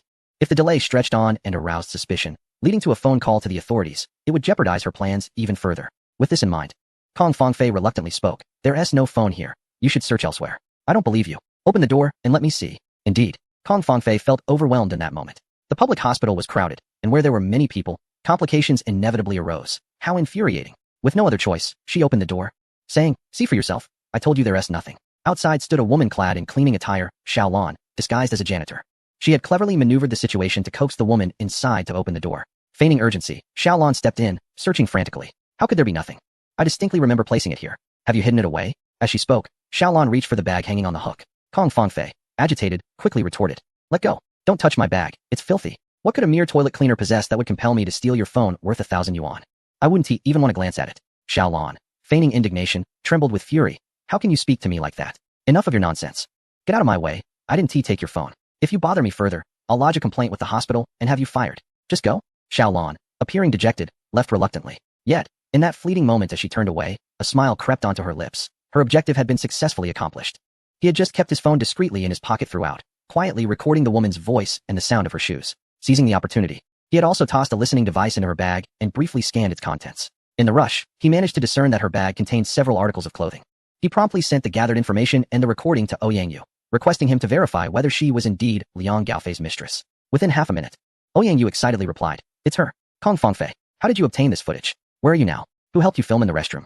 Xiaolan responded, "I am currently at the city hospital. After encountering the woman who resembles Kong Fangfei, I asked a cleaning lady for assistance in recording her. How long until Liang Gaofei arrives?" Ouyangyu replied, "Traffic indicates he'll arrive in 20 minutes. Keep an eye on her. I will arrange for someone to meet you shortly." After responding, Xiaolan found an empty restroom stall and swiftly slipped inside to hide. He deliberately left the door slightly ajar to create the illusion that the stall was unoccupied. Most apartments in the hospital closed at noon and reopened at 2, resulting in a noticeable decrease in restroom traffic. However, certain departments, such as emergency and surgery, operated continuously without breaks. Liang Gaofei likely arranged this meeting time to avoid the throngs of people. After an indeterminate amount of time, footsteps echoed in the restroom. The newcomer did not pause at the preceding stalls but proceeded directly to the one occupied by Kong Fangfei. Xiaolan immediately held his breath, quietly donned his headphones, and connected to the listening device via an app on his phone. Soon, he heard a rhythmic series of knocks, 5 in total, against the stall door. Inside, 2 responses followed. In the next moment, the stall door swung open, and the newcomer quickly slipped inside. "At last you've arrived. Why are you so late?" The woman's voice emerged through the headphones. Almost immediately, a deeper voice responded. "There was an accident involving an electric scooter crossing the road, causing a complete traffic jam and delaying me." Upon hearing this, Xiaolan couldn't help but recall Ouyang Yu's earlier message in the group chat, indicating that they had successfully delayed Liang Gaofei's arrival. It seemed this so-called accident was orchestrated by their own people, aimed at buying time. Well, at least you made it before the surgery. It hasn't caused any delays. You only need to wait here for 40 minutes before you can leave with your son. While I have to undergo a cesarean section on the operating table, I risked everything to ensure the continuation of the Liang family line. So you must honor your promise of money and housing. Their conversation was not loud, yet through the listening device, Xiaolan could hear every word clearly. Liang Gaofei reassured her, rest assured, the money and house are yours. You know how important this child is to me. I could have left long ago, but I stayed for him, risking everything. Giving birth to him is a significant contribution, and I assure you, I will not treat you unfairly. Husband, do you not feel a pang of reluctance for me, even as you are unwilling to part with our child? The mere thought of never seeing you again sends waves of anguish through my heart. What shall I do in the future? Liang Gaofei let out a cold laugh. And though Xiaolan could not see his expression, she could surmise it was laden with scorn. Since you cannot bear to part with me, shall I take you with me when I escape the country? Kong Fangfei choked slightly, her countenance tinged with embarrassment. She merely wished to play the coy damsel to extract more funds, who would want to be a fugitive alongside Liang Gaofei. Liang Gaofei, weary of her insincere affections, urged, hurry up, enough of this frivolity, quickly deliver the child, and we shall both acquire what we desire. Before long, the sound of rustling fabric echoed in the earpiece, suggesting they were exchanging attire. With a creak, the door swung open, and the mistress, clad in Liang Gaofei's clothes, swaggered out from the restroom. After that, silence ensued. Through the gap in the door, Xiaolan could see Liang Gaofei still ensconced in the restroom stall, making no move to emerge. He did not send any messages or make calls. Only the sound of steady breathing emanated from the listening device. It was no wonder he could remain so well hidden. He had forsaken all electronic means of communication, reverting to offline methods. He likely anticipated that the police would monitor his various online accounts, wishing to evade their tracking. Ouyang Yu sent a new message in the group. They intend to take the newborn away, but that will not be easy. It certainly requires assistance, possibly from an espionage organization. Our personnel have arrived at the hospital, stationed at various exits. Everyone should remain vigilant and synchronize information. Do not act hastily. Xiaolan quietly awaited, striving to diminish his presence. His legs grew numb from maintaining a single position for an extended period, yet he dared not move. He could only shift his weight slightly when someone hurriedly entered the restroom. Being a competent officer truly demands resilience. After crouching for over 40 minutes, hurried footsteps once again echoed at the restroom entrance. Xiaolan initially thought it was merely another person seeking relief, but to his surprise, the individual did not rush in. Instead, they inspected each stall to confirm their emptiness before approaching Liang Gaofei's stall. The contact had arrived. Xiaolan immediately heightened his focus, ears pricked. The same 5 knocks resounded, and the door opened as the newcomer entered. Change into this outfit. We will meet downstairs in 10 minutes. A vehicle will take you away.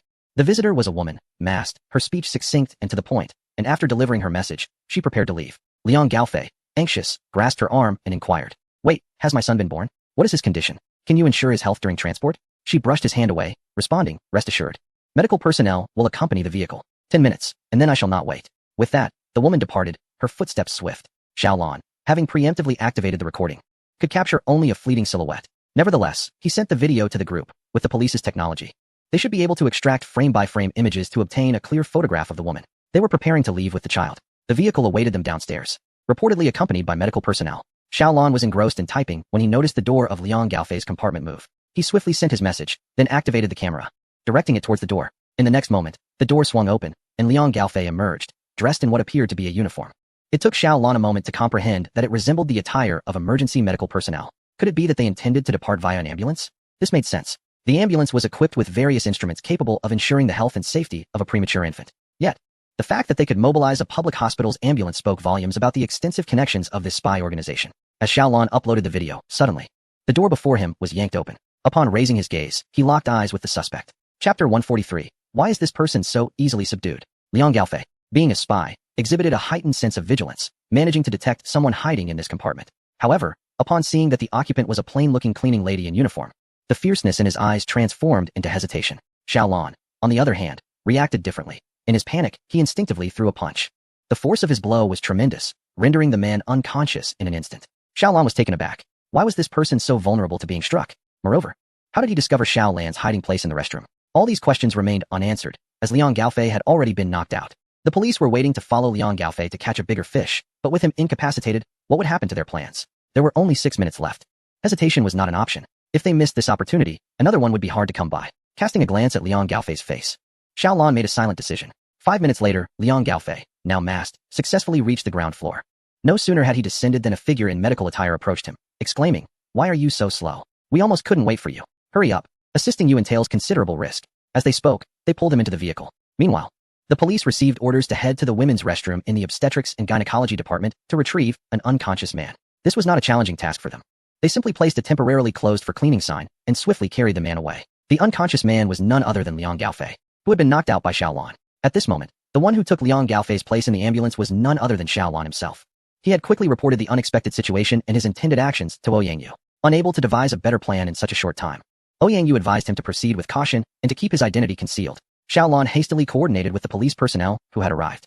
They equipped him with a myriad of devices, including trackers and covert recording gadgets. Rest assured, our police personnel will do their utmost to follow that ambulance, ensuring your safety. Do not engage recklessly. Prioritize your protection. Understood. Inside the ambulance, apart from Xiaolon, who was impersonating Liang Gaofei, there were 3 individuals clad in work attire, presumably medical personnel. Uncertain of their identities and fearing exposure, Xiaolon averted her gaze from them, focusing instead on the infant sleeping in a transparent incubator. The baby appeared fragile, resembling a small pomelo, its rosy complexion strikingly delicate. Xiaolon couldn't help but furrow her brow in sympathy. It was truly tragic. The child had not been fortunate in his rebirth, with a fugitive father, and thus, from the moment of birth, lost the eligibility for a civil service examination. The hardships this child might endure in the future were immeasurable. Perhaps Xiaolan's evident compassion provoked a derisive snort from another person in the vehicle. What? Are you reluctant to part with that wretched woman? You claim to desire only the child, yet upon receiving the baby, you wear a mournful expression. Who are you trying to impress? Startled, Xiaolon quickly realized that not everyone in the ambulance was a doctor. The woman speaking to her must be affiliated with Liang Gaofei. Meanwhile, Ouyang and his companions, listening to the live recording transmitted by Xiaolon, felt their hearts race. They were equally oblivious to the identities of the 3 individuals inside the vehicle, as everyone wore masks and the dim lighting made recognition challenging. Uncertain of their identities, Xiaolon responded with a measured reply, I have no regrets. Just look at the way you regard the child. It's possible you are infatuated with the mother as well, the woman retorted, her frustration palpable. In a sudden fit of anger, she yanked off her mask, Liang Gaofei. I warn you, once abroad, you are not to contact that woman again. The child's mother can only be me, or else you shall see the consequences. Upon glimpsing the woman's face, Xiaolon recognized her as Liang Gaofei's legitimate wife, having seen her photograph during her research. Previous investigations had revealed that the wife was entirely unaware of Liang Gaofei's actions, whether misappropriating public funds or engaging in espionage, all of which seemed unrelated to her. However, her presence here indicated that she was fully aware of the circumstances, and whether or not she was an accomplice, she was undoubtedly guilty of harboring a criminal. In her ear, the tiny earpiece relayed Ouyang voice, confirming the identity. It was indeed Liang Gaofei's wife. With this revelation, Xiaolon felt a wave of relief. Had she been exposed due to ignorance, all her efforts would have been in vain. She quickly donned a cheerful facade, employing the typical lines of a cad from the internet. Rest assured, my dear wife, my heart belongs only to you. Any other woman is merely a fleeting distraction. To her astonishment, her words elicited a chilling glare from the woman. You are not Liang Gaofei. Who exactly are you? Xiaolon and the police tailing the vehicle felt a jolt of alarm. This was bad. How had she been discovered? What are you talking about? How could I not be myself? Liang Gaofei would never utter such sweet nothings. He has always been shamelessly clear about his nature. Who are you? Take off your mask. The situation grew awkward. It seemed her downfall stemmed from speaking too much. After all, they were a long-married couple, and she had quickly detected the anomaly. Meanwhile, Ouyang and his team, trailing behind, were in a frenzy of desperation. Xiaolon, see if you can manage to deceive them. If not, then so be it. They are 3, and you are but 1. Exercise utmost caution. Engage them in conversation as much as possible, and if necessary, revealing our presence is permissible. As Xiaolon listened intently to the voice in his earpiece, he feared that in their eagerness to rescue him, they might inadvertently disclose the tracking operation. He hastily removed his mask. The car fell into a profound silence. Only Ouyang on the other end continued to press. Xiaolon, what is happening? Why is there no sound? Have you been exposed? Your husband, Liang Gaofei. A voice slowly emerged from his supposed wife, followed closely by, are you out of your mind? Saying such things suddenly. I thought you were an undercover cop. Xiaolon feigned a look of exasperation. His face, under the influence of the thousand faces technique, now bore an uncanny resemblance to Liang Gaofei. The one who's lost their mind is you. I was in a rare good mood and wanted to speak kindly to you, yet you directly suspect I am an imposter. Do you think you're clever? Truly paranoid. The woman gritted her teeth. I assent it because you never have a kind word to say. All right, enough of your bickering. Interjected the other 2 passengers in the vehicle, unable to contain themselves any longer. Just because you're in the car doesn't mean you're safe. Let us all remain discreet and cautious. Save your arguing for the safe house. The car was once again enveloped in silence, while Ouyang and his companions, having overheard the exchange, fell into an odd quietude. Had Xiaolon truly managed to evade detection? It was absurd. He could impersonate voices. But surely he couldn't change his appearance as well? Yet, who had time for such alterations? Nonsense. There was no disguise, merely the dim lighting of the vehicle, coupled with the fact that both Xiaolon and Liang Gaofei shared a similar tall and slender physique. After having tailed them for so many days, had they not noticed Liang Gaofei and his mistress switching identities? Male disguising as female was feasible. Surely male disguising as male was even simpler? However, that wasn't the crux of the matter. What mattered was that Xiaolon had not been exposed. For a moment, I thought we might have to prematurely conclude the operation and apprehend those in the vehicle. It now seemed we could follow them to the safe house. where we would likely find numerous accomplices. The vehicle wound its way around, ultimately halting before a villa. With so few cars around, the police dared not draw too close. Parking at a distance to observe through binoculars, Xiaolon donned his mask once more and disembarked with the others. An infant incubator was being pushed by 2 doctors from behind, and Xiaolon merely assumed the role of a bystander, with no one harboring suspicions about him. Upon entering, Xiaolon was taken aback. The villa was devoid of any decor. Its exterior may have appeared opulent, but upon entry, it revealed a stark, war-torn concrete aesthetic. The hall was populated with numerous individuals, at least a dozen visible, many accompanied by families. Before Xiaolon could voice his inquiries, his ostensible wife expressed her discontent. Is this the living condition you've arranged for us? Were we not told we were important elite talents? We immigrated to your country to serve you, and this is the treatment we receive? A person seated on the sofa immediately rose to address her, saying, "It's a misunderstanding, all a misunderstanding. This is merely a transit station. By evening, vehicles will arrive to take everyone to different locations for resettlement. Ladies and gentlemen, you are the elite among the elites in various fields. Over the years, the confidential intelligence you have provided has made a significant contribution. In the future, when you come to our country, rest assured that we shall not treat you unjustly." Xiaolon silently acknowledged that among them were the most despicable traitors, all of whom had sold their country, though he did not recognize most of the individuals present. The covert recording device concealed in his chest had transmitted their faces to the police. The authorities, upon reviewing the identities of these individuals, were incensed. This person is a university professor, that one is from a classified unit, another is an expert in the field of technology, and yet another works in the energy resources sector.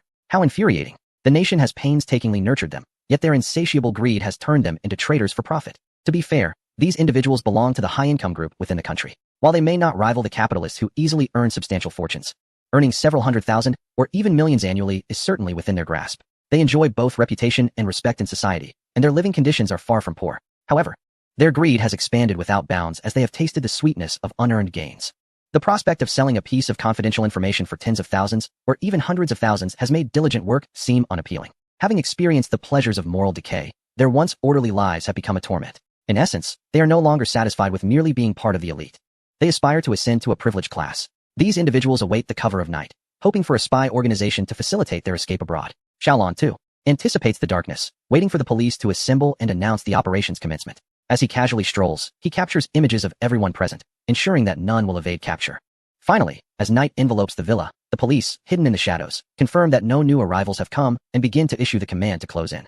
The first vehicle, carrying the initial batch of spies, quietly departs. However, before it has traveled 2 miles, it is silently intercepted by police cars. Disaster strikes. An ambush. Quickly, turn around. Just as the driver attempts to swerve, they find their escape route already blocked. Alert the individuals in the villa. We are being watched. The police, overhearing their conversation, chuckled. They need not inform them. They are already one step ahead in the net. Meanwhile, within the villa, undetected, a signal jammer has subtly activated, enveloping the entire building. Simultaneously, the police force has quietly surrounded the premises. Freeze. Police. Hands on your heads, squat down. The dozens of individuals inside the villa initially displayed panic, followed by a pallor of dread, ultimately culminating in ashen faces. There was no escaping.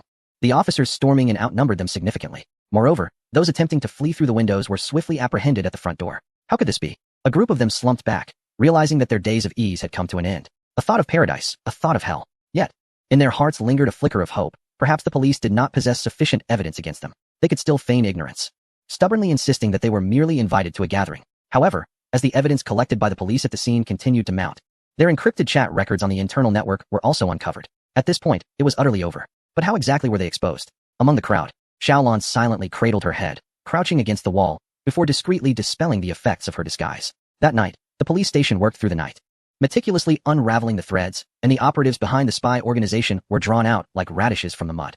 This was a spy agency aimed at stealing intelligence from critical sectors such as our military-industrial complex and economic finance. The instigators hailed from abroad. They infiltrated the country under the guise of diplomats, journalists, businessmen, visiting scholars, and international students, establishing bases, enticing locals, engaging in infiltration, stealing secrets, and facilitating smuggling. Unbeknownst to many, their organization grew increasingly formidable. For instance, at the municipal hospital, there were doctors who had been co-opted by them, interacting daily with a diverse array of patients. Utilizing their positions, these doctors could precisely identify patients of potential value to them, thereby engaging in prolonged subversion. For example, they could target key technical talents, coaxing them to encrypt the spy organization's internal network, evading police scrutiny. If doctors wield such considerable influence, the harm caused by professors in higher education working for the spy organization is even more profound. These educators, mentoring a plethora of graduate and doctoral students, exploit their students, who ought to be the pillars of society, without their knowledge. Some professors would encourage their students to gain admission to sensitive research institutions or important governmental agencies, subsequently posing as caring elders to extract sensitive information. Unwittingly, these students become pawns, integrated into the spy network. Chapter 144. A coin falls from the sky, and we four must profit from it. Just as a spider weaves its web, it begins as a mere point, but with continual threads being pulled, the web expands into an increasingly large hexagon. As for Liang Gaofei, he was but a small node on this vast intelligence network, positioned relatively outward. He had not developed any accomplices downstream, and only knew one person upstream. Thus, the police had surveilled him for a long time, yet found little of value. Nevertheless, the nature of his work granted him access to the asset information of millions of users, the significance of which was substantial enough for the spy organization to go to great lengths to facilitate his escape abroad. Now, the net had been torn apart. The leading spider, secure in a foreign land, could escape at will, while those trapped in the web, flies and mosquitoes alike, could not flee. How infuriating. So close, yet so far. Countless individuals apprehended by the police wept in despair, filled with regret. They were not lamenting their misdeeds. Rather, they mourned the missed opportunity to escape sooner. Had they left just one day earlier, they could have traversed the vast ocean, distancing themselves from their past, and rising to greatness. However, the police's words ruthlessly shattered their illusions. Fools, what do you think you are? Your entire significance within the espionage organization is derived solely from your domestic identities. Once abroad, stripped of your domestic positions and unable to continue providing classified information, you are utterly inconsequential. The police have cracked the encryption of the organization's internal network, gaining access to back-end management, clearly revealing the hierarchy among members. Even within the espionage organization, you are merely at the second, or even third or fourth tier. The true core members fled long ago. Even if you were to betray your country, you could only achieve a mediocre level. What gives you the audacity to aspire to greatness? To put it plainly, you are disposable pawns. If you can be taken away, your remaining value can be extracted.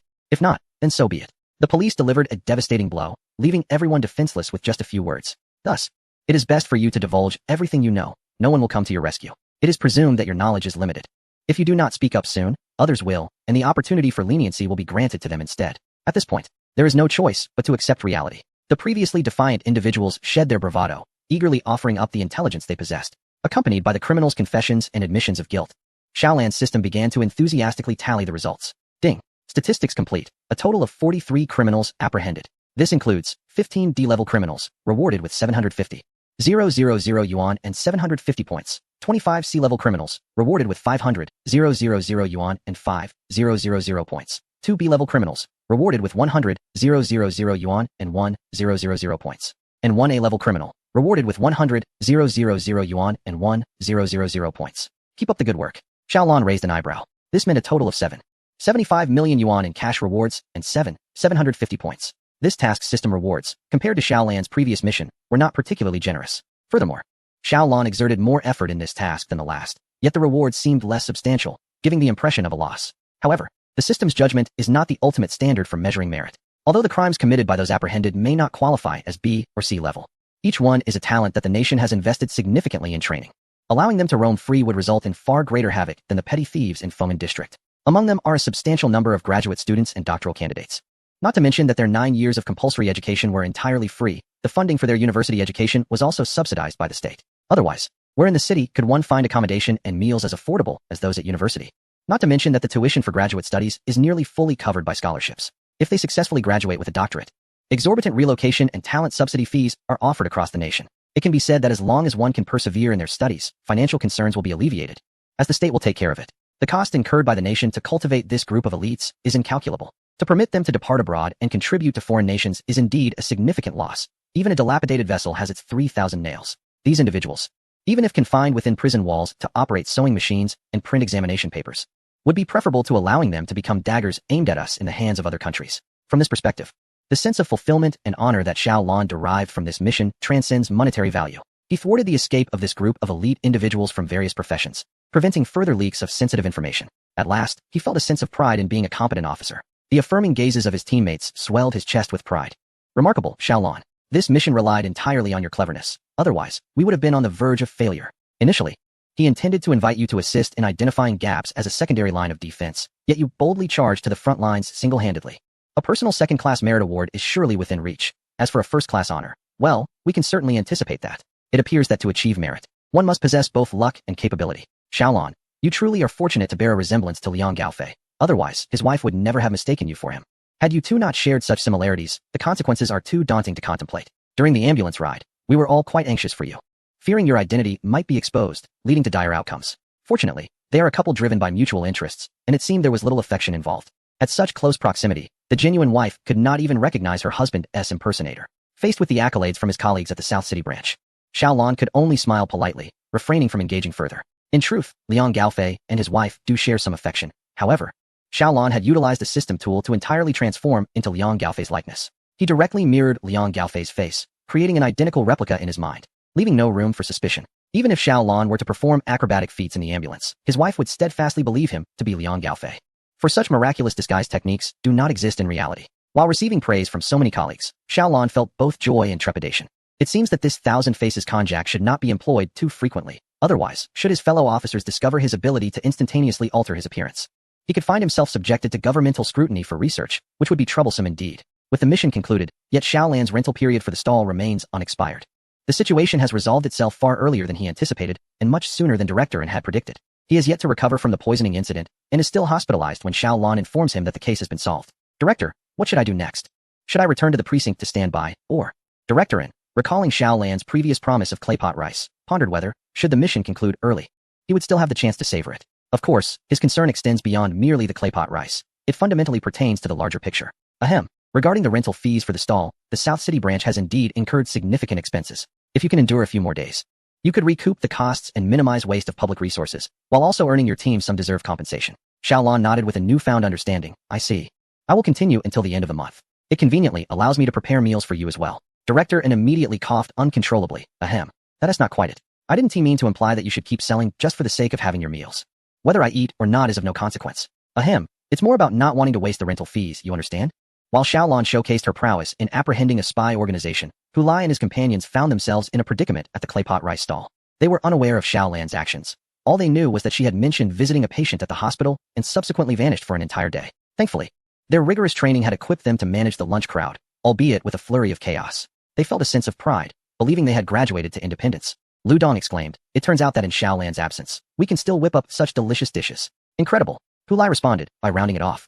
What separates us from culinary gods? A mere claypot rice, easily mastered. Lu Dong mused, I believe I've grasped it. If I retire early, I could set up a stall selling claypot rice. Wealth in my twilight years would be within reach. Hulai cheered. Well said. Our retirement timelines align. We can partner up. I've even thought of a name for our venture. Purple Chi from the East. I've also come up with a name for Xiaolan and Li AC's bun shop. Xiao Li S flying buns. So delicious they LL take flight. Lu Dong added, brilliant. They LL sell buns in the morning. We'll serve claypot rice at noon, and in the evening, we can together sell pig trotters. We'll monopolize the culinary scene in Fengling City. Hulai laughed heartily. Conquering the culinary realm is just around the corner. Any windfall from the heavens will surely be ours. However, by evening, they found themselves at a loss. Without Xiaolan's pre-prepared ingredients, all they had learned proved futile. They clumsily attempted to replicate her claypot rice, resulting in a dish that left them pale with despair. The laughter of noon was replaced by the sorrow of night. Lu Dong lamented, it makes no sense. Why is the rice burnt while the vegetables remain uncooked? Hulai remarked, but I remember Xiaolan doing it this way. Why does the chicken taste so fishy and the mushrooms so tough? Lu Dong sighed, don't even mention it. This bowl of freshly sliced beef is as tough as if it were carved from a mummy. Could there be an issue with the ingredients? Lia Si, overhearing their complaints, angrily confronted them, delivering a shoulder throw to each. What is the problem? The quality has been consistent for days. Don't speak with your eyes closed. I haul several sacks of ingredients upstairs every day. Sometimes, reflect on your own skills. Has your culinary ability improved? Are you working diligently? Hulai and Lu Dong stammered, scrambling to salvage their dignity. It's not that bad. While it may not reach Xiaolan's level, it's still at least decent. Just then, a loud clatter interrupted them. Turning around, they found Xiao He, having tasted the food, kicking over his stainless steel dog bowl in a fit of rage, spinning in circles before baring his teeth and barking furiously at Hulai and Lu Dong, as if questioning, my master regards you as brothers. Why do you poison me? Lia Si swiftly uncovered the evidence. Look, even stray dogs refuse to eat the meals you prepare, and yet you continue to chatter. The beef you have butchered has been rendered useless. This noble creature died in vain. His words struck a chord, and at last, Lu Dong and Hulai realized they lacked the extraordinary talent for reversing fate in their twilight years. Do not underestimate the youth in poverty, nor the middle-aged, nor the elderly. The deceased deserve our utmost respect. The Purple Chi from the East duo had yet to debut and were already facing a downfall. That evening, they were forced to hang a sign declaring, vendor temporarily closed. The proprietor is away. Fortunately, Xiaolan made an appearance in the group chat that night, bringing news that their mission had been successfully concluded. Unbeknownst to Hulai and the others, events had unfolded seamlessly, with the espionage organization nearly obliterated. And they had effortlessly triumphed, guided by Xiaolan. Hulai lamented, why is there no sense of accomplishment? We have been operating the stall for less than 2 weeks, catching a gang of rapists and exposing a spy organization. It sounds as if we have accomplished much. Yet it feels as though we have done nothing but eat day in and day out. Lu Dong replied, this is how it is when playing games with a master. They charge ahead, while we must navigate numerous considerations. Thankfully, we emerged victorious in the end. In the group chat, Lia Si, exasperated by their incessant chatter, Fired off 2 voice messages. Stop your pretentiousness. At least you gotta be on site. I have been running to the market this whole time. Now that is what I call a lack of experience. I don't care. Next time we have a mission, I must accompany Brother Lon. Xiao Lon, observing their eagerness, sighed. I do not yet know what the next mission entails. The director mentioned a few more days are left, and the stall rent is not cheap. We will finish the remaining days before leaving. The 3 in the chat replied in unison, understood. Xiao Lon had no inkling that his extended stay had cost someone millions. Indeed, that individual was Brother Tao. At that moment, he was live-streaming. Having indulged in clay pot rice for over a week, his spirits were high, and he looked revitalized. Viewers queried, didn't you already have an appointment with the next restaurant? Why haven't you gone after a week? You aren't thinking of staying, are you? Brother Tao smiled with satisfaction. After a week, his face had noticeably rounded. Eating carbohydrates truly adds weight, yet this was the kind of weight that brings joy, distinct from the stress-induced weight gained from work. Every ounce of fat was a manifestation of happiness. Brother Tao replied, I truly don't want to leave. But I will go eventually. I will head there once I finish my matters. The barrage of comments included inquiries. What matters? Is it about buying a house? One could only commend the viewers for their keen insight, having followed Brother Tao since his rise to fame, knowing him as intimately as if they were privy to his innermost thoughts. Chapter 145. Unfamiliar in all things, lax in all matters. Brother Tao was astonished by the comments. He produced his newly acquired property deed, beaming as he exclaimed, how did you know? I really did buy it. The paperwork has just been completed. Right across at Greenview Garden. Amidst the envious gazes of netizens, Brother Tao continued, expressing his prior hesitation regarding a purchase, particularly since he had already acquired several properties in Feng'an District. However, he observed that the vendor of claypot rice had been operating his stall for nearly half a month, exhibiting a remarkable stability in his business. Furthermore, it was rumored that the vendor visited friends in the hospital during the day, suggesting that his family and friends resided in the area, indicating a settled lifestyle, unlike the dumpling vendor who had recently arrived from afar. Additionally, not long ago, a property in Greenview Huading was available at a bargain price. After inspecting it, he found the floor and layout to be excellent. And since the owner was in urgent need of funds, he managed to acquire it at a low price, deeming it a worthy investment. In summary, Brother Tao, driven by a passion for culinary delights, purchased yet another property, this time a high-end one, equivalent to several in Feng'an District. The netizens' envy was palpable, and the live-streaming room was thick with a sense of jealousy. Darn it, I truly despise you affluent individuals. I confess, I harbor malice. May you find every tempting venture fleeting, chasing the vendor around the world, each encounter destined for subsequent parting. I must voice my frustration. It was the host who flaunted wealth, assaulting my fragile spirit. What's wrong with my retaliation? I wager that vendor will surely flee, whether tomorrow or the day after. His pause in business today signals his departure. The dumpling vendor also made a sudden dash one day, only to run away entirely. Brother Tao and his 99 fleeing vendors. I stake my claim here. The joy of street vending lies in its flexibility and nomadic nature. Do not presume that your wealth can purchase the free spirit of the vendor. To those ahead, do you comprehend the gravity of words?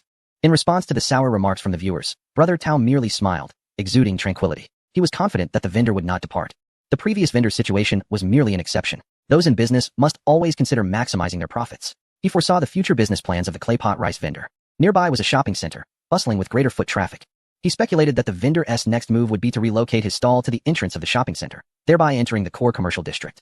Once he had accumulated sufficient capital, he would directly establish a presence in the mall. This process would likely take at least 6 months. By that time, his own property would be newly renovated, perfectly timed for his residence. The following day, Xiao Lon set up his stall as usual. It seemed to confirm Brother Tao's assertion. He would not be leaving. Today, Xiao Lon was full of vigor, every movement radiating a sense of grace and efficiency. Even with a mask on, customers could sense his joy through his animated gestures. Freed from the burdens of supervision, he could fully immerse himself in the culinary process. It was as if he had sprouted 8 arms, with 20 stoves acting as extensions of his being. Every pot was under his control, when to lift, when to add meat, when to lower the flame. He managed it all effortlessly. He required no assistance, and even without Hu Lai by his side to aid him, his efficiency soared. Hu Lai and Lu Dong were solely responsible for serving and taking orders. They could clearly sense that today's customers were more numerous, yet their tasks felt remarkably lighter. For someone was exceptionally skilled today, effortlessly dominating the scene. The two glanced at Xiao Lon, who stood close yet seemed separated by an ocean, leaving them in a state of envious admiration. It turned out that Xiao Lon had not been exerting his full capabilities before. How infuriating. This talent cannot be acquired.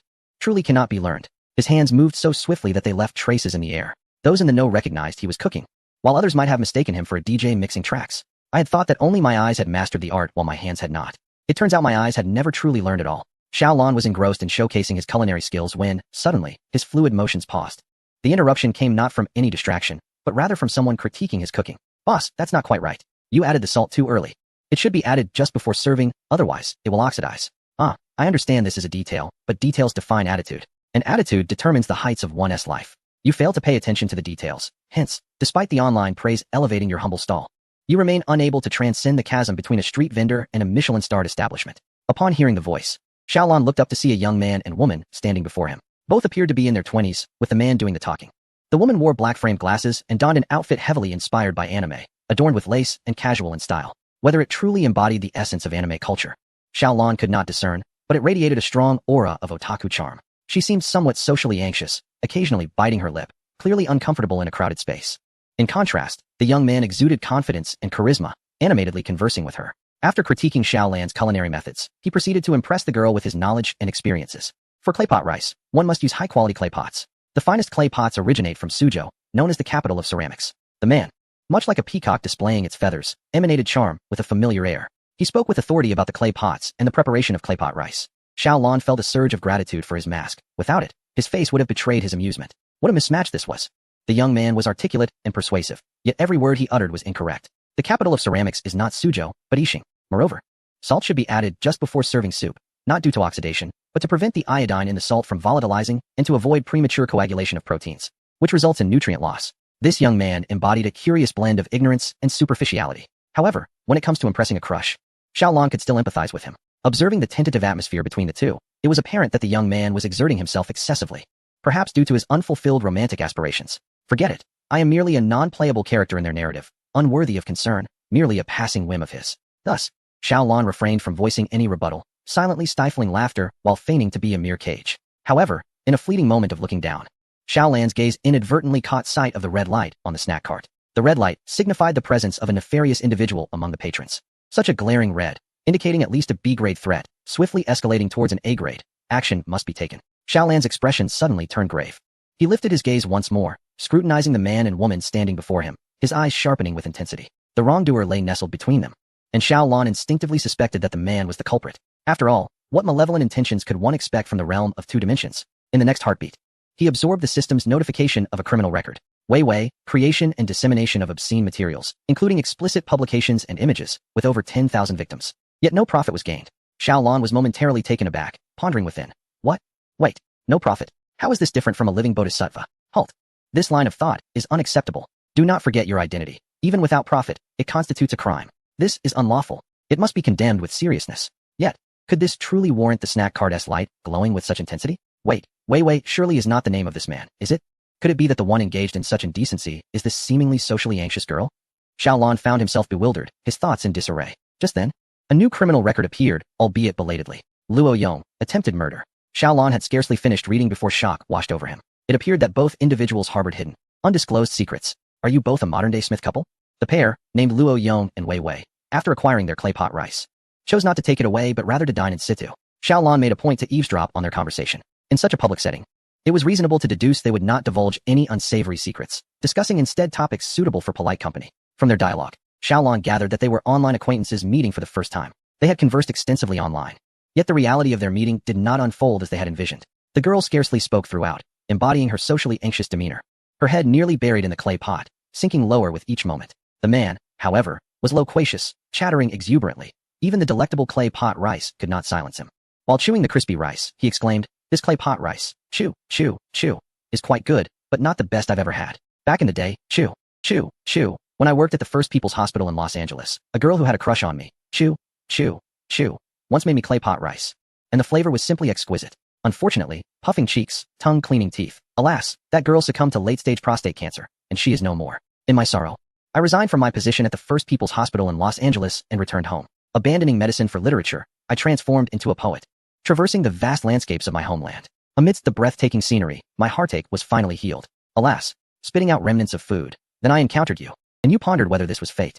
I wonder how the young lady felt upon hearing such words. Meanwhile, the patrons in line around us stifled their laughter, concealing their mouths. The muffled giggles were not due to their inability to contain their mirth, but rather a synchronized practice of beatboxing. At the Los Angeles First People's Hospital, none possess a deeper understanding of foreign medical institutions than he does. As for matters concerning the prostate, whether or not it exists in women is for him to determine. For he is a wayward soul, a romantic who has wandered the world due to heartache. He has forsaken medicine for the arts. Truly, he is not to be trifled with. On several occasions, Xiaolan observed grains of rice propelled from the man's mouth landing in the young lady's hair. Fortunately, she did not raise her head, lest her face be the one to receive such a baptism. Yet, is it not possible that she deliberately lowered her head to avoid such an encounter? What she truly thinks remains a mystery, known only to herself. She simply kept her head down, quietly eating, without uttering a word. However, her silence, in the eyes of the man across from her, became a sign of obedience.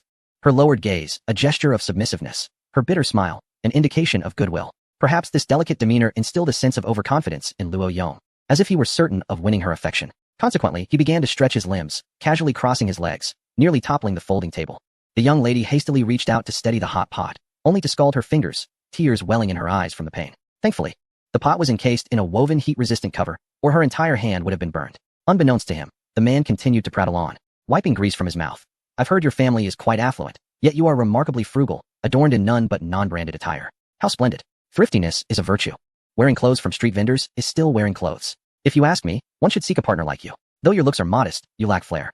And you are even older than I, yet this is what life is about, wouldn't you agree? The young lady's eyes reddened further, as if scalded or incensed. Many patrons in line could no longer endure the scene and wished to speak up on her behalf. How absurd. The garments she wore were all bespoke, niche designs, requiring a half-year wait for pre-orders and a race against time to secure them. Otherwise, one would have to pay exorbitant prices to scalpers. How dare he label them as mere street market wares? In the realm of the fantastical, appearances can be deceiving. What seems unremarkable may come at a steep price. The seemingly insignificant plastic figurines do not surpass the height of a water bottle and are priced at a mere 99 yuan with shipping. Yet, in reality, prices commence at thousands, soaring to infinity. Encountering a limited edition figurine could cost tens of thousands. A connoisseur could identify the true worth of her attire with a mere glance. Eager to counter his remarks, yet fearing exposure for eavesdropping, they remained silent. One could only hope that the young lady would find her voice and speak up for herself. Or perhaps one could simply place the clay pot atop his head and walk away. Yet, the girl was so overwhelmed by social anxiety that she could not muster a single retort. Meanwhile, the man across from her, noticing her prolonged silence and inactivity with her chopsticks, seized her clay pot rice without hesitation. Why aren't you eating? Are you full after just this little? Honestly, you young ladies are quite wasteful. Let me help you finish it. Before the girl could intervene, he plunged his used spoon into her rice, stirring it about, and then scooped a generous mouthful to devour. Ever since I traveled the world, he mumbled between bites, and witnessed those impoverished souls unable to afford a meal. I have truly come to appreciate the value of food. Chapter 146, Los Angeles First People's Hospital. At that time, I shared all the food I had with them, enduring hunger myself as I trekked across Africa, surviving solely by foraging for wild vegetables. When asked why he didn't hunt wild chickens or ducks for sustenance, he replied, I am a member of the Animal Protection Association, and I hold a deep affection for small creatures. Since that African journey, he vowed never to waste a single grain of rice. Thus, it was not mere gluttony that compelled him to consume her leftovers, but rather his commitment to environmentalism. The man's mouth resembled an open trash bin, as he swiftly devoured the majority of the clay pot rice. While picking his teeth with his pinky, he remarked, By the way, didn't you mention that your housekeeper always prepares too much food that you can't finish? If we start dating, feel free to pass along anything you can't eat. I assure you, nothing will go to waste. My dear, just think of the money you'll save with me around. You've hit the jackpot. The girl silently withdrew her hand, which she had extended to stop him, her eyes reflecting nothing but exhaustion. Xiaolon may not possess the ability to read minds, yet he seemed to hear the girl's unspoken thoughts. I'm tired. Just end this quickly. One wonders if she regretted all the conversations she had with Luo Yong online, which had now become tools for him to vex her. With the clay pot rice consumed, this long and frigid rendezvous finally came to an end. As she departed, she appeared to age 5 years, her legs unsteady beneath her. Perhaps it was her first attempt to open her heart, to step out of her home and engage with the outside world. Yet, the man with whom she had felt an extraordinary connection online had delivered a crushing blow upon their meeting. Ultimately, she realized that opening her heart was futile. It was indeed better to remain at home. The man continued to invite her to watch a movie or go shopping, but she resolutely shook her head in refusal. Observing her retreating figure, Luo Yong commented, She's shy. TSK, she has fallen for me so quickly. In contrast, Xiaolon silently clasped his hands together in his heart. I apologize, my dear. I had no choice. Unbeknownst to anyone, he had secretly added a touch of genuine emotion mushroom to the man's clay pot rice. There was no doubt that the man's earlier discomforting display was not an act. It was a sincere revelation of his true nature. Xiaolon did not intend to discuss the young lady. Rather, the man in question was suspected of attempted murder, poisoning, and unlawful entry, undeniably a dangerous individual. His eagerness to charm the young lady was not necessarily rooted in love. It could very well be a sinister intention to exploit her. After all, she resided in the prestigious Greenview Garden, indicating her family's affluence. Unfortunately, a mere expression of genuine emotion was insufficient to unveil the man's nefarious thoughts, merely showcasing his blind confidence. With a sigh, Xiaolon felt relieved that he had prepared a contingency. In addition to the genuine emotion mushroom, he had also included a reformed little chili pepper. However, the chili pepper's effects were slow to manifest, likely taking until tonight. He hoped it would prove useful. Upon returning home, Xiaolon remained unsettled. The more he contemplated, the more he believed that the man named Luo Yong was highly likely to become an S-class criminal. The prerequisite for such a designation typically involved taking a life. When it comes to matters of life and death, one must always exercise greater caution. Taking preventive measures is never unwarranted. After much consideration, he decided to call Captain Liu. Captain, I would like to request the personal information and criminal record of an individual named Luo Yong. Is that permissible? Is this for a case? Yes. But I currently lack evidence. It is merely a suspicion. I assure you, I will not disclose the information. This individual is likely involved in criminal activity. Captain Liu hesitated. Although their police system was comprehensive, capable of accessing various private information of citizens nationwide, it could not be accessed indiscriminately. Misuse of authority could lead to severe repercussions. Xiaolon, you have accomplished so much. I trust you. However, this matter does not align with regulations, you understand? Our police system has stringent security measures. Every query is recorded, including when, what, and on whose device it was searched. If questioned afterward, one must provide a valid reason or face criticism in meetings. Upon hearing this, Xiaolon nearly abandoned the idea. I apologize, Captain. I did not mean to burden you. I was just a bit hasty. I will consider alternative methods. As he was about to hang up, Captain Liu called out to him. Wait, don't rush to hang up, young man. I never said you couldn't search. Is there still hope? Captain Liu shook his head with mild annoyance, as if Xiaolon were before him. Request a special approval from Director In. You are currently executing a special task, right? Special circumstances require special handling, you understand? But I must remind you, this must be for official duties. You are still young and your future is bright. Do not tarnish it over trivial matters. Xiaolon promptly replied, understood. Thank you, Captain. Captain Liu chuckled, suddenly appearing a bit bashful. Don't just thank me. When will I get to taste your clay pot rice? I'll cover the cost of the ingredients. Beep beep beep.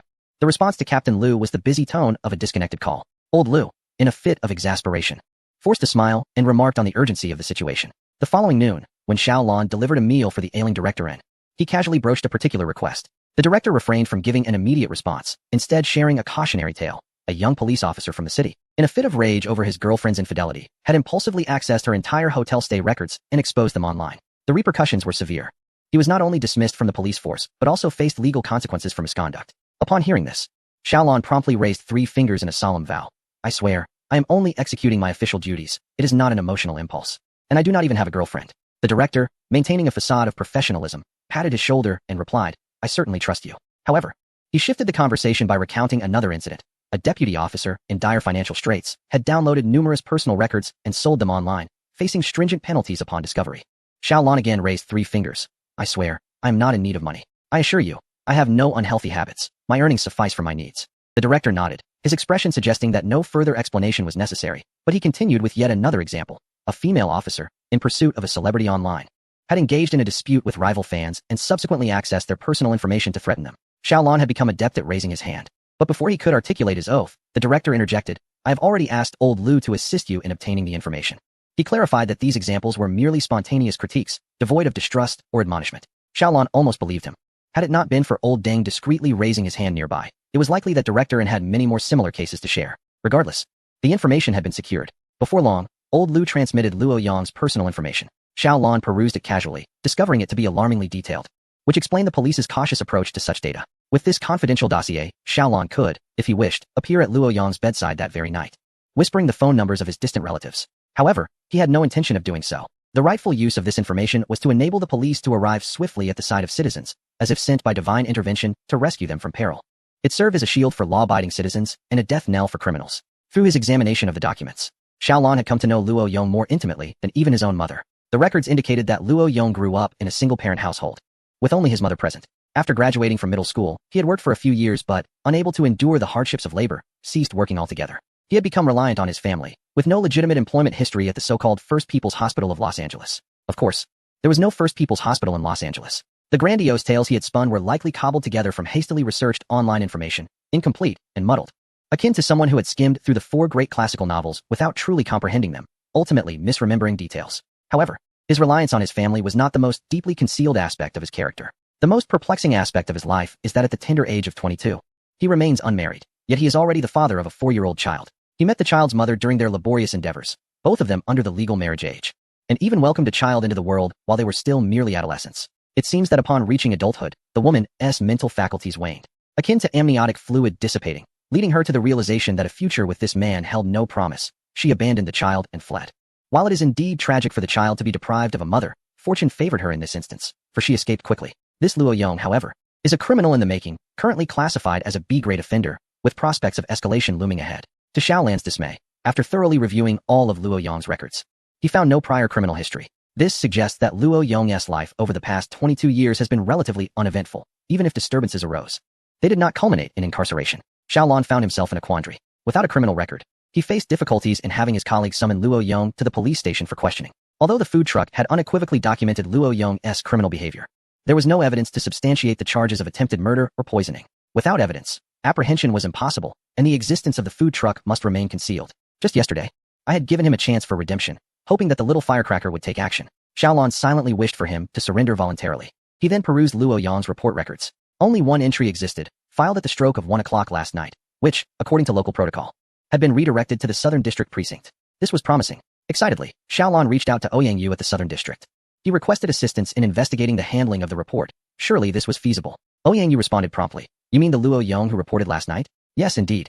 There was such an incident. However, he barely uttered a few words before abruptly disconnecting the call, and he was incoherent, only crying incessantly. Xiaolan's heart sank. Was it merely tears? Did he not express anything akin to remorse? Did you follow up with a home visit? Ouyang Yu, somewhat exasperated, recounted. Oh, we did. He kept repeating that he deserved to die, but he could not articulate a complete thought through his sobs. Given his state, we were concerned that he might have encountered some unforeseen incident causing his silence. Thus, we promptly dispatched nearby patrol officers to check on him. Can you guess what happened? Upon knocking, it turned out he was perfectly fine. He merely claimed to be curious about calling the police. However, once he realized that making a false report was illegal, he panicked, burst into tears, and hastily hung up. You see, this was a complete waste of police resources. My colleagues had made the trip for nothing. And after admonishing him, they left. Alas, we have encountered such peculiarities before. Amidst our daily grind, we continue to face these absurdities. Xiaolan felt utterly defeated. Indeed, both the big mushroom and the little firecracker had their flaws. They were not infallible, and the points expended had gone to waste. Even with a dual approach, there will always be some eccentric individuals who manage to slip through the cracks. For instance, while the transformative essence of the little chili pepper can elevate one's moral standing, what if the individual in question resides beneath the threshold of morality, even in the depths of a chasm? How then could one hope to elevate such a person? By the way, why have you suddenly inquired about him? Do you know him?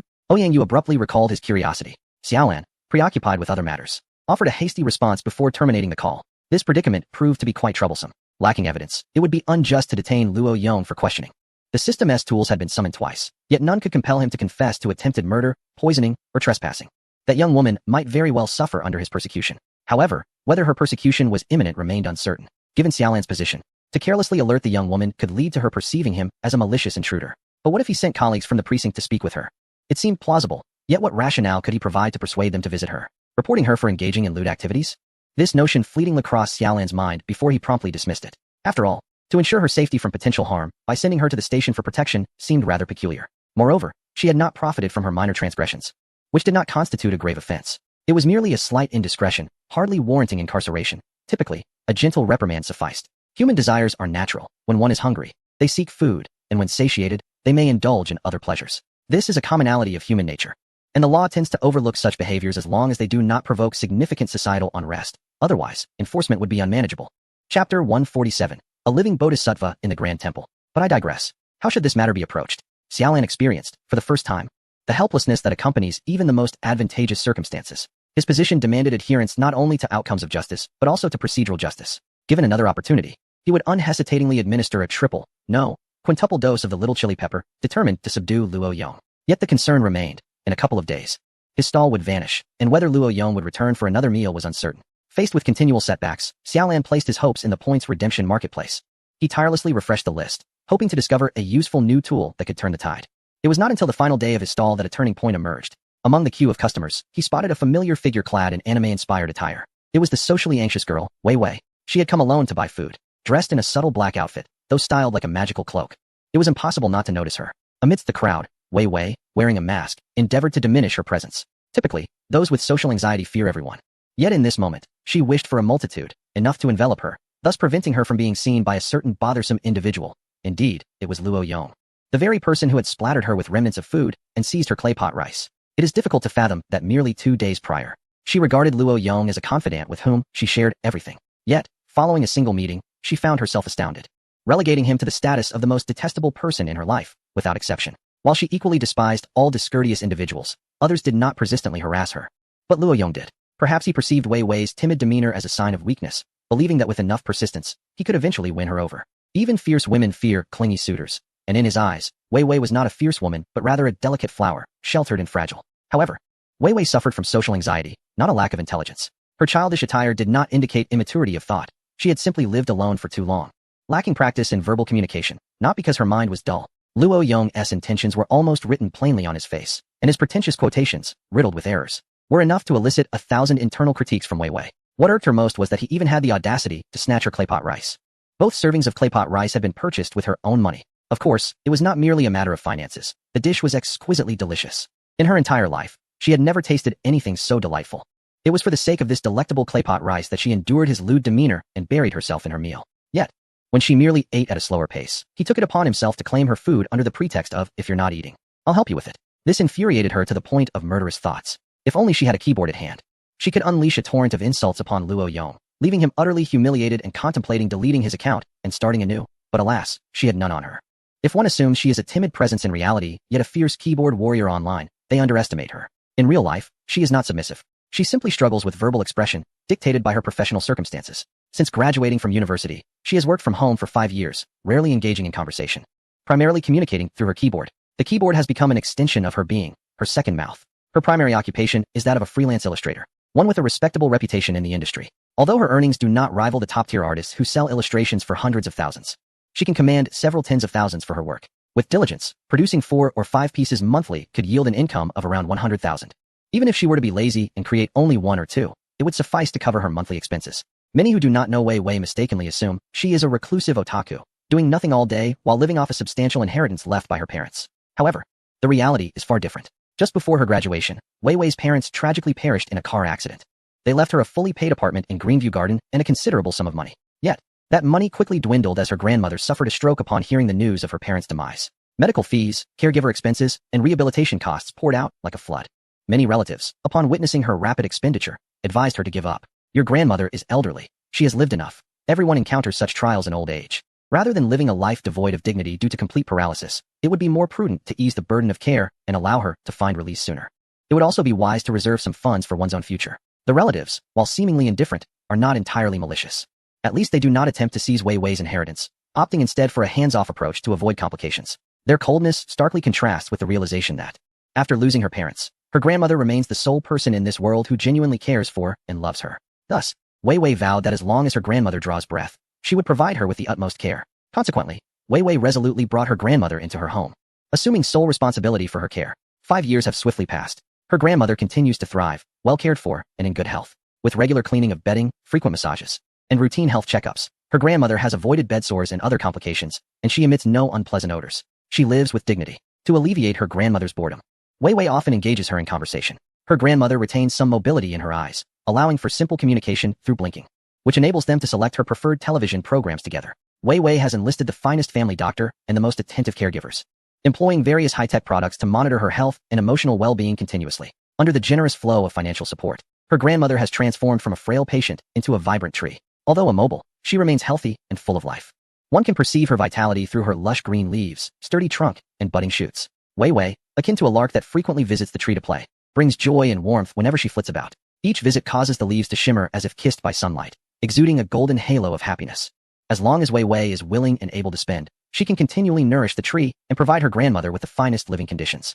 Her talent and dedication in painting have allowed her to earn a sustainable income before exhausting her inheritance. This life is beautiful, and Wei Wei is content. With family nearby, work as a passion, and the autonomy of being her own boss, she is spared the intricacies of complicated relationships while also forging connections with like-minded individuals from afar. She possesses family, friends, and a career, yet she finds herself lacking in love. As a woman with normal developmental and hormonal levels, she occasionally feels lonely, yearning for a deep, intimate connection. While venturing out may not yield such experiences, it is not a significant concern. Without staple foods, meal replacements suffice. When the desire for romance arises, she simply turns to her keyboard, crafting one romantic tale after another. The protagonists in her stories can range from childhood sweethearts to couples who marry before falling in love, from passionate yet tumultuous relationships to adversaries becoming lovers. Of course, there are times when emotions take a back seat, and she opts for a thrilling ride instead. With 1,000 words, she embarks on a long-distance journey, speeding along the highway through the night, driving toward the city's edge, amidst the fervent blaze and the thunderous tumult of nature. As the gasoline runs dry and the fervor of hormones dissipates, tranquility envelopes her. She writes for the sheer joy of it, unencumbered by the need for monetary gain.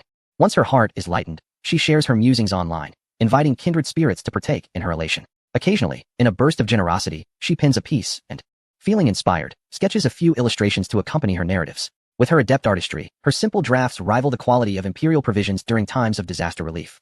Countless souls online extol her as a living bodhisattva, deeming her worthy of reverence. In essence, she finds profound contentment in her life, having achieved a self-sustaining existence reminiscent of a post-agricultural era. Especially after adopting 3 cats, she feels complete, elevated to the status of a mother of 3. Her life now wholly fulfilled, devoid of further desires. How could someone as financially secure, mentally enriched, emotionally fulfilled, and physically content as she be easily ensnared by mere entanglements. In other words, how could a woman capable of thriving independently for 5 years, rising from obscurity to prominence within her field, be effortlessly manipulated by someone like Luo Yong? This Luo Yong, during their online exchanges, displayed charm and insight, sharing her interests and aspirations. In retrospect, it is possible he engaged a professional to converse on his behalf. At that time, Wei Wei's heart was genuinely stirred. She believed she had found a soul mate, and even compromised her usual principles by agreeing to meet in person. To her utter dismay, the reality of Luo Yong was far from her expectations. He was insufferably lewd. His thought processes were not only misaligned with hers, but also deviated from those of any reasonable individual. In their face-to-face encounter, Wei Wei chose not to engage deeply, aware that her words might falter, leaving her at a disadvantage in any argument. Following their meeting, she promptly conveyed her feelings of incompatibility and subsequently blocked and deleted him. However, Luo Yong resorted to an array of alternate accounts to reach out to her, even harassing her acquaintances. In his harassment, he assumed the role of her boyfriend, lamenting that his girlfriend was sulking and soliciting others to intervene on his behalf. The unsolicited messages from bewildered friends infuriated Wei Wei. It is said that when one descends to utter depravity, they become invincible. Luo Yong, having discovered her address, repeatedly messaged her, claiming to wait for her downstairs, urging her to come down for a meeting. Stop this nonsense. I understand you seek to capture my attention this way. I yield. You are indeed special, particularly exasperating. You little imp. Wei Wei retorted, my phone is dirty. I no longer wish to engage. Theoretically speaking, Luo Yong's level of harassment was utterly trivial, as he could never gain entry into the Green Scenery Garden community. By simply turning off her phone and disconnecting from the internet, she could remain unaffected. Yet, the variable lay in the claypot rice stall at the entrance. Prior to trying it, she was indifferent to the praises echoing in the community group. But after sampling it once, she found herself unable to forget the experience, longing for more. At the peak of her cravings, even her dreams were filled with claypot rice. The most unfortunate aspect was that, due to the overwhelming number of residents in the community eager to indulge, securing a purchasing slot from the agent had become more challenging than acquiring her garments. Had Luo Yong not been stationed outside the neighborhood, she would have undoubtedly ventured out to procure a meal. However, the constant possibility of him apprehending her loomed large. The lengthy queue was daunting. The thought of being ensnared was simply unbearable. Yet, after 2 days of restraint, Wei Wei ultimately could no longer contain her cravings. The primal allure of food is universally acknowledged, akin to the allure of intimacy. It is an innate human trait. With even a single Luo Yong in the vicinity, she would brave 1,000 zombies just to satiate her desires. Thus, on the final day of Xiaolan's stall, Wei Wei hurriedly made her way to catch the last bus. This decision would irrevocably alter the trajectory of her life for decades to come. At the stall, Xiaolan observed the girl before her, whose fashion sense starkly contrasted with those around her, and felt a tumult of emotions. Should she caution this girl about the potential danger she faced? The previous day, Xiaolan meticulously perused Luo Yong's information once more. To her surprise, she uncovered a critical detail. She noted that Luo Yong's mother worked as a live-in nanny at Jinhuating. It was no wonder Xiaolan was beginning to resemble a competent investigator. An instinct stirred within her. She promptly requested special approval from Director In and enlisted Lao Lu's help to delve into Wei Wei's personal information. Upon investigation, it became apparent that her home address coincided with that of Luo Yong's mother's employer. Thus, Wei Wei was indeed the employer of Luo Yong's mother, who was employed as her live-in nanny. The records revealed that Wei Wei was an only child, orphaned, with only a paralyzed grandmother residing with her. A wealthy, unmarried, and solitary young woman without the backing of elder family members was the quintessential target for exploitation. Xiaolan was nearly certain that the relationship between Luo Yong and Wei Wei was not merely a superficial online acquaintance. It was evidently a meticulously crafted trap, a honeypot devised by the duo to ensnare her. Having discerned this connection, Xiaolan contemplated reporting the matter to the authorities. Yet, where was the evidence? Mere documents could not substantiate any claims.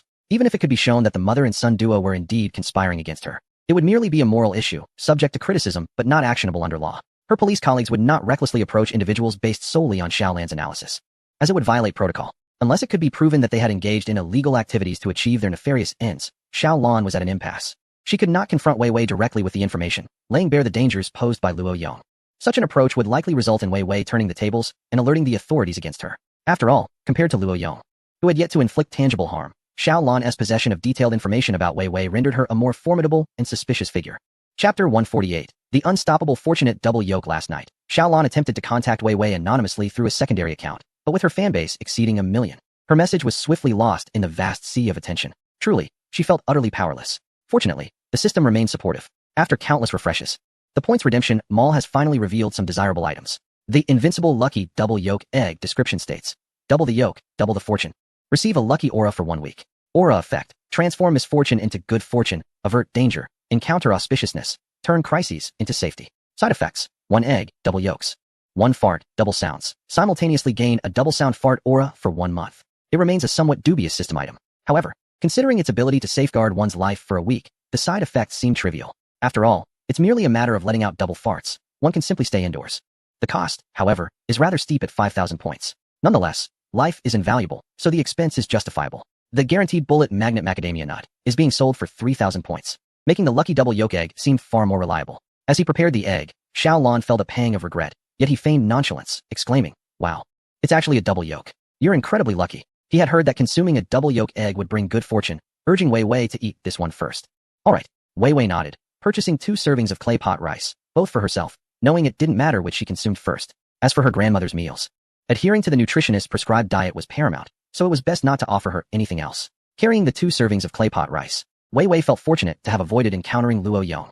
Little did she know that she had spent just over 100 yuan to acquire an egg worth a staggering 5,000 points. With the invincible lucky double yolk egg in hand, she could at least afford Xiao Lan a week's time to gather evidence. If, within that week, Luo Yong couldn't contain himself and inadvertently revealed his true nature, it would be even better. Meanwhile, Wei Wei hurriedly dashed into the community, believing this was the only way to evade Luo Yong's relentless pursuit. However, perhaps it was merely an illusion, but she thought she spotted a figure resembling Luo Yong within the community. Surely, it must be a trick of the mind. The security at Greenview Garden is stringent.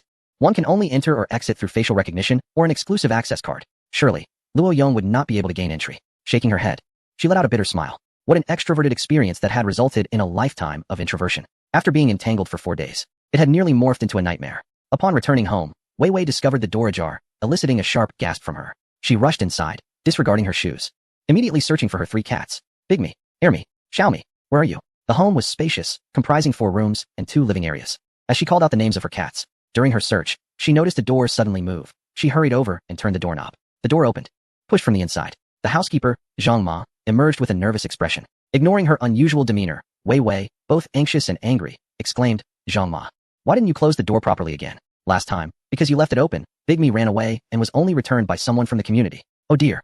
Let us not dwell on that. Help me find them quickly. Are the 3 of them here, or have they wandered off?" Zhang Ma nodded with hesitation. All right. The 2 parted ways in search, and soon discovered the trio curled up beneath the desk in the study, resembling 3 fluffy marshmallows. Wei Wei exhaled a heavy sigh of relief. Thank goodness you didn't escape. Honestly, you're usually in the living room. How did you end up hiding here? You nearly gave me a heart attack. Having confirmed that her 3 precious companions were safe, Wei Wei finally removed her shoes at the door and slipped into her slippers. She then instructed the robotic vacuum to clean the dirt she had tracked in, followed by a thorough disinfection. While she herself did not possess a cleanliness obsession, those who love and care for cats tend to be particularly mindful of such details, ensuring that no external germs are brought into their home. It was precisely for this reason that Wei Wei could assert with absolute certainty that she had not forgotten to close the door when she left. After a previous incident of a lost cat, she had made it a point to check the door at least 3 times, ensuring it was securely locked before feeling at ease to venture out. Zhang Ma stood beside her with a contrite expression, apologizing to Wei Wei. "I'm sorry. It was not my intention. I will remember to close the door next time." Initially, Wei Wei had intended to express her frustration, but seeing Zhang Ma's demeanor softened her resolve, leaving her with a tinge of guilt. "Zhang Ma, I apologize for my harsh tone earlier. You know how much they mean to me. They are like my children. Losing them feels no different than losing my own flesh and blood. Please be more attentive in the future." "Of course, I will be more careful," Zhang Ma assured her. The matter was soon put behind them.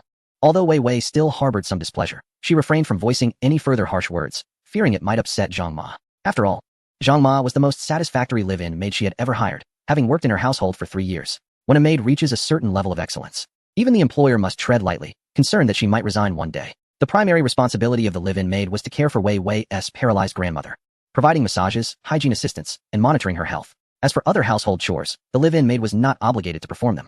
Wei Wei's home was equipped with smart technology throughout. The robotic vacuum handled cleaning, while a washer-dryer combo took care of laundry, and a specialized team of nutritionists managed meal preparations. In theory, the role of a live-in maid was not particularly challenging. With dedication, many could easily handle the work. However, Zhang Ma was the most satisfactory of the dozens of maids Wei Wei had employed over the years. In the initial 2 years of caring for her grandmother, Wei Wei had witnessed the darker sides of human nature through her experiences in hiring maids. Many began their roles with great enthusiasm, genuinely caring for her grandmother. Yet, after some time, upon realizing the elderly woman could not speak, and that Wei Wei often retreated to the study to paint, being a soft-spoken young lady, they began to grow restless. The cameras recorded their negligence, even instances of mistreatment towards her grandmother, which left Wei Wei trembling with anger. Some even harbored ill intentions, conspiring with outsiders to steal from her home. Fortunately, Wei Wei's household was devoid of any valuables, as all assets were entrusted to professionals for management, thus incurring minimal losses. Nevertheless, the initial 2 years of her independent life were fraught with challenges. The darker facets of human nature manifested starkly before a vulnerable young woman. Wei Wei's current social anxiety and aversion to interpersonal interactions can be traced back to these experiences. However, in her 3rd year, she crossed paths with Zhang Ma. Although Zhang Ma was not the most adept or efficient worker, she possessed a commendable sense of integrity, honesty, and patience. Her willingness to learn, coupled with a sincere approach devoid of ulterior motives, enabled her to excel in her role. After a year of adjustment, Zhang Ma became the most cherished caregiver for both Wei Wei and her grandmother, receiving a salary that consistently exceeded market rates.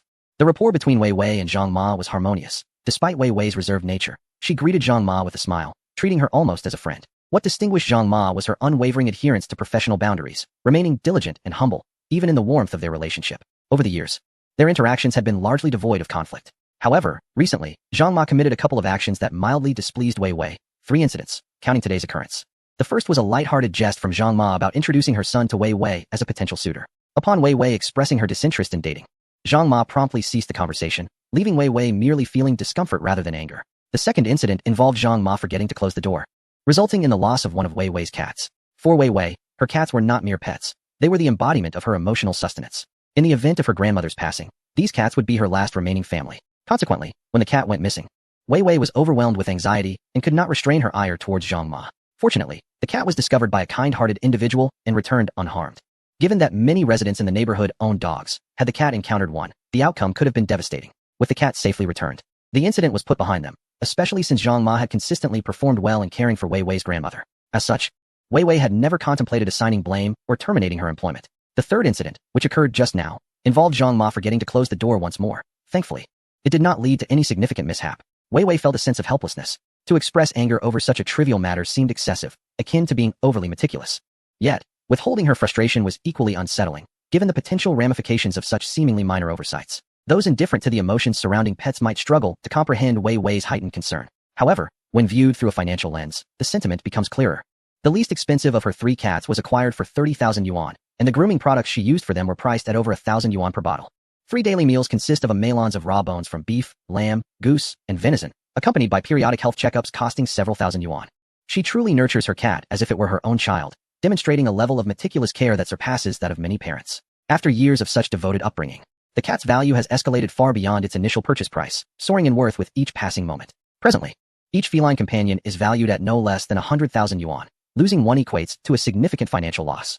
With this perspective, the gravity of keeping the door closed becomes apparent, does it not? Nevertheless, Zhang Ma is a reliable person, and it is unlikely there will be a repeat of such an incident. Wei Wei has grown weary of searching for another housekeeper. Someone like Zhang Ma is a rare find, so perhaps she should exercise a bit more tolerance. Having reached this conclusion, Wei Wei retreated to the kitchen to savor her claypot rice, for a meal must be enjoyed while warm to truly appreciate its flavors. Unbeknownst to her, upon her departure, the sound of conversation filled Zhang Ma's room. Next time, remember to close the door. That girl is usually quite amiable, but when it comes to her cat, she explodes like a firecracker. Don't make me lose my job. A man's derisive snort followed. Please, she wouldn't dismiss you. I've told you before. Girls like her are quite soft-hearted. You need to stand firm in her presence. The firmer you are, the more she will yield. These little creatures consume so much every day, and it's such a high cost. What's the harm in disposing of them? I'm merely helping her save money. When we marry, I will definitely insist she gets rid of those cats. One cannot be so extravagant in life. As they conversed, the sounds of dishes being cleared from the kitchen interrupted their dialogue. Abruptly, the man refrained from voicing his more malevolent thoughts. That old woman is also wasting money. Once we are married, I will never allow her to continue spending my money. In the kitchen, Wei Wei finished her serving of claypot rice, still desiring more. But her appetite was abruptly halted by a burp rising in her throat. Perhaps it would be wise to save the second portion for later. Oh dear, she was stuffed.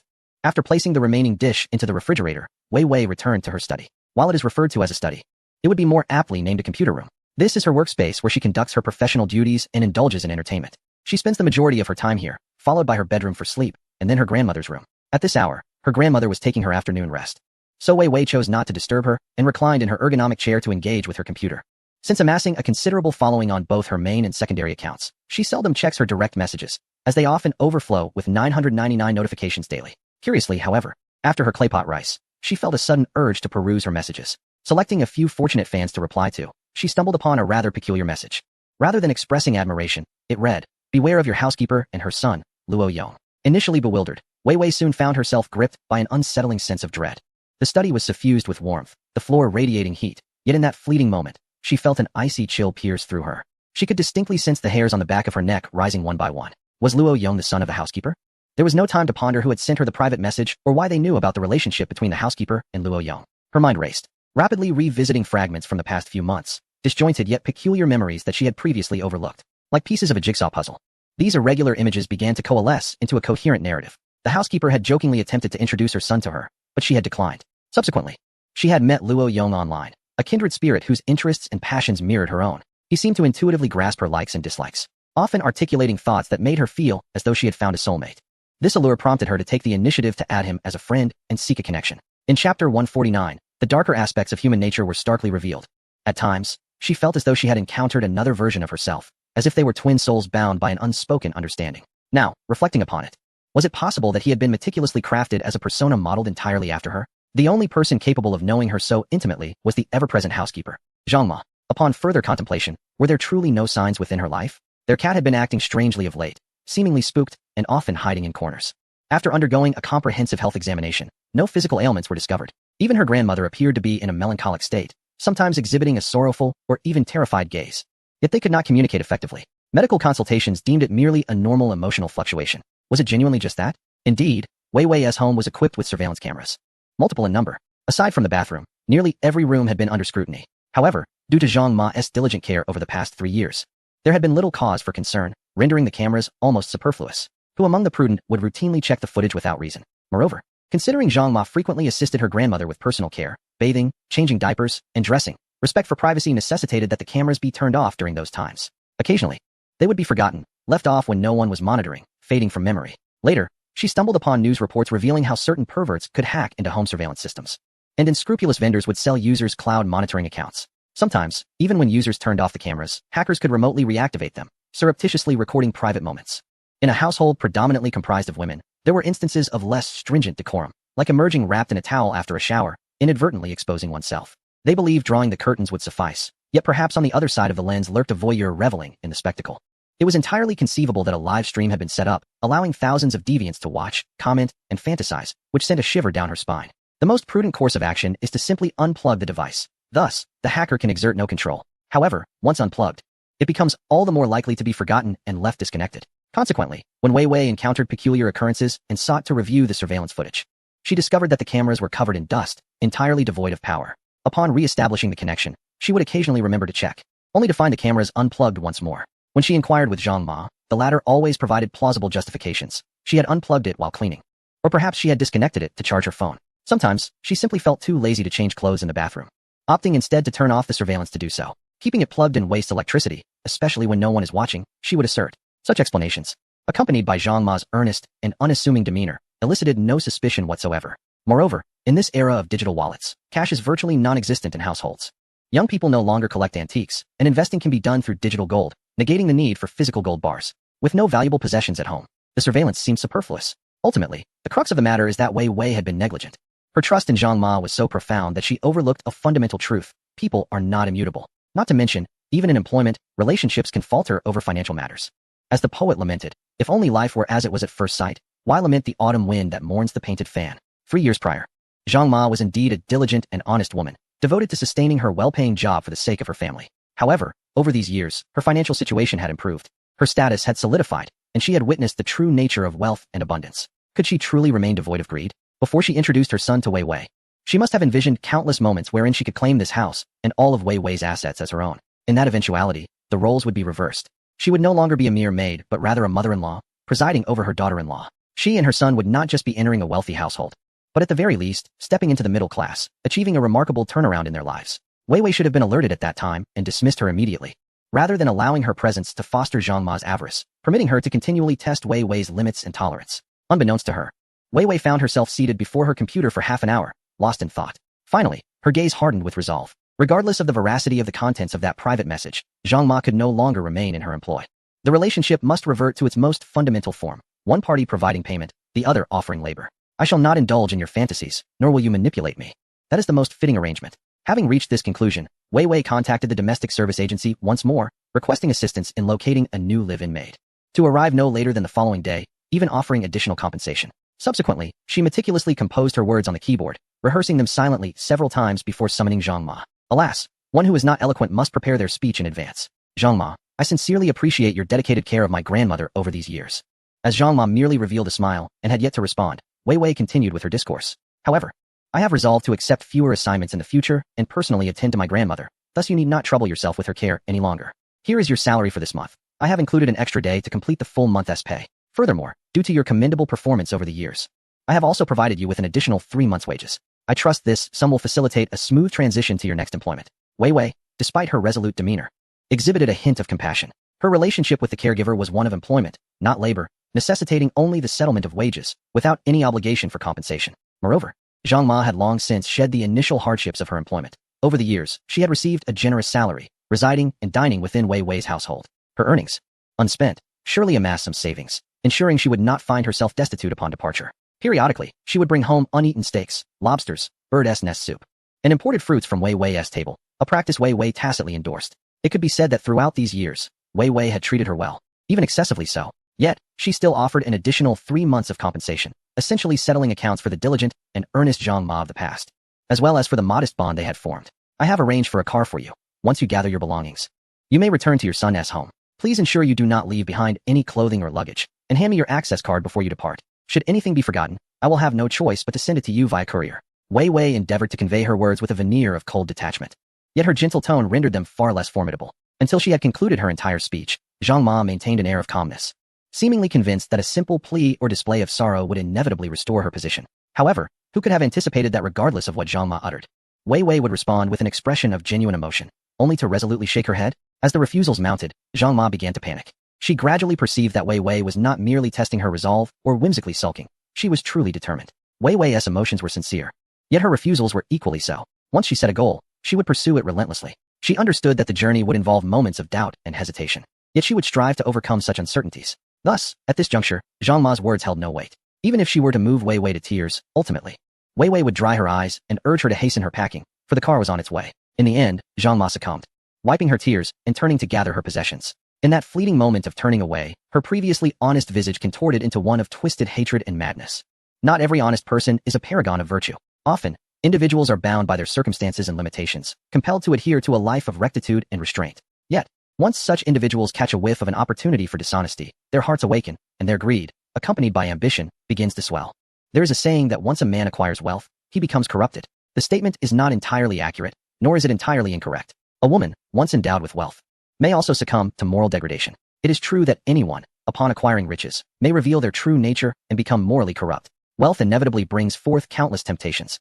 When faced with numerous lures and trials, only those who can resist the path of depravity can be deemed genuinely virtuous. The rest are merely compelled to behave decently. Zhang Ma, for instance, exemplifies a person who is forced into honesty, having single-handedly raised her son, fulfilling both maternal and paternal roles, and finding her son lacking ambition. She was left with no choice but to toil earnestly, oblivious to other pursuits. Had she continued her life in such a constrained manner, she might have remained dutifully honest for eternity. However, fortune smiled upon her as she encountered an employer who was both amiable and had minimal demands. In the daily interactions with Wei Wei, who indulged in a lavish lifestyle, Zhang Ma occasionally found herself yearning to spend that money on her own desires. Many might entertain such thoughts, but they remain mere fantasies. A genuinely honest person would suppress these illicit musings with a sense of morality. Instead, she allowed her unwholesome thoughts to flourish like mildew.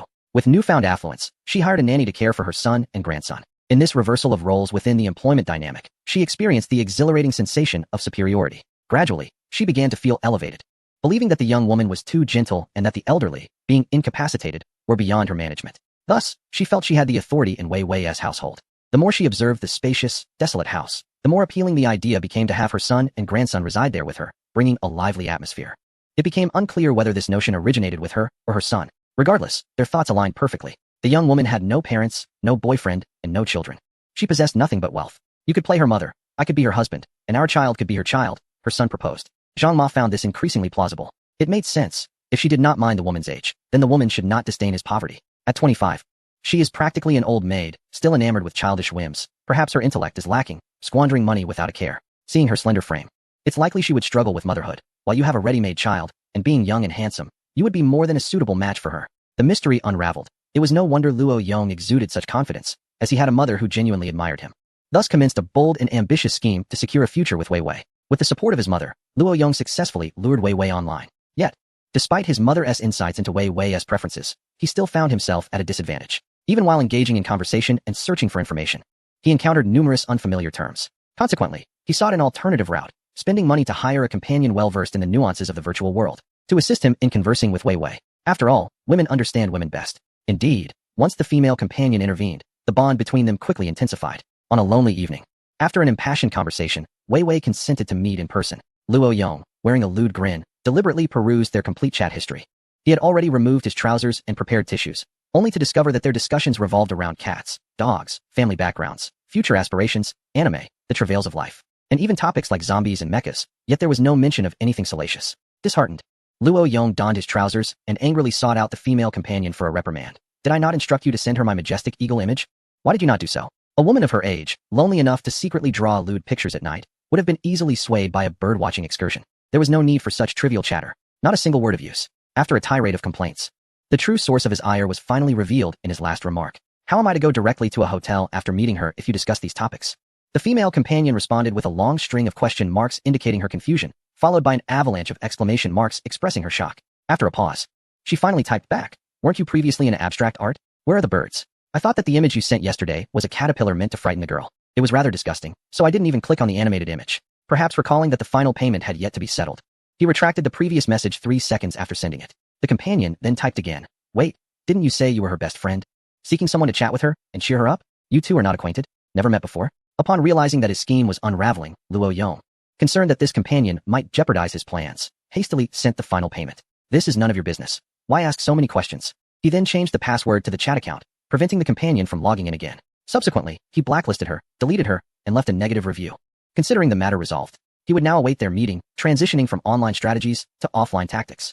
Throughout the fishing expedition, they initially had no intention of employing illicit methods, merely aiming to maintain a facade of discretion. Chapter 150. What is wrong with getting rid of the cats? I'm saving her money. After all, the intention was to eliminate the problem, not to face imprisonment. However, as the plan progressed smoothly, Luo Yong found himself unable to contain his eagerness.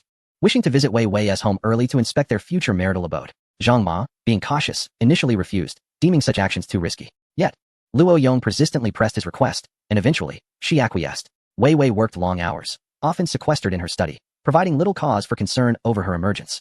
Even if she did come out, with so many rooms available, it would be easy to hide. However, unexpectedly, Luo Yong's inaugural visit ended in disaster.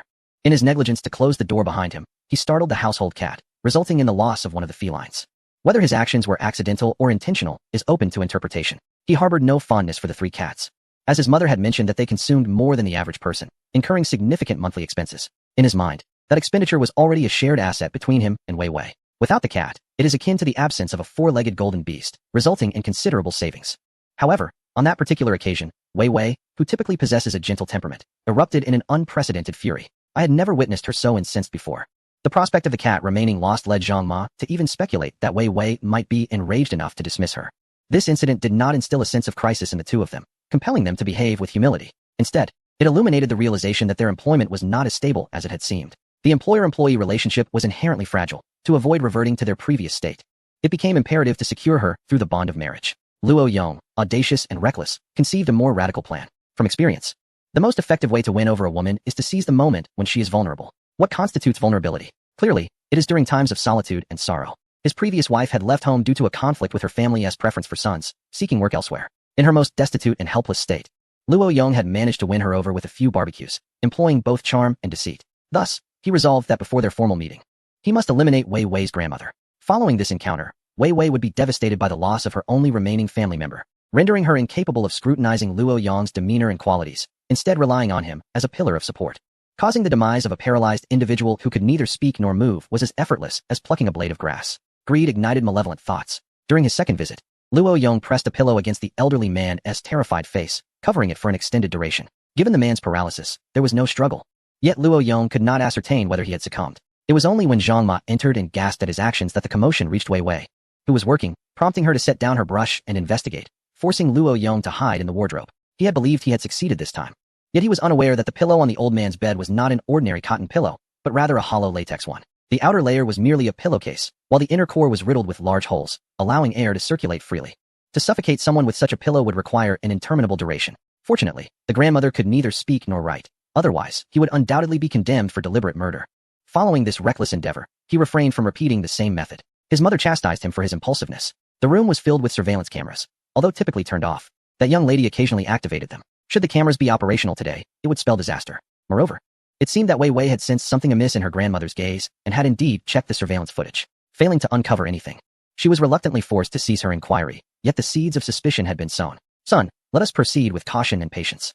We aspire to lead a good life and cannot afford to be imprisoned. Focus on preparing for your meeting with her and exercise patience. The old man does not have many years left. There is no need to rush. Luo Yong heeded his mother's suggestion. Yet he remained resolute in his intent to eliminate Wei Wei's grandmother. This old woman was an exorbitant drain on his finances. Every moment she lingered was a theft from his future marital assets. He procured a packet of fine white granules and handed it to Zhang Ma. From now on, mix this into her water daily and feed it to the old hag. She has endured for 5 years without passing, and every second spent alive is a financial burden. Let us hasten her departure. Zhang Ma was taken aback, her face drained of color, her hands trembling as she clutched the package. Where did you get this? Is it poisonous? I dare not touch it. However, William laughed, exuding an air of smugness and self-satisfaction. Mother, what are you afraid of? This substance is not toxic. It is merely sugar. He dipped his finger into the packet and tasted it. See, just ordinary sugar. While it is harmless, it does elevate blood sugar levels dramatically. For the elderly and pregnant women, consuming several bowls of sugar water daily can lead to high blood sugar and diabetes. Eventually, a cascade of complications and inflammations ensues, and her frail body will not withstand it. Sooner or later, she will depart, and no one will suspect foul play. Leung's understanding of this matter was largely owing to his unfortunate ex-wife. During her pregnancy, he had treated her carelessly. While he provided ample rice and steamed buns, there was no meat to be had. Their daily meals rarely exceeded 10 yuan. His ex-wife subsisted on buns, rice, and congee accompanied by pickled vegetables, and eventually, she fainted. Initially thought to be due to malnutrition, a hospital visit revealed that her blood sugar was dangerously high. After being chastised by the doctor, they learned that rice, buns, and congee are laden with starch, which is a form of sugar. Although these foods are not sweet, consuming them is akin to ingesting sugar. In moderation, these carbohydrates can be nutritious, but excessive consumption can be as harmful as poison. For someone like his ex-wife, who consumed rice and buns at nearly every meal, it was inevitable that her blood sugar would spike. Should the situation worsen, it could lead to gestational diabetes, posing risks of fetal deformities and the potential loss of both mother and child. Little did his ex-wife realize that her suffering would become a tool for Jung to harm another. The potency of sugar surpasses that of rice and buns, as the latter must undergo a gradual conversion into sugar within the body. Sugar, however, exerts its effects immediately upon ingestion. In times of scarcity, a bowl of sugar water can restore a person from the brink of death. In an age of abundance, consuming a bowl of sugar water after a satisfying meal merely accelerates one's demise. Zhang Ma accepted the bag of sugar and embarked on her routine of chronic poisoning. The results were striking. The old woman began to feel lethargic, perpetually thirsty. Increased water intake led to frequent urination, and though the diapers were changed every 2 hours, they remained perpetually damp. In the depths of winter, donning wet trousers for an extended period may soon lead to the afflictions of eczema and inflammation. Once the elderly begin to succumb to illness, it invariably strikes with overwhelming force. The plans had been progressing smoothly, and the dawn of hope seemed within reach. Yet, unforeseen calamities began to unfold in rapid succession. First, there was a mishap during the initial meeting between my son and Wei Wei. According to him, their conversation was delightful, and he had even envisioned the venue for their wedding. However, it appeared that Wei Wei's mental faculties were in question, as she subsequently blocked and deleted him from all communications. Regardless of his entreaties, she remained unresponsive, citing their incompatibility and a lack of shared values. Then today, without any forewarning, Wei Wei abruptly decided to dismiss her. Zhang Ma, feeling a surge of anxiety, worried whether Wei Wei had discovered something. Surely, it could not be merely a matter of forgetting to close a door that would evoke such a resolute reaction. Concerned about potentially compromising evidence falling into her hands, Zhang Ma refrained from voicing her thoughts and quietly retreated to pack her belongings. Inside her room, Luo Yong was engrossed in his phone. This marked Luo Yong's third clandestine entry into Wei Wei's abode, and, as before, he had failed to close the door behind him. Upon hearing of Zhang Ma's dismissal, he threw down his phone in a fit of rage, ready to confront Wei Wei. Zhang Ma quickly intervened, urging him not to act impulsively. You came here to seek a chance to mend your relationship, did you not? With my job now lost, you are my sole hope. You must not jeopardize our connection. Once the deed is done, and you ensure a divorce that secures half of the assets, revealing our ties can wait. Besides, we might inadvertently expose ourselves, risking her discovery of any incriminating evidence. It's wiser to avoid a confrontation for now. Zhang Ma, possessing a keen mind, understood the importance of caution, yet her son, lacking such insight, was less convinced. What evidence could there possibly be? You turned off the cameras, and that old man can't speak. You're providing him with sugar and nutritional supplements. Even if discovered, it could easily be framed as an act of kindness. Luo Yong's frustration escalated. That wretched woman embodies the common affliction of the wealthy, arrogance that belittles us common folk. A woman like that would soon become compliant after a few encounters. Zhang Ma attempted to interject, but he cut her off. Enough, mother. You're overthinking it and hesitating unnecessarily. In hindsight, I should have taken her on the first visit. With the time spent chatting online, I could have already gotten her pregnant. Zhang Ma hesitated, torn by her son's words. Clearly, their previous strategy of subtly luring her was a complete failure. Perhaps her son's blunt approach was indeed the most effective. That son of mine, I've booked a cab, and I'm about to leave. Do you wish to stay? Zhang Ma asked, her eyes flickering with uncertainty, almost inquiring whether he intended to act upon her tonight. Luo Yong unmistakably grasped her implication, grinning with an air of lewdness. What other reason would I have come here? Zhang Ma felt a surge of trepidation. What if, just what if, she calls the police? Luo Yong scoffed disdainfully. In the dead of night, shrouded in darkness, if I don a mask and blindfold her, who will know my identity? Once I have degraded her to a mere plaything, rendering her unable to detach from men, I shall assume the guise of a caring admirer online, reassuring her that I am unperturbed by her past and wish to cherish her for a lifetime. I refuse to believe she can maintain her pretentious airs and disregard me. Zhang Ma fell silent, seemingly convinced of her son's plan's viability. Young women often cherish their virtue and are frequently too intimidated to report grievances. Even if a report is made, as long as evidence is obliterated and faces remain unseen, the matter typically fades into obscurity. The sole concern lies with the multitude of surveillance cameras. It is imperative that we remain unseen. Thus, Zhang Ma retrieved her mobile device, divulging the full account details for the smart home management system of Wei Wei's residence to Luo Yong. By logging into this application, one could manipulate all household appliances, including the cameras. Cameras without visible buttons are powered off and disconnected, while gray buttons indicate they are plugged in but deactivated. A green button signifies that surveillance is operational. And the same applies to other devices. The girl's phone is also logged into this software, allowing her to discreetly activate the monitoring system at times. Prior to any actions, one must check this application to ensure all cameras are disabled. Being recorded could result in automatic backups to the account's storage, rendering even the removal of memory cards futile. Luo Yong paid scant attention to Zhang Ma's repeated warnings, merely affirming his understanding. Outside, Wei Wei's voice beckoned, urging, "Zhang Ma, have you finished packing? Do you need my assistance? The car is waiting outside the community." Zhang Ma ground her teeth in irritation.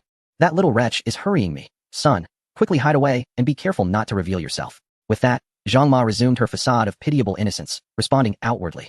Almost done, I'll be right out." Zhang Ma's belongings were few. She typically consumed and utilized what was provided by Wei Wei, frequently bringing items from Wei Wei's home to supplement her son's household. It was a feat to not completely deplete Wei Wei's resources. Thus, as she packed, the only items truly belonging to her were clothing, shoes, and personal toiletries, most of which were purchased by Wei Wei with the explicit intent of gifting them to her. As she stepped outside with her luggage, Zhang Ma attempted to feign vulnerability in hopes of rekindling Wei Wei's affections, yet it proved futile. Wei Wei's heart, although tender and pliable, could also harden like iron when necessary. After closing the car door, Zhang Ma's expression transformed. The pretense was shed, revealing her acerbic demeanor. "Once you marry my son, just wait and see how I will torment you." The once subservient figure, subdued for decades, resembled a tightly coiled spring, once released. The force of its rebound could be formidable. After bidding farewell to Zhang Ma, Wei Wei made her way directly to her grandmother's room. With a sense of trepidation, she disclosed the dismissal of Zhang Ma, anxious that her grandmother might be displeased, particularly considering Zhang Ma had cared for her for so many years. To her surprise, as soon as she finished speaking, her grandmother's eyes sparkled with joy, only to be quickly followed by tears of emotion. Chapter 151. Practicing the Sunflower Sutra late at night, this left Wei Wei in a state of utter confusion. She could not discern whether her grandmother was filled with joy or sorrow, relief or reluctance. All she could do was offer her comfort, assuring her, "Grandma, my career is now stable, and I have learned the nursing skills through observation. From now on, I shall take primary responsibility for your care. A new caregiver will arrive tomorrow to assist me. If she does not meet our needs, we shall find someone more suitable." Tears glistened in her grandmother's eyes as she blinked heavily, and Wei Wei understood her message clearly. All right. The room was filled with the warm atmosphere cultivated by the bond between the grandmother and granddaughter. In stark contrast, just a wall away, another room was shrouded in malevolence. Luo Yong lay beneath the bed, activating his phone to view the surveillance, witnessing the tender scene next door and overhearing Wei Wei's words to her grandmother. "Humph. The little wretch has even arranged for a new caregiver to come tomorrow. Fortunately, I overheard that. I shall cancel my plans tonight. No one will come to rescue you." Soon, night fell. After finishing another serving of clay pot rice, Wei Wei watched a variety show with her grandmother before heading for a shower, preparing for bed. During her bath, Luo Yong stealthily emerged from beneath Zhang Ma's bed and crept into Wei Wei's wardrobe. The anticipation of the night's events made him unable to suppress a sinister grin that spread from ear to ear. Lying on her bed, Wei Wei absent-mindedly petted her cat while playing on her phone. Unbeknownst to her, the three cats, sensing the presence of a stranger, were restless and agitated, while she remained completely unguarded and oblivious to the impending danger. To avoid drawing the neighbors' attention, Luo Yong planned to wait until Wei Wei fell asleep before making his move. However, he was already becoming increasingly excited. Unable to contain himself, he decided to practice in advance. In the dimly lit wardrobe, he fumbled for the zipper of his pants, quietly tugging it down. It wouldn't budge. For some inexplicable reason, the usually smooth zipper was suddenly stuck. Fortunately, he was not in urgent need of the restroom. Otherwise, he would have been in quite a predicament. Thankfully, this was merely a rehearsal. Had he discovered the obstruction during the actual event, it would have been quite embarrassing. Frustrated, Luo Yong pulled harder on the zipper. Finally, with a violent rip, it gave way. Accompanying this was an excruciating pain that almost made him faint. Darkness enveloped his vision for 3 seconds before he let out a scream akin to that of a slaughtered pig. The piercing wail resonated throughout the entire room, startling Wei Wei. In the next moment, a figure stumbled out from the wardrobe, accompanied by a nauseating scent of blood. "What on earth?" Wei Wei gasped, nearly dropping her phone. What had transpired? Luo Yong was equally bewildered. He had no idea when the zipper had caught his flesh. When he yanked it, it peeled away like the skin of a banana. It was brutal, far more so than any punishment in the depths of hell. He felt he had been harsher on himself than even the king of hell. He was oblivious to the potential disturbance he might cause to his neighbors as he stumbled out, collapsing onto the ground. Coincidentally, the ground was where the cat, startled by Luo Yong, had leapt from the bed. These three felines were large, each weighing nearly 20 pounds, akin to medium-sized dogs. From a distance, they resembled a trio of semi-trucks. Indeed, they were a sight to behold. Although timid by nature, their instincts as felines were unleashed in moments of fright. Thus, as Luo Yong lunged towards the cat on the ground, the three hefty creatures sprang into action. It was a moment of awakening, a time for the hunt. With 3 sets of sharp fangs and 12 claws, they frantically clawed, bit, pounced, scratched, tore, tugged, thrashed, and pummeled Luo Yong's head, face, chest, back, abdomen, and groin. Luo Yong screamed in agony, akin to an eel tossed into a boiling pot, writhing and contorting his body in a desperate struggle. One moment he twisted into an S shape, the next into a B shape. Nearby, Wei Wei witnessed this spectacle. After a brief mental lapse, she was jolted into awareness. A man had taken refuge in her bedroom. Unbeknownst to her, what could a stranger be doing hiding in a woman's room in the dead of night? It certainly could not be anything virtuous. She immediately dashed out of her home, shouting for help. Thief! Thief! In truth, her cries were unnecessary, as Luo Yong's earlier screams had already echoed throughout the entire neighborhood. In the corridor, curious neighbors were peeking out. Upon hearing Wei Wei's frantic exclamations, someone promptly dialed the police and alerted the building security. Just as Wei Wei bolted from her home, she abruptly halted. She remembered her grandmother was still inside, along with the 3 cats.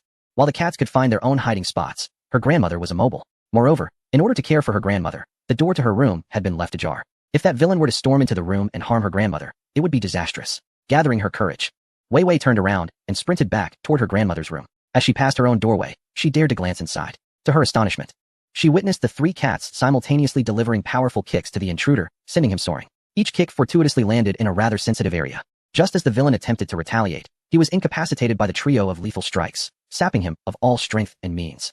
It was akin to being struck by 3 lead balls. The consequences of such folly would inevitably lead to disaster. However, there was a distinction.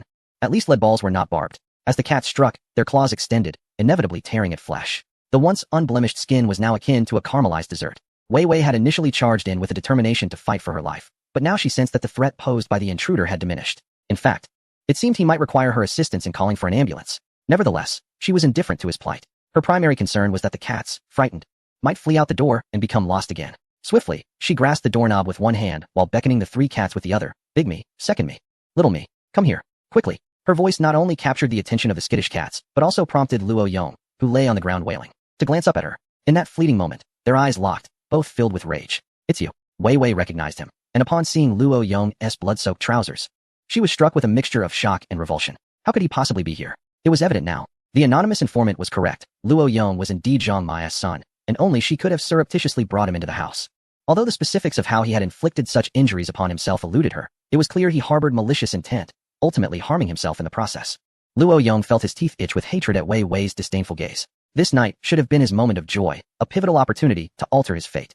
The one writhing in despair and agony should not have been him, but rather that wretched Wei Wei. It's all your fault. If only you had married me obediently, none of this would have happened. It's all your fault. You vile creature. You brought this upon me. May you meet a wretched end. May you and your old man both suffer. Wei Wei was momentarily stunned by his shameless reasoning, rendering her unable to absorb the curses that followed. Even when the cats approached, she forgot to open the door for them. In a frenzy, 3 fluffy balls of cotton fur desperately tried to squeeze through the door's crack. Their backsides stuck outside with their hind legs flailing in the air. It was evident that their rear paws were smeared with blood, none of which belonged to them. Luo Yong, fueled by an inexplicable surge of strength, perhaps born from his fury, struggled to rise, intent on charging at Wei Wei. I will kill you, he screamed. As fear overtook her, Wei Wei cried out while hurriedly beckoning the cats inside. Just as she was about to shut the door, Luo Yong lunged forward, a fierce glint in his eyes, extending his arm to push the door open. Suddenly, he stepped on the blood he had shed, slipping uncontrollably and tumbling forward. Thud! The sound echoed sharply. Could his head really collide with the doorknob with such force? Luo Yong crumpled to the ground in agony, covering his mouth, and moments later, 2 bloodied incisors fell from him. It was his teeth that had struck. Surely, a head filled with such malice could not produce such a crisp sound. His head buzzed for a long while, and upon regaining his senses, he was utterly bereft of his ferocity and resolve, bursting into tears. How could this happen? Why was everything going awry tonight, as if fate itself conspired against him? If both parties had been equally harmed, he could have found some semblance of balance. Yet, he had not even touched a single hair on Wei Wei's head, and here he was, battered and half dead. Where was the justice in that? The absurdity of his plight only deepened. Suddenly, the corridor's sensor light flickered above him, and moments later, it plummeted towards him. Smack! Bang! Thud! The fixtures of the affluent were indeed solidly constructed, showing no sign of cost-cutting. It must have been made of stainless steel. As it bounced upon hitting the floor and struck him again without cracking, the light landed squarely on his backside, further compressing his waist. The caramelized banana had already endured more than it could bear. Being struck with such force and crashing to the ground was truly a misfortune upon misfortune. In that moment, he rolled his eyes back and fainted. If he could, he would have wished for a longer spell of unconsciousness, as it was in that state that he could escape the agony. However, he awakened swiftly, compelled to do so. The security team and police arrived in quick succession, and in the eyes of the onlookers, he was hoisted away, jolted back to consciousness by the sheer pain. His neighbors, drawn by curiosity, had forsaken sleep. A large crowd, clad in various styles of pajamas, gathered in the biting cold to witness Luo Yong's embarrassing predicament. Some audaciously speculated, what's happening? Practicing the sunflower scripture at this hour? Upon hearing this, Luo Yong recalled the scripture's opening line. To master this skill, one must first undergo castration, and was so incensed that he fainted once more. That night, the incident exploded in the community chat group and among local gossip circles. Initial conjectures varied widely, with many suspecting a romantic squabble, perhaps infidelity on the male's part leading to the female's drastic measures. However, Wei Wei was determined to dissociate herself from such distasteful rumors. She promptly unearthed a segment of surveillance footage and uploaded it to the community group, captioning it, "Let me clarify, we are not a couple. Not a couple. Not a couple. This individual appears to be the son of my former nanny, who stealthily intruded into our home with malicious intent. Thankfully, he was discovered in time, and no one was harmed. I appreciate everyone who assisted in alerting the authorities, and I sincerely apologize for disturbing your sleep." As the community members clicked on the video, they witnessed Luo Yong sneaking into Wei Wei's room, closing the doors and windows, before hiding in her wardrobe. Before long, he inexplicably burst out, accompanied by a 10-minute display of being struck by various objects, a cat, the door, and a light fixture. How did Wei Wei possess this footage? Just before Luo Yong's nefarious act, he had deliberately turned off all the cameras in the house, feeling secure enough to venture out. Yet, by sheer coincidence, Wei Wei had remembered about the surveillance just before her shower and casually activated all the cameras with her phone. One should not question the serendipity. It was merely her good fortune that every little action she took unfolded to her advantage. The multiple camera angles captured nearly the entire sequence, akin to a multi-camera film set. The footage provided both the process and the details, leaving no room for doubt. Even if Luo Yong were classified by the hospital as suffering from severe injuries, it could not be argued that Wei Wei had acted excessively in self-defense. In fact, by the time she would have initiated any defense, Luo Yong had already inflicted such harm upon himself. What chaos would ensue had she truly defended herself? After reviewing the footage, the officers fell silent. It was difficult to fathom how one could inflict such devastation upon oneself without external interference. Upon investigating the scene, the officers reached a conclusion. This young woman's luck is nothing short of extraordinary. The man harbored sinister intentions, having concealed himself in the wardrobe, fully equipped with ropes, tape, and condoms. Had it not been for a critical malfunction with his zipper at that moment, the police would have been responding to a case of attempted rape. At this moment, Wei Wei was supposed to cooperate with the police investigation. However, she expressed her concerns regarding her paralyzed grandmother being home alone, prompting the police to compassionately take her statement at her residence. Concerning the information you provided, we will verify it after the patient has been stabilized, and we will summon Aunt Zhang for questioning at the police station. There may be instances where your cooperation at the station is required, so please remain attentive to your phone calls. Wei Wei nodded eagerly. All right, I will quickly arrange matters at home. Should you need anything, don't hesitate to call upon me. I truly appreciate your efforts. Before departing, the officers, considering the circumstances at Wei Wei's home, could not help but express their sympathy, advising, if you are feeling frightened, consider inviting relatives or friends to keep you company. Do not shoulder this alone. Although the incident did not yield dire consequences, it would be prudent to schedule an appointment with a psychologist for some counseling to avoid any lingering psychological shadows. One must remain vigilant, yet it is unwise to live in a constant state of high tension. This was an isolated incident, not a reflection of life's norm. Do not succumb to pessimism. Chapter 152. Could it be that she is so fortunate because she ate a double yolk egg? Wei Wei was momentarily stunned but politely replied, okay, thank you. Once the police had left, she could no longer hold back her emotions, and tears streamed from her eyes like a broken faucet. Though she had managed to hold herself together in the absence of concern from others, the moment someone showed her kindness, her defenses crumbled. She had no close relatives nor friends who understood her current plight. Her home was occupied only by her paralyzed grandmother and 3 cats in need of care, leaving her without anyone to confide in. Despite her financial stability, she felt utterly isolated, a member of a vulnerable demographic. It was difficult to fathom the potential consequences had her luck been slightly worse that evening. Yet, after a brief emotional breakdown, she wiped her tears and set about to clean up the aftermath. Her frightened grandmother required reassurance. The 3 cats needed to be checked for injuries. The chaos on the floor needed tidying, and she had to reach out to the family doctor and a new housekeeper. Upon returning to her grandmother's room, Wei Wei thought she heard a sound. Approaching the bedside, she was astonished to find her grandmother, who had been voiceless for 5 years due to a stroke, was attempting to speak. Wei Wei, Wei Wei Wei. Initially overwhelmed with joy, Wei Wei's elation quickly shifted to concern, fearing it might be a fleeting moment of lucidity. She promptly contacted the family doctor, urging them to come quickly. Grandma, I'm here. It's okay now. The bad people have been taken away. The police will get to the bottom of this. I'm unharmed. I'm fine. Please don't be afraid. With her soothing words, the fear in her grandmother's eyes diminished significantly, though she still occasionally muttered incoherently. Wei Wei strained to listen, but the words were unclear, so she decided to record a video for later analysis. Shortly thereafter, the doctor arrived and conducted a brief examination of her grandmother, providing Wei Wei with reassurance. Generally, Her grandmother's condition appeared stable. Her blood pressure and heart rate had normalized, though her blood sugar levels were somewhat elevated.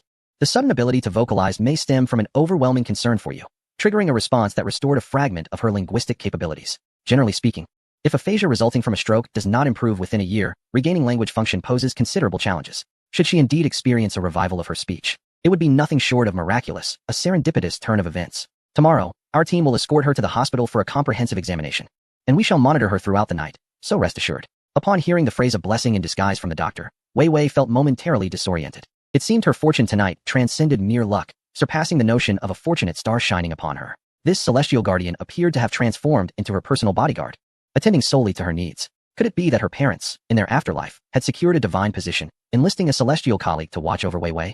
Or perhaps her ancestors were fervently beseeching the king of hell for assistance. Alternatively, she recalled the words of the claypot rice vendor earlier that day. It is said that consuming a double yolk egg invites good fortune. You must try the portion with the double yolk first. Surely, it couldn't be that her good luck stemmed from eating a double yolk egg? Absurd.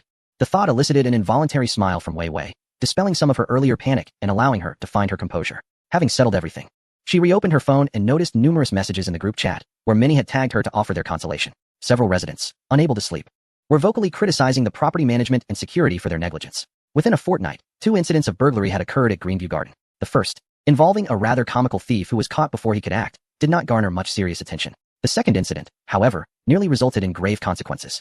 Regardless of any collusion from caregivers, these events highlighted security vulnerabilities, and the property management must provide an explanation. This incident silenced those residents who had previously advocated against installing too many public cameras. The events proved that safety outweighs privacy concerns. Issues of privacy that could be resolved by merely drawing curtains do not necessitate dismantling surveillance cameras. With the support of numerous homeowners advocating for their rights, the property management felt the pressure and promptly reached out to Wei Wei, promising to visit in a few days for a consultation and compensation. Wei Wei was indifferent to the notion of compensation. However, this occurrence allowed her to appreciate the warmth of community among the residents in her building. Perhaps, despite the distinct boundaries each individual maintained, her environment was not as cold as it seemed. In the future, she might engage more actively in the community chat, fostering familiarity even in the absence of face-to-face interactions. Suddenly, she noticed a new friend request on WeChat. Upon opening it, she found the note from the requester read, "Hello. The person with whom you often chatted late into the night recently is me. A man impersonated your close friend and paid me to keep him company. I suspect his intentions are nefarious." It is difficult to articulate the emotions that flooded Wei Wei upon reading this message. She felt a mix of surprise and a strange sense of confirmation. The person with whom she had been conversing possessed a fascinating soul. In each sleepless night spent clutching a phone, 2 solitary hearts find solace in one another. It resembles intimate late-night conversations with a dear friend, confiding in a mother, guiding a daughter, and, above all, rescuing one's past self. Regardless of the identity of the person on the other end, be it male, female, or even a dog, they become a confidant. A person like Luo Yong could never feign such authenticity. She promptly accepted the application and initiated a greeting. Before long, the other party, having successfully added her as a friend, sent over the chat history with Luo Yong to validate their identity. "Finally added you. I sent a request from my previous account, but you didn't see it. It remained unanswered. The more I thought about it, the more worried I became. I used all my skills and finally uncovered your private WeChat ID. I hope this doesn't frighten you. Did you see the chat records, sister? I hope that man hasn't deceived you." Wei Wei replied, "Thank you. I knew from our first meeting that he wasn't you. I decisively blocked him, and I haven't logged into that account again." After a brief pause, Wei Wei added, "In the future, if I seek someone to talk to, can I reach out to you? How is the pricing structured?" As she sent this message, her heart felt both despondent and elated. The despondency stemmed from the fear that all their shared interests and resonant emotions had been purchased. The elation arose from the realization that individuals capable of providing profound emotional value could indeed be compensated. Wei Wei was certain that even if her interlocutor were a woman, even without the allure of romantic attraction, this person remained someone she wished to converse with. This had nothing to do with love. It was purely a matter of spiritual healing. The status on the screen continued to display the other party is typing, and Wei Wei gazed at the string of words, her heart brimming with anticipation. At last, she received a new reply, not a cold, clinical price list, but a lengthy, warm message. "I work at a funeral home, where I often go days without speaking to anyone. I engage in companionship chats out of loneliness, seeking conversation, wishing to experience different roles while earning a little extra. My fees are quite modest. I only earn enough to cover my data expenses, or else that man wouldn't have found me. During our conversations, my genuine emotions far outweigh any pretense. I have been moved to tears countless times while chatting with you, reflecting on my own experiences. That's why I was concerned you might be deceived, and I sought every means to reach you and warn you. If you don't mind that our acquaintance began with a lie, don't mind that I am not the persona I previously portrayed. And don't mind my work being considered inauspicious, you can always reach out to me as you would a friend, as you would a confidant. I won't charge you." The screen blurred before her eyes as tears fell onto her phone, but her vision soon regained clarity. What more could Wei Wei say?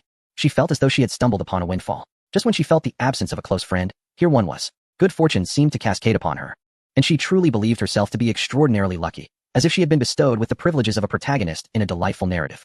She was nearly convinced this was all a dream. A few days later, due to the abundance of surveillance footage and the chat logs provided by the female companion, the police swiftly unraveled the events that transpired. As for the relationship between Zhang Ma and Luo Yong, it was a matter easily clarified through a simple inquiry, leaving no room for denial. The situation was exceedingly clear. The mother and son harbored malicious intent, seeking to ensnare the young woman and eliminate her options, having devised a series of schemes. However, as their plans failed to unfold as expected, they became incensed and resolved to take drastic measures, attempting to forcefully consummate their designs.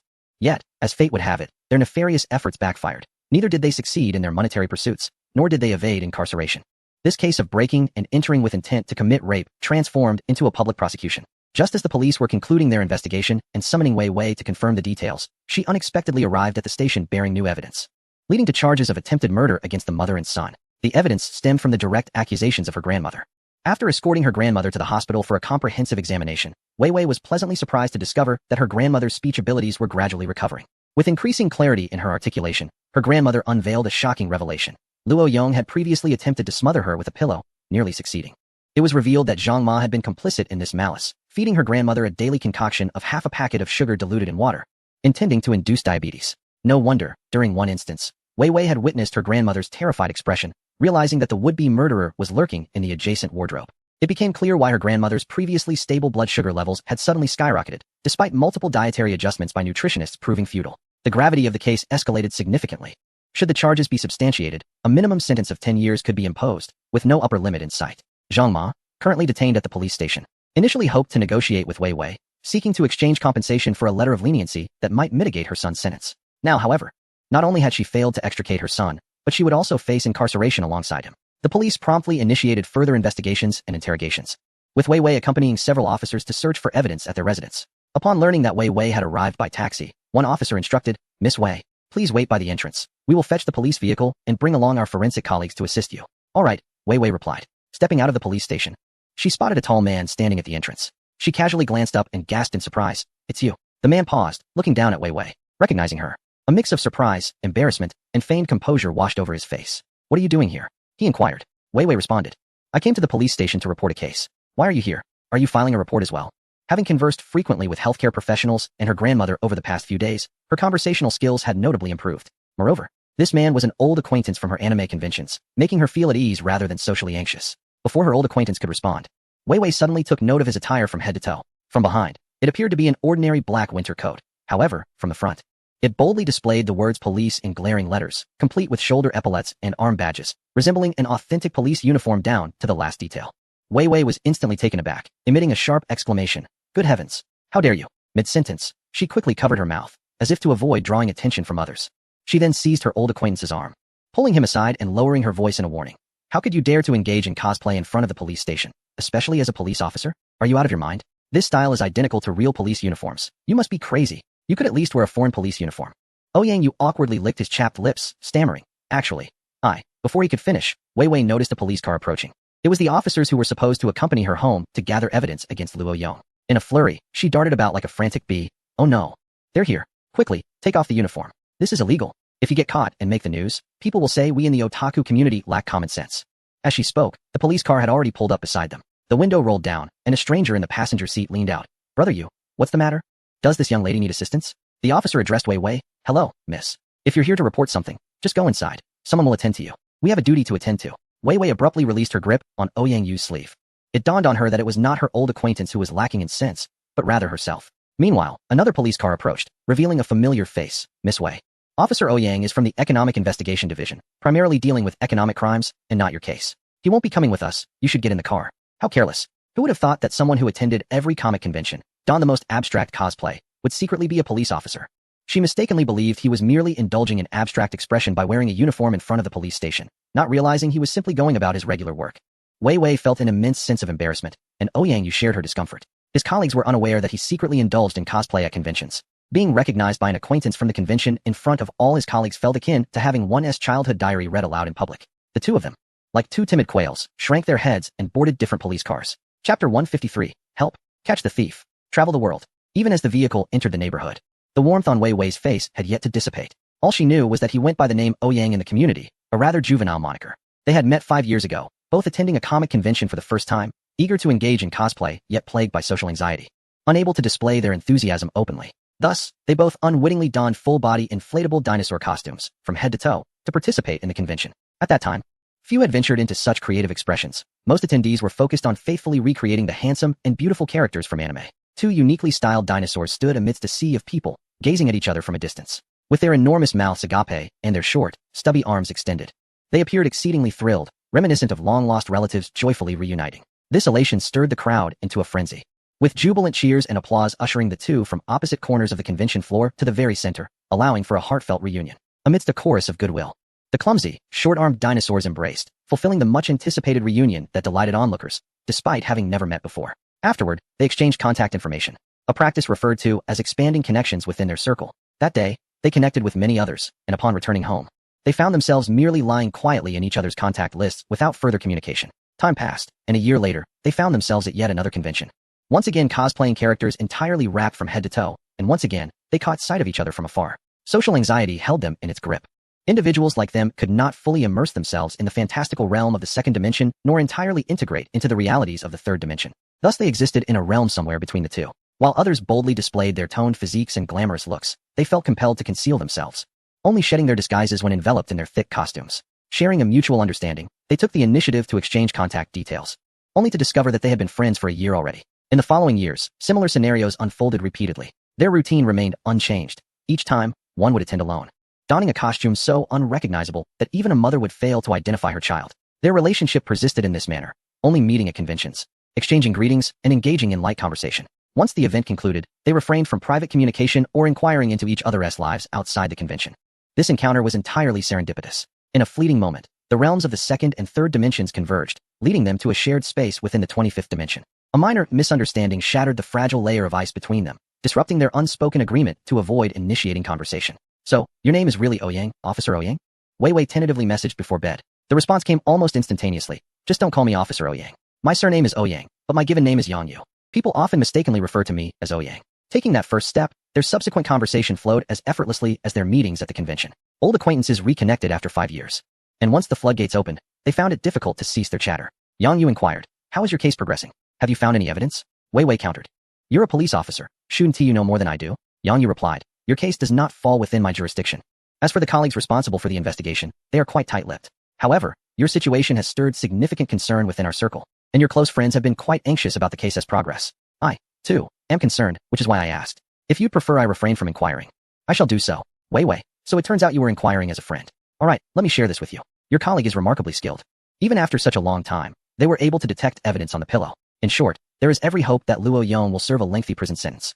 I will absolutely not issue a letter of understanding. They sought to harm my grandmother, and I shall ensure they pay the price they deserve. Oyangyu, the law will ultimately side with justice, so do not worry. If you require any assistance, do not hesitate to let me know. Whether as a concerned citizen or a friend, I am here to help you." Many years later, as Wei Wei, now a married woman, reminisced about that week, she had long since forgotten the nausea and fear that Luo Yong had inflicted upon her. However, she would forever remember that week as the most fortunate, incredible, and surprising time in her life. It felt as if fortune had favored her. Those who sought to harm her were brought to justice, while those who loved her remained healthy and safe. The seemingly hopeless criminal evidence was remarkably uncovered by the resourceful police. Miraculously, her grandmother, who had suffered from a stroke and lost the ability to speak for 5 years, regained her capacity for communication. From then on, hiring a caregiver would no longer be a source of worry regarding potential abuse, as the caregiver would be aware of their responsibilities. Most importantly, her grandmother could converse with Wei Wei again, filling their home with joy and chatter rather than silence. Wei Wei's career also ascended to new heights during that week. The incident involving Luo Yong's greed and malice made headlines, garnering public attention towards Wei Wei, the victim. Subsequently, she was recognized as a talented illustrator, resulting in a significant surge in her fan base. The pricing of commercial illustrations, aside from the illustrator's skill, was also influenced by personal fame. With her newfound notoriety, the commissions she received saw a corresponding increase in value. Moreover, during that week, Wei Wei welcomed 2 other significant figures into her life, her best friend and, eventually, her husband. It is somewhat incredulous that both were brought to her by Luo Yong. Her best friend, a companion for conversation, was an extraordinary match for Wei Wei, akin to a sister despite having different parents. For many years thereafter, the two engaged in daily conversations. Although their meetings were infrequent, they participated in each other's momentous life events, such as her grandmother's funeral, her wedding banquet, and the celebration of their child's first month. Her grandmother lived to the age of 85, considered a long life, perhaps due to the 5 years of being unable to speak or move. Once she regained her voice, she was immensely joyful. She felt as though she had been granted a gift from the heavens and was profoundly grateful. Simultaneously, she optimistically believed that one day, perhaps, she might receive another gift that would enable her to move again. Although her hopes were never realized before her passing, she lived her life in anticipation of tomorrow, which was not so bad. As for Wei Wei's husband, it could only be Yang. Who else could it be but him? Both are profoundly reserved individuals, and if others do not take the initiative, neither will they, leaving them with no opportunity to connect with anyone else. They had known each other for 5 years, and while there was an unspoken fondness, each believed the other preferred not to be disturbed, resulting in neither daring to take the first step. If not for their chance encounter at the police station, they might never have realized that their synergy extended beyond comic conventions into their daily lives. For a period, they interacted as friends, coinciding with one of the most awkward phases of Wei Wei's life. Her digestive system seemed to be in disarray, resulting in her flatulence being notably loud and often a double occurrence. In public, she usually managed to suppress it through sheer willpower, yet there were inevitable slip-ups. During these moments, Yang valor emerged. Whenever Wei Wei could no longer hold back, he would claim nonchalantly, "That was me." Passers-by, unable to tolerate his smug demeanor, would retort, "Is being able to produce double toots some remarkable skill? Why boast about it?" To which Yang would challenge, "Why don't you give it a try?"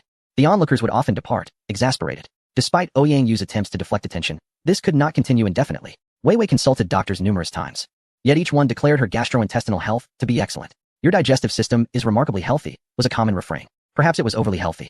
Eager to show off its prowess, Yang mused, attempting to console her. Wei Wei struggled to grasp Yang's dry humor. She pessimistically feared that this might be her condition for the rest of her life. Although she was somewhat of a recluse, she could not possibly remain indoors forever.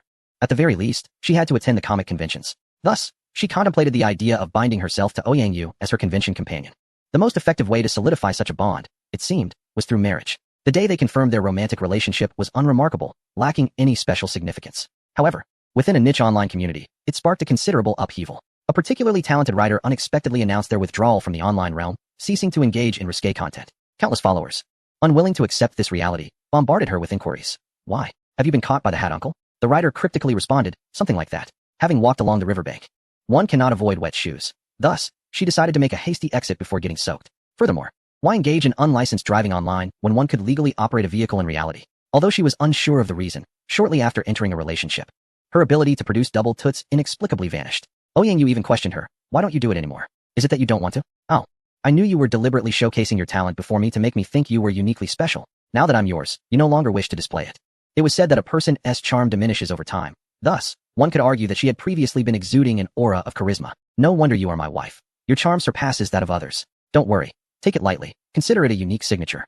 Possessing an inimitable allure in the realm of artistry, Wei Wei felt she had been rather careless. Before their marriage, she meticulously investigated Yang's family background and personal character, finding him trustworthy enough to commit to. However, she neglected to delve into his interests and hobbies, and he had not been forthcoming about his fondness for crosstalk and stand-up comedy. The rapid-fire jokes, coupled with his unexpected deadpan humor, were rather overwhelming. Nevertheless, she decided to make do, thinking that if things went awry, they could always part ways. On another front, Xiao Lan received good news from the system.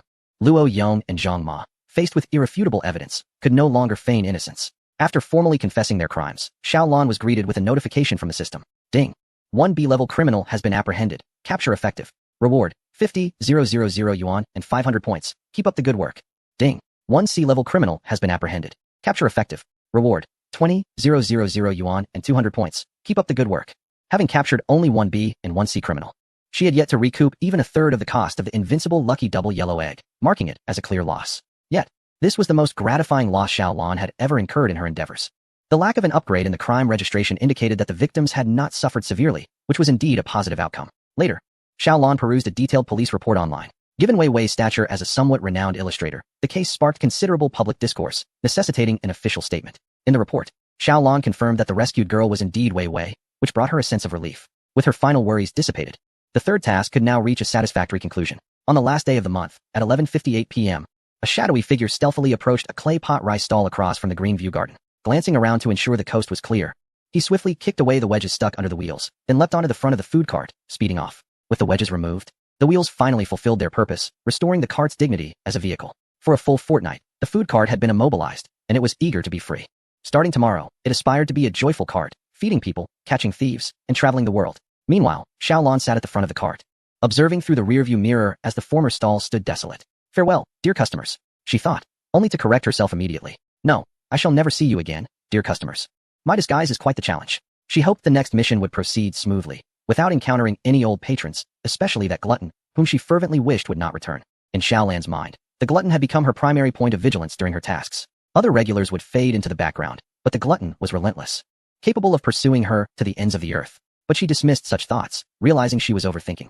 Her food cart was limited to meandering within the confines of Fengling City, struggling to cross municipal or provincial boundaries. Yet, she could not bear to be without her food cart. Devoid of its radar capabilities for identifying criminals, Xiaolon felt like a novice officer just beginning to grasp the basics, lacking any significant advantage. Ding! Detection of the host's influence has expanded, necessitating cross-city demands. In order to further advance the apprehension of criminals, a system upgrade is to be conducted. Upgrade duration, 3 days. Upgrade effect, stay tuned. Indeed, the system is quite considerate.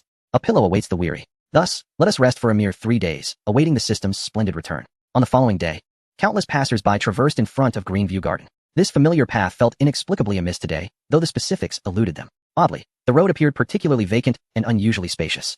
Suddenly, someone noticed the absence of the rice claypot stall. Goodness, the stall is gone, exclaimed one. Indeed, where could it have vanished? Such a large stall. How could it simply disappear without a notice? Could it have been blown away by the wind? We must search for it. Hurry. Upon hearing this, countless hurried individuals on their way to work or school slowed their pace, attentively scanning for any suspicious papers along the roadside. Alas, their search yielded nothing.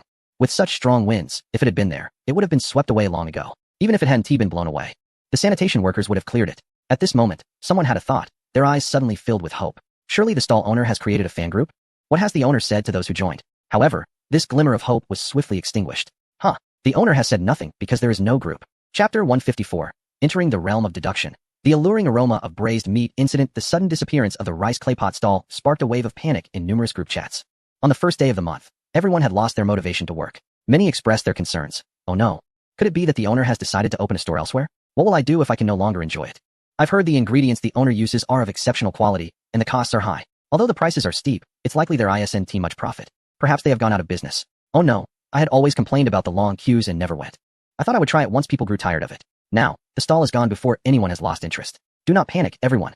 Let us see what Tao Ge has to say. He has just invested heavily in a property at Greenview Garden, and he must be even more attuned to the owner's movements. Thus, a throng of individuals rushed to Tao Ge's account, incessantly sending him private messages inquiring about their next steps. After awakening naturally at the hotel, Tao Ge found himself inundated with messages. Calmly, he posted a reply. Do not worry. Have you forgotten my predictions from a few days ago? Everything is unfolding precisely as I foretold. After posting, he proceeded to brush his teeth and wash up, entirely indifferent to the multitude of inquiries in the comments section. What prediction? However, soon enough, the ever-resourceful netizens extracted snippets of Tao Ge's prophetic remarks from his previous livestream. The essence of his prediction was that the rice claypot stall owner would likely relocate to a more populous area nearby, not too far off. Once business improved and the owner was financially secure, they would probably establish a presence in a nearby shopping center. To summarize, there was no need to panic.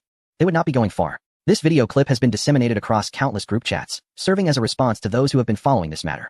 As it circulated, it inexplicably became accepted as truth, with many believing it had been personally verified by the proprietor of the claypot rice stall. Oh, so they haven't closed down, they've merely reopened. I look forward to it, but please, don't make me wait too long. Rest assured, the stall owner is keen to do business and certainly understands the importance of seizing the moment. I suspect it will be no longer than a week.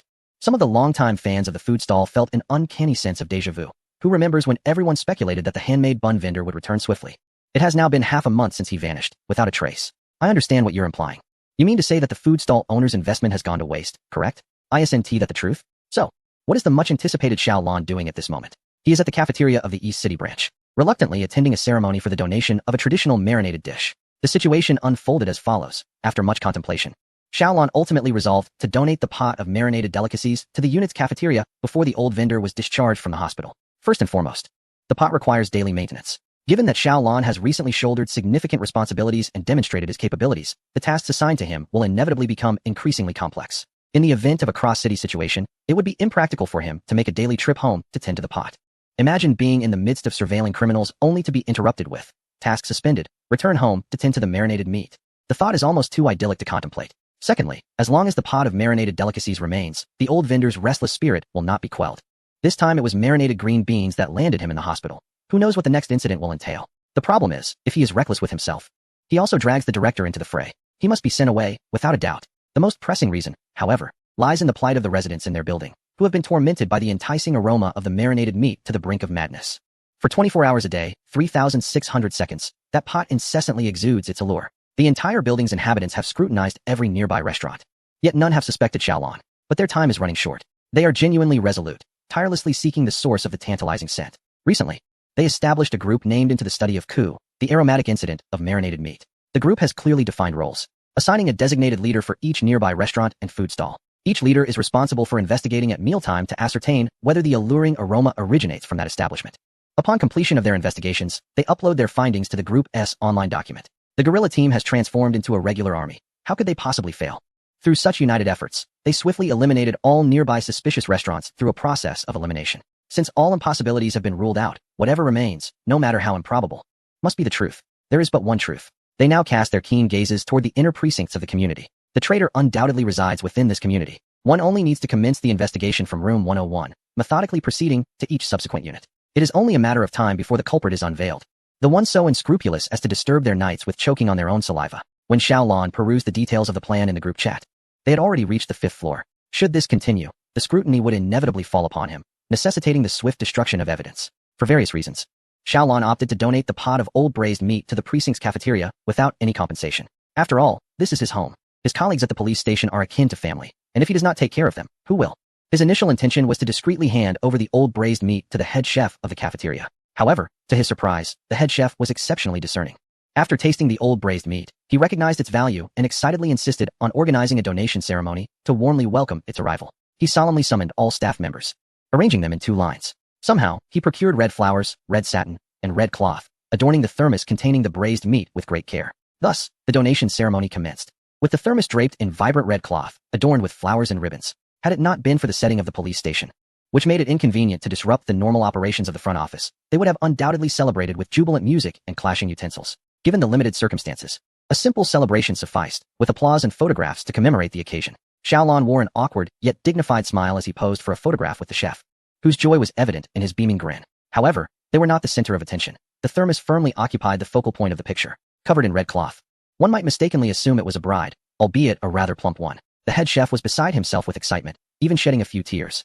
He firmly grasped Xiaolan's hand, pointing to the heavens and the earth as he vowed, "Rest assured, I shall cherish and protect it, ensuring no one dares to bully it. No matter what occurs, I will remain steadfast and true. Entrust it to me, and you need not worry." Xiaolan felt a wave of confusion wash over him, akin to finding a stepfather for his own mother. Ahem, in any case, just do not forget the care instructions I taught you. I won't forget, I absolutely won't forget. I swear I won't forget, even if it kills me. The head chef raised 3 fingers, almost kneeling in his solemn oath. That afternoon, the precinct's cafeteria welcomed a new dish. Chapter 155, enough already. You chewed that braised meat 108 times. What the new dish entailed remained a mystery to everyone. Yet, without having seen it, they could hear its resounding presence. From the moment it made its debut, it had no intention of being discreet. Its entrance was nothing short of earth-shattering, bursting through every door and window of the kitchen, sweeping through the entire cafeteria, and rapidly spreading throughout the police station and surrounding streets. The reach of this phenomenon was akin to blasting a DJ at high volume in the middle of the night. Even the birds that passed by were so startled they forgot to flap their wings, and ants peeking out of their holes were compelled to investigate the commotion. From a distance, it appeared as though a golden light column was slowly forming in the sky above a particular area, lingering for an extended duration. Upon closer inspection, it became evident that the pervasive water vapor had given rise to a refraction of light, with each minuscule droplet encasing a beam of sunlight. No wonder it shimmered like gold. What culinary delight could possibly entice the very sun to come and dance? Others may remain oblivious, but today, the entire precinct of the Eastern Division is fortunate enough to partake in this experience. The aroma is both familiar and foreign to many. They vaguely recall having encountered this scent before, after a long night of interrogations, the specifics of which have faded from memory. Xiaolan had brought a half bucket of braised pig trotters to revive everyone. That day, those who indulged wept, while those who missed out also shed tears. Though both were tears, their meanings diverged, perhaps a reflection of the world's disparities. Since then, that flavor has been sealed within their memories, imbued with a sense of longing and nostalgia until this moment when the lid of recollection has been gently pried open. The scene resembles the return of a beloved moonlight, with features reminiscent of yesteryears, yet the allure exudes an even more captivating charm than remembered, accompanied by quintuplets. Upon sighting from a distance, a surge of joy welled up within. Ah, is it her? Followed swiftly by a pang of anxiety. Ah, is she mine? Many could hardly contain themselves during work hours, feeling as though a dozen crabs were pinching beneath them. They yearned to inquire if the enticing aroma wafted from the cafeteria, wondering if it was prepared for them. Yet, work is not a place for idle chatter. They could only suppress their restlessness and hasten their tasks, eagerly awaiting the lunch hour to arrive.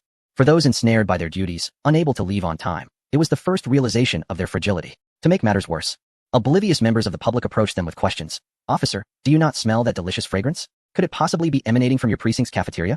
Is your cafeteria always this well fed? Officer, why aren't you going to eat? Your colleagues have gone. Will there be any left for you when it's your turn?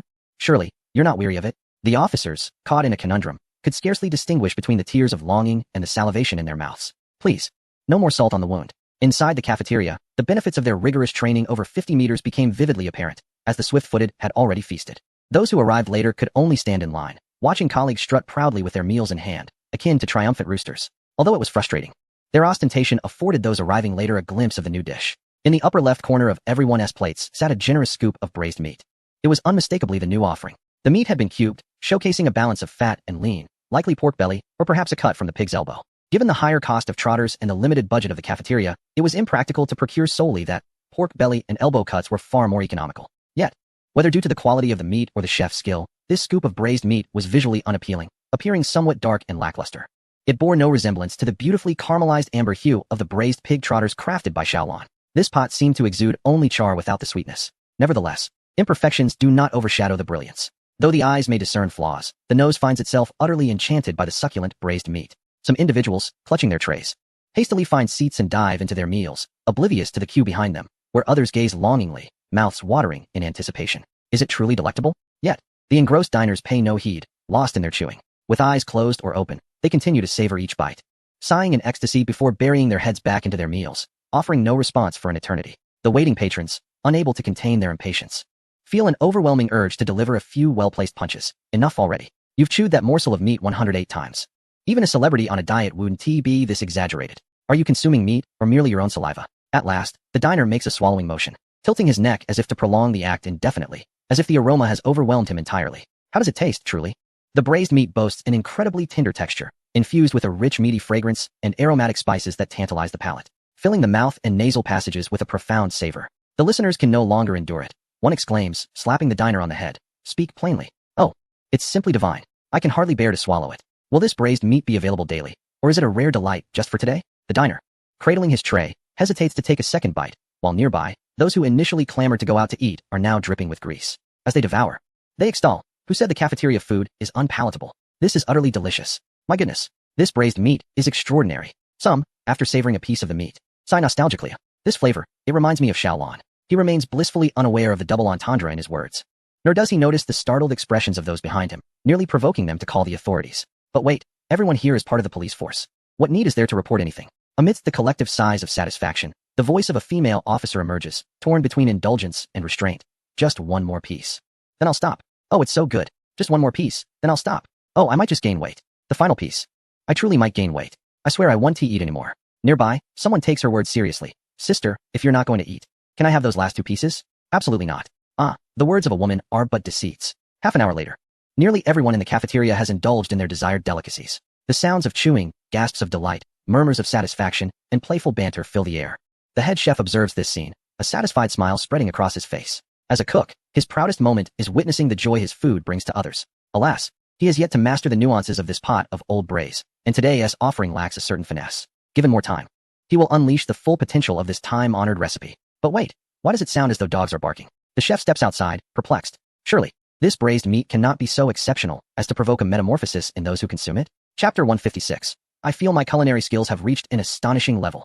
Upon stepping outside the cafeteria, he realizes the barking originates from the canine unit. Is that the sound of police dogs? The head chef of the cafeteria was somewhat taken aback, as he was aware that the criminal investigation unit and the drug enforcement team at the police station were equipped with trained police dogs. However, these canine companions were typically well-disciplined, rarely emitting sounds, and if they did, it was usually in response to commands. It was quite unusual for them to be so vociferous today, their mournful howls resonating in a pitiful and tragic manner. Could it be that they had succumbed to the allure of the fragrant braised meat, causing their psychological defenses to crumble? In the distance, the dog handlers gazed in bewilderment at the sudden agitation of over 30 police dogs. Approximately half an hour earlier, their mouths had been uncontrollably drooling. Now, beneath each dog lay a substantial puddle of drool. To the untrained eye, one might think they were unable to control their lower bodies, but upon closer inspection, it was their upper bodies that were unable to rein in their excitement. These poor creatures possessed a sense of smell several times more acute than that of humans, and their mouths were proportionately wider. The aroma of braised meat wafting from afar was as clear to them as if it were placed right before them. Moreover, their prominent oral structure prevented them from swallowing their saliva like humans could. Thus, it created a spectacular scene reminiscent of a torrential waterfall, akin to the Milky Way cascading from the heavens, truly a veritable river of drool. Had they not undergone rigorous training, ordinary dogs would have already broken free from their restraints and dashed towards the cafeteria. Yet, if this continued, they risked dehydration or would inevitably disobey commands. Several had already taken tentative steps forward, only to be reprimanded and brought back by their handlers. What could possibly be happening? The sight of the police dogs, both disoriented and restless, was something the handlers had never encountered before. Another trainer sniffled in the air and remarked, "It seems the cafeteria has introduced a new dish. I can smell something peculiar. Could it be that the dogs have caught a whiff of it? Surely not. They are the most elite police dogs selected for their exceptional qualities. What could possibly undermine their willpower? I must investigate. I shall join you," came the reply. It was no wonder the handlers were astonished. The more one understood police dogs, the more shocking their uncharacteristic behavior became. Each police dog's diet was meticulously planned, emphasizing quality over quantity. Their meals consisted of dog food, chicken, beef, eggs, vegetables, fruits, and yogurt, making for a diet that was, to be honest, superior to that of most police officers. There was truly no need for them to crave the cafeteria's offerings. Moreover, to maintain optimal training conditions and keep their minds sharp, police dogs were fed only once a day, consuming merely 4/10 of their appetite. Such disciplined eating habits were instilled from a young age and had become ingrained in their very DNA. Each dog present was a paragon of self-discipline among its kind. Regardless of the culinary temptations presented by criminals, they would remain steadfast, never consuming anything outside of the prescribed diet provided by their handlers. Yet today, merely the scent of food had nearly driven them to the brink of chaos. It was imperative to ascertain the cause. Shortly thereafter, several trainers arrived at the cafeteria with great determination. Minutes later, they emerged, their eyes brimming with tears. Arriving late, the culprit, the braised meat, had already been snatched away by everyone. They could only indulge in the aroma, listening to the satisfied sighs of others, and watching as people reveled in ecstasy while tears streamed down their faces, wiping their cheeks. Who could discern whether those were tears or drool? It was no fault of the police dogs. Such temptation was simply irresistible. Rumor has it that braised meat will be available every day from now on. Perhaps it would be best not to bring the police dogs back during lunchtime, as they all seemed to have lost their wits. One instructor suddenly had a realization and quickly countered. "No, wait. I just thought of something. This could actually be a blessing in disguise. What better training for resisting temptation than this?" "Huh, what do you mean?" "Think about it. If our police dogs can resist the allure of braised meat, what else could possibly tempt them? In such a tantalizing environment, those who can remain steadfast and complete their tasks flawlessly are undoubtedly the elite among elites. When the time comes for police dog competitions, they will surely shine." This revelation struck the others like a bolt of lightning. Indeed, what could test them more than this? From now on, selection for duty would require little effort. Simply observe who remains unfazed by the tantalizing aroma. Those would be the creme de la creme. After lunch, the head chef snapped a photo of the pristine plates and shared it on social media alongside a picture from the donation ceremony featuring Xiaolon and the master of braised meat. The caption read, "I feel like my culinary skills are terrifyingly strong. Thanks to the culinary gods. I will surely live up to expectations and elevate this pot of braised meat." Word spread like wildfire, and by afternoon, everyone at the police station knew of Xiaolan's contribution to the sumptuous braised meat. Upon returning to work, Xiaolon noticed the change in the way people regarded him. Previously, only his close colleagues would greet him, but now, even those with whom he had only a passing acquaintance exchanged glances and offered smiles. He dared not scrutinize their gazes too closely. Each pair of eyes held fervor, gratitude, excitement, admiration, and greed. Whether human or canine, everyone seemed eager to approach Xiaolon, hoping to catch a whiff of his aura or rummage through his pockets for hidden treasures. "Xiaogu, we just realized you didn't stay at the station for lunch. Did you go home to cook? You left that pot of precious braised meat for the cafeteria and chose to eat at home instead. Do you have something even more magnificent at home?" Xiaolan's lips twitched at the question. There were no grand treasures at home, only an old man named Lao Dang. To prevent Lao Dang from discovering the absence of the braised meat and demanding answers, Xiaolon returned home and prepared several new dishes to placate him. Ultimately, after indulging in a hearty meal, Lao Dang begrudgingly accepted the fate of losing the braised meat. After all, with Xiaolon around, there was no shortage of delectable dishes. However, fortunes ebb and flow. Soon it would be Lao Dang's turn to wait for his son to procure leftover meat and broth from the cafeteria. Meanwhile, colleagues continued to buzz around Xiaolon, asking, "I heard you can also make Huang Min chicken and claypot rice. How many more surprises do you have in store for us?" Some individuals, taking advantage of their close relationship with him, pushed through the crowd and leaned in to whisper, "Longo, where will your next assignment take you? I can come help you out after I finish work. I don't eat much and I work quickly. Surely, you won't receive another mission so soon, right? You've just achieved such a significant accomplishment. You should be allowed to stay at the precinct for a while longer, shouldn't you? Hee. So you should have time to attend my birthday party, right?" Xiaolon, upon hearing this, inquired, "When is your birthday?" The person grinned slyly. "Whenever Longo has the time to cook, that's when my birthday will be." Xiaolon was left speechless. All right, the birthday is a ruse, but the intention to feast is genuine. Fortunately, the workday commenced shortly thereafter, allowing Xiaolon to extricate himself from the throng. The chatter ceased as everyone seamlessly switched to work mode. Suddenly, old Lu's voice rang out. "Xiaolon, come over here, I need to speak with you." Chapter 157. Infiltrating the criminal's inner circle, prison cafeteria segment. Before meeting old Lu, Xiaolon couldn't help but murmur to himself. Could it be that a new task has arrived so swiftly? Indeed, upon their meeting, old Lu informed him, "Xiaolon, the director has asked for us to visit his office. It seems he has a new task to assign to you." So soon? He had only just completed his previous assignment. Most importantly, the system had yet to be properly upgraded. What task could be so urgent? Never mind. I'll listen first and ponder later.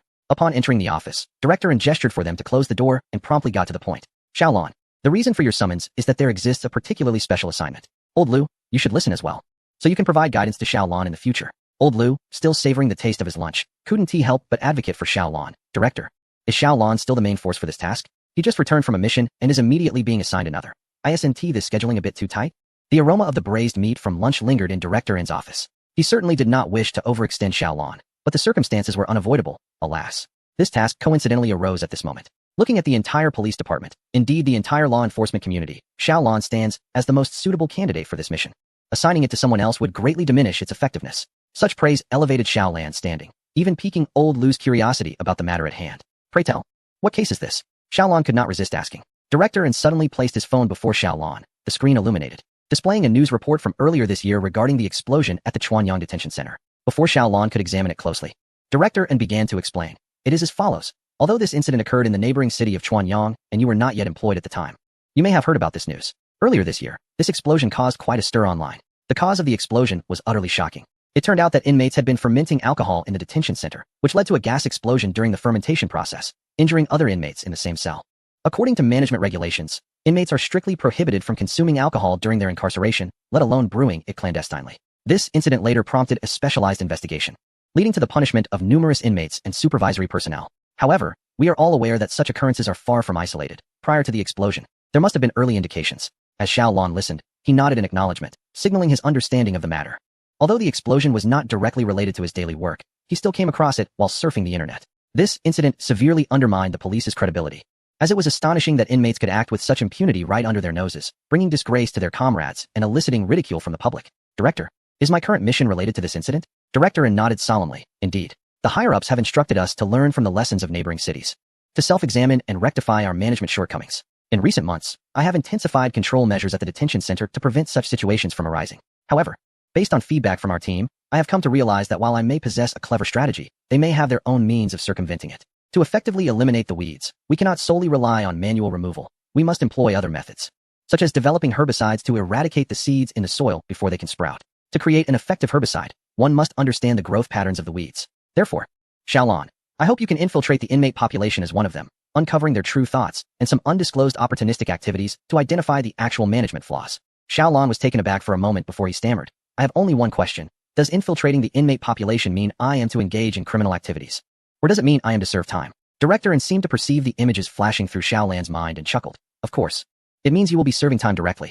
You think you can start by mingling with criminals as if this were a scene from Infernal Affairs. The crackdown on organized crime is now a routine operation. You would be apprehended within days. There was something Director N refrained from saying, to spare Xiaolan's dignity. Xiaolon could hardly decipher Morse code, and even when the vice director and Director N communicated in codes before him, he was at a loss. Sending him undercover in a gang would be tantamount to a gift. Interestingly, Xiaolan's mind conjured scenes from classic films, including the iconic line, 3 years later. Another 3 years, soon it will be nearly a decade, boss. Thus, the question arose, what is the anticipated duration of this mission? 3 weeks? 3 months?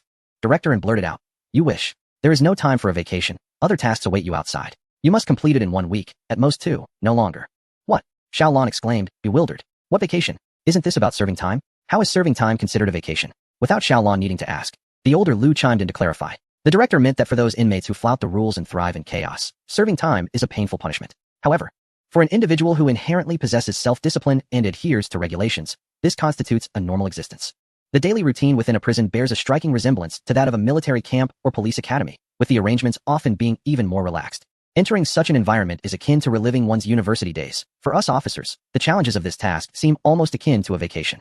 This statement resonated profoundly with Xiaolon, leaving her momentarily speechless. Observing the expressions of old Lu and Director N, the nostalgia and envy evident on their faces appeared genuine. Compared to the grueling hours spent interrogating suspects or the perilous confrontations with armed criminals, serving time in prison indeed seems to be a rather enviable assignment. Yet, the crux of the matter lies in the fact that the Xiaolon of today is but a shadow of her former self from the police academy. Being thrust into prison now feels no different than a novice embarking on their initial military training. Nonetheless, it is what it is. She would accept her fate. Recently, due to the demands of her duties, Xiaolan's schedule had been turned upside down. Perhaps a stint in prison would serve to recalibrate her routine. Naturally, infiltrating the ranks of the inmates and fulfilling the mission remains paramount. Upon witnessing Xiaolan's acceptance, Director N proceeded to elaborate on the task's location. Initially, I intended to place you directly in the city detention center, where the familiarity of our own people would provide ample support. However, upon further reflection, many individuals in the detention center are merely temporary detainees, leading to a high turnover rate. You might become acquainted with someone only to have them released on bail or transferred to another facility shortly thereafter. Thus, arranging for you to go directly to prison ensures greater stability. Prison. Xiaolan swiftly summoned the knowledge retained from the original owner of her identity. Facilities for incarcerating offenders are categorized into 3 types: detention centers, holding centers, and prisons. In essence, the further along one goes in this hierarchy, the longer the sentences of the incarcerated individuals. The detention center is reserved for those subject to administrative detention, typically minor offenders involved in petty disputes, who usually spend around 10 days to a fortnight in confinement before being released. The holding center primarily accommodates criminal suspects. It serves as a temporary detention facility, akin to a transit hub before individuals are sentenced and subsequently transferred to prison. Naturally, there are instances where individuals with shorter sentences are retained in the holding center until their terms conclude. Director N's concerns are indeed valid. The duration of an individual's stay at the holding center is notoriously unpredictable. In straightforward cases, where evidence is abundant, an individual may be sentenced and transferred to prison within just a few days, or even released if found not guilty. Conversely, in complex cases, one might languish in the holding center for years, awaiting resolution with no clear verdict in sight. Should Xiaolan be placed here? Investing 2 weeks to gain the trust of a suspect only to have them released without charge would render her efforts utterly futile. It is clear that prison is far more suitable for the execution of her mission. A prison is where individuals formally serve their sentences, with each person's term distinctly delineated. This clarity allows for systematic management, categorizing inmates according to their crimes and sentence lengths. The fundamental distinction between detention centers, holding centers, and prisons lies in the fact that the first 2 are administered by public security agencies, while the latter falls under the purview of the judicial system. As these entities do not operate within the same framework, how could Xiaolan be integrated into this system? Would her safety be assured? Xiaolan voiced his concerns. Although he was quite capable now, it was impossible for him to remain vigilant at all hours. Rest assured, I have already made the necessary arrangements. There will be someone inside to assist you. Once you enter, you will be assigned to work in the inmates' cafeteria. With your skills, you will surely win the admiration of all the prisoners. If you're still apprehensive, you may bring someone along for protection. That Darcy seems quite suitable. His size should offer you adequate safety. Xiaolan suddenly understood. They intended for him to work in the inmates' cafeteria, which explained why this task was deemed essential for him. However, a frown still creased his brow, for the matter that Director N, an utterly straightforward man, had failed to grasp was his true concern. What if the inmates became overly fond of him? He had no desire to find himself in compromising situations. The prison was divided into male and female facilities, separated by several kilometers. In the men's prison, all staff were male, and the kitchen was staffed by male inmates, with the only female creatures being blood-sucking mosquitoes and hens. In such an environment, it was understood that, while one should not harbor sordid thoughts about others, it was objectively likely that someone with Xiaolan's appearance would attract unwelcome attention. Director N, oblivious to Xiaolan's inner turmoil, continued. Moreover, the warden of Chuanyang prison has expressed a strong desire for you to be assigned there. With the year drawing to a close, they are keen to avoid any further scandals that would put Chuanyang City back in the headlines. If you go there, they will ensure your placement is well managed. Although the warden of our local prison also fervently requests your assistance, considering you would need to reveal your true identity, it would be prudent to opt for a more distant facility to prevent any repercussions on your future endeavors. Xiaolan felt a tumult of emotions. On the bright side, 2 officials were vying for his presence. This spoke volumes for his future prospects. On the downside, they were competing to send him to prison. After Director N succinctly outlined the arrangements, he dismissed them. For any task-related details that remained unclear, Xiaolan was advised to consult Old Lu. Once outside, Xiaolan wore an expression of hesitance, torn between words. Ultimately, in a secluded spot, he posed a question. Captain, I wish to inquire. If someone were to lay hands on me in prison, would I be violating regulations should I retaliate? If I inadvertently injured someone, would I risk losing my job? Indeed, Xiaolan's fear was not merely about the possibility of being coerced into compromising positions. Rather, he was apprehensive about causing harm that could lead to dire consequences. Given his current strength, few could withstand the force of his blows. In that event, he would be caught in a dilemma. Should he remain passive, his innocence might be jeopardized. Should he resist, his job could be at stake. Old Lu, possessing a wealth of experience, pondered for a moment before deciphering Xiaolan's unspoken fears. Are you worried that someone might take a fancy to you? Perhaps you've watched too many American dramas, believing it to be akin to Shawshank Prison. Our facility is equipped with surveillance cameras in every corner. Even during showers or latrine visits, there is monitoring. The duration is mere minutes, and no one dares to act recklessly under such scrutiny. Xiaolan, taken aback, found himself momentarily speechless. The thought of being observed even during such private moments flushed his face with a mix of embarrassment and anxiety. However, upon further reflection, safety takes precedence.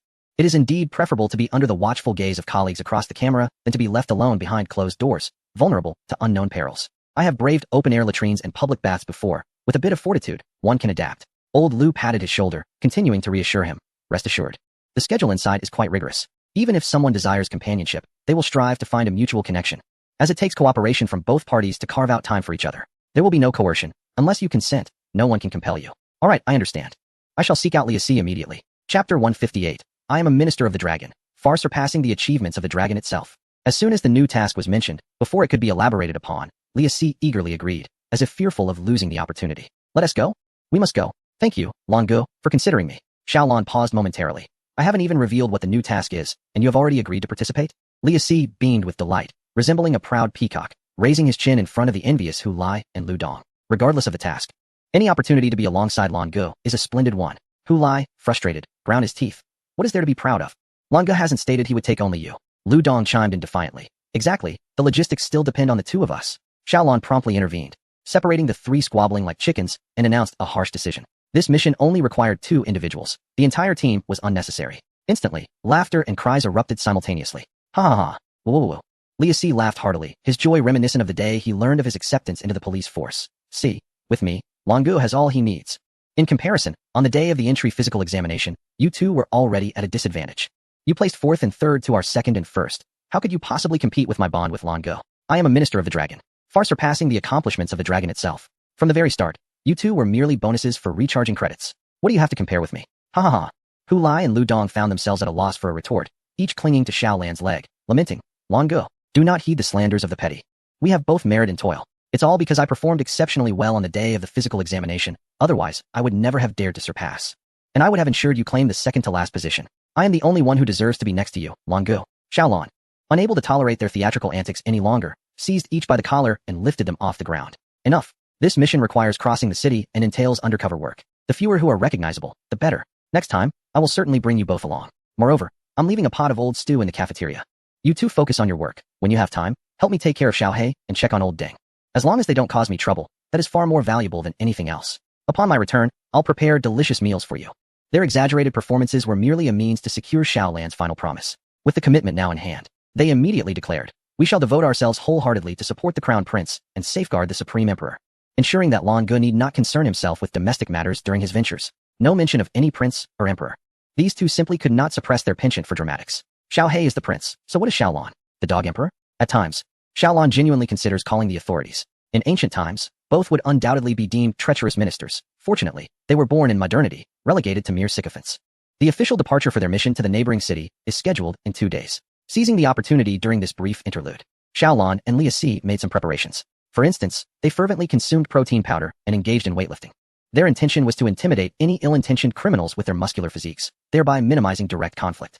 However, an alarming event transpired. While still at the gym, they unwittingly attracted a crowd of bare-chested men. Some were drawn by Xiaolan's astonishing arm strength, hoping to glean some wisdom, while others were captivated by Li Si's brawny muscles, seeking to sneak a touch. Terrified, the two fled with their barbells in haste. From this experience, they grasped a profound truth. Excessive training draws the attention of the same sex. In the end, Xiaolon concluded that strengthening one's body with a small apple was a more suitable approach for a last-minute effort. He sliced the apple in half, sharing it with Si. After consuming his portion, Xiaolon felt no discernible change within, as if he had reached a limit with the small apple, yielding no further enhancement. In stark contrast, Si exhibited a dramatic reaction. He suddenly had a nosebleed, brimming with energy that found no outlet. He dashed downstairs, fervently sweating on the public fitness equipment, remaining awake throughout the night. The next day, the parallel bars had been bent in the middle, resembling a W.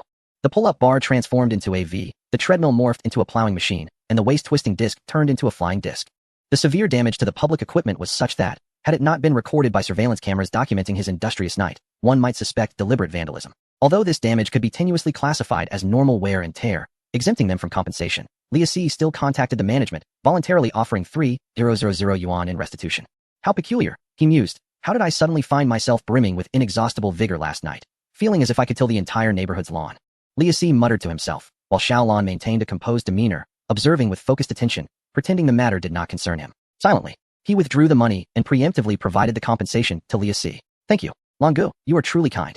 Xiaolon merely touched his nose, continuing to maintain his focused gaze. No need for thanks. Just cooperate well with me on this mission. Absolutely. Soon, the two officially embarked on their journey to the neighboring city. It was a place reachable by high-speed train within an hour. However, due to the remote location of Chuanyang Prison, upon arriving in Chuanyang City, they would still need to take a 2-hour subway ride to reach the prison. Now, a question arises. What about the vengeful little food truck? Did Xiaolon not bring it along? Fear not, it has indeed been brought. The system has undergone a complete upgrade. At first glance, there appeared to be no changes, yet it has unlocked a crucial feature: external embodiment. This means that certain large, cumbersome objects can transform into a smaller vessel, inheriting some abilities of the original. For instance, the once vigilant snack cart has now transformed into an elongated frying ladle. With this ladle in hand, Xiaolon acquires the extraordinary ability to detect criminals and access their criminal records. Although the ladle is longer than Xiaolan's arm and somewhat conspicuous, it remains portable enough to pass through security checks. Chapter 160. The loudspeaker of Douyin and the frying ladle strike. Their journey had been remarkably smooth, almost too smooth, until Xiaolan, on the bus, suddenly brandished the stainless steel ladle and struck a fellow passenger on the back of the head. They had transitioned from high-speed rail to the subway, and then to the bus, engaging in light-hearted conversation until they reached a police station stop. In a flash, Xiaolan drew forth the professional chef's ladle from his backpack and delivered a forceful blow to a man loudly streaming videos. The impact was so sudden that the young man was rendered unconscious before he could even react. The entire bus was taken aback, including Lia Si, who was accompanying Xiaolan. A few moments of stunned silence ensued before chaos erupted. The passengers screamed in shock, horrified by the unexpected violence. "What a madman!" someone exclaimed. "Stay calm, called out another, trying to restore order. "The police station is right here. Don't panic. The police will be here shortly." Upon hearing the mention of the police station, the passengers momentarily felt reassured, only to realize that the very person attempting to calm them was Xiaolan, the one wielding the ladle and having just struck a man. What a terrifying thug, they thought, knowing the police station is here. He still chose to commit his crime at this very spot. How audacious. Does he intend to take everyone on this bus hostage? Xiaolan sensed the misunderstanding and hastily reassured them. "Please do not be afraid. I am not a bad person." He gestured towards the unconscious man, stating, "He is the villain. I am merely taking him to the police station. I apologize for frightening you all." Initially, Xiaolan intended to wait for the police to arrive at the bus, thus avoiding the need to wait for the next one. However, it seemed he would have to personally make the trip to the police station, as the passengers were clearly unsettled by his presence. Observing Xiaolan's polite demeanor, the passengers remained somewhat skeptical. Suddenly, Lia Si noticed someone in the corner attempting to record the incident on their phone. With a commanding shout, he bellowed, "Put down the phone." He then charged forward, swiftly snatching the phone to delete the video. While he was unsure of Xiaolan's true intentions, he recognized the necessity of preventing their undercover mission from being compromised by any footage circulating online. He didn't consider himself intimidating. He simply spoke loudly. Yet, as a large man, merely standing up nearly brought him into contact with the bus ceiling, and his rush was akin to a bear lunging forward. The passengers were understandably terrified. Disaster has struck, and it appears that there are accomplices involved. Initially, one might have dismissed the situation as merely a loud confrontation, but it has now escalated into a grave matter. One can only wonder how many individuals are trembling in fear, huddled together, in broad daylight, under the clear sky. Right beside the police station, two masked thugs have taken hostages. Surely, this is not reasonable? "Please, do not harm me. I will give you my money. All of it." The first individual took the lead, while a line of passengers hastily rummaged through their pockets, retrieving 5 yuan notes. They even turned their pockets inside out, indicating that this was all they possessed, with no hidden reserves. Many, however, were unaccustomed to carrying cash and could only raise their hands, tremblingly asking, "Excuse me, may I transfer money via my phone? I promise I won't record a video. Please show me your payment code." Xiaolan's outstretched hand froze midair. At that moment, he comprehended that further explanations would be futile. Instead, he opted for swift action, hoisting the unconscious assailant over his shoulder while grasping the handbag beneath him. He turned to Li Asi and shouted, "Hurry, get out of the car." "All right." Li Asi executed a swift maneuver, leaping out of the vehicle and clearing a path for Xiaolan. "Make way. Everyone, step aside." Xiaolan, undeterred, began to run with the burden on his shoulder. The unconscious individual could not control his limbs, and with each stride Xiaolan took, the suspect's backside collided forcefully with his face, forcing the assailant to passively endure the onslaught. Due to a low body fat percentage, Xiaolan's rear was firm and bony, and each impact felt akin to a heavy blow from his thigh bone against the suspect's face, unexpectedly rousing him from unconsciousness. Upon regaining consciousness, the suspect found himself disoriented, as if the world had turned upside down. His face felt as though it had transformed into a drum, resonating with each blow. After a moment of bewilderment, he finally cried out, "Help! Someone save me!" His cries, filled with desperation, drew the attention of the officers within the police station. "What is happening?" Upon seeing the uniformed officers, the crowd quickly raised their voices, reporting, "There are criminals. They've murdered someone. They've knocked out the victim. Hurry!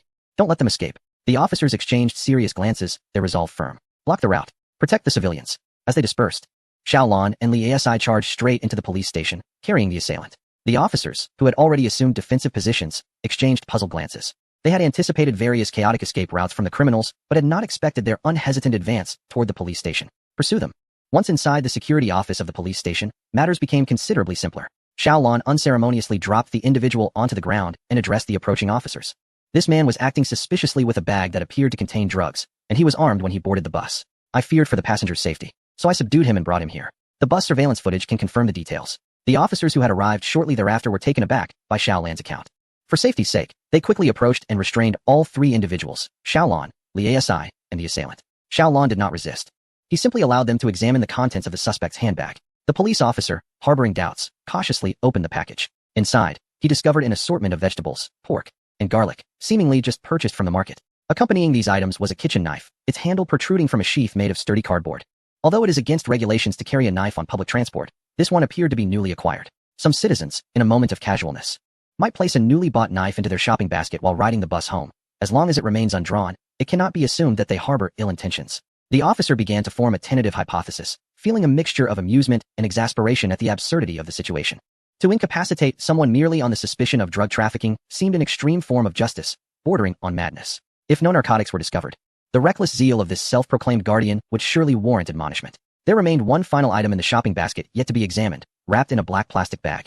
Nestled at the bottom, heavy and damp. Judging by its scent and texture, it appeared to be pickled vegetables, perhaps sauerkraut or salted greens. The officer dutifully opened the black plastic bag and reached inside. Indeed, it contained pickled cabbage, but as he probed deeper, he encountered an unusual plastic texture. Hastily, he tore open the bag, revealing a waterproof pouch that fell with a plop. The yellow brine clung to the pouch, failing to conceal the fact that it was filled to the brim with a white powder. The officer's gaze sharpened instantly as he glanced at the suspect. The latter had already regained consciousness, initially struggling, but now, realizing that his hidden secret had been unveiled, appeared as though he wished to faint once more. Take it for testing, he commanded. The hearts of all officers present raced with anticipation. Such a substantial package could easily weigh 1 or 2 pounds. The severity of the suspect's impending sentence would depend on the contents within. If it were merely a bag of salt, they could politely send him on his way. However, if it contained heroin, a mere 50 grams could warrant the death penalty, equivalent to several peanuts. The notion of execution lingered. No need for excessive bullets. One would suffice. The suspect, now fully aware of his predicament, felt utterly defeated. Had the officers not restrained him, he would have melted into a puddle upon the floor, akin to his own urine. No, it's not mine. I was just helping someone carry it. I had no idea it contained drugs. I'm innocent.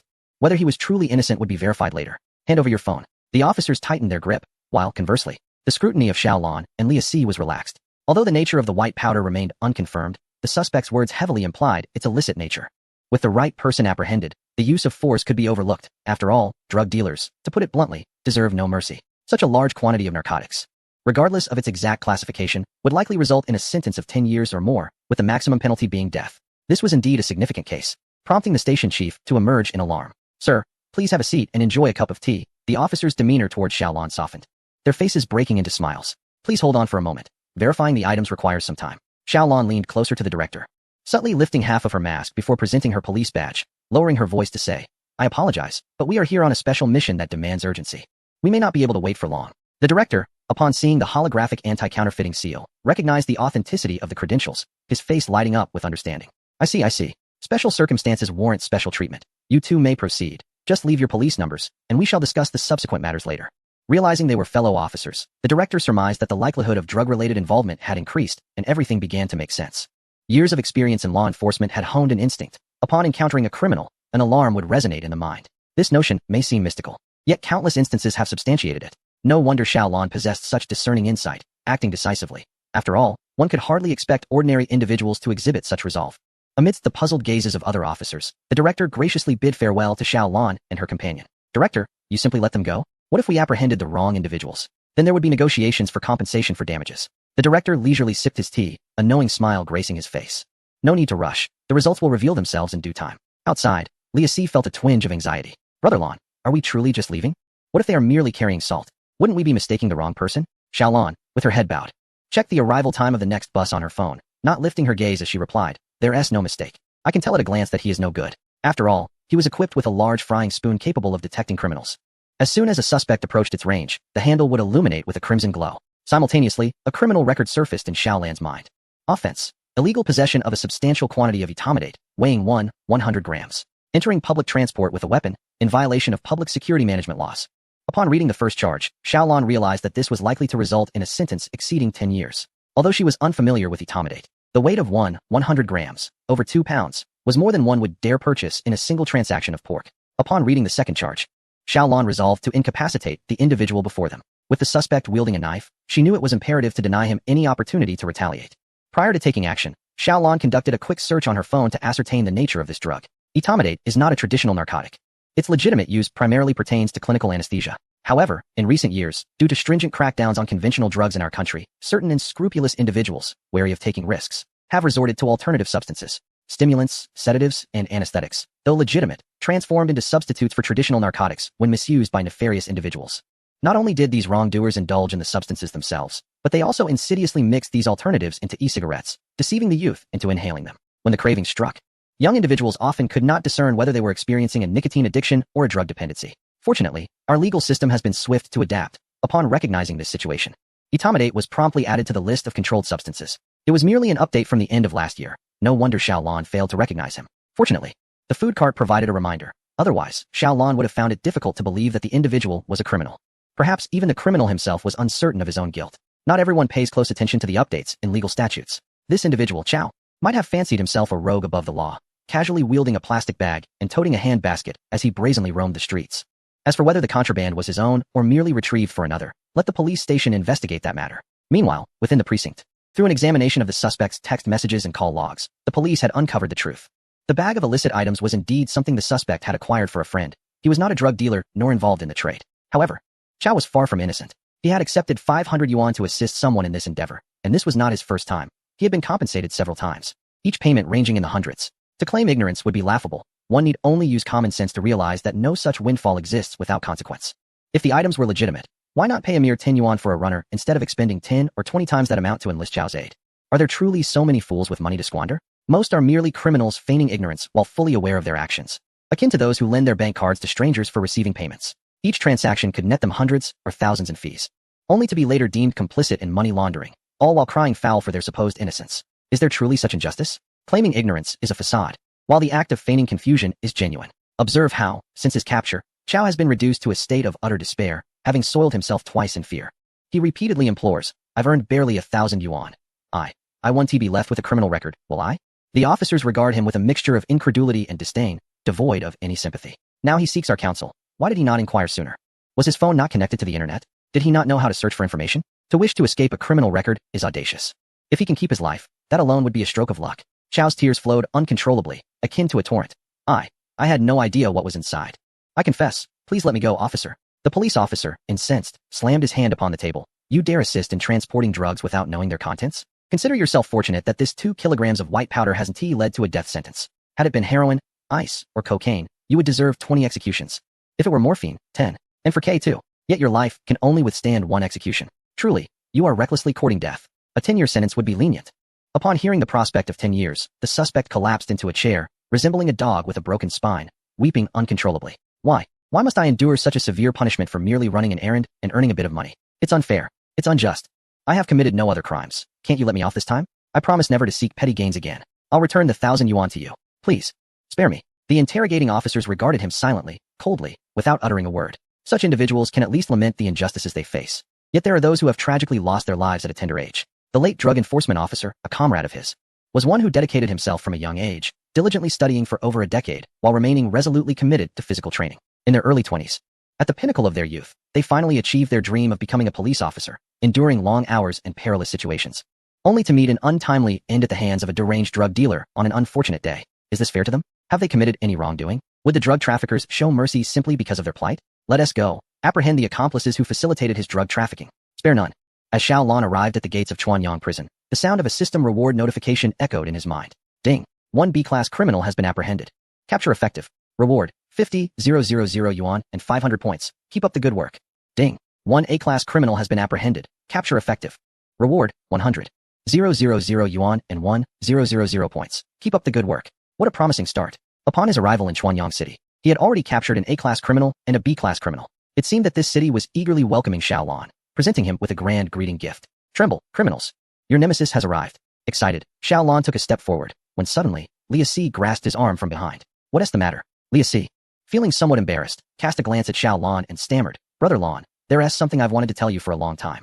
I've been holding it in, and I can hardly contain it any longer. I fear that if I don't say it now, it might be too late. Xiaolon narrowed his eyes, sensing that this fellow was about to say something nonsensical. Just spit it out. Brother Lon, the more I look at it, the more I feel that your frying spatula resembles a magic wand. The way you wield it is akin to cosplaying as a magical girl. Chapter 161. Treading on the sewing machine. Upon hearing this, Lia Si could no longer contain his laughter, cackling like a chorus of chickens and ducks. Xiaolon frowned, gripping the spatula's handle. If you keep laughing, do you believe I want to use this magic wand to exorcise you? Lia Si desperately stifled his laughter. But within 2 seconds, he succumbed to the amusement. It truly does resemble one, especially with the spatula's handle glowing blue along the way. I thought it was some high-tech electric baton, only to find it's a spatula. Why would you bring such a flashy spatula across cities? Xiaolon shot him an exasperated glance. Of course I intend to use it. Are you certain that this item can be utilized in prison? Aren't all personal belongings confiscated before incarceration? Xiaolon froze momentarily. You bring up a valid point. I almost overlooked that. Friends who frequently find themselves in prison know that personal items are typically collected and stored by the authorities upon entry, only to be returned on the day of release. According to regulations, it seemed that only his underwear and tank top would be kept. To use the spatula within the prison, he would need the assistance of an intermediary. However, he was uncertain who that intermediary might be. Old Liu did not specify, only advising Xiaolan to await the warden's instructions upon arrival. Surely the warden cannot be the one to personally act as the intermediary, can he? With a heart full of questions, Xiaolan and Ah-Si strode into Chuanyang prison. Almost all the inmates arrived under escort. Only the two of them came in by themselves. To an onlooker, they might have appeared to be visitors. Fortunately, there were numerous prisoners being reported that day, which helped to alleviate their conspicuousness. The reporting process proceeded smoothly. Yet when it came to the inspection, for reasons unknown, Xiaolan and Li Ah-Si gradually found themselves separated. Xiaolan felt a pang of anxiety, but once inside, private communication was strictly prohibited. Thankfully, Li Ah-Si was tall, and as long as he kept his gaze fixed on the highest head, at least he remained within sight. As the routine health check, including height and weight measurements, neared completion, Xiaolan grew increasingly anxious, noticing that no one had come to connect with him. His heart raced to its peak when he heard a voice exclaim, "Spread your legs." What could that possibly mean? Surely it wasn't he as he feared. He longed to glance at how others were responding, but such actions were strictly forbidden. Even during the disrobing, he was not permitted to let his eyes wander, leaving him uncertain of Li Ah-Si's whereabouts. Was he truly expected to comply? This was utterly humiliating. Undressing in public was within Xiaolan's realm of acceptance, as they all shared the same gender, akin to entering a communal bath. However, exposing oneself for a cavity search crossed the bounds of his dignity. He understood the necessity behind the procedure, aimed at uncovering contraband hidden within the bodies of inmates. One must not underestimate the depravity of desperate criminals. While ordinary people recognize that the rear is an exit, criminals might transform it into an entrance or even a storage chamber. In less severe instances, they might conceal cigarettes, alcohol, or drugs. In more dire cases, they could smuggle in weapons and other dangerous items, leading to chaos within the prison. Behind every outrageous rule lies a bloody lesson. Xiaolan comprehended the rationale for this regulation, yet it was exceedingly challenging to breach his limits. He was not a criminal. He had always believed that the intermediary would arrive promptly, sparing him from such indignity. But where was the intermediary? This was utterly frustrating. With no other choice, it seemed he had to resign himself to his fate and embrace the role of an undercover agent. Nothing about this was easy. Just as Xiaolan prepared to bend down, a hand landed on his shoulder. A smiling voice resonated from behind him. "Just kidding, buddy, you don't have to. It's merely a formality." Xiaolan glanced down to see two uniformed legs, which brought him a modicum of relief. He surmised that the intermediary had indeed arrived. Yet he remained cautious. "Thank you, officer. No need to be so formal. It's just the two of us here." As the officer spoke, he handed Xiaolan a set of prison attire, motioning for him to put it on. "The warden has shown me your photograph. I recognized you immediately, Comrade Xiaolan." Only then did Xiaolan fully straighten his posture, turning to face the intermediary. The room, which had once held 2 rows of prisoners, had emptied without his notice, leaving only Xiaolan and the officer behind. The young officer appeared quite youthful, resembling a novice just embarking on his career.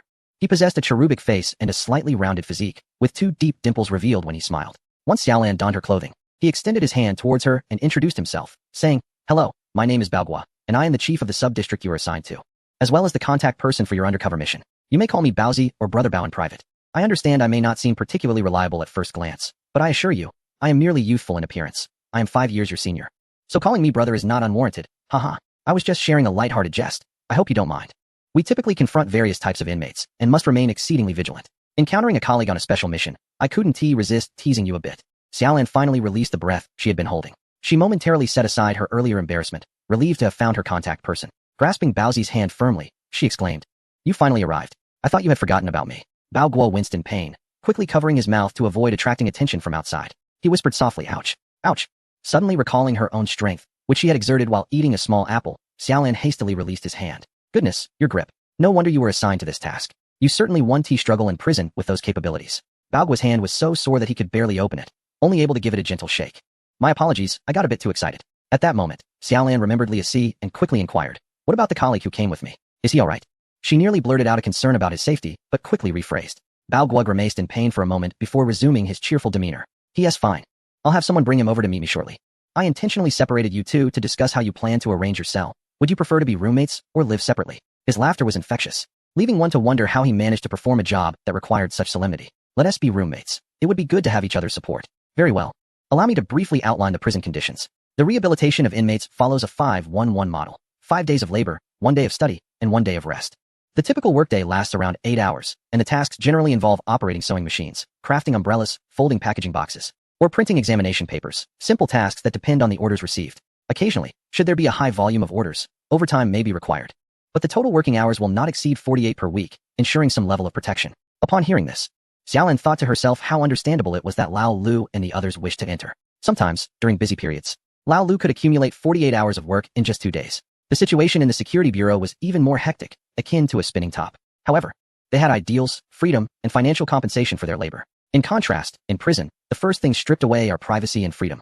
Even going to the restroom necessitates a report, and access to phones and computers is prohibited. Most crucially, inmates earn virtually no money while incarcerated. Their monthly earnings are typically consumed by everyday expenses. Thus, it can be seen as a means of serving society, repaying the adverse effects one has inadvertently caused.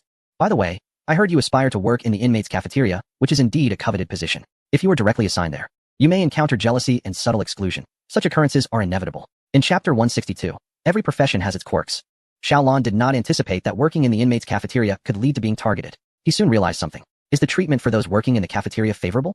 Baogua nodded. It cannot compare to positions outside, but relative to other jobs within the prison, it is indeed preferable. Inmates assisting in the cafeteria do not have to engage in monotonous assembly line work.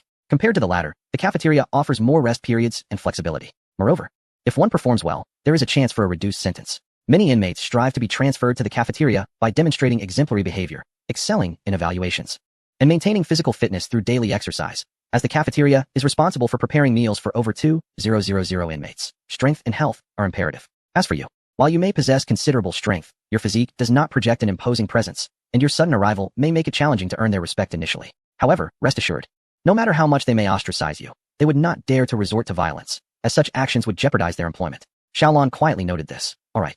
I will keep a low profile upon my entrance. Baogua was quite pleased with this aspect of Xiaolin, subtly conveying his approval, albeit hesitantly. By the way, may I inquire how many individuals are aware of my and Asi's true identities? Baogua gestured to himself and then upward. Xiaolin replied, just you and the warden? Indeed, the more individuals who are aware, the greater the risk of exposure. Only by ensuring your prison experience closely mirrors reality can one uncover the genuine flaws in management. As Baogua spoke, his smile waned somewhat, and he gestured for Xiaolin to lean in closer. To be candid, the warden's eagerness to invite you here suggests he has already sensed something amiss. However, any traces have been discreetly erased. The warden is concerned that some comrades may have deviated in their thinking, neglecting their duties to the nation and the people, instead forming camaraderie with the inmates and providing cover for them. After all, most of the grassroots staff are recent recruits, young and impressionable. And excessive internet exposure can lead to distractions. Upon hearing this, Xiaolin understood. It seems there are suspicions of an inside informant, making it indeed preferable for fewer people to be informed. I believe I have conveyed all I needed to say. We cannot remain alone for too long. The other details of daily life will be explained by the correctional officers to new inmates. In the future, if you wish to contact me, simply approach any surveillance camera and make a gesture. I will find a way to meet with you discreetly. Xiaolin had no objections to this arrangement. But when he observed Baogua's gesture resembling a ninja hand sign, his expression faltered. Must it be so convoluted? Why do various professions exhibit such eccentricities? It seems that Baogua has indeed been stifled by his work here. Baogua sheepishly withdrew his hand. How about you blow a kiss to the camera instead? Might this be a tad too provocative? It is precisely this provocation that grants me the pretext to engage you in a private critique. Would it suffice if I gestured a peace sign? The number of individuals present is somewhat overwhelming. I cannot possibly converse with each one individually. Xiaolin sighed deeply, bowing his head in resignation. It appears this tactic should be reserved for matters of utmost importance. Your frying pan cannot be brought into the cell, but I shall devise a means to deliver it to the kitchen for you in a couple of days. That would be splendid. Thank you. It holds great significance for me. It must be handed to me personally. With the final arrangement in place, Xiaolin embarked on his official life within incarceration. Once he passed through this threshold, none would know his true identity, nor would anyone treat him with kindness or courtesy. Under the guidance of the correctional officer, Xiaolin and Lia Si made their way to their dormitory. The dormitory was devoid of occupants, as the inmates had gone to work. Approximately 10 bunk beds were visible, with upper and lower berths. 2 oscillating fans hung from the ceiling, and there was no air conditioning. Further inside, one could find washrooms and toilets. The conditions were quite comparable to those of a typical university dormitory, with the most significant distinction being the pervasive surveillance cameras and the absence of doors in the restrooms, ensuring every corner could be monitored. Xiaolin and Lia Si exchanged no words, merely a glance, through which Xiaolin perceived Lia Si's exhilaration and delight. This fellow clearly did not regard the prison conditions as harsh. He was merely exhilarated to be back in a university-like environment. Were it not for the presence of the correctional officer, he would surely have been exchanging mischievous glances with Xiaolin, reveling in the joy of returning to bunk beds.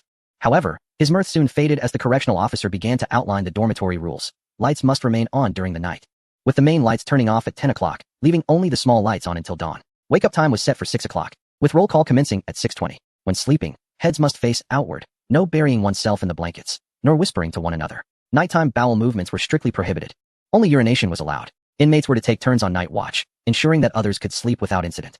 Those on night duty would be exempt from day shifts the following day, as per the dormitory head's instructions. Most rules were tolerable.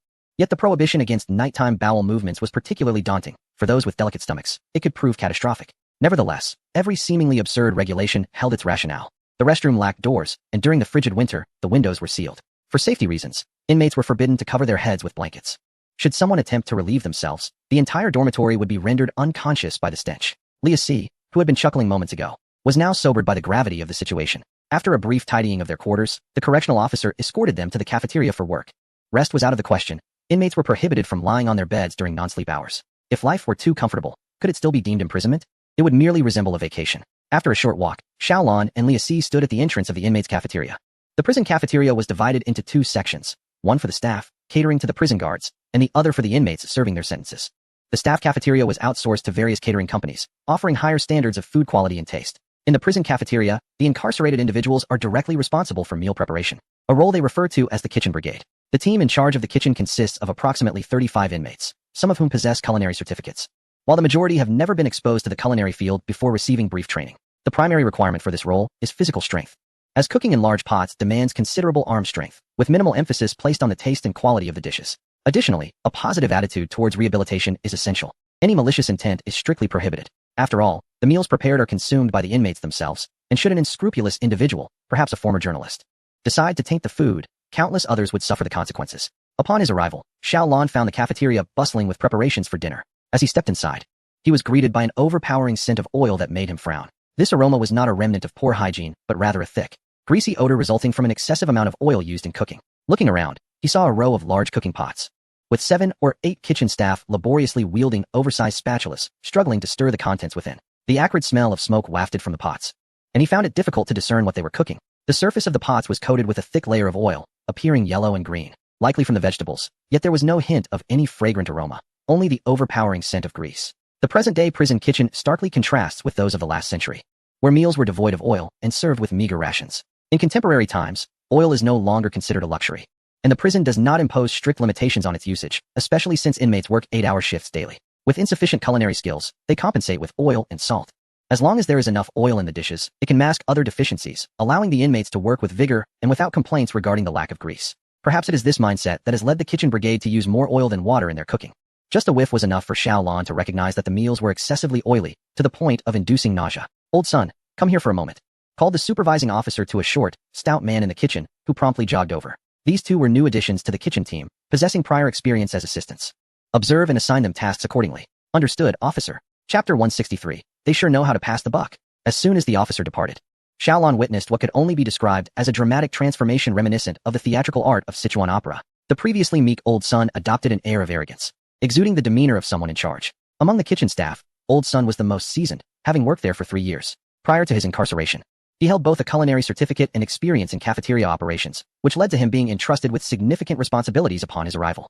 It would not be an exaggeration to say he was the head of the kitchen, as everyone followed his lead. He scrutinized Xiaolan and Leah C from head to toe with a discerning gaze. When his eyes landed on Leah C, he nodded approvingly. However, upon reaching Xiaolan, he furrowed his brow. "You, with those slender arms and legs, must have primarily assisted with vegetable preparation in the kitchen before, correct? However, we now have an automatic vegetable cutter, so your role here will merely involve peeling." He casually glanced into the kitchen and turned back, saying, "We now have enough hands for peeling. You can assist with washing the dishes." After speaking, he reached out and pinched Leah C's arm, as if assessing the quality of pork, and upon satisfaction, he gave a hearty pat, marking it with an approval stamp. "Not bad, sturdy and strong.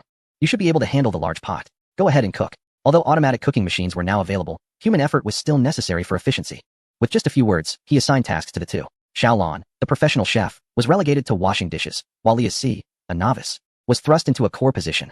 If one were not aware of the kitchen selection criteria, one might think it was a slight against Xiaolan. However, upon hearing others belittle Xiaolan, Leah C took offense. He had come specifically to taste Xiaolan's cooking. Now, if he couldn't even enter the kitchen, his trip would be in vain. "No, I can't cook. Brother Lan is the professional. Let's switch. I'll wash the dishes." Lao Sun, chewing on his toothpick, glanced at them impatiently. "What does it matter if you are a professional? Have you ever cooked for thousands in a large pot? You are still too young to grasp it. Trust my arrangement. It's foolproof. Experience is irrelevant. Strength is paramount. I have no time to debate. Dinner is at 5:30. We are quite busy. Let me try. I'm very strong," Xiaolan interjected, just as Lao Sun was about to scoff, questioning how strong he could be. Xiaolan effortlessly lifted the hefty Leah C in one arm, not giving Lao Sun a chance to respond. "Is this sufficient? I could even lift you too. Want to give it a try?" Xiaolan teased, beckoning to Lao Sun with his free hand. Leah C sat in Xiaolan's embrace, reminiscent of an elephant on stilts, his face beaming with pride, as if to say, "Look how impressive my brother is." The entire kitchen staff stood frozen in disbelief. Good heavens, who are these two? Did they practice lion dancing or juggling before entering? Lao Sun's lips trembled a few times before he finally relented. "Fine, you can cook, and he will wash the dishes. But let me be clear, cooking is laborious work. If you tire yourself out and get injured, don't blame me." "No blame, I assure you," came the confident reply. Xiaolan was guided to a row of large frying pans, each manned by a robust individual with bulging veins, with others waiting to switch shifts behind them. The spatulas they wielded were as thick as Xiaolan's wrist, resembling shovels more than cooking utensils. Stirring the food in the frying pans required constant attention, otherwise, the bottom would burn, and the top would remain undercooked. This was indeed a laborious task, one that could not be managed alone, hence the need for rotation. Lao Sun flicked a towel at one of the men's arms, and he promptly stepped aside. "You'll take his place. As for you, wipe the tables." The man, hearing he could stop cooking, exhibited sheer joy, exclaiming, "All right, all right." He cast a grateful glance at Xiaolan and swiftly departed. Old Sun had not arranged for anyone to switch shifts with Xiaolan, seemingly intent on giving him a lesson. He thought, let him endure some hardships. When his arms grew weary, he would surely cease to question Old Sun's decisions. Yet, Xiaolan appeared oblivious to the trap laid before him, burying himself in the study of the frying pan. Before him was a large pot of yellow and green concoction. He used the spatula to push aside the surface oil, scooping out a bit to examine closely, only to realize it was winter melon slices. However, he could not ascertain how long it had been cooked, for the winter melon had transformed into a mush, retaining only the edges of its original form, leading one to mistakenly believe it was a pot of millet porridge. Observing Xiaolan's furrowed brow, Old Sun assumed he was reconsidering his approach, and, with a hint of malicious delight, urged him, "Hurry up and stir, don't be lazy. If it burns, you'll be penalized with extra duties." Xiaolan paused his contemplation, wielding the large spatula to stir vigorously. Before long, he became aware of the mocking glances directed at him. Uncertain of his misstep, he turned to the others, tilting his head in confusion, but no one offered an explanation. Only the portly man closest to him whispered in a hushed tone, "Buddy, you're making this far more difficult and inefficient. You should stir like we do." Xiaolan glanced at the man's actions, observing him plunge the spatula into the mixture, stirring it energetically in a clockwise motion. The contents of the pan produced a gurgling sound akin to a muddy swamp. Imitating the man, Xiaolan found this method to be less laborious. However, it was no wonder the winter melon disintegrated into mush. This hardly resembled frying, more akin to boiling or stewing. It was difficult to define. It reminded him of the slop he had once seen in the countryside, prepared for pigs. The presentation was utterly unappetizing, and the taste was even more unbearable. As Xiaolan stirred, his discomfort grew, and he could not help but frown. The vegetables purchased from the cafeteria were fresh, high-quality ingredients. If the winter melon could comprehend its arduous journey in the greenhouse, battling weeds for nutrients, living in constant fear of pests gnawing at its fruit, and finally maturing only to be treated in such a manner, it would surely lament its fate. What difference was there from rotting in the field? Both the appearance and texture were identical. Witnessing the degradation of the ingredients pained Xiaolan far more than any personal distress he had encountered. It was unbearable, truly unbearable. Out of sight, out of mind. This pot was beyond salvage, and Xiaolan thought it best to start anew, simply plating the mishmash. Just as he began to transfer 2 scoops into the stainless steel basin, the well-meaning, portly man interjected, "Don't rush to plate it. It needs to cook a little longer." Xiaolan, bewildered, pondered how this pot of yellow-green mush could possibly require additional cooking, as it was nearly burnt. Wasn't it already sufficiently cooked? The portly man shook his round head. "It's hard to say. What if there are a few undercooked pieces? What if the inmates get an upset stomach from it?" He advised, "Take my word for it. Let it cook until thoroughly done. If it's overcooked, it won't matter. If it tastes bad, the whole kitchen will be blamed, but if someone gets sick, the blame will rest solely on you." Xiaolan fell silent. Who says these individuals are not professional chefs? They certainly excel at tossing their pans. Chapter 164. This pot is so large, it could hold a bath. Xiaolan suddenly felt that if old Lu and the director were truly placed here for a vacation, they would likely be unable to maintain their composure after just a week. While they might accept the rigorous demands of time management without a hitch, they would undoubtedly find it intolerable to endure meals comprised of such fare 3 times a day. Just think, what do we seek in life? It is merely the satisfaction of our basic needs before pursuing ideals and achievements. Yet here, there is no freedom for relief, and sustenance is reduced to mere survival. Day after day, the only lingering goal is the countdown to their release, yearning to escape this confinement. Xiaolan too wished to leave this place soon. He could not bear to watch so much food being squandered, nor could he tolerate the thought of consuming it himself. Ugh, repulsive. In silence, he poured the pot of spoiled winter melon into the basin, washed the pot anew, and then stared intently at the menu for the day. Observing his furrowed brow, Old Sun misinterpreted the situation, believing that Xiaolan had become disheartened by the complexity of the cooking. Just as he was about to mock him, Xiaolan pointed at a dish on the menu and inquired, "May I prepare this dish?" The staff responsible for washing the vegetables had already cleaned and chopped the ingredients for today's meals, forming a small mountain of greens. Old Sun glanced at the verdant pile and smirked dismissively, "Suit yourself." Yet, inwardly he thought, "You won't relent until you face the harsh reality.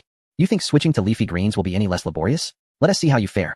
The dish Xiaolan referred to was stir-fried cabbage, which is traditionally best when torn by hand for better flavor absorption. However, in the interest of efficiency, the kitchen opted for a knife cut. Removing the core and making a few strategic cuts transforms a cabbage in no time. Perhaps due to its simplicity, they chose not to utilize the automatic vegetable cutter, instead opting for manual preparation, which Xiaolon noticed immediately. Knife cutting was acceptable. It wouldn't significantly affect the outcome. Stir-fried cabbage is a remarkably straightforward and common dish. Various provinces boast numerous methods of preparation, tallying over a dozen distinct approaches, showcasing the dish's widespread appeal. Some regions favor a dry, fragrant rendition without a drop of water. Others prefer a steamed version with added moisture for a refreshing texture. Some first fry the cabbage before stir-frying for a robust flavor, while others blanch it before mixing for a low-fat, healthy option. Some prefer a tangy taste, while others lean towards spiciness, each with its own emphasis, regardless of regional variations. All share a common hallmark: freshness, aroma, crispness, and crunch. Any dish failing to meet these 4 criteria is deemed a failure. Innovation is irrelevant. Old Sun did not remain fixed beside Xiaolon, as he needed to patrol intermittently to ensure that other kitchens were not making mistakes. He occasionally cast a glance at Xiaolon, noticing he was heating oil in a pan, preparing to sauté garlic and scallions. TSK. Old Sun emitted a sound laden with meaning that was lost on Xiaolon. To others in the kitchen, however, it was clear. Whenever someone misstepped or employed an unapproved technique, he would click his tongue, signaling them to correct their error. But Xiaolon remained oblivious, and even if he understood, he chose to disregard it. Old Sun, disinterested in offering guidance, allowed him to make mistakes, believing that he would learn from the experience. It was the short, stout man beside Xiaolon who, seizing the moment while Old Sun turned away, kindly remarked, "You haven't added enough oil." The oil in Xiaolon's pot barely coated the bottom, occupying only a third of the large pot, which was ample enough for Li Si to bathe in. Such a meager amount of oil could only moisten the back, failing to cover anything substantial. The short man continued, "You should at least fill half the pot with oil. Insufficient oil necessitates more frequent stirring, or else the food may burn. You cannot employ the methods suited for a small pot when working with a large one. It will exhaust you." "Thank you, but I am quite aware of what I am doing," Xiaolon replied with a grateful smile, continuing on his own path. The bystanders shook their heads in resignation, choosing to tend to their own cooking. Once the oil reached a temperature of approximately 70%, Xiaolon added the minced garlic and dried chili peppers. The ingredients sizzled enticingly, and then he introduced enough cabbage to serve dozens. To preserve the cabbage's crispness, he needed to stir-fry it over high heat for a minute, ensuring it was swiftly cooked. Throughout this process, constant stirring was essential to guarantee that each piece of cabbage was evenly coated with a thin layer of oil, allowing it to be cooked by the heat. The strength and speed of his arm distinguished a professional chef from an amateur, explaining why home-cooked meals often lack the flavor of those from restaurants. The technique of stir-frying was crucial, as was timing. A fraction of a second's difference could lead to varying stages of physical and chemical reactions in the pot. Yet many found themselves exhausted even when cooking in small pots, let alone this large iron vessel. How could Xiaolon wield the hefty spatula with the agility of a small pot? He calmly retrieved a cloth, dampened it, and folded it 3 times. Then, he wrapped it around one ear of the frying pan, gripping it tightly with one hand, using the stovetop as leverage, and suddenly pushed forward. The tremendous noise startled everyone in the vicinity. They gazed in astonishment as Xiaolon propelled the massive black pot forward, lifting it upward. The mound of cabbage inside soared with the pot's movement, teetering precariously on the brink of flying out. With a deft flick of his wrist, Xiaolon pulled back, and the cabbage settled back into the pot with stability. The onlookers were so astonished that they nearly dropped their spatulas. Was there any difference between this and lifting the large iron pot with one hand? No, that couldn't be right. The ear of the pot was so small that he couldn't even utilize the strength of his entire hand. He was relying solely on a few fingers. Yet, after the initial few movements appeared laborious, Xiaolon seemed to grow increasingly adept, repeatedly pushing, lifting, and pulling, causing the cabbage to dance and leap within the pot, as if it had come alive, bouncing joyfully like children on a trampoline. Several times, spectators believed the entire pot of vegetables would be flung out. But with a clever maneuver, Xiaolon ensured the cabbage gracefully returned, without a single garlic slice falling onto the stovetop. Flipping the pot. Among the many amateur cooks present, only Old Sun, the seasoned chef, recognized the name of Xiaolan's technique. He, too, gazed in astonishment at Xiaolan's movements, his expression akin to that of one lost in a dream. It had been ages since he last witnessed such a technique, the art of flipping the wok, known as tiangua, which involves shaking the pan to ensure the ingredients are evenly heated, allowing the seasonings to meld perfectly while retaining their vibrant colors. Chefs skilled in this craft can cook without the need for a spatula. In restaurants, the ability to toss and flip is fundamental for chefs. However, in a cafeteria setting where large pots of food are prepared daily, who would dare to attempt such a flamboyant display? Setting aside the sheer weight of the heavy iron pot, one wrong move could result in a disastrous spill, rendering all efforts futile. Yet, observing Xiaolan's adeptness, it was clear that his mastery of this technique was unparalleled. He seemed utterly unconcerned with the possibility of spilling, only wary of the stove and pot's ability to withstand the test. While onlookers recognized Xiaolan's impressive skill, only Old Sun, an expert in the field, truly understood the extent of his prowess and the intricacies therein. The term double ear refers to the design of the wok, which lacks a handle, meaning one must grip the small pot ears with great force to execute the flip. This challenge is akin to grasping a person's ear and lifting them into the air, akin to sending a yo-yo flying before reeling it back. Not only is the gripping area limited, but the temperature of the pot ears is also exceedingly high. posing a risk of burns with the slightest mishap. Should the quality of the ear fail to support the weight and break, the entire dish would be ruined. Consequently, all spectators were left on edge, their hearts racing. The mere 3 minutes of flipping felt interminable, as if half an hour had passed. During this brief period, Xiaolon showcased not only small flips and large flips, but also forward, backward, leftward, and rightward flips. Old Sun had no doubt that, had the ingredients been suitable, Xiaolon would have even attempted more complex maneuvers like spinning the pot or tossing it. Meanwhile, the neglected spatula appeared utterly bewildered, as if questioning its own existence and purpose. Given the substantial quantity of vegetables, Xiaolon extended the blanching time slightly. Sensing the moment was ripe, he poured in the pre-prepared sauce, drenching the contents of the pot. In an instant, a plume of grayish-white smoke billowed forth from the pan. The aroma slightly pungent with a hint of char, yet dominated by the rich fragrance of heated oil. This phenomenon, often referred to as wok hei, embodies the essence of culinary artistry. The scent differed markedly from the heavy oil aroma that pervaded the kitchen. Initially subtle, it became increasingly irresistible, prompting even the most distant observers to crane their necks and flare their nostrils, captivated by the unique scent wafting through the air. What is that delightful aroma wafting through? They wondered. Is his oil different from ours? Why does his oil exude such a fragrance? How come it doesn't make me feel nauseous? The kitchen staff exchanged hushed whispers, intrigued by the unexpected allure. In the kitchen, they were cooking, enveloped in a thick aroma of oil that was so pervasive it could satiate one's hunger merely by its scent. They held a mutual disdain for the dishes they prepared. The stir-fried cabbage, equally laden with oil, was a dish of excess. Yet, the cabbage that Xiaolon created bore no surplus oil. It merely formed a delicate film upon the surface of the cabbage, encasing its tender leaves, safeguarding them from the ravages of high heat. If the oil in the stir-fried winter melon could be likened to a tyrant, a malevolent servant abusing its power, then the oil in the sautéed cabbage represented a humble and diligent bodyguard, dutifully attending to its responsibilities without overshadowing the main event. It did not seek to dominate, but rather offered a protective embrace, ensuring the integrity of the dish while maintaining a modest presence. One could easily pierce through the veil of smoky oil to discern the inherent fragrance of the cabbage, even catching a hint of the mustard-like spiciness characteristic of cruciferous vegetables. The layers of flavor were distinct and aromatic. One could only imagine how busy the taste buds would become upon tasting such a dish. Xiaolon finally drizzled a touch of fragrant vinegar along the edges of the pan before lifting the cabbage from the heat. Thus, the fully realized dish of oil-sautéed cabbage was complete. The vinegar would evaporate, and a mere splash would not transform the entire dish into a sour affair. Instead, it would preserve the cabbage's crispness and enhance its flavors, much like an etiquette attendant adding a light-hearted touch to a formal gathering. Due to Xiaolon's swift movements, many failed to observe the final ingredient he had added. Yet, the nose, more sensitive than the eye, was awakened a moment earlier. The fragrant vinegar wafting through the air stirred the hearts and stomachs of those in the kitchen. A symphony of gurgling bellies began to resonate, creating a layered surround sound. No one could discern whether the sounds originated from their own bellies or from those nearby. At last, Old Sun could no longer contain himself and stepped forward, rolling up his sleeves. Why did you serve it without tasting the seasoning first? Youngsters these days are so careless. Let me help you with that. Initially, everyone trusted Old Sun's words, for he spoke with a righteous fervor, devoid of any hint of self-interest. Though they did not quite understand why there was a necessity for tasting the prison food today when it had not been required before. They speculated it must be due to the strictness towards the new kitchen staff, certainly not out of mere gluttony. Old Sun scooped a generous portion of the oil-sautéed cabbage from the stainless steel basin into a bowl and, with a pair of chopsticks, brought a piece to his mouth. In the next moment, a crisp sound echoed as he chewed, sending vibrations through every ear in the vicinity. Even from several meters away, one could sense the tenderness of that bite. They could almost visualize the firm, crisp leaves yielding to the gentle pressure of his teeth, releasing a burst of sweet, plant-based nectar that flooded his mouth and seeped into his cheeks. The hearts of those present trembled in harmony with the resonant crunch. What a delightful sound. It had been ages since they had heard such a crisp vegetable noise in the cafeteria. In order to mitigate food poisoning incidents caused by undercooked vegetables, even crisp varieties such as cucumbers, green beans, and lettuce must be thoroughly cooked until tender before serving. However, this cabbage retains its delightful crunch. It must be incredibly delicious. Observe the chef's professional tossing technique. The dish produced should certainly not disappoint. Quick, let us hear the evaluation from another expert. It seems a bit bland. Let me taste again. After finishing, Old Sun smacked his lips, licked his mouth, and then seemingly dissatisfied, offered his critique.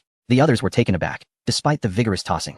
Was the seasoning not evenly distributed? Yet, upon reflection, it was only natural that in such a large pot, the portion he sampled might not have been coated in sauce.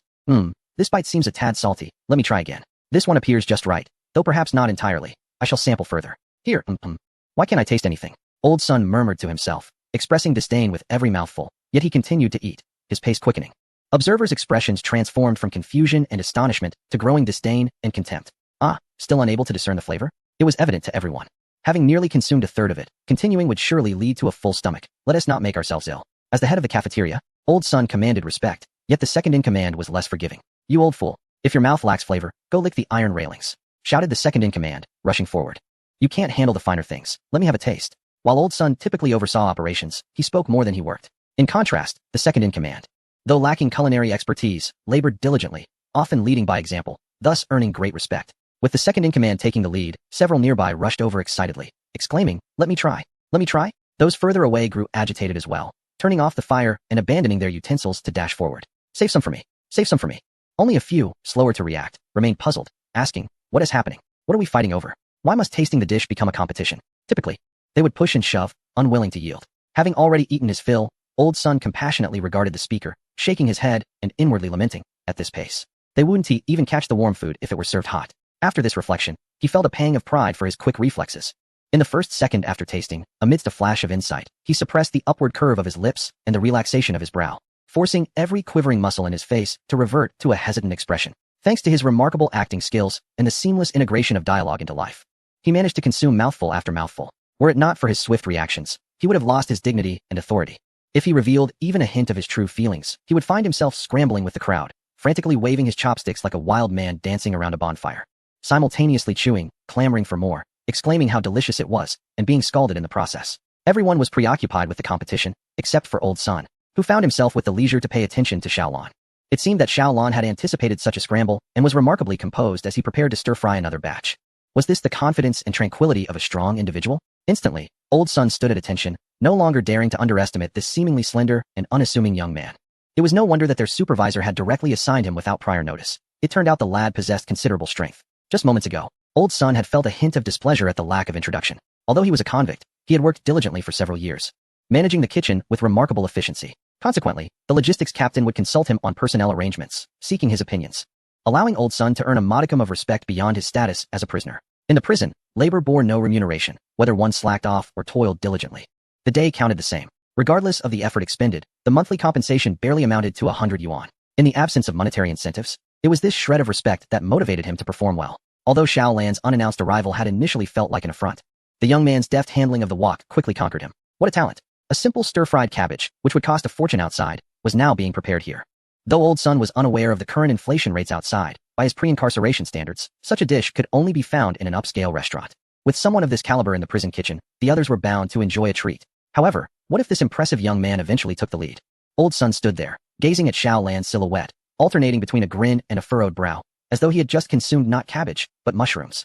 In the entire kitchen, it seemed that only Xiaolan maintained a sense of normalcy. He was indifferent to the freshly cooked dish's fate, believing that a chef who does not pilfer ingredients must ensure that the grains are well prepared. Once they had satisfied their cravings, perhaps they would regain their senses. Whatever the case, the ingredients were ready, and the stir-frying would only take a few minutes. Whether there would be enough for the prisoners was beyond his concern. Many observed Xiaolan's vigorous stirring, mistaking the clattering sound for a sign of laborious effort. In truth, the vast iron wok was not solely lifted by Xiaolan's fingers. A pivot beneath the stove aided him. The wok was primarily elevated through the principle of leverage, which required a certain finesse. A professional chef must possess not only strength but also the wisdom to conserve energy. Otherwise, one would soon be plagued by occupational ailments. As others scrambled for the dish, they completely disregarded the clattering sounds behind them. But shortly thereafter, another steaming pot of fragrant stir-fried cabbage was brought forth. Ah, another dish is here. Just as everyone was about to reach for their chopsticks, a large spatula suddenly emerged, thwarting all attempts to seize the food. Angered, they looked up only to be met with an even angrier visage. Old Sun glared at them, his dark eyes reflecting the ravenous expressions of all those around him, as though they were famished souls returned to life. Enough already. Just one bowl will suffice. No more reaching for the chopsticks. What will the other prisoners eat? Lao Sun's voice rang out like a wake-up call, jolting everyone back to reality. They glanced at one another, all clad in aprons, finally realizing their roles as chefs. They had lost their composure, nearly forgetting they were in prison, as if they were dining out with friends. Lao Sun did not scold too harshly, for he was the first to lose his decorum. He waved his hands dismissively. Go on, return to your tasks. Mealtime is fast approaching. Is there no sense of order left? The group gazed longingly at the remnants of cabbage and broth in the stainless steel bowl, then at the steaming bowl just served. Their eyes glued to it as if enchanted. The temperature of the leftover cabbage had cooled to a perfect state for consumption. The cabbage beneath was even more flavorful, and as they picked it up, it clung to some broth, creating a rich taste that was utterly delectable. Their tongues could discern not only the pronounced saltiness, sweetness, and spiciness, but also a subtle tang that had previously gone unnoticed. This hint of acidity was incredibly appetizing, like pressing the reset button on a calculator. With each bite, the food they had previously consumed felt as if it had been reset, leaving them increasingly ravenous. Each person felt they could easily devour another bowl. If the plain cabbage was this delightful, how exquisite would it be to mix rice into the remaining broth, stir it well, and enjoy it alongside another freshly cooked bowl of cabbage? The sounds of swallowing were unmistakably loud, and as they looked around, they could see each person's apple bobbing up and down like beads on an abacus. Lao Sun couldn't help but chuckle in exasperation, slapping the table with his palm. This is your ambition? Am I really unable to stir you into action? If you don't start cooking now, there won't be enough time. Do you want the captain to personally come and call you? The mention of the captain sent a shiver down everyone's spine, and they all snapped back to attention, returning to their stoves to continue cooking. The term captain did not refer to any specific individual, but rather to all unfamiliar officers in the prison, whom the inmates addressed collectively as captain. If they knew a surname, like Bao, they would call him Captain Bao. However, since Bao Guorong had been promoted to the deputy warden, the inmates had humorously begun to refer to him as General Bao, but that is a digression. The very mention of the captain reminded them of their status as inmates, where rules and order reigned supreme, and they dared not defy them. Their restlessness gradually subsided, yet the excitement within them continued to bounce around ceaselessly, anticipating the moment they would officially dine once more. If they could eat such delicious dishes every day, life would be utterly delightful. In the bustling kitchen, everyone appeared busy, yet their eyes would occasionally steal glances at Xiao Lan's figure, only to shyly retract their gaze with silly smiles. Meanwhile, Xiao Lan remained unfazed, diligently cooking pot after pot of oil-sautéed cabbage, his efficiency surpassing that of an automated cooking machine. Old Sun glanced at the wholly absorbed Xiao Lan on his left, and at the group of grinning individuals on his right, shaking his head in silence. This state of affairs was untenable. Their spirits seemed to have taken flight, and could they truly perform their duties with such distraction? It appeared that after dinner, a meeting would be imperative. There are no blind spots in a prison. This is not mere hyperbole. The kitchen is also equipped with cameras, and the disarray exhibited by everyone, devoid of decorum, was fully exposed to scrutiny. It was only because Old Sun managed the dining hall with such excellence, earning trust and avoiding incidents, that he was not under constant surveillance, enjoying a modicum of freedom. However, dining in the kitchen was strictly prohibited, even for tasting. There were designated bowls with a limited quantity. The chaotic scene earlier could only be a rare indulgence, not a recurring one. With such gleeful laughter, these individuals likely fantasized about daily privileges akin to today's. How naive. Once they learned the reality, they would surely protest. Nevertheless, Old Sun had already devised a method to manage them. In the future, he would allocate tasting opportunities for Xiao Lan's dishes as rewards, reserving them for those who excelled that day, thus revealing who among them was merely slacking off. As the minute hand gracefully approached 5, the hour hand, relentlessly pursued by the former, finally surpassed it, reaching the 6 o'clock position. Dinner time had arrived. The officers commenced the process of counting inmates and conducting body searches, a daily routine for safety. Simultaneously, the kitchen had prepared meals, adhering to the 48-hour sampling protocol, and began the official distribution. It was yet another mundane day. Following the established order, the inmates, with eyes devoid of hope, lined up to enter the dining hall, taking their seats according to their assigned numbers. The kitchen staff wheeled carts, distributing bowls of food to each table. Observing the unchanged dishes, the inmates felt even more fatigued after a long day's work. Why? The air in the dining hall seemed to carry a hint of novelty today, sparking hopes for new dishes, yet it remained the same old fare. Even with variations, the monotonous meals had become tiresome. The kitchen possessed the uncanny ability to render all different dishes indistinguishable in taste. They were even too weary to lift their hands to transfer the food from the large bowls to their small bowls. The thought of expending energy to consume such fare after a long day only added to their exhaustion. However, rules were rules, whether they wished to eat or not. They had to partake. Refusing meals or self-harming would incur penalties. Once inside the prison, bodily autonomy ceased to belong to the individual. Here, in this confinement, silence reigned, with not a word uttered. Chapter 166. The severe consequences of slacking off at work. With the officers' call for dinner, the inmates picked up their plastic spoons and bowls. To prevent suicides or assaults, even the utensils for dining were not permitted to be metal or ceramic. Chopsticks were out of the question. Otherwise, the moment chopsticks were handed out, they could turn into instruments of harm, stringing hearts together like a lucky clover, forming a concentric circle of despair. Thus, the true horror of the prison did not lie within its walls, but rather in the souls of the inmates confined within. One can never ascertain which among the thousands of inmates harbors the twisted malevolence of a beast disguised in human form. Even the most ordinary of prisoners harbor trepidation towards such aberrations. Regardless of how closely the prison's routine resembles that of a school or factory, certain nuances incessantly remind each inmate of the lurking dangers surrounding them. This omnipresent pressure permeates the very air, intertwining with every breath, seeping into their pores, infiltrating their very essence, rendering them breathless. Under such immense strain, how can one truly savor a meal? The appetite wanes, the food is unpalatable, and each day drags on, akin to a mere existence devoid of vitality. Many may appear spirited at first glance, yet upon closer inspection, they exude a faint aura of despair. Some individuals, upon merely grasping their spoon, succumb to sighs of resignation. Xiao Pan, why aren't you eating? The patrol is approaching, a fellow inmate urged. The person referred to as Xiao Pan, his face sagging, replied numbly, no appetite. The others nearby whispered encouragement. Even if you lack appetite, you must eat. Look at you.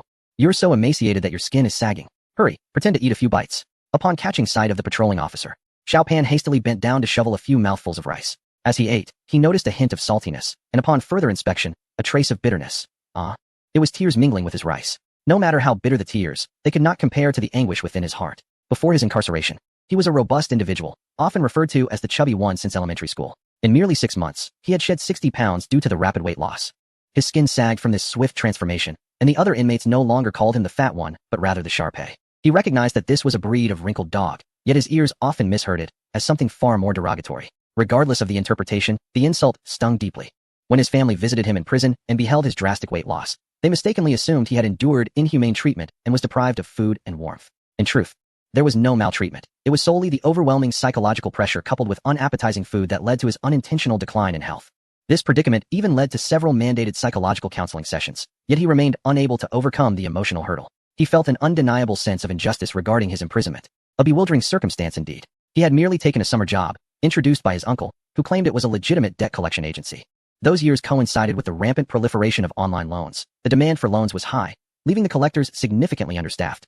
Xiaopan, being a robust young man, was told by his uncle that his presence would bolster their image, requiring little more than to stand around with a stern demeanor. Initially, he was just a summer worker, but soon he found himself assisting regularly, donning sunglasses and striking poses with one hand casually tucked in his pocket, all while listening to audiobooks through his headphones. Often finishing a novel within 2 or 3 days. The work was relatively easy, and the financial rewards flowed swiftly. The company's owner, valuing his uncle's contributions, extended a warm invitation for him to join the firm officially upon graduation. However, just as he neared graduation, the owner was suddenly arrested, followed by his uncle, and ultimately, he too was apprehended.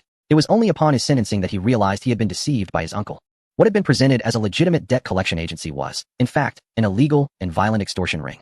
He lamented that his engrossing audiobooks had blinded him to the nefarious activities of his associates, leading to his unwitting entrapment and the obliteration of his future. Upon entering, he lamented daily with an anguish that pierced his very soul. Who could have anticipated that a mere dalliance at work would culminate in such dire consequences? Truly, life resembles a stage play. He now felt reluctant to venture out, consumed by a sense of shame. He was at a loss as to how to confront relatives, friends, teachers, and classmates, and how to face the victims plagued by ruthless debt collectors, not to mention society at large. Yet, the agony of remaining in prison was relentless, a constant reminder of his past transgressions. He found himself trapped in a predicament, caught between 2 insurmountable obstacles, unable to swallow his food. In that moment, a faint exclamation pierced his thoughts. Oh my, delicious. Hurry, Xiaopan, you must taste this cabbage. It's simply exquisite. Jolted by an elbow, Xiaopan lifted his gaze to behold a bowl of cabbage excavated to a hollow pit. The other dishes remained heaped, glistening with grease. Yet this vibrant green cabbage had been voraciously devoured by his tablemates. Each prisoner chewed with cheeks bulging, their bowls still brimming, while their eyes fixated intently on the serving spoon in the bowl. The moment someone released their grip, another would swiftly seize it, the spoon's handle perpetually pointed skyward. Never permitted to rest, Xiaopan was momentarily dumbfounded. After half a year, he had never witnessed such fervor over a particular dish. Observing the scene, he mused that were it not for the regulations prohibiting chaos and competition, they would have certainly surged forward in a frenzy. Silence. No ruckus. A guard's sudden command startled Xiaopan, causing him to tremble and feign eating a bite of rice, only to realize the admonition was directed at another table. A dispute had arisen among inmates over some item, their voices rising in volume, prompting immediate intervention. Xiaopan remained perplexed, wondering what they were fighting over. Surely, it could not be the cabbage? Noticing his daze, a nearby inmate elbowed him urgently. Hurry up and eat. If you don't, it'll be gone. Frustration mounted among those around him, resorting to calling him by his nickname in exasperation. However, in a gesture of goodwill, once the serving spoon reached his hands, it promptly delivered a generous scoop into his bowl. Eat up. You'll starve into a scrawny dog. Suddenly jolted back to reality, Xiaopan gazed down at the vibrant green leaves in his bowl, stirred by an unexpected emotion. This cabbage, astonishingly, had retained its color even after being cooked for so long. It was neither wilted nor greasy, and it indeed seemed somewhat extraordinary. Just as he prepared to lift the spoon for a taste, another hefty scoop of cabbage landed in his bowl, courtesy of another inmate at his table. The individual bore a fierce countenance, impatience etched across his features as he clicked his tongue. Slowpoke. With such a delicacy, you don't even know to seize the moment. Don't come crying to your parents later, claiming we bullied you. Chapter 167. Did a quarrel arise over the cabbage? Those seated together likely shared the same cell. Since his arrival, Xiaopan had refrained from engaging with other inmates, confining his interaction primarily to an older man, Uncle Hao, who had encouraged him to eat more from the very beginning. Uncle Hao, who could easily be his father in age, possessed an earnest demeanor. It is said that he came from a poor family, driven by financial need to commit theft, resulting in a mere 1-year sentence, with only a few months remaining until his release. As for the other roommates, Xiaopan had no desire to inquire further, nor the courage to do so. To his surprise, the most intimidating among them, much like Uncle Hao, served him food. Humanity truly is a complex entity. Dismissing further thoughts, Xiaopan hastily took a bite of the cabbage. Initially, he found nothing particularly remarkable about it. It seemed like an ordinary home-cooked dish. However, as his teeth pierced the leaves and the stem released its juices, his eyes widened in astonishment. The flavor, perfectly balanced between salty and sweet, was so delightful that he could scarcely believe it was real. The cabbage had been stir-fried to perfection, effectively dispelling the pungent rawness while retaining its crispness without overcooking it. In the rapid high-heat stir-fry, The plant's vacuoles had not had the chance to undergo any osmotic reaction with the outside, allowing the internal moisture to be preserved to the utmost. Furthermore, due to the chef's adept tossing technique, the surface of the cabbage remained unblemished by the spatula, preserving the integrity of its cell walls and presenting the ingredients in their most pristine form. This bite of cabbage was as tender as if it had just been harvested from the earth, simply cleaned and delivered to his mouth. Yet, he was acutely aware that such exquisite flavor could not solely be attributed to ordinary raw cabbage. For those accustomed to cooked food, recklessly confronting raw vegetables could provoke digestive discomfort or even allergic reactions. The body instinctively rejects anything it perceives as a threat, rendering it impossible to eat without unease. It was the evenly distributed seasonings on the cabbage that elevated its taste to unprecedented heights. Much like hawthorn berries, while still on the tree, remain unaware that when combined with the sweetness of sugarcane, they create a delicious candied treat. Similarly, the cabbage, rooted in the soil, could not foresee its fate of mingling with chili, garlic, and soy sauce in the wok, leading to new culinary encounters. Each ingredient hailed from distant lands, each with its own unique experiences. Some had evolved fiery exteriors, born warriors who proudly pointed to the heavens, vowing to deliver fiery retribution to any intruders of their territory. Yet, when that colossal hand descended, their entire clan crumbled before they could mount any defense, realizing in despair that their fervent assault merely entertained a being of higher dimensions. Others had spent their youth in the suffocating darkness of a basement, huddled together in a cramped space, vowing to rise above their circumstances and embrace the vast skies beyond. Ultimately, they escaped their impoverished origins, venturing into the world, peeling away layers of their past, struggling to find their footing, only to discover that their siblings had drifted away. And that dim, confined room had become a homeland they could never return to. Some had already endured 180 days of relentless sunlight by the time they first met. Their appearances irrevocably altered. No one could discern from their darkened liquid forms that they had once been golden beans. Indeed, they had once been edamame and even sprouts. The mere act of arriving here and encountering everyone has already subjected it to the trials of stripping and reshaping. People perceive it as gentle and accommodating, seemingly capable of embracing all vegetables, yet, due to its appearance, it remains forever unaccepted by them. When these weathered beings meet the freshly unearthed, innocently tender cabbage, do they see a reflection of their past selves or the visage of a long-lost companion? Regardless, the chili, garlic, and soy sauce have resolved to collectively elevate the cabbage to its moment of glory. They complement each other, harmonizing like elder family members nurturing their juvenile selves, lifting the cabbage to new heights. It is through the unwavering support of all ingredients that this exquisitely sautéed cabbage is born. As Xiao Pan indulged, he found himself unable to restrain the flow of saliva, tears, and snot. He sniffled while eagerly shoveling the food into his mouth. The rice soaked in the cabbage's savory juices tasted infinitely better than any tears mixed with rice. For the past 6 months, he had struggled with his appetite, primarily due to his restless mind. He feared imprisonment, yet dared not venture outside. His heart wavered, uneasy and anxious, of course affecting his sleep and diet. However, with each bite of cabbage, he inexplicably felt his heart being swallowed back into his stomach alongside the food. A realization dawned upon him. Why had he been afraid to step outside? He had been trapped in a vicious cycle of thought. He fixated on the unknown adversities awaiting him and the disdain of others, neglecting to consider the delightful foods outside, the freedom of fresh air, the love of his parents, as well as the captivating films and games. Life is inherently unpredictable and ever-changing, much like how he could not have anticipated the emergence of a remarkable dish in the prison cafeteria. Nor could he have foreseen that after diligently studying and working a summer job, he would suddenly find himself incarcerated. Henceforth, he resolved to treat each day as an unopened gift box, forever guessing whether it contained surprises or shocks until the moment it was unwrapped. With this newfound clarity, his appetite surged. Xiao Pan devoured the food voraciously as if attempting to compensate for the meals he had missed over the past 6 months. He polished off a bowl of rice, scraping every last grain, yet still felt unsatisfied. "If you don't mind, have my rice. I haven't touched it," Uncle Hao suddenly offered, passing his untouched bowl over. Xiao Pan glanced down to see it pristine, retaining the state it had been distributed in. Previously, Xiao Pan had been despondent and lacked the appetite to eat, never paying attention to whether others were dining. Confused, he looked at Uncle Hao and asked, "But won't you be hungry?" Another inmate at the table interjected, "Don't mind him. He never eats rice, just loves to gnaw on steamed buns. When you had no appetite, he was feasting on the leftover buns from your breakfast. It's only fair you eat his food." With everyone saying so, Xiao Pan felt no hesitation as he took the bowl and finished it off with ease. A bowl of rice mixed with the remaining cabbage broth disappeared in no time. He couldn't comprehend how anyone could resist eating cabbage without rice. To speak candidly, the rice served in the cafeteria may not be of the finest quality, yet it is by no means subpar. In times when his appetite was at its nadir, he relied solely on plain white rice for sustenance. It was not just Xiao Pan and his table that found the rice insufficient. Nearly every table echoed this sentiment. During this meal, cabbage and rice became the most sought-after commodities. Some reformed inmates, understanding the value of sharing, poured the remaining rice from their bowls into the cabbage dish, mixing it thoroughly before distributing it evenly among everyone to avert disputes. Conversely, some seemingly docile inmates revealed their selfish nature when faced with desirable food. They brazenly fought over the leftover cabbage and soup, demanding the largest portions of rice from the outset, glaring at anyone who voiced discontent. Those who remained silent still exhibited commendable composure, aware of the dining rules. However, some inmates became completely oblivious. escalating their quarrels to a point where it seemed a confrontation was imminent. Fortunately, patrolling officers quickly intervened to restore order. The dinner concluded a few minutes earlier than usual due to the inmates' misconduct. And only after ensuring the inmates were escorted away did they have the opportunity to reflect on the situation. What had caused such a ruckus among the inmates today? As the deputy warden of the logistics sub-district, Balgua felt compelled to investigate the dinner debacle. Accompanying him were the head of the sanitation department and the officer from the meal distribution center. By reviewing surveillance footage and gathering accounts from other officers, they began to piece together the explanation. It appeared that the rice had run out, as every table had consumed every last grain, leading to the ensuing scramble. Why had they only just now realized the rice was insufficient? The officer from the meal distribution center was perplexed. There had been no reason for this in the past. There had always been leftover rice, with portions ample enough to accommodate even the hardiest of appetites. After each person received their serving, there were still 2 additional servings available for those with larger appetites. Could it be that the labor intensity of that afternoon had been particularly high, resulting in increased hunger among the inmates? This query would have to be set aside for the moment, as there was another peculiar matter at hand. Why were there so many leftovers at dinner today? Previously, each dish had been scraped clean, with excess oil dissuading everyone from indulging. Yet today, the other 3 dishes on each table appeared untouched. With questions now raised, it was time for verification. Samples of the food were retained for 48 hours to trace the root of the problem, and they solemnly retrieved several boxes from the refrigerator.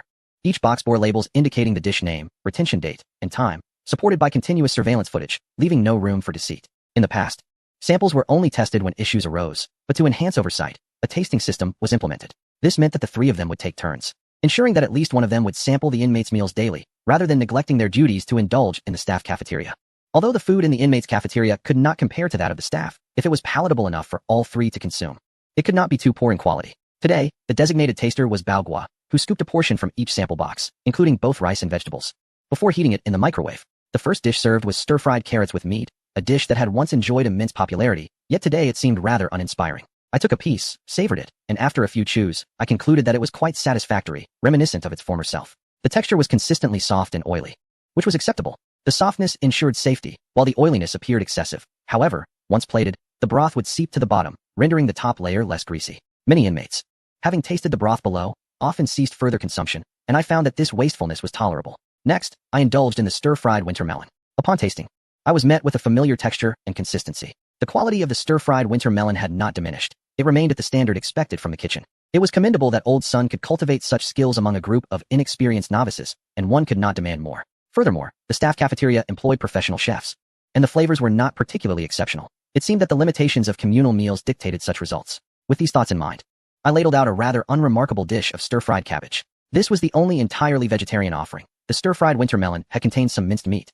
while this dish appeared devoid of any substance. I took a bite, chewed once, twice, thrice, and to my surprise, the texture, the crunchiness, and the overall mouthfeel were quite delightful. How could it become increasingly enjoyable with each bite? I hastily scooped another spoonful of cabbage, intentionally adding a bite of rice. The combination created a uniquely pleasing experience. Amid the soft rice grains, the crispness of the cabbage interspersed, and as I chewed, the vegetable juices were absorbed by the rice, preventing any unwanted overflow in my mouth, concentrating the flavors on my palate. With the aid of the rice, the broth and vegetable essence lingered longer in my mouth, allowing me to appreciate their exquisite qualities more fully. During the prolonged chewing process, the rice was broken down by salivary amylase, gradually releasing a hint of maltose sweetness. This sweetness enhanced the dish, enriching the layers of the cabbage, compensating for its moisture loss from refrigeration. I was so pleased that my eyes narrowed in delight as I instinctively reached for a third spoonful, only to find the cabbage had vanished. It had merely been a small sample from the serving. It was never meant to satiate. Disheartened, I murmured to myself, how strange, I have already had dinner. Yet I am so ravenous. Noticing some broth residue on the rice where the cabbage once lay, I felt as if I had discovered a hidden treasure and promptly scooped it into my mouth. Delicious, truly delicious. Alas, the joy was fleeting. No matter how I prolonged the tasting experience, I ultimately had to swallow. Now, only the fourth dish remained uneaten, yet I hesitated to take another bite. How to articulate it? Judging by its appearance, it simply did not seem appetizing. The label indicated that the fourth dish was stir-fried cucumber with eggs. But the presentation was unremarkable, hardly resembling cucumbers at all. The cucumbers appeared overly yellow, and as is well known, fresh cucumbers should be green. Despite the fact that the skin had not been peeled, the once vibrant green exterior had already transformed into a wilted yellowish hue. If one refrained from eating, the lingering taste of cabbage could still be savored, allowing for a moment of indulgence. Once new dishes were consumed, however, those flavors would inevitably be overshadowed. At this juncture, it dawned upon Balgua that he had unraveled the truth. It appeared that it was not merely a case of the cafeteria's poor performance today, but rather that one particular dish had exceeded expectations. Just as Balgua contemplated setting down his bowl to speak, he was interrupted by the inquiries of two others. Why aren't you trying the last dish? A sudden realization struck him. Indeed, this was a tasting with a professional purpose rather than a casual sampling at a supermarket where one could choose freely. He sighed imperceptibly, resigned to his fate, and scooped a mouthful of scrambled eggs into his mouth. Before his tongue could register the flavor, his nose was already on high alert. The intense odor of raw egg assailed his senses, and for a fleeting moment, he felt as though an old hen had sat squarely on his face, with a claw thrust into his nostril as he scrambled to rise. Even after he swallowed, the lingering taste of egg permeated his throat and ascended into his nasal passages. What do you think? Is there something wrong with the meal today? Baogua, with pursed lips and a pale visage, opened the sample box containing the cabbage, hurriedly scooping a bite to suppress the taste. The oil-slicked cabbage within the sample box had not been reheated in the microwave. It was cold, sending a chill through his teeth. However, its lack of reheating preserved the crispness from when it had just been cooked, rendering it even more delectable than during his earlier tasting. With that single bite, he finally dispelled the residual sulfurous flavor from the scrambled eggs, cleansing his palate from top to bottom. Gazing once more at the sample box, Baogua felt a transformation in his expression. For a brief moment, he felt as if he were possessed by Gollum from the Lord of the Rings, nearly exclaiming, "It's my precious. I long to possess it, devour it, lick every drop of broth, and consume the entire container." Ultimately, however, it was his iron will that allowed him to reseal the cabbage sample box and return it to the refrigerator, choosing to avert his gaze and quell his desires. Have you discerned the issue? Baogua remained silent for a while, a multitude of thoughts trapped in his throat, ultimately crystallizing into a single poignant phrase. Once one has traversed the vast ocean, it is difficult to regard mere water. When one has beheld the peaks of Wushan, no other clouds will suffice. Having tasted the exquisite oil-sautéed cabbage, how could any other dishes capture his attention or be palatable? He even felt that the employee cafeteria had lost its appeal. No wonder there was insufficient rice for dinner. With cabbage of such caliber, even an abundance of rice would be insufficient. Noticing the bewildered expressions on the faces of the two individuals, Baogua proceeded to elucidate his discovery. The two listened dumbfounded, glancing at the refrigerator with shifting eyes. Is it truly that delicious? Can 3 meat dishes not compete with a single vegetable dish? I must try a taste. Baogua quickly intervened, positioning himself in front of the refrigerator. Do not taste any further. If you do, there will be nothing left for sampling. He dared not to easily break the seal, uncertain if he could once again conquer his inner demons. Thus, I believe I have a grasp on this matter. I shall have a conversation with Old Sun regarding adjustments. Let us strive to minimize waste, shall we? Baogua took the initiative to take charge of the situation, and naturally, no one else had any objections. From the surveillance footage, he noted that the person responsible for the dish of oil-soaked cabbage was Xiaolan. Since he had brought him in, it was only fitting that he took full responsibility. However, he had long heard of Xiaolan's exceptional culinary skills, though he had not anticipated them to be this remarkable, so much so that it was almost causing a stir within the prison walls. Initially, Baogua intended to refrain from interference, allowing the undercover comrade to maintain a low profile. Yet, it proved impossible, like a firefly in the night, even in silence. Xiaolan's brilliance could not help but shine. Thus, he resolved to make proper arrangements. At 7 p.m., the inmates sat in rows to watch the evening news broadcast. No one noticed when Old Sun was called away. Upon his return, his gaze toward Xiaolan had shifted dramatically, reflecting a mix of helplessness, envy, admiration, and jealousy. It was unexpected that someone who had only arrived on their first day could wield such influence, even prompting the attention of the deputy warden. Earlier, Baogua had summoned Old Sun primarily to address a singular matter. Xiaolan should not be confined to preparing just one dish. It was essential to avoid creating a sense of disparity among the inmates. He could be tasked with preparing several dishes to set an example for the others, thereby elevating their skills. As for the dishes Xiaolan prepared, they could be distributed randomly to maintain discretion. Old Sun nodded in agreement. Yet internally, he pondered. The standard set by Xiaolan was unattainable for the average individual. The technique of flipping the wok, for instance, required extensive practice. Not to mention, even he, having seen it, could not replicate it. Old Sun was genuinely intrigued. A talent like Xiaolan should undoubtedly be thriving outside. So how had he ended up in prison?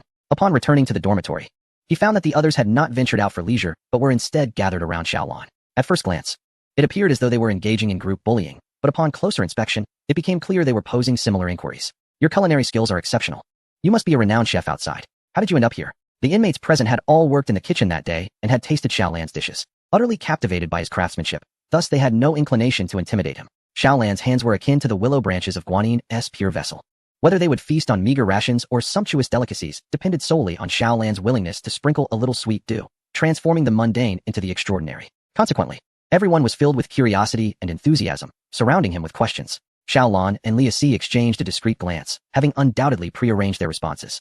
Xiaolan felt confident in his own memory, but worried that Lia Si might falter. Thus, he intended to speak first to guide the conversation. Fortunately, Lia Si grasped Xiaolan's intent and refrained from interjecting.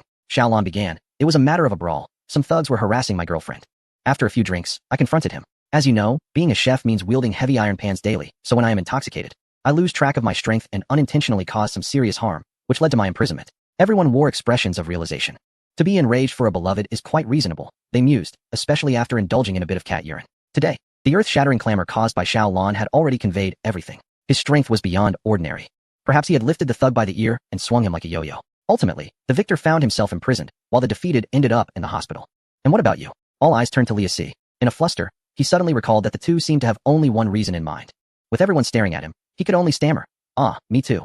A collective look of confusion spread across the crowd. "Are your girlfriends the same person?" Xiaolon quickly interjected to clarify. "My girlfriend is his sister." Another wave of understanding washed over them as they nodded in unison. No wonder they appeared to have a good relationship. It turned out to be a brother-in-law and a brother-in-law's sibling. However, their confusion soon resurfaced. "Your brother-in-law is so tall and robust, and the thug dared to tease in front of you both? We are too. They are a group." Xiaolon replied swiftly, then suddenly reflected on how much one's environment could influence behavior.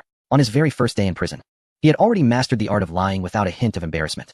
To divert further questioning, Xiaolon took the offensive. "By the way, how did you all end up here?" Chapter 169. The annual Top 10 Foolish Thieves. The topic of how one entered the prison is among the most frequently discussed subjects within its walls. After all, life inside becomes monotonously uniform, day in and day out, a stifling routine devoid of excitement. When the urge to boast arises, one can only recount the illustrious deeds from before their incarceration. What may appear as mere conversation often serves as a covert inquiry into one another's backgrounds, allowing individuals to gauge how troublesome someone might be. For instance, if one encounters a murderer, they would do well to steer clear, while those who entered due to brawling should be approached with caution to avoid provoking their tempers. As for robbers and thieves, they dance on the edge of legality daily. How bold can one be? In contrast, rapists occupy the lowest rung of the prison hierarchy. These individuals, who prey solely upon women, are undoubtedly cowards, and one can be assured of their timidity when confronted. Among rapists, those with pedophilic tendencies are particularly prime targets for bullying, as they are merely cowards who dare to victimize children. In other prison sectors, many offenders tend to exaggerate the severity of their crimes.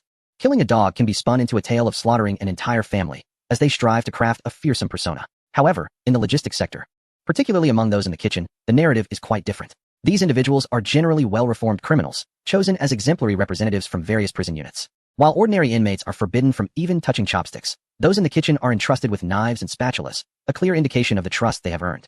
Therefore, kitchen inmates tend to downplay their offenses. The short, stout man in the back kitchen who had kindly warned Xiaolon goes by the name of Shunzi and shares a dormitory with him.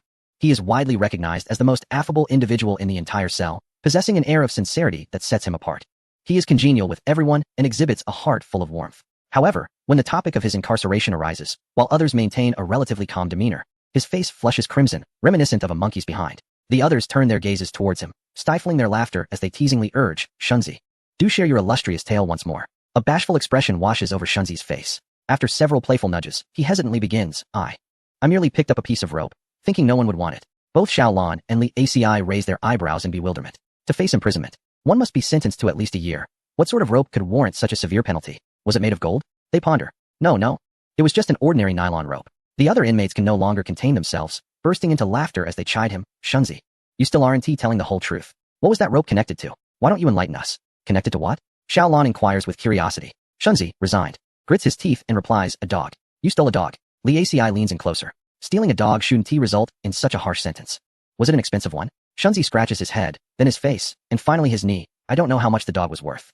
When I took the car, it was hiding in the back seat, so I just took it along." Xiaolan's mental gears slowly begin to turn, and after a moment of realization, he exclaims, "You stole a car." Shunzi lowers his head in acknowledgement. The other inmates, unable to suppress their laughter any longer, erupt into hearty guffaws.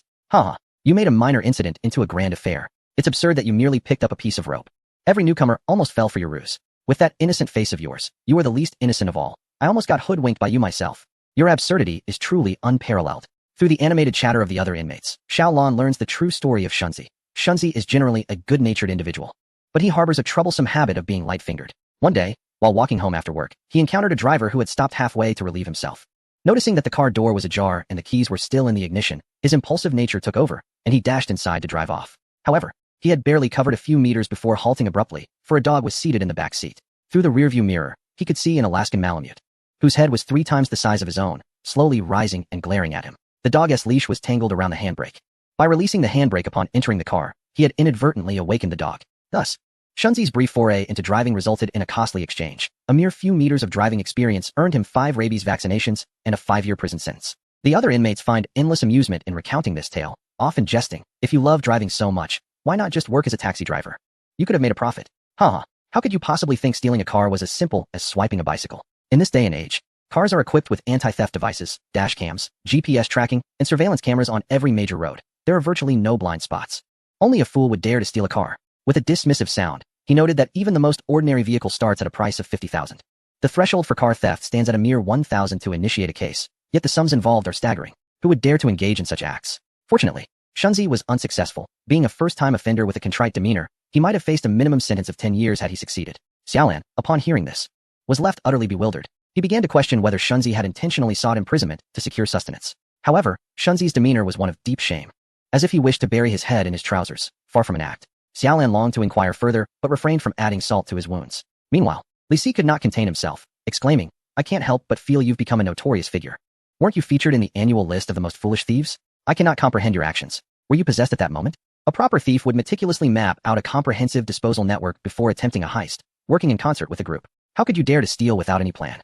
The government has not only intensified its crackdown on vehicle theft in recent years, this has been a serious issue for nearly 2 decades. There was an industry-wide rectification. The measures were so stringent that all accomplices, including those involved in repainting and modifying stolen goods, faced accountability. Thus, it is common knowledge among thieves that stealing cars is arduous, and disposing of them is even more challenging. It is safer to steal a bicycle than a car. Nowadays, many vehicles remain parked along the streets, often left to decay, as no one dares to steal them due to the risks involved. To sell a stolen vehicle, one would have to transport it far away, perhaps to greener pastures, where the movement is fluid, surveillance is sparse, and the chances of capture diminish. Shunzi sighed deeply, instinctively mimicking the action of smoking, only to realize he had no cigarette in hand, leading him to sulkily lower his hand. I was simply caught up in the moment. When opportunities arise, all reason evaporates, and I become solely focused on seizing them. Alas, now I am filled with regret, immense regret.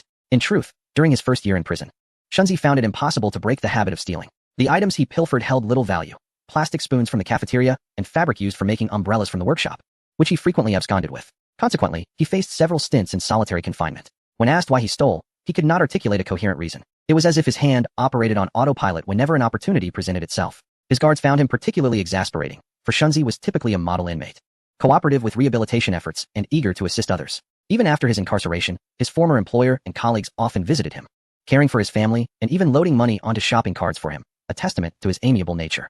Yet, he could spend money treating his cellmates to bread one moment and then steal someone's free toothpaste the next. He would apologize when reprimanded, yet he would inevitably repeat the offense. This cyclical behavior ceased only after the prison arranged for him to meet with a psychologist.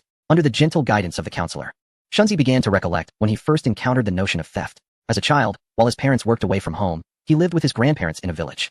His grandparents operated a small shop at the village's edge, selling tobacco, alcohol, and inexpensive snacks, attracting frequent patronage from the locals. In the village, the inhabitants are skilled in both agriculture and fishing. They are well aware of the age disparity within our family, with the elderly being advanced in years and the young still tender in age. They frequently bring us fresh vegetables and freshly caught fish to share. The villagers have always been amicable, kind-hearted, and warm, showing us great care. However, they steal money from my home in the dead of night. Our residence often falls victim to theft, perhaps because they presume our small grocery store must yield considerable wealth. Moreover, with the elderly being hard of hearing and the young fast asleep, they find it easy to perpetrate their misdeeds. On several occasions, I have awakened and recognized the culprits. They are often uncles, brothers, and aunts who typically show us kindness. Yet, when we encounter each other during the day, they greet me with smiles, affectionately patting my head and engaging in casual conversation with my grandparents, as if the nocturnal thefts were not committed by them. I found this perplexing. My grandfather also awoke during those nights and urged me to remain silent. He knew these individuals were thieves. So why did he treat them the same way the following day? Additionally, some children brazenly steal snacks in front of my grandparents, yet they do not admonish them. I wonder if they simply did not see it or if they chose to ignore it. Furthermore, my neighbor has 2 boys, slightly older than I, with whom I often played during my childhood. Their parents farmed at home and did not seek employment elsewhere. Occasionally, their mother would take them to the town market and would graciously invite me along. I cherished their family. The brothers were my closest friends, their mother was gentle, and their father had a cheerful disposition. On one market day, I witnessed the brothers stealing items from a stall. During our return journey to the village, I grappled with whether or not to inform their mother of their actions. To my surprise, after we disembarked, the brothers confessed to their theft, even presenting the stolen goods as if seeking praise. Even more astonishing was their mother's reaction. Instead of reprimanding them, she expressed delight, commending them for their resourcefulness at such a young age in saving money for their family. These occurrences left a profound sense of confusion and shock during my childhood. However, as they became more frequent, I grew accustomed to them. When a psychological counselor asked me, "You have received an education, you know stealing is illegal, do you not?" I contemplated the question earnestly, as if encountering it for the first time. After a long pause, I concluded that the world appeared fragmented to me. In school, in books, and in the news, stealing is deemed wrong, and thieves are labeled as villains. Yet, in my life, theft and goodness seemed disconnected. The individuals who stole were evidently good people, those I held dear. Even if they stole, they were not scolded, rather, they were praised. Thus, I too felt compelled to explore this path. I wished to help my family save money. Moreover, with so many villagers having stolen from my home, surely taking a little from them would not matter. On several occasions, I was caught in the act of stealing. Before fear could take hold, they averted their gaze, as if they were the ones in the wrong. As time progressed, I grew increasingly audacious, even coming to perceive that failing to steal was a loss. A discomfort that lingered for quite some time. Upon hearing Shunzi's explanation, Xiaolan felt that everything began to make sense. Behind such absurd behavior, there must be even more ludicrous motivations. No wonder he engaged in such a high-risk, low-reward folly as car theft. It was not as if he had suddenly been possessed. Rather, he had developed a conditioned reflex. Stealing had become as automatic as a knee-jerk reaction, thoughtless and uncontrollable. His childhood experiences and the impoverished environment had instilled in Shunzi 4 erroneous beliefs. Stealing is commonplace. It can be forgiven. One can still be a good person after stealing.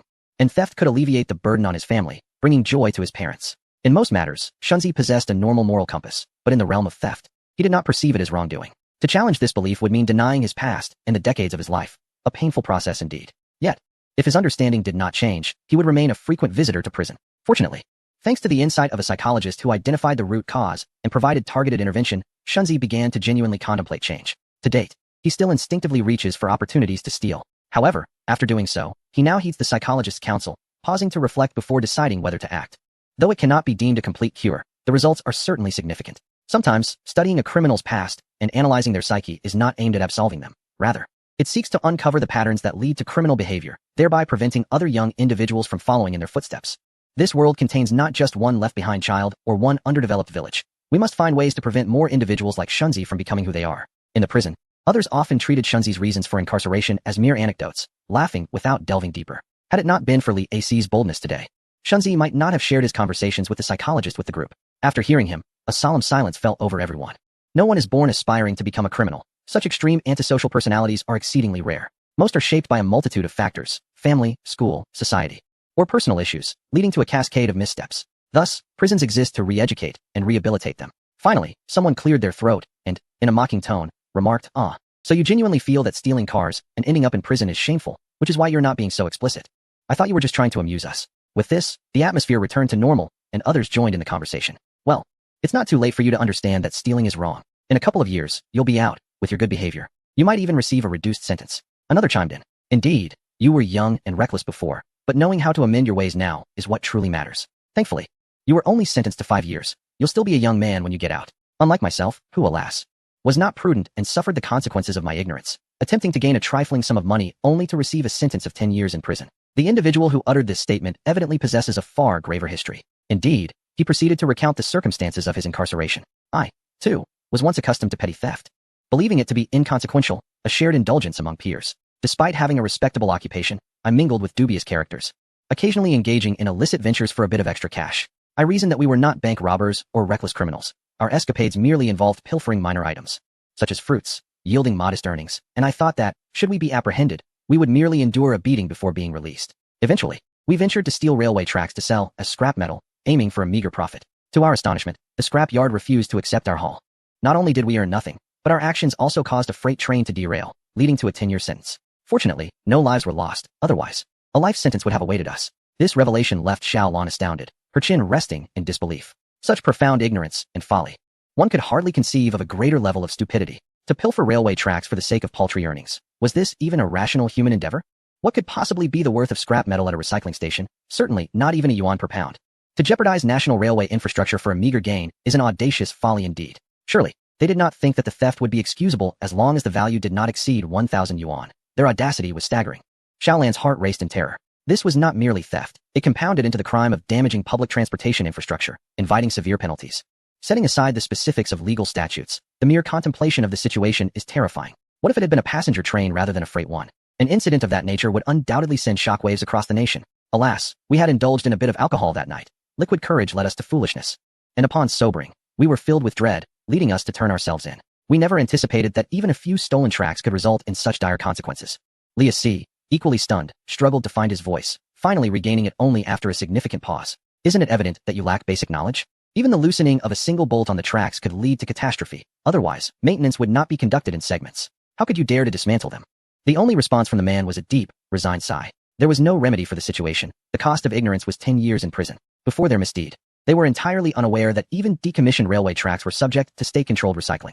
Their ignorance not only harmed themselves, but also squandered national resources. Although no lives were lost, did they comprehend the exorbitant cost of a train? The derailment would inevitably incur severe damages, with the locomotive, carriages, wheels, tracks, and engine losses amounting to a minimum of several 100,000 yuan. This does not even account for the costs associated with repairing the railway and the losses incurred during the period of inactivity. Alas, I find myself regretting every moment. The year I was incarcerated, my wife had just given birth to our child. She waited for me for 2 years, and I urged her not to, suggesting she remarry if she found someone suitable. I did not want her to waste her youth or burden our child with a father in prison. Over the years, I have diligently conducted myself in prison, sending every penny I earned to her, fully aware that it may never suffice. As I count the days, I realize that by the time I am released, I will be well into middle age. With a criminal record that will likely hinder my chances of securing a decent job, I contemplate striving to work in the kitchen, honing my culinary skills to acquire a trade. Once released, I could set up a stall selling food, dedicating all my earnings to her and the child. As a form of compensation for the years of neglect in providing for them, the mere mention of family brings a glimmer of emotion to the eyes of those present. Why haven't you shared that you have a child? One inquires. I retort, why are you so stingy? You've used the same toothbrush for years without replacing it, the bristles barely remaining. Another chimes in. Had you mentioned it sooner, I would have gladly given you my old toothbrush. Amidst laughter and tears, one person exclaims, get away. I have seen you use a toothbrush to clean your shoes. As the atmosphere grows increasingly sentimental, Liasi abruptly interjects, I must say, with the quality of your kitchen, it would be quite challenging to make a living selling food. A profound silence envelopes the room, a stillness so thick it could be cut with a knife. Xiaolan's forehead pulses with tension as he pinches Liasi sharply on the behind. Do you not fear being beaten by your fellow inmates on your first day for such thoughtless remarks? Liasi, taken aback by the pain, jumps up. Why are you pinching me? I was merely trying to impart some good advice. It's quite competitive in the street food business. Xiaolan glares at him, urging him to cease his incessant chatter. Is it not apparent to you that the street food scene is competitive? It is precisely because of Xiaolan that it has become so. The earlier hopeful aspirations of setting up a stall upon release now fade into disillusionment. After reflecting on Xiaolan's culinary creations, Li Asi trembles and asks, is it truly that bad? After listening for a while, Lao Sun decides it's time for him to speak up. Clearing his throat, he gathers everyone's attention. The cooking techniques I previously shared with you were somewhat rudimentary. They were designed for safety, speed, and efficiency within the prison kitchen. However, if you genuinely wish to learn a skill that could sustain you after your release, I am willing to teach. But be prepared for the hardships that accompany mastering a craft. It is never easy. At this point, Lao Sun glances at Xiaolan and continues, I urge you all to take this seriously and seize the opportunity. Not everyone is fortunate enough to encounter two esteemed chefs like us during their time in prison. Following Lao Sun's gesture, the group looks from him to Xiaolan, and the last remnants of sentiment dissipate. Expressions on each face oscillate between frustration and the brink of laughter. What to do? I envy Li Asi's straightforwardness and yearn to speak my mind. Lao Sun is far too self-congratulatory, claiming to be one of 2 top chefs. Yet, I have only seen one, and the other remains a mystery. Chapter 172. The return of the ladle before Xiaolan's arrival. Everyone regarded Old Sun as quite impressive. However, upon Xiaolan's entrance, they realized that culinary skills, much like the gas in one's stomach, will inevitably escape at the most unexpected moments, regardless of how one might try to suppress them. Some individuals, after 2 or 3 years, still fail to produce any sound at all. Quite an impressive feat of restraint, one might say. Perhaps the disdainful glares from everyone were too intense for Old Sun, causing him to momentarily lose his composure and cough discreetly. All right, let's get cleaned up. Stop hogging the conversation. Consider whether others wish to engage with you. What if they wish to call their families? Upon hearing Old Sun's words, the crowd felt a twinge of embarrassment and gradually dispersed from around Xiaolan. Indeed, many newcomers to prison yearn to reassure their families on their first day. There is but a small window of time during the day for phone calls, and one must endure a queue to make them. In their excitement, they had momentarily forgotten this, encircling Xiaolan and preventing her from leaving. They offered their apologies to her before breaking away. As Xiaolan watched her fellow inmates depart, a tumult of emotions surged within her. A kind-hearted individual, eager to assist others, yet ensnared by a compulsion to steal. A man devoted to his wife and children. Yet through ignorance, he nearly harmed countless families. In this moment, Xiaolan recognized the profound complexity of human nature with its multifaceted souls. Just like all polyhedra, where light illuminates certain facets while casting others into shadow. The more light that bathes an individual, the larger their illuminated aspects become, while their shadows diminish. However, regardless of the proportions between light and dark, a distinct boundary, known as the line of chiaroscuro, exists between them. Those who have studied art understand that this boundary is not merely a line, but rather a surface. A person does not suddenly cross a line at a given moment and transform into a villain. Rather, they gradually extend a toe from the light, tentatively stepping into the gray area. Once assured of safety, they place their whole foot down, then half their body, oscillating between the realms of light and dark for some time. At a certain moment, whether by chance or intention, they might step into the chiaroscuro boundary.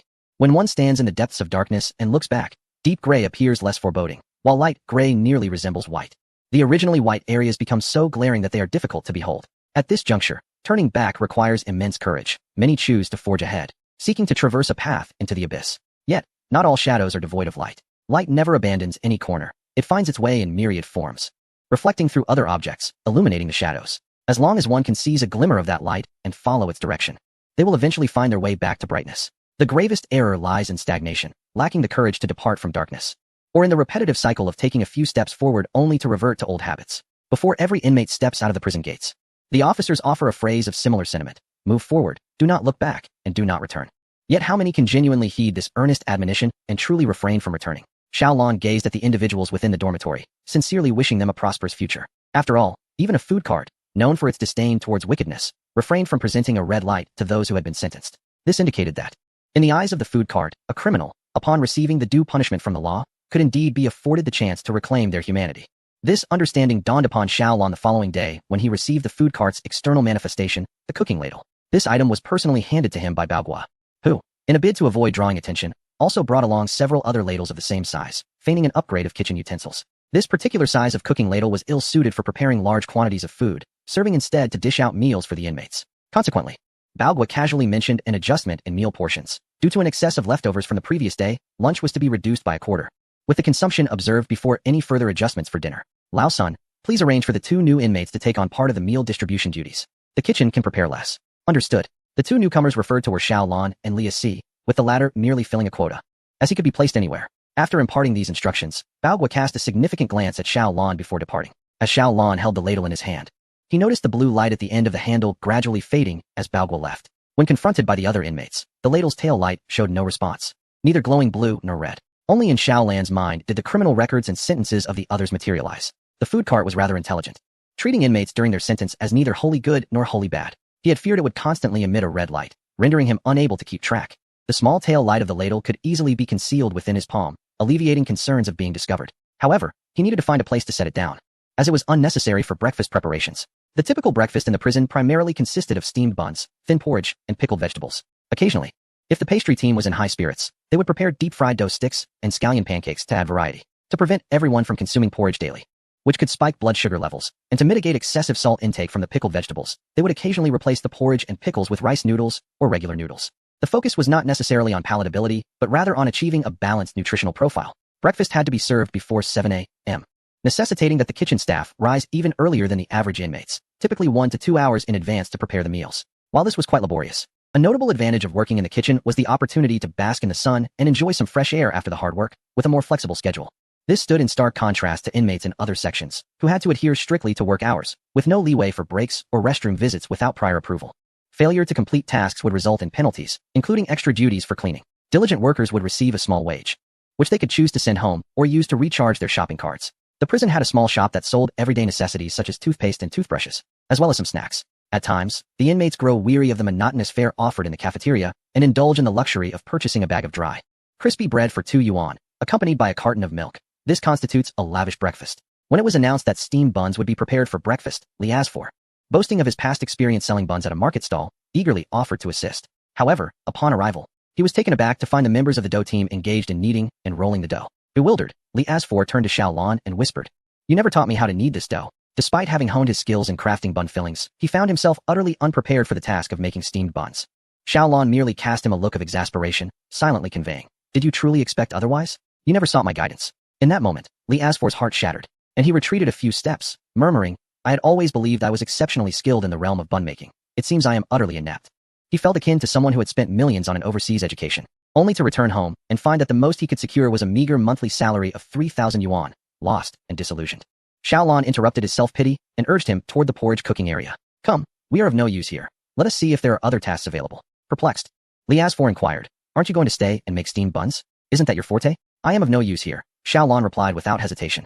Departing the dough area, unlike Li Asfor, who seemed to use his eyes solely for breathing, Xiaolon had entered the room with a keen sense of observation. He noticed that the dough area operated in a semi-automated manner. While kneading and rolling were manual tasks, the rest was conducted by machines. Otherwise, how could one produce thousands of steamed buns within a mere hour or two? The duo proceeded to the porridge area, where several familiar faces from their dormitory greeted Xiaolon. Cooking porridge did not require any special skills. Merely washing the rice and adding copious amounts of water sufficed. The cooking equipment was limited to the large iron woks typically used for stir-frying. No matter how one cooked, it could not replicate the flavor achieved with a pressure cooker. With communal dining in place, one ought not to be overly particular. Xiaolon scanned the area and noticed someone transporting chopped radishes. "What are you doing with those?" he inquired. Lao Sun, who had been keeping an eye on Xiaolon, replied, "We're having them learn to make some pickled vegetables. Usually, we buy large packages of preserved vegetables, which aren't cheap. Radishes are only a few jiao per gene in wholesale, so if we have them, we may as well make our own and add some variety." Xiao Lan nodded in agreement. Then I shall assist in the preparation. Lao Sun chuckled and waved his hand dismissively. Assist? If you know how to make them, you should teach them directly. Very well, I am indeed capable. Xiao Lan responded without hesitation, fully confident in his abilities. Pickled vegetables are ubiquitous, gracing the tables of fine dining establishments as well as humble eateries. In restaurants, they are often served as appetizers, cold dishes typically offered free of charge. In smaller establishments, particularly noodle shops, complimentary pickled vegetables are available for patrons to help themselves. Thus, for the past incarnation of Xiao Lan, pickled vegetables have been the only constant companion, accompanying him from his modest family-run restaurant to the more upscale dining venues. In ancient times, pickles were referred to as zhu, denoting vegetables that were fermented for the purpose of prolonged preservation. Much like salted fish, they employed the enchantment of stalling time. Unlike salted fish, which is predominantly prepared by coastal dwellers, the art of pickling vegetables transcends geographical boundaries. Consequently, prior to the advent of refrigeration, nearly every corner of the globe had devised its own distinctive methods of pickling, resulting in a delightful array of variations. The world-renowned trifecta of pickles includes China's fulling mustard, French cornichons, and German sweet and sour cabbage.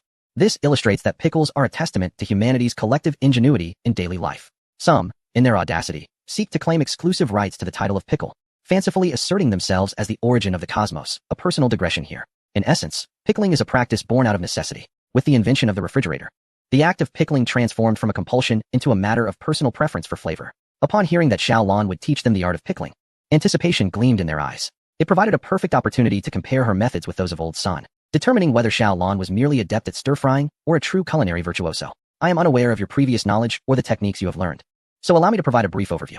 For now, I shall refrain from delving into international pickling methods and focus on the two primary categories of our national pickles, sour-salty and sweet-sour. The sweet-sour variants are particularly appetizing. Not excessively salty, they can be enjoyed directly, making them ideal as appetizers or unique snacks. In contrast, the sour-salty varieties typically require accompaniment with rice porridge to balance their saltiness, or they are utilized as side dishes in stir-fries. As the audience listened, nodding in understanding, it became evident that Old Sun had previously only imparted the procedures without explanation, merely requiring rote memorization.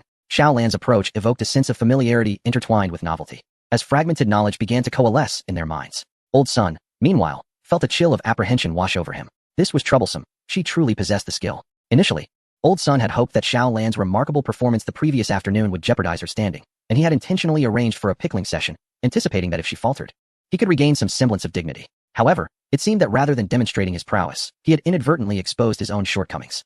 How was it that Xiao Lan appeared to possess greater understanding than he? The methods of pickling can broadly be categorized into two types. One known as jumping water pickles, which can be consumed after merely an hour or two of brining, akin to vegetables taking a brief bath. The other, aged jar pickles, requires fermentation over many days, even up to a year, thus allowing for extended preservation. Regardless of the style, sweet, salty, jumping water, or aged jar, each must possess a delightful crispness. Any that are limp indicate a failed endeavor. Having outlined the general classifications, Xiao Lan prepared to guide them through the practical application. With time pressing, today's focus would be on the jumping water pickles, aiming for everyone to enjoy them before 7 o'clock. Should there be any leftovers, a portion would be reserved for preparing aged jar radishes. Xiao Lan then began to direct the group, assigning tasks such as peeling and dicing, to enhance the flavor expeditiously. It is advisable to chop the ingredients into diminutive cubes or, alternatively, to slice them into thin strips. Even thin slices would suffice, prioritizing practicality over aesthetics. Do not discard the radish peels. Instead, reserve them for the preparation of a savory radish peel condiment. I shall elucidate the method subsequently, ensuring to peel them with a bit more thickness. Upon hearing this, everyone anticipated a wealth of culinary wisdom to be imparted, their enthusiasm to labor intensifying. However, there was no need for excessive effort, as they had access to automatic vegetable cutters and graters, making it somewhat unfair to expect this novice crew to wield a chef's knife. Furthermore, it should be noted that within the confines of the prison kitchen, what they wielded was not a conventional knife, but rather a fixed slicer. Old Sun leaned against the doorframe, observing the bustling activity with a visage full of joy, entirely unlike someone who had just been unceremoniously pulled from the warmth of their bed on a frigid winter's morning. His gaze, however, bore a hint of melancholy. It was vexing. How could they, who previously appeared as mere phantoms in the early hours, now exhibit such vigor? These rascals seemed to only perform well when under the scrutiny of others. He was keen to witness the distinction between the pickles crafted under Xiao Lan's guidance and those he had taught. Chapter 173. The true essence of molecular gastronomy with the finely chopped white radish. Xiao Lan directed everyone to evenly sprinkle salt over the surface, massaging it in with their hands. This stage, known as water extraction, aims to draw out the radish's inherent juices. Although the juice is nutritious, it contains mustard oil, which imparts a sharp and spicy flavor to the raw radish. Additionally, radishes belong to the cruciferous vegetable family, commonly referred to as the mustard family, where managing the spiciness is a crucial aspect of culinary preparation. Cooking can dissipate much of the mustard oil, but the essence of the pickled radish lies in its raw, crisp texture. The challenge, then, is to enjoy the radish raw while mitigating its pungency. Consider this analogy. If you were a landlord with an unwelcome tenant, you would simply hire someone to evict the undesirable occupant and replace them with a tenant you prefer. The same principle applies to sour radishes.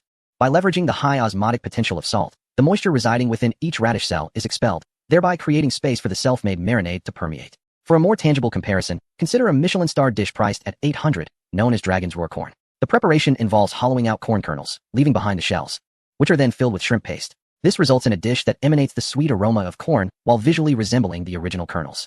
In a microcosmic sense, sour radishes embody the essence of Dragon's Roar corn and exemplify true molecular gastronomy. From time to time, Old Son would discreetly peek in, witnessing their water extraction process.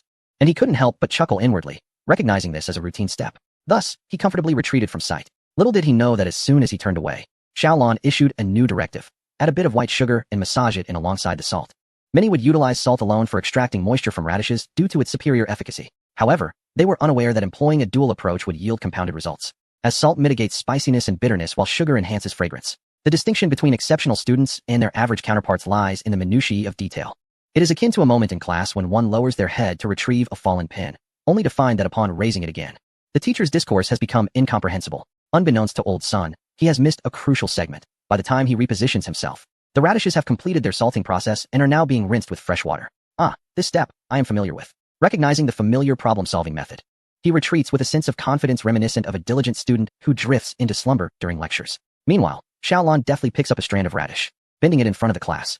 Observe, she states. This degree of bend without breaking indicates that the salting has been executed properly. Should it snap, it signifies insufficient preparation. While rinsing, one must ensure that the surface salt is washed away, squeezing gently to expel any residual juices. If the salting process is only halfway complete, the taste will be lackluster. Many mistakenly attribute this to inadequate soaking time when, in truth, the issue lies in insufficient salting duration, which also increases the likelihood of spoilage later on. The audience nods in understanding, silently taking notes. Previously, Old Son instructed them merely to rub the radishes with salt a couple of times and to set them aside until softened, without specifying the desired softness. If visual assessment proves challenging, one could extract a few, rinse them, and taste. If neither spiciness nor saltiness is detected, they are ready. In moments of uncertainty, one can rely on their sense of smell. To ensure clarity, Xiaolon elaborated on several methods. When Old Son calculated the time and returned, hoping to glean the recipe for the seasoning, he witnessed Xiaolon artfully pouring ingredients into a bowl, a suitable amount of boiled water, vinegar, salt, sugar, and chili, each measured according to personal preference. The proportions may vary depending on the radish's quantity. Those who prefer less sweetness might reduce the sugar and incorporate pickled peppers, ginger, or garlic. Old Son nearly stumbled, frustrated by the elusive concept of suitable amount. Who can discern what that truly means? As he departed in dismay, convinced that lingering would yield no insights and that Xiaolon was clearly withholding secrets, she, under the enthusiastic insistence of her peers, disclosed approximate ratios. For a standard brining process, the water-to-vinegar ratio is roughly 5:2. However, as time is of the essence and to hasten the dish's readiness, she opts for minimal water, relying predominantly on vinegar. When using pure vinegar, a modest amount suffices, just enough to coat without overwhelming. Stirring vigorously will help extract excess radish juice, tempering the acidity. Thus, Xiaolon's approach is not one of secrecy. Rather, the flexibility of the process allows for myriad adjustments. If it lacks acidity, one adds vinegar. If overly sour, sugar is introduced to balance the flavor. If too sweet, a splash of water can dilute it. And if the water becomes too bland, a pinch of salt is necessary. Seasoned cooks do not rigidly adhere to ratios. They pour liberally with confidence, knowing they can always rectify the balance. While others are curious about Xiaolon's secrets to success, she is equally intrigued by how others manage to fail. When the seasoning blend achieves perfect harmony, it releases an enticing aroma that even the most discerning noses can detect. Even if one cannot perceive the aroma, one can still taste the essence with one's tongue. Cannot one? It is indeed perplexing to fathom how one could achieve failure. Of course, Xiaolon refrained from voicing such thoughts, fearing that uttering them might provoke others to angrily submerge his head in a basin, administering vinegar as a form of disinfection for his mouth. He would then be unable to resist retaliating, resulting in others being sent for medical care, thus depleting the kitchen's manpower. You may all try it yourselves, he suggested, allowing everyone to concoct their own sauce, relying on their instincts, for he would provide support regardless. In the kitchen, a rich scent of vinegar soon permeated the air. Initially, it was overpowering, akin to a wild beast newly confined within a zoo, frantically thrashing about. However, as various seasonings were introduced, the aroma gradually softened and became more palatable. It was as if the beast had realized it was not ensnared in a trap, but rather had stumbled into a paradise of abundance. Reclining contentedly while the caretaker affectionately stroked its ears and belly. As for the pickled radishes and their brine, they required more time to mature and had yet to be prepared, but there was no rush. They could be leisurely attended to after breakfast. At 7 o'clock, the inmates assembled and formed a line to enter the dining hall. Even before stepping inside, merely standing at the entrance, they were greeted by a tantalizing blend of sweet and sour fragrances wafting from within. The scent was immensely appetizing, enough to awaken their appetites with just a whiff. The volatile aroma of vinegar exhibited its assertiveness, jolting those still drowsy or with congested noses, causing them to startle as if struck by a cat's paw. In an instant, the scent penetrated their nasal passages, coursing through their foreheads, and bursting forth from the bilwy point atop their heads. The sensation was invigoratingly sour. They longed to converse and share their anticipation regarding the day's unique breakfast offerings, but alas, regulations forbade whispered exchanges before seating and mandated silence thereafter. Despite their restlessness, they had no choice but to suppress their excitement and await their turn to sit. Some inmates, suffering from severe nasal congestion, found relief the moment they crossed the threshold of the dining hall. This seemed fortuitous. However, the sensitive membranes of their noses, simultaneously stimulated by the cold air and the fragrant aroma, experienced a sensation akin to a sweet torture, soon resulting in tears streaming down their faces and involuntary convulsions. Their bizarre expressions caught the attention of the prison guards nearby, who promptly pulled them aside for questioning. Have you been using something? How did you get it in here? The inmates wished to wipe their tears but dared not, instead sniffling and exchanging furtive glances as they replied, "Report to the captain, I did not partake." The guards were not easily swayed by mere words. The signs of withdrawal were evident, and they insisted on thorough inspections. "Come on, time for a check." Thus, the inmates were led away from their coveted seats, their hearts heavy with despair. The others, however, were able to proceed as planned, smoothly entering the dining hall and taking their assigned places. Xiaolon, along with his colleagues responsible for meal preparation, pushed a cart, replenishing the dishes at each table. As he passed by, the inmates surrounding him strained to glance in his direction. Their heads were immobile, but their eyes darted eagerly, seeking to uncover the source of such enticing aromas. Regrettably, only a select few could witness the spectacle, as the corner of their eyes twitched from the strain. Within the container lay strands of pickled radish. Behind Xiaolon, someone was tasked with distributing the congee, and upon seeing this pairing, onlookers yearned for an additional mouth to savor the delightful combination. The steaming rice porridge, juxtaposed with the icy tang of the pickled radish, created a profound sensation akin to a dance between fire and ice, touching the very essence of one's soul, an exquisite delight that felt transcendent. Yet, the thought of alternating between a mouthful of warmth and a bite of chill might suggest a form of self-inflicted discomfort. Merely contemplating it could elicit a twinge in the teeth. However, deep within the human psyche, there lurks a certain affinity for pain. Just as spiciness evokes a sense of discomfort, many revel in its embrace. Intriguingly, while spiciness inflicts pain, it simultaneously offers a numbing effect. Thus, can pain alleviate pain? Perhaps. It is more accurate to suggest that individuals subconsciously seek out a manageable discomfort to redirect their attention from other, more uncontrollable aches, such as those from arthritis, cervical spondylosis, migraines, or toothaches. These sensations, though not fatal, incessantly entwine with the body. Over the years, people have silently adapted to this chronic torment, yet occasionally, they wish to forget its existence. Consequently, as the warm congee slides down the throat, it brings not merely a gustatory experience, but a sensory jolt of pain. The optimal temperature for food in the esophagus is below 40 degrees Celsius. Exceeding 65 degrees poses a risk of esophageal cancer. Yet, how many still prefer to consume their meals while hot? Particularly the elderly, who may seek not the exquisite flavor, but rather a fleeting numbness from discomfort. The pain in the throat diverts the brain's attention from other bodily aches, allowing one to fully immerse in the gastronomic experience. Fortunately, on this chilly day, the inmates began to eat only after the command to commence dining, granting the congee ample time to cool. By the moment it reached their lips, it was no longer scalding to an unbearable degree. The warm porridge paved the way like a retinue clearing the path for a triumphant scholar. Then, the protagonist made its entrance, as a spoonful of radish strands was lifted to the mouth. The radish appeared as white as snow, adorned with a few vibrant red chili rings, reminiscent of plum blossoms blooming in a wintry landscape. Due to its brief soaking time, the spiciness had not fully permeated, allowing even those averse to heat to partake without trepidation. Upon tasting, the coolness enveloped the palate. With a few chews, a symphony of sour, salty, and sweet flavors burst forth with a crisp sound. At that moment, it felt as though a foot had snapped a withered branch in the plum grove, illuminating the eyes of all present. Setting aside individual preferences, the mere absence of unpleasant flavors marked a triumph. It lacked the sharp pungency typically associated with radishes, being neither irritating nor astringent, retaining only the crisp sweetness of the vegetable. Each strand of radish was translucent and firm, devoid of hollowness, and displayed a fresh, juicy quality. The absence of a taste reminiscent of tap water indicated that during preparation, the radish had been thoroughly rinsed and soaked in clean water. A serving of pickled vegetables, fresh and crisp, without any off flavors, was already sufficient to satisfy the majority. The remaining flavor conundrum is a challenge to satisfy the diverse palates of all. Everyone tends to favor the taste of their hometown pickles. Yet, when Xiaolon prepared this diving radish, he never intended to eclipse the cherished culinary memories that reside in people's hearts. Rather, his focus was on universality. Aware that this pickled radish is primarily intended to accompany porridge, Xiaolon opted to reduce the sugar content, resulting in a flavor profile that leans towards sour and salty. The radish, when shredded, lacks the desired zest. Ideally, it should be cut into strips or cubes, as thicker pieces provide a more satisfying crunch. However, in his effort to infuse flavor swiftly, Xiaolon chose the former method. To avoid mistakes is a victory in itself. Conversely, Old Sun, while pickling radishes, did not contemplate this aspect. He persistently instructed everyone to cut them into strips or cubes. All his steps were indeed correct, but due to time constraints, the outcome was merely half-finished products. Not only did they taste raw and spicy, but they also contained an excess of moisture, rendering them unpalatable despite the well-prepared seasoning that barely adhered to the surface.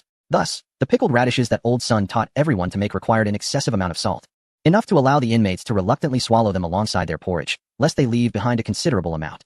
As for whether Xiao Lan's pickled sour radish would please everyone's taste buds, one could ascertain from the satisfied squinting of their eyes. In the frigid winter, when breath crystallizes in the air, a bowl of hot porridge accompanied by a plate of tangy, crunchy pickles provides a comfort that transcends the mere act of eating.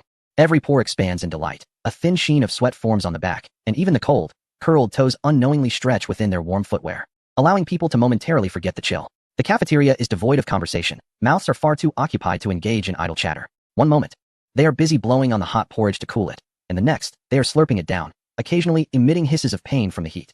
But more often than not, the sound of crunching radishes fills the air. This cacophony of sounds even stirs a sense of longing in the patrolling prison officers nearby. Those who have raised silkworms might find the noise familiar, reminiscent of thousands of silkworms simultaneously munching on mulberry leaves during the night. At first, the officers could leisurely patrol back and forth, but as time passed, their steps became increasingly laborious. Sometimes, they would realize they had lingered too long, their gaze fixated on the pickles in the inmates' bowls. Is this reasonable? They possess access to a superior staff cafeteria, where meal allowances are several times those of the inmates. At breakfast alone, there are numerous varieties of buns filled with different meats to choose from. Why, then, are they so tempted by the inmates' fare? The officers hurriedly closed their eyes, mentally preparing themselves, and resumed their steps. Yet, for some inexplicable reason, the air, imbued with a tangy sweetness, seemed to grow heavier. Moving through it felt akin to swimming underwater. Not only was it challenging to take a step, but even the slightest movement of an arm met with considerable resistance. They could almost sense the enticing aroma transforming into a tangible presence, beckoning their arms and warmly inviting them to sit and share a meal. Had their willpower been even slightly weaker, they might have unceremoniously pushed aside the nearest inmate to claim a spot at the table. This is illogical, utterly illogical. They must be so hungry that they are hallucinating. Typically, they wait for the prisoners to finish their meals before heading to the cafeteria for breakfast. Yet they do not seem particularly famished.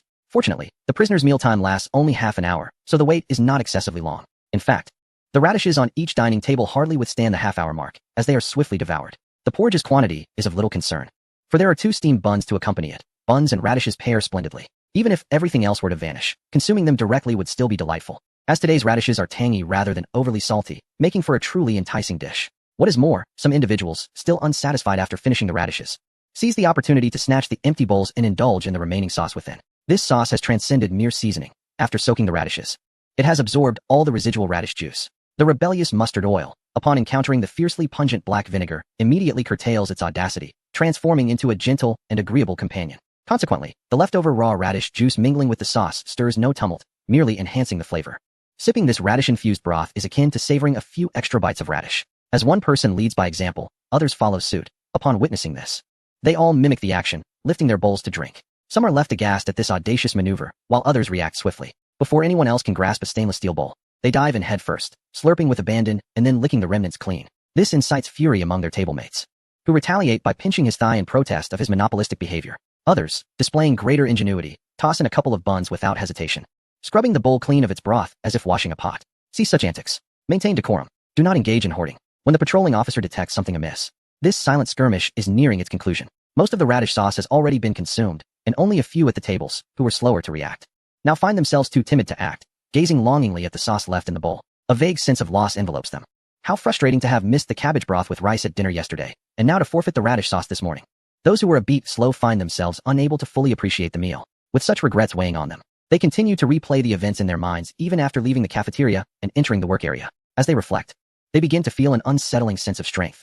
If given another chance, they are certain they would perform remarkably well. Thus, they oscillate between frustration and a mysterious smile. The others, however, are not so exuberant. Most are simply savoring the morning's culinary delights. During work hours, casual chatter is generally discouraged. Yet for seasoned workers, conversation does not impede productivity. They manage to speak discreetly, hoping not to be caught. A co-worker sitting beside Xiao Pan leans in, lowering his voice with a chuckle. You used to claim you had no appetite, yet today you've even savored the broth and dipped your buns. Having eaten well both last night and this morning, Xiao Pan exudes vitality, his face relaxed and radiant, full of vigor, a stark contrast to his usual listless demeanor.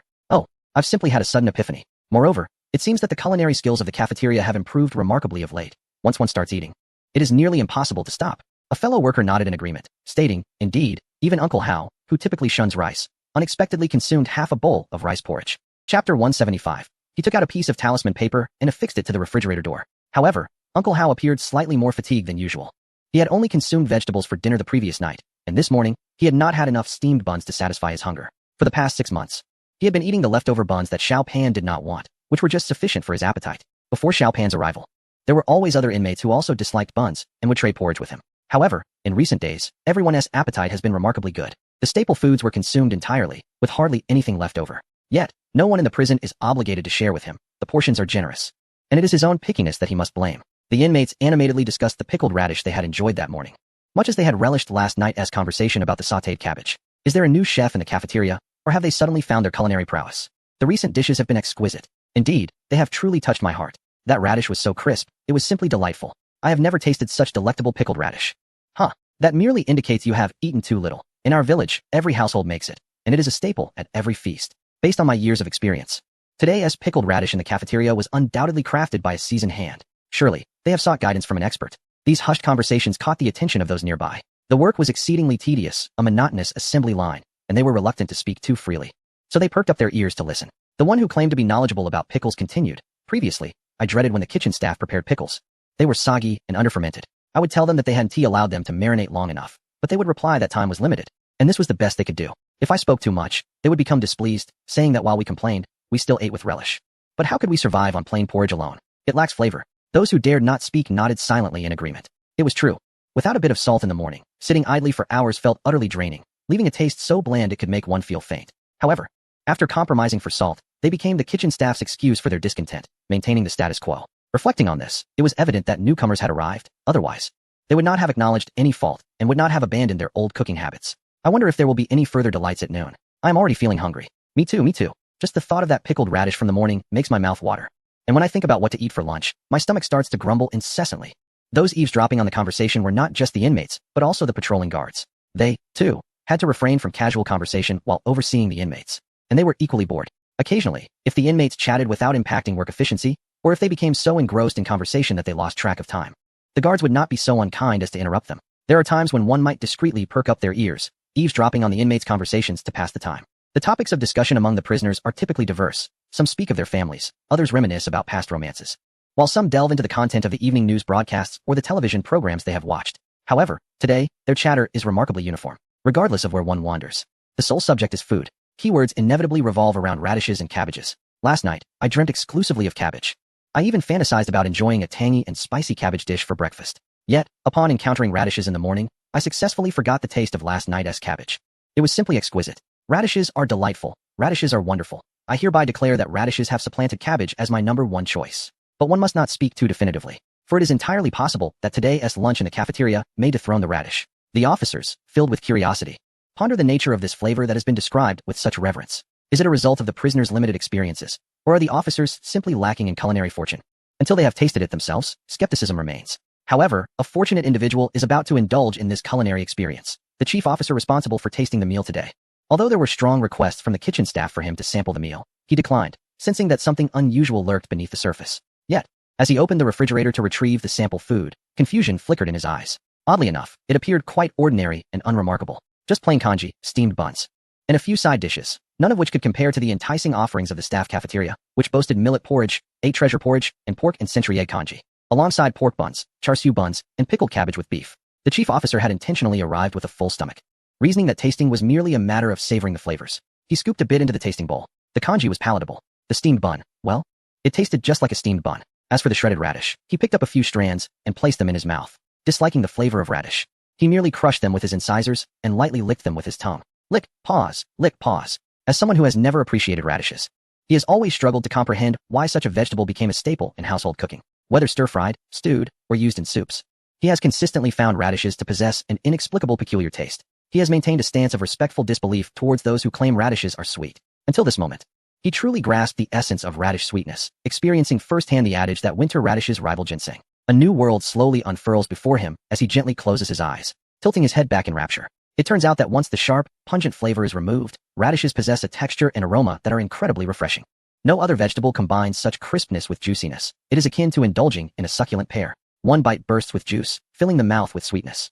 There are vegetables that are juicier but not as crisp, and those that are crisper but not as juicy. Cucumber, you say? Alas, the cucumber has betrayed the vegetable realm, seeking refuge in the embrace of the fruit kingdom. If one must draw a comparison, it could be said that cucumber water is overly abundant and prone to spoilage, making it suitable merely for mixing, unlike radishes, which are ideal for pickling. The sheriff of the dining center sampled the dish repeatedly, and upon discovering only a final morsel remained, he refrained from indulging further. In that moment, he empathetically recalled the conflicted emotions of the previous day when he had confined the cabbage to the refrigerator. Despite closing the door, the tantalizing aroma seemed to waft through the crevices, enticing his fingertips to dance and twirl in temptation.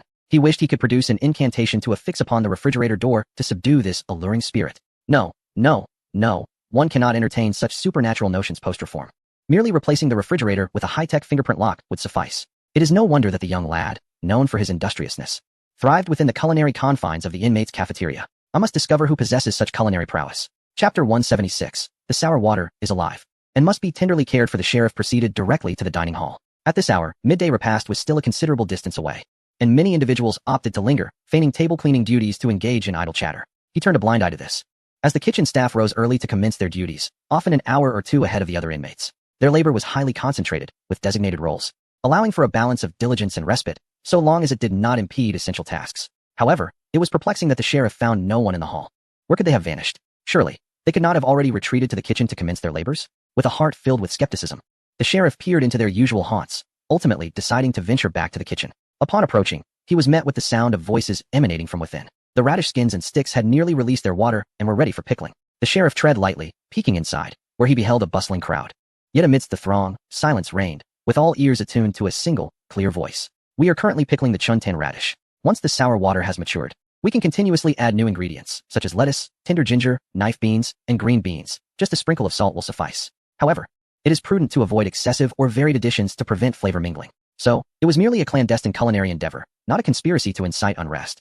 The sheriff felt a wave of relief wash over him and chose to remain silent, listening intently. The process of extracting water from the radish sticks mirrored prior methods, with timing dependent on the thickness of the pieces. However, the preparation of chuntan pickles demanded greater attention to detail, with no room for negligence. After all, pickled vegetables are consumed within a day or two, serving strictly as a side dish or condiment. In contrast, chuntan pickles undergo lactic acid fermentation, permitting them to be preserved for months or even years. Thus, we must diligently care for this precious sour water. After thoroughly washing the radishes intended for fermentation, it is imperative to allow them to dry completely, ensuring that not a single drop of raw water remains, as it harbors a multitude of bacteria. It is also advisable to refrain from using oily utensils when handling them,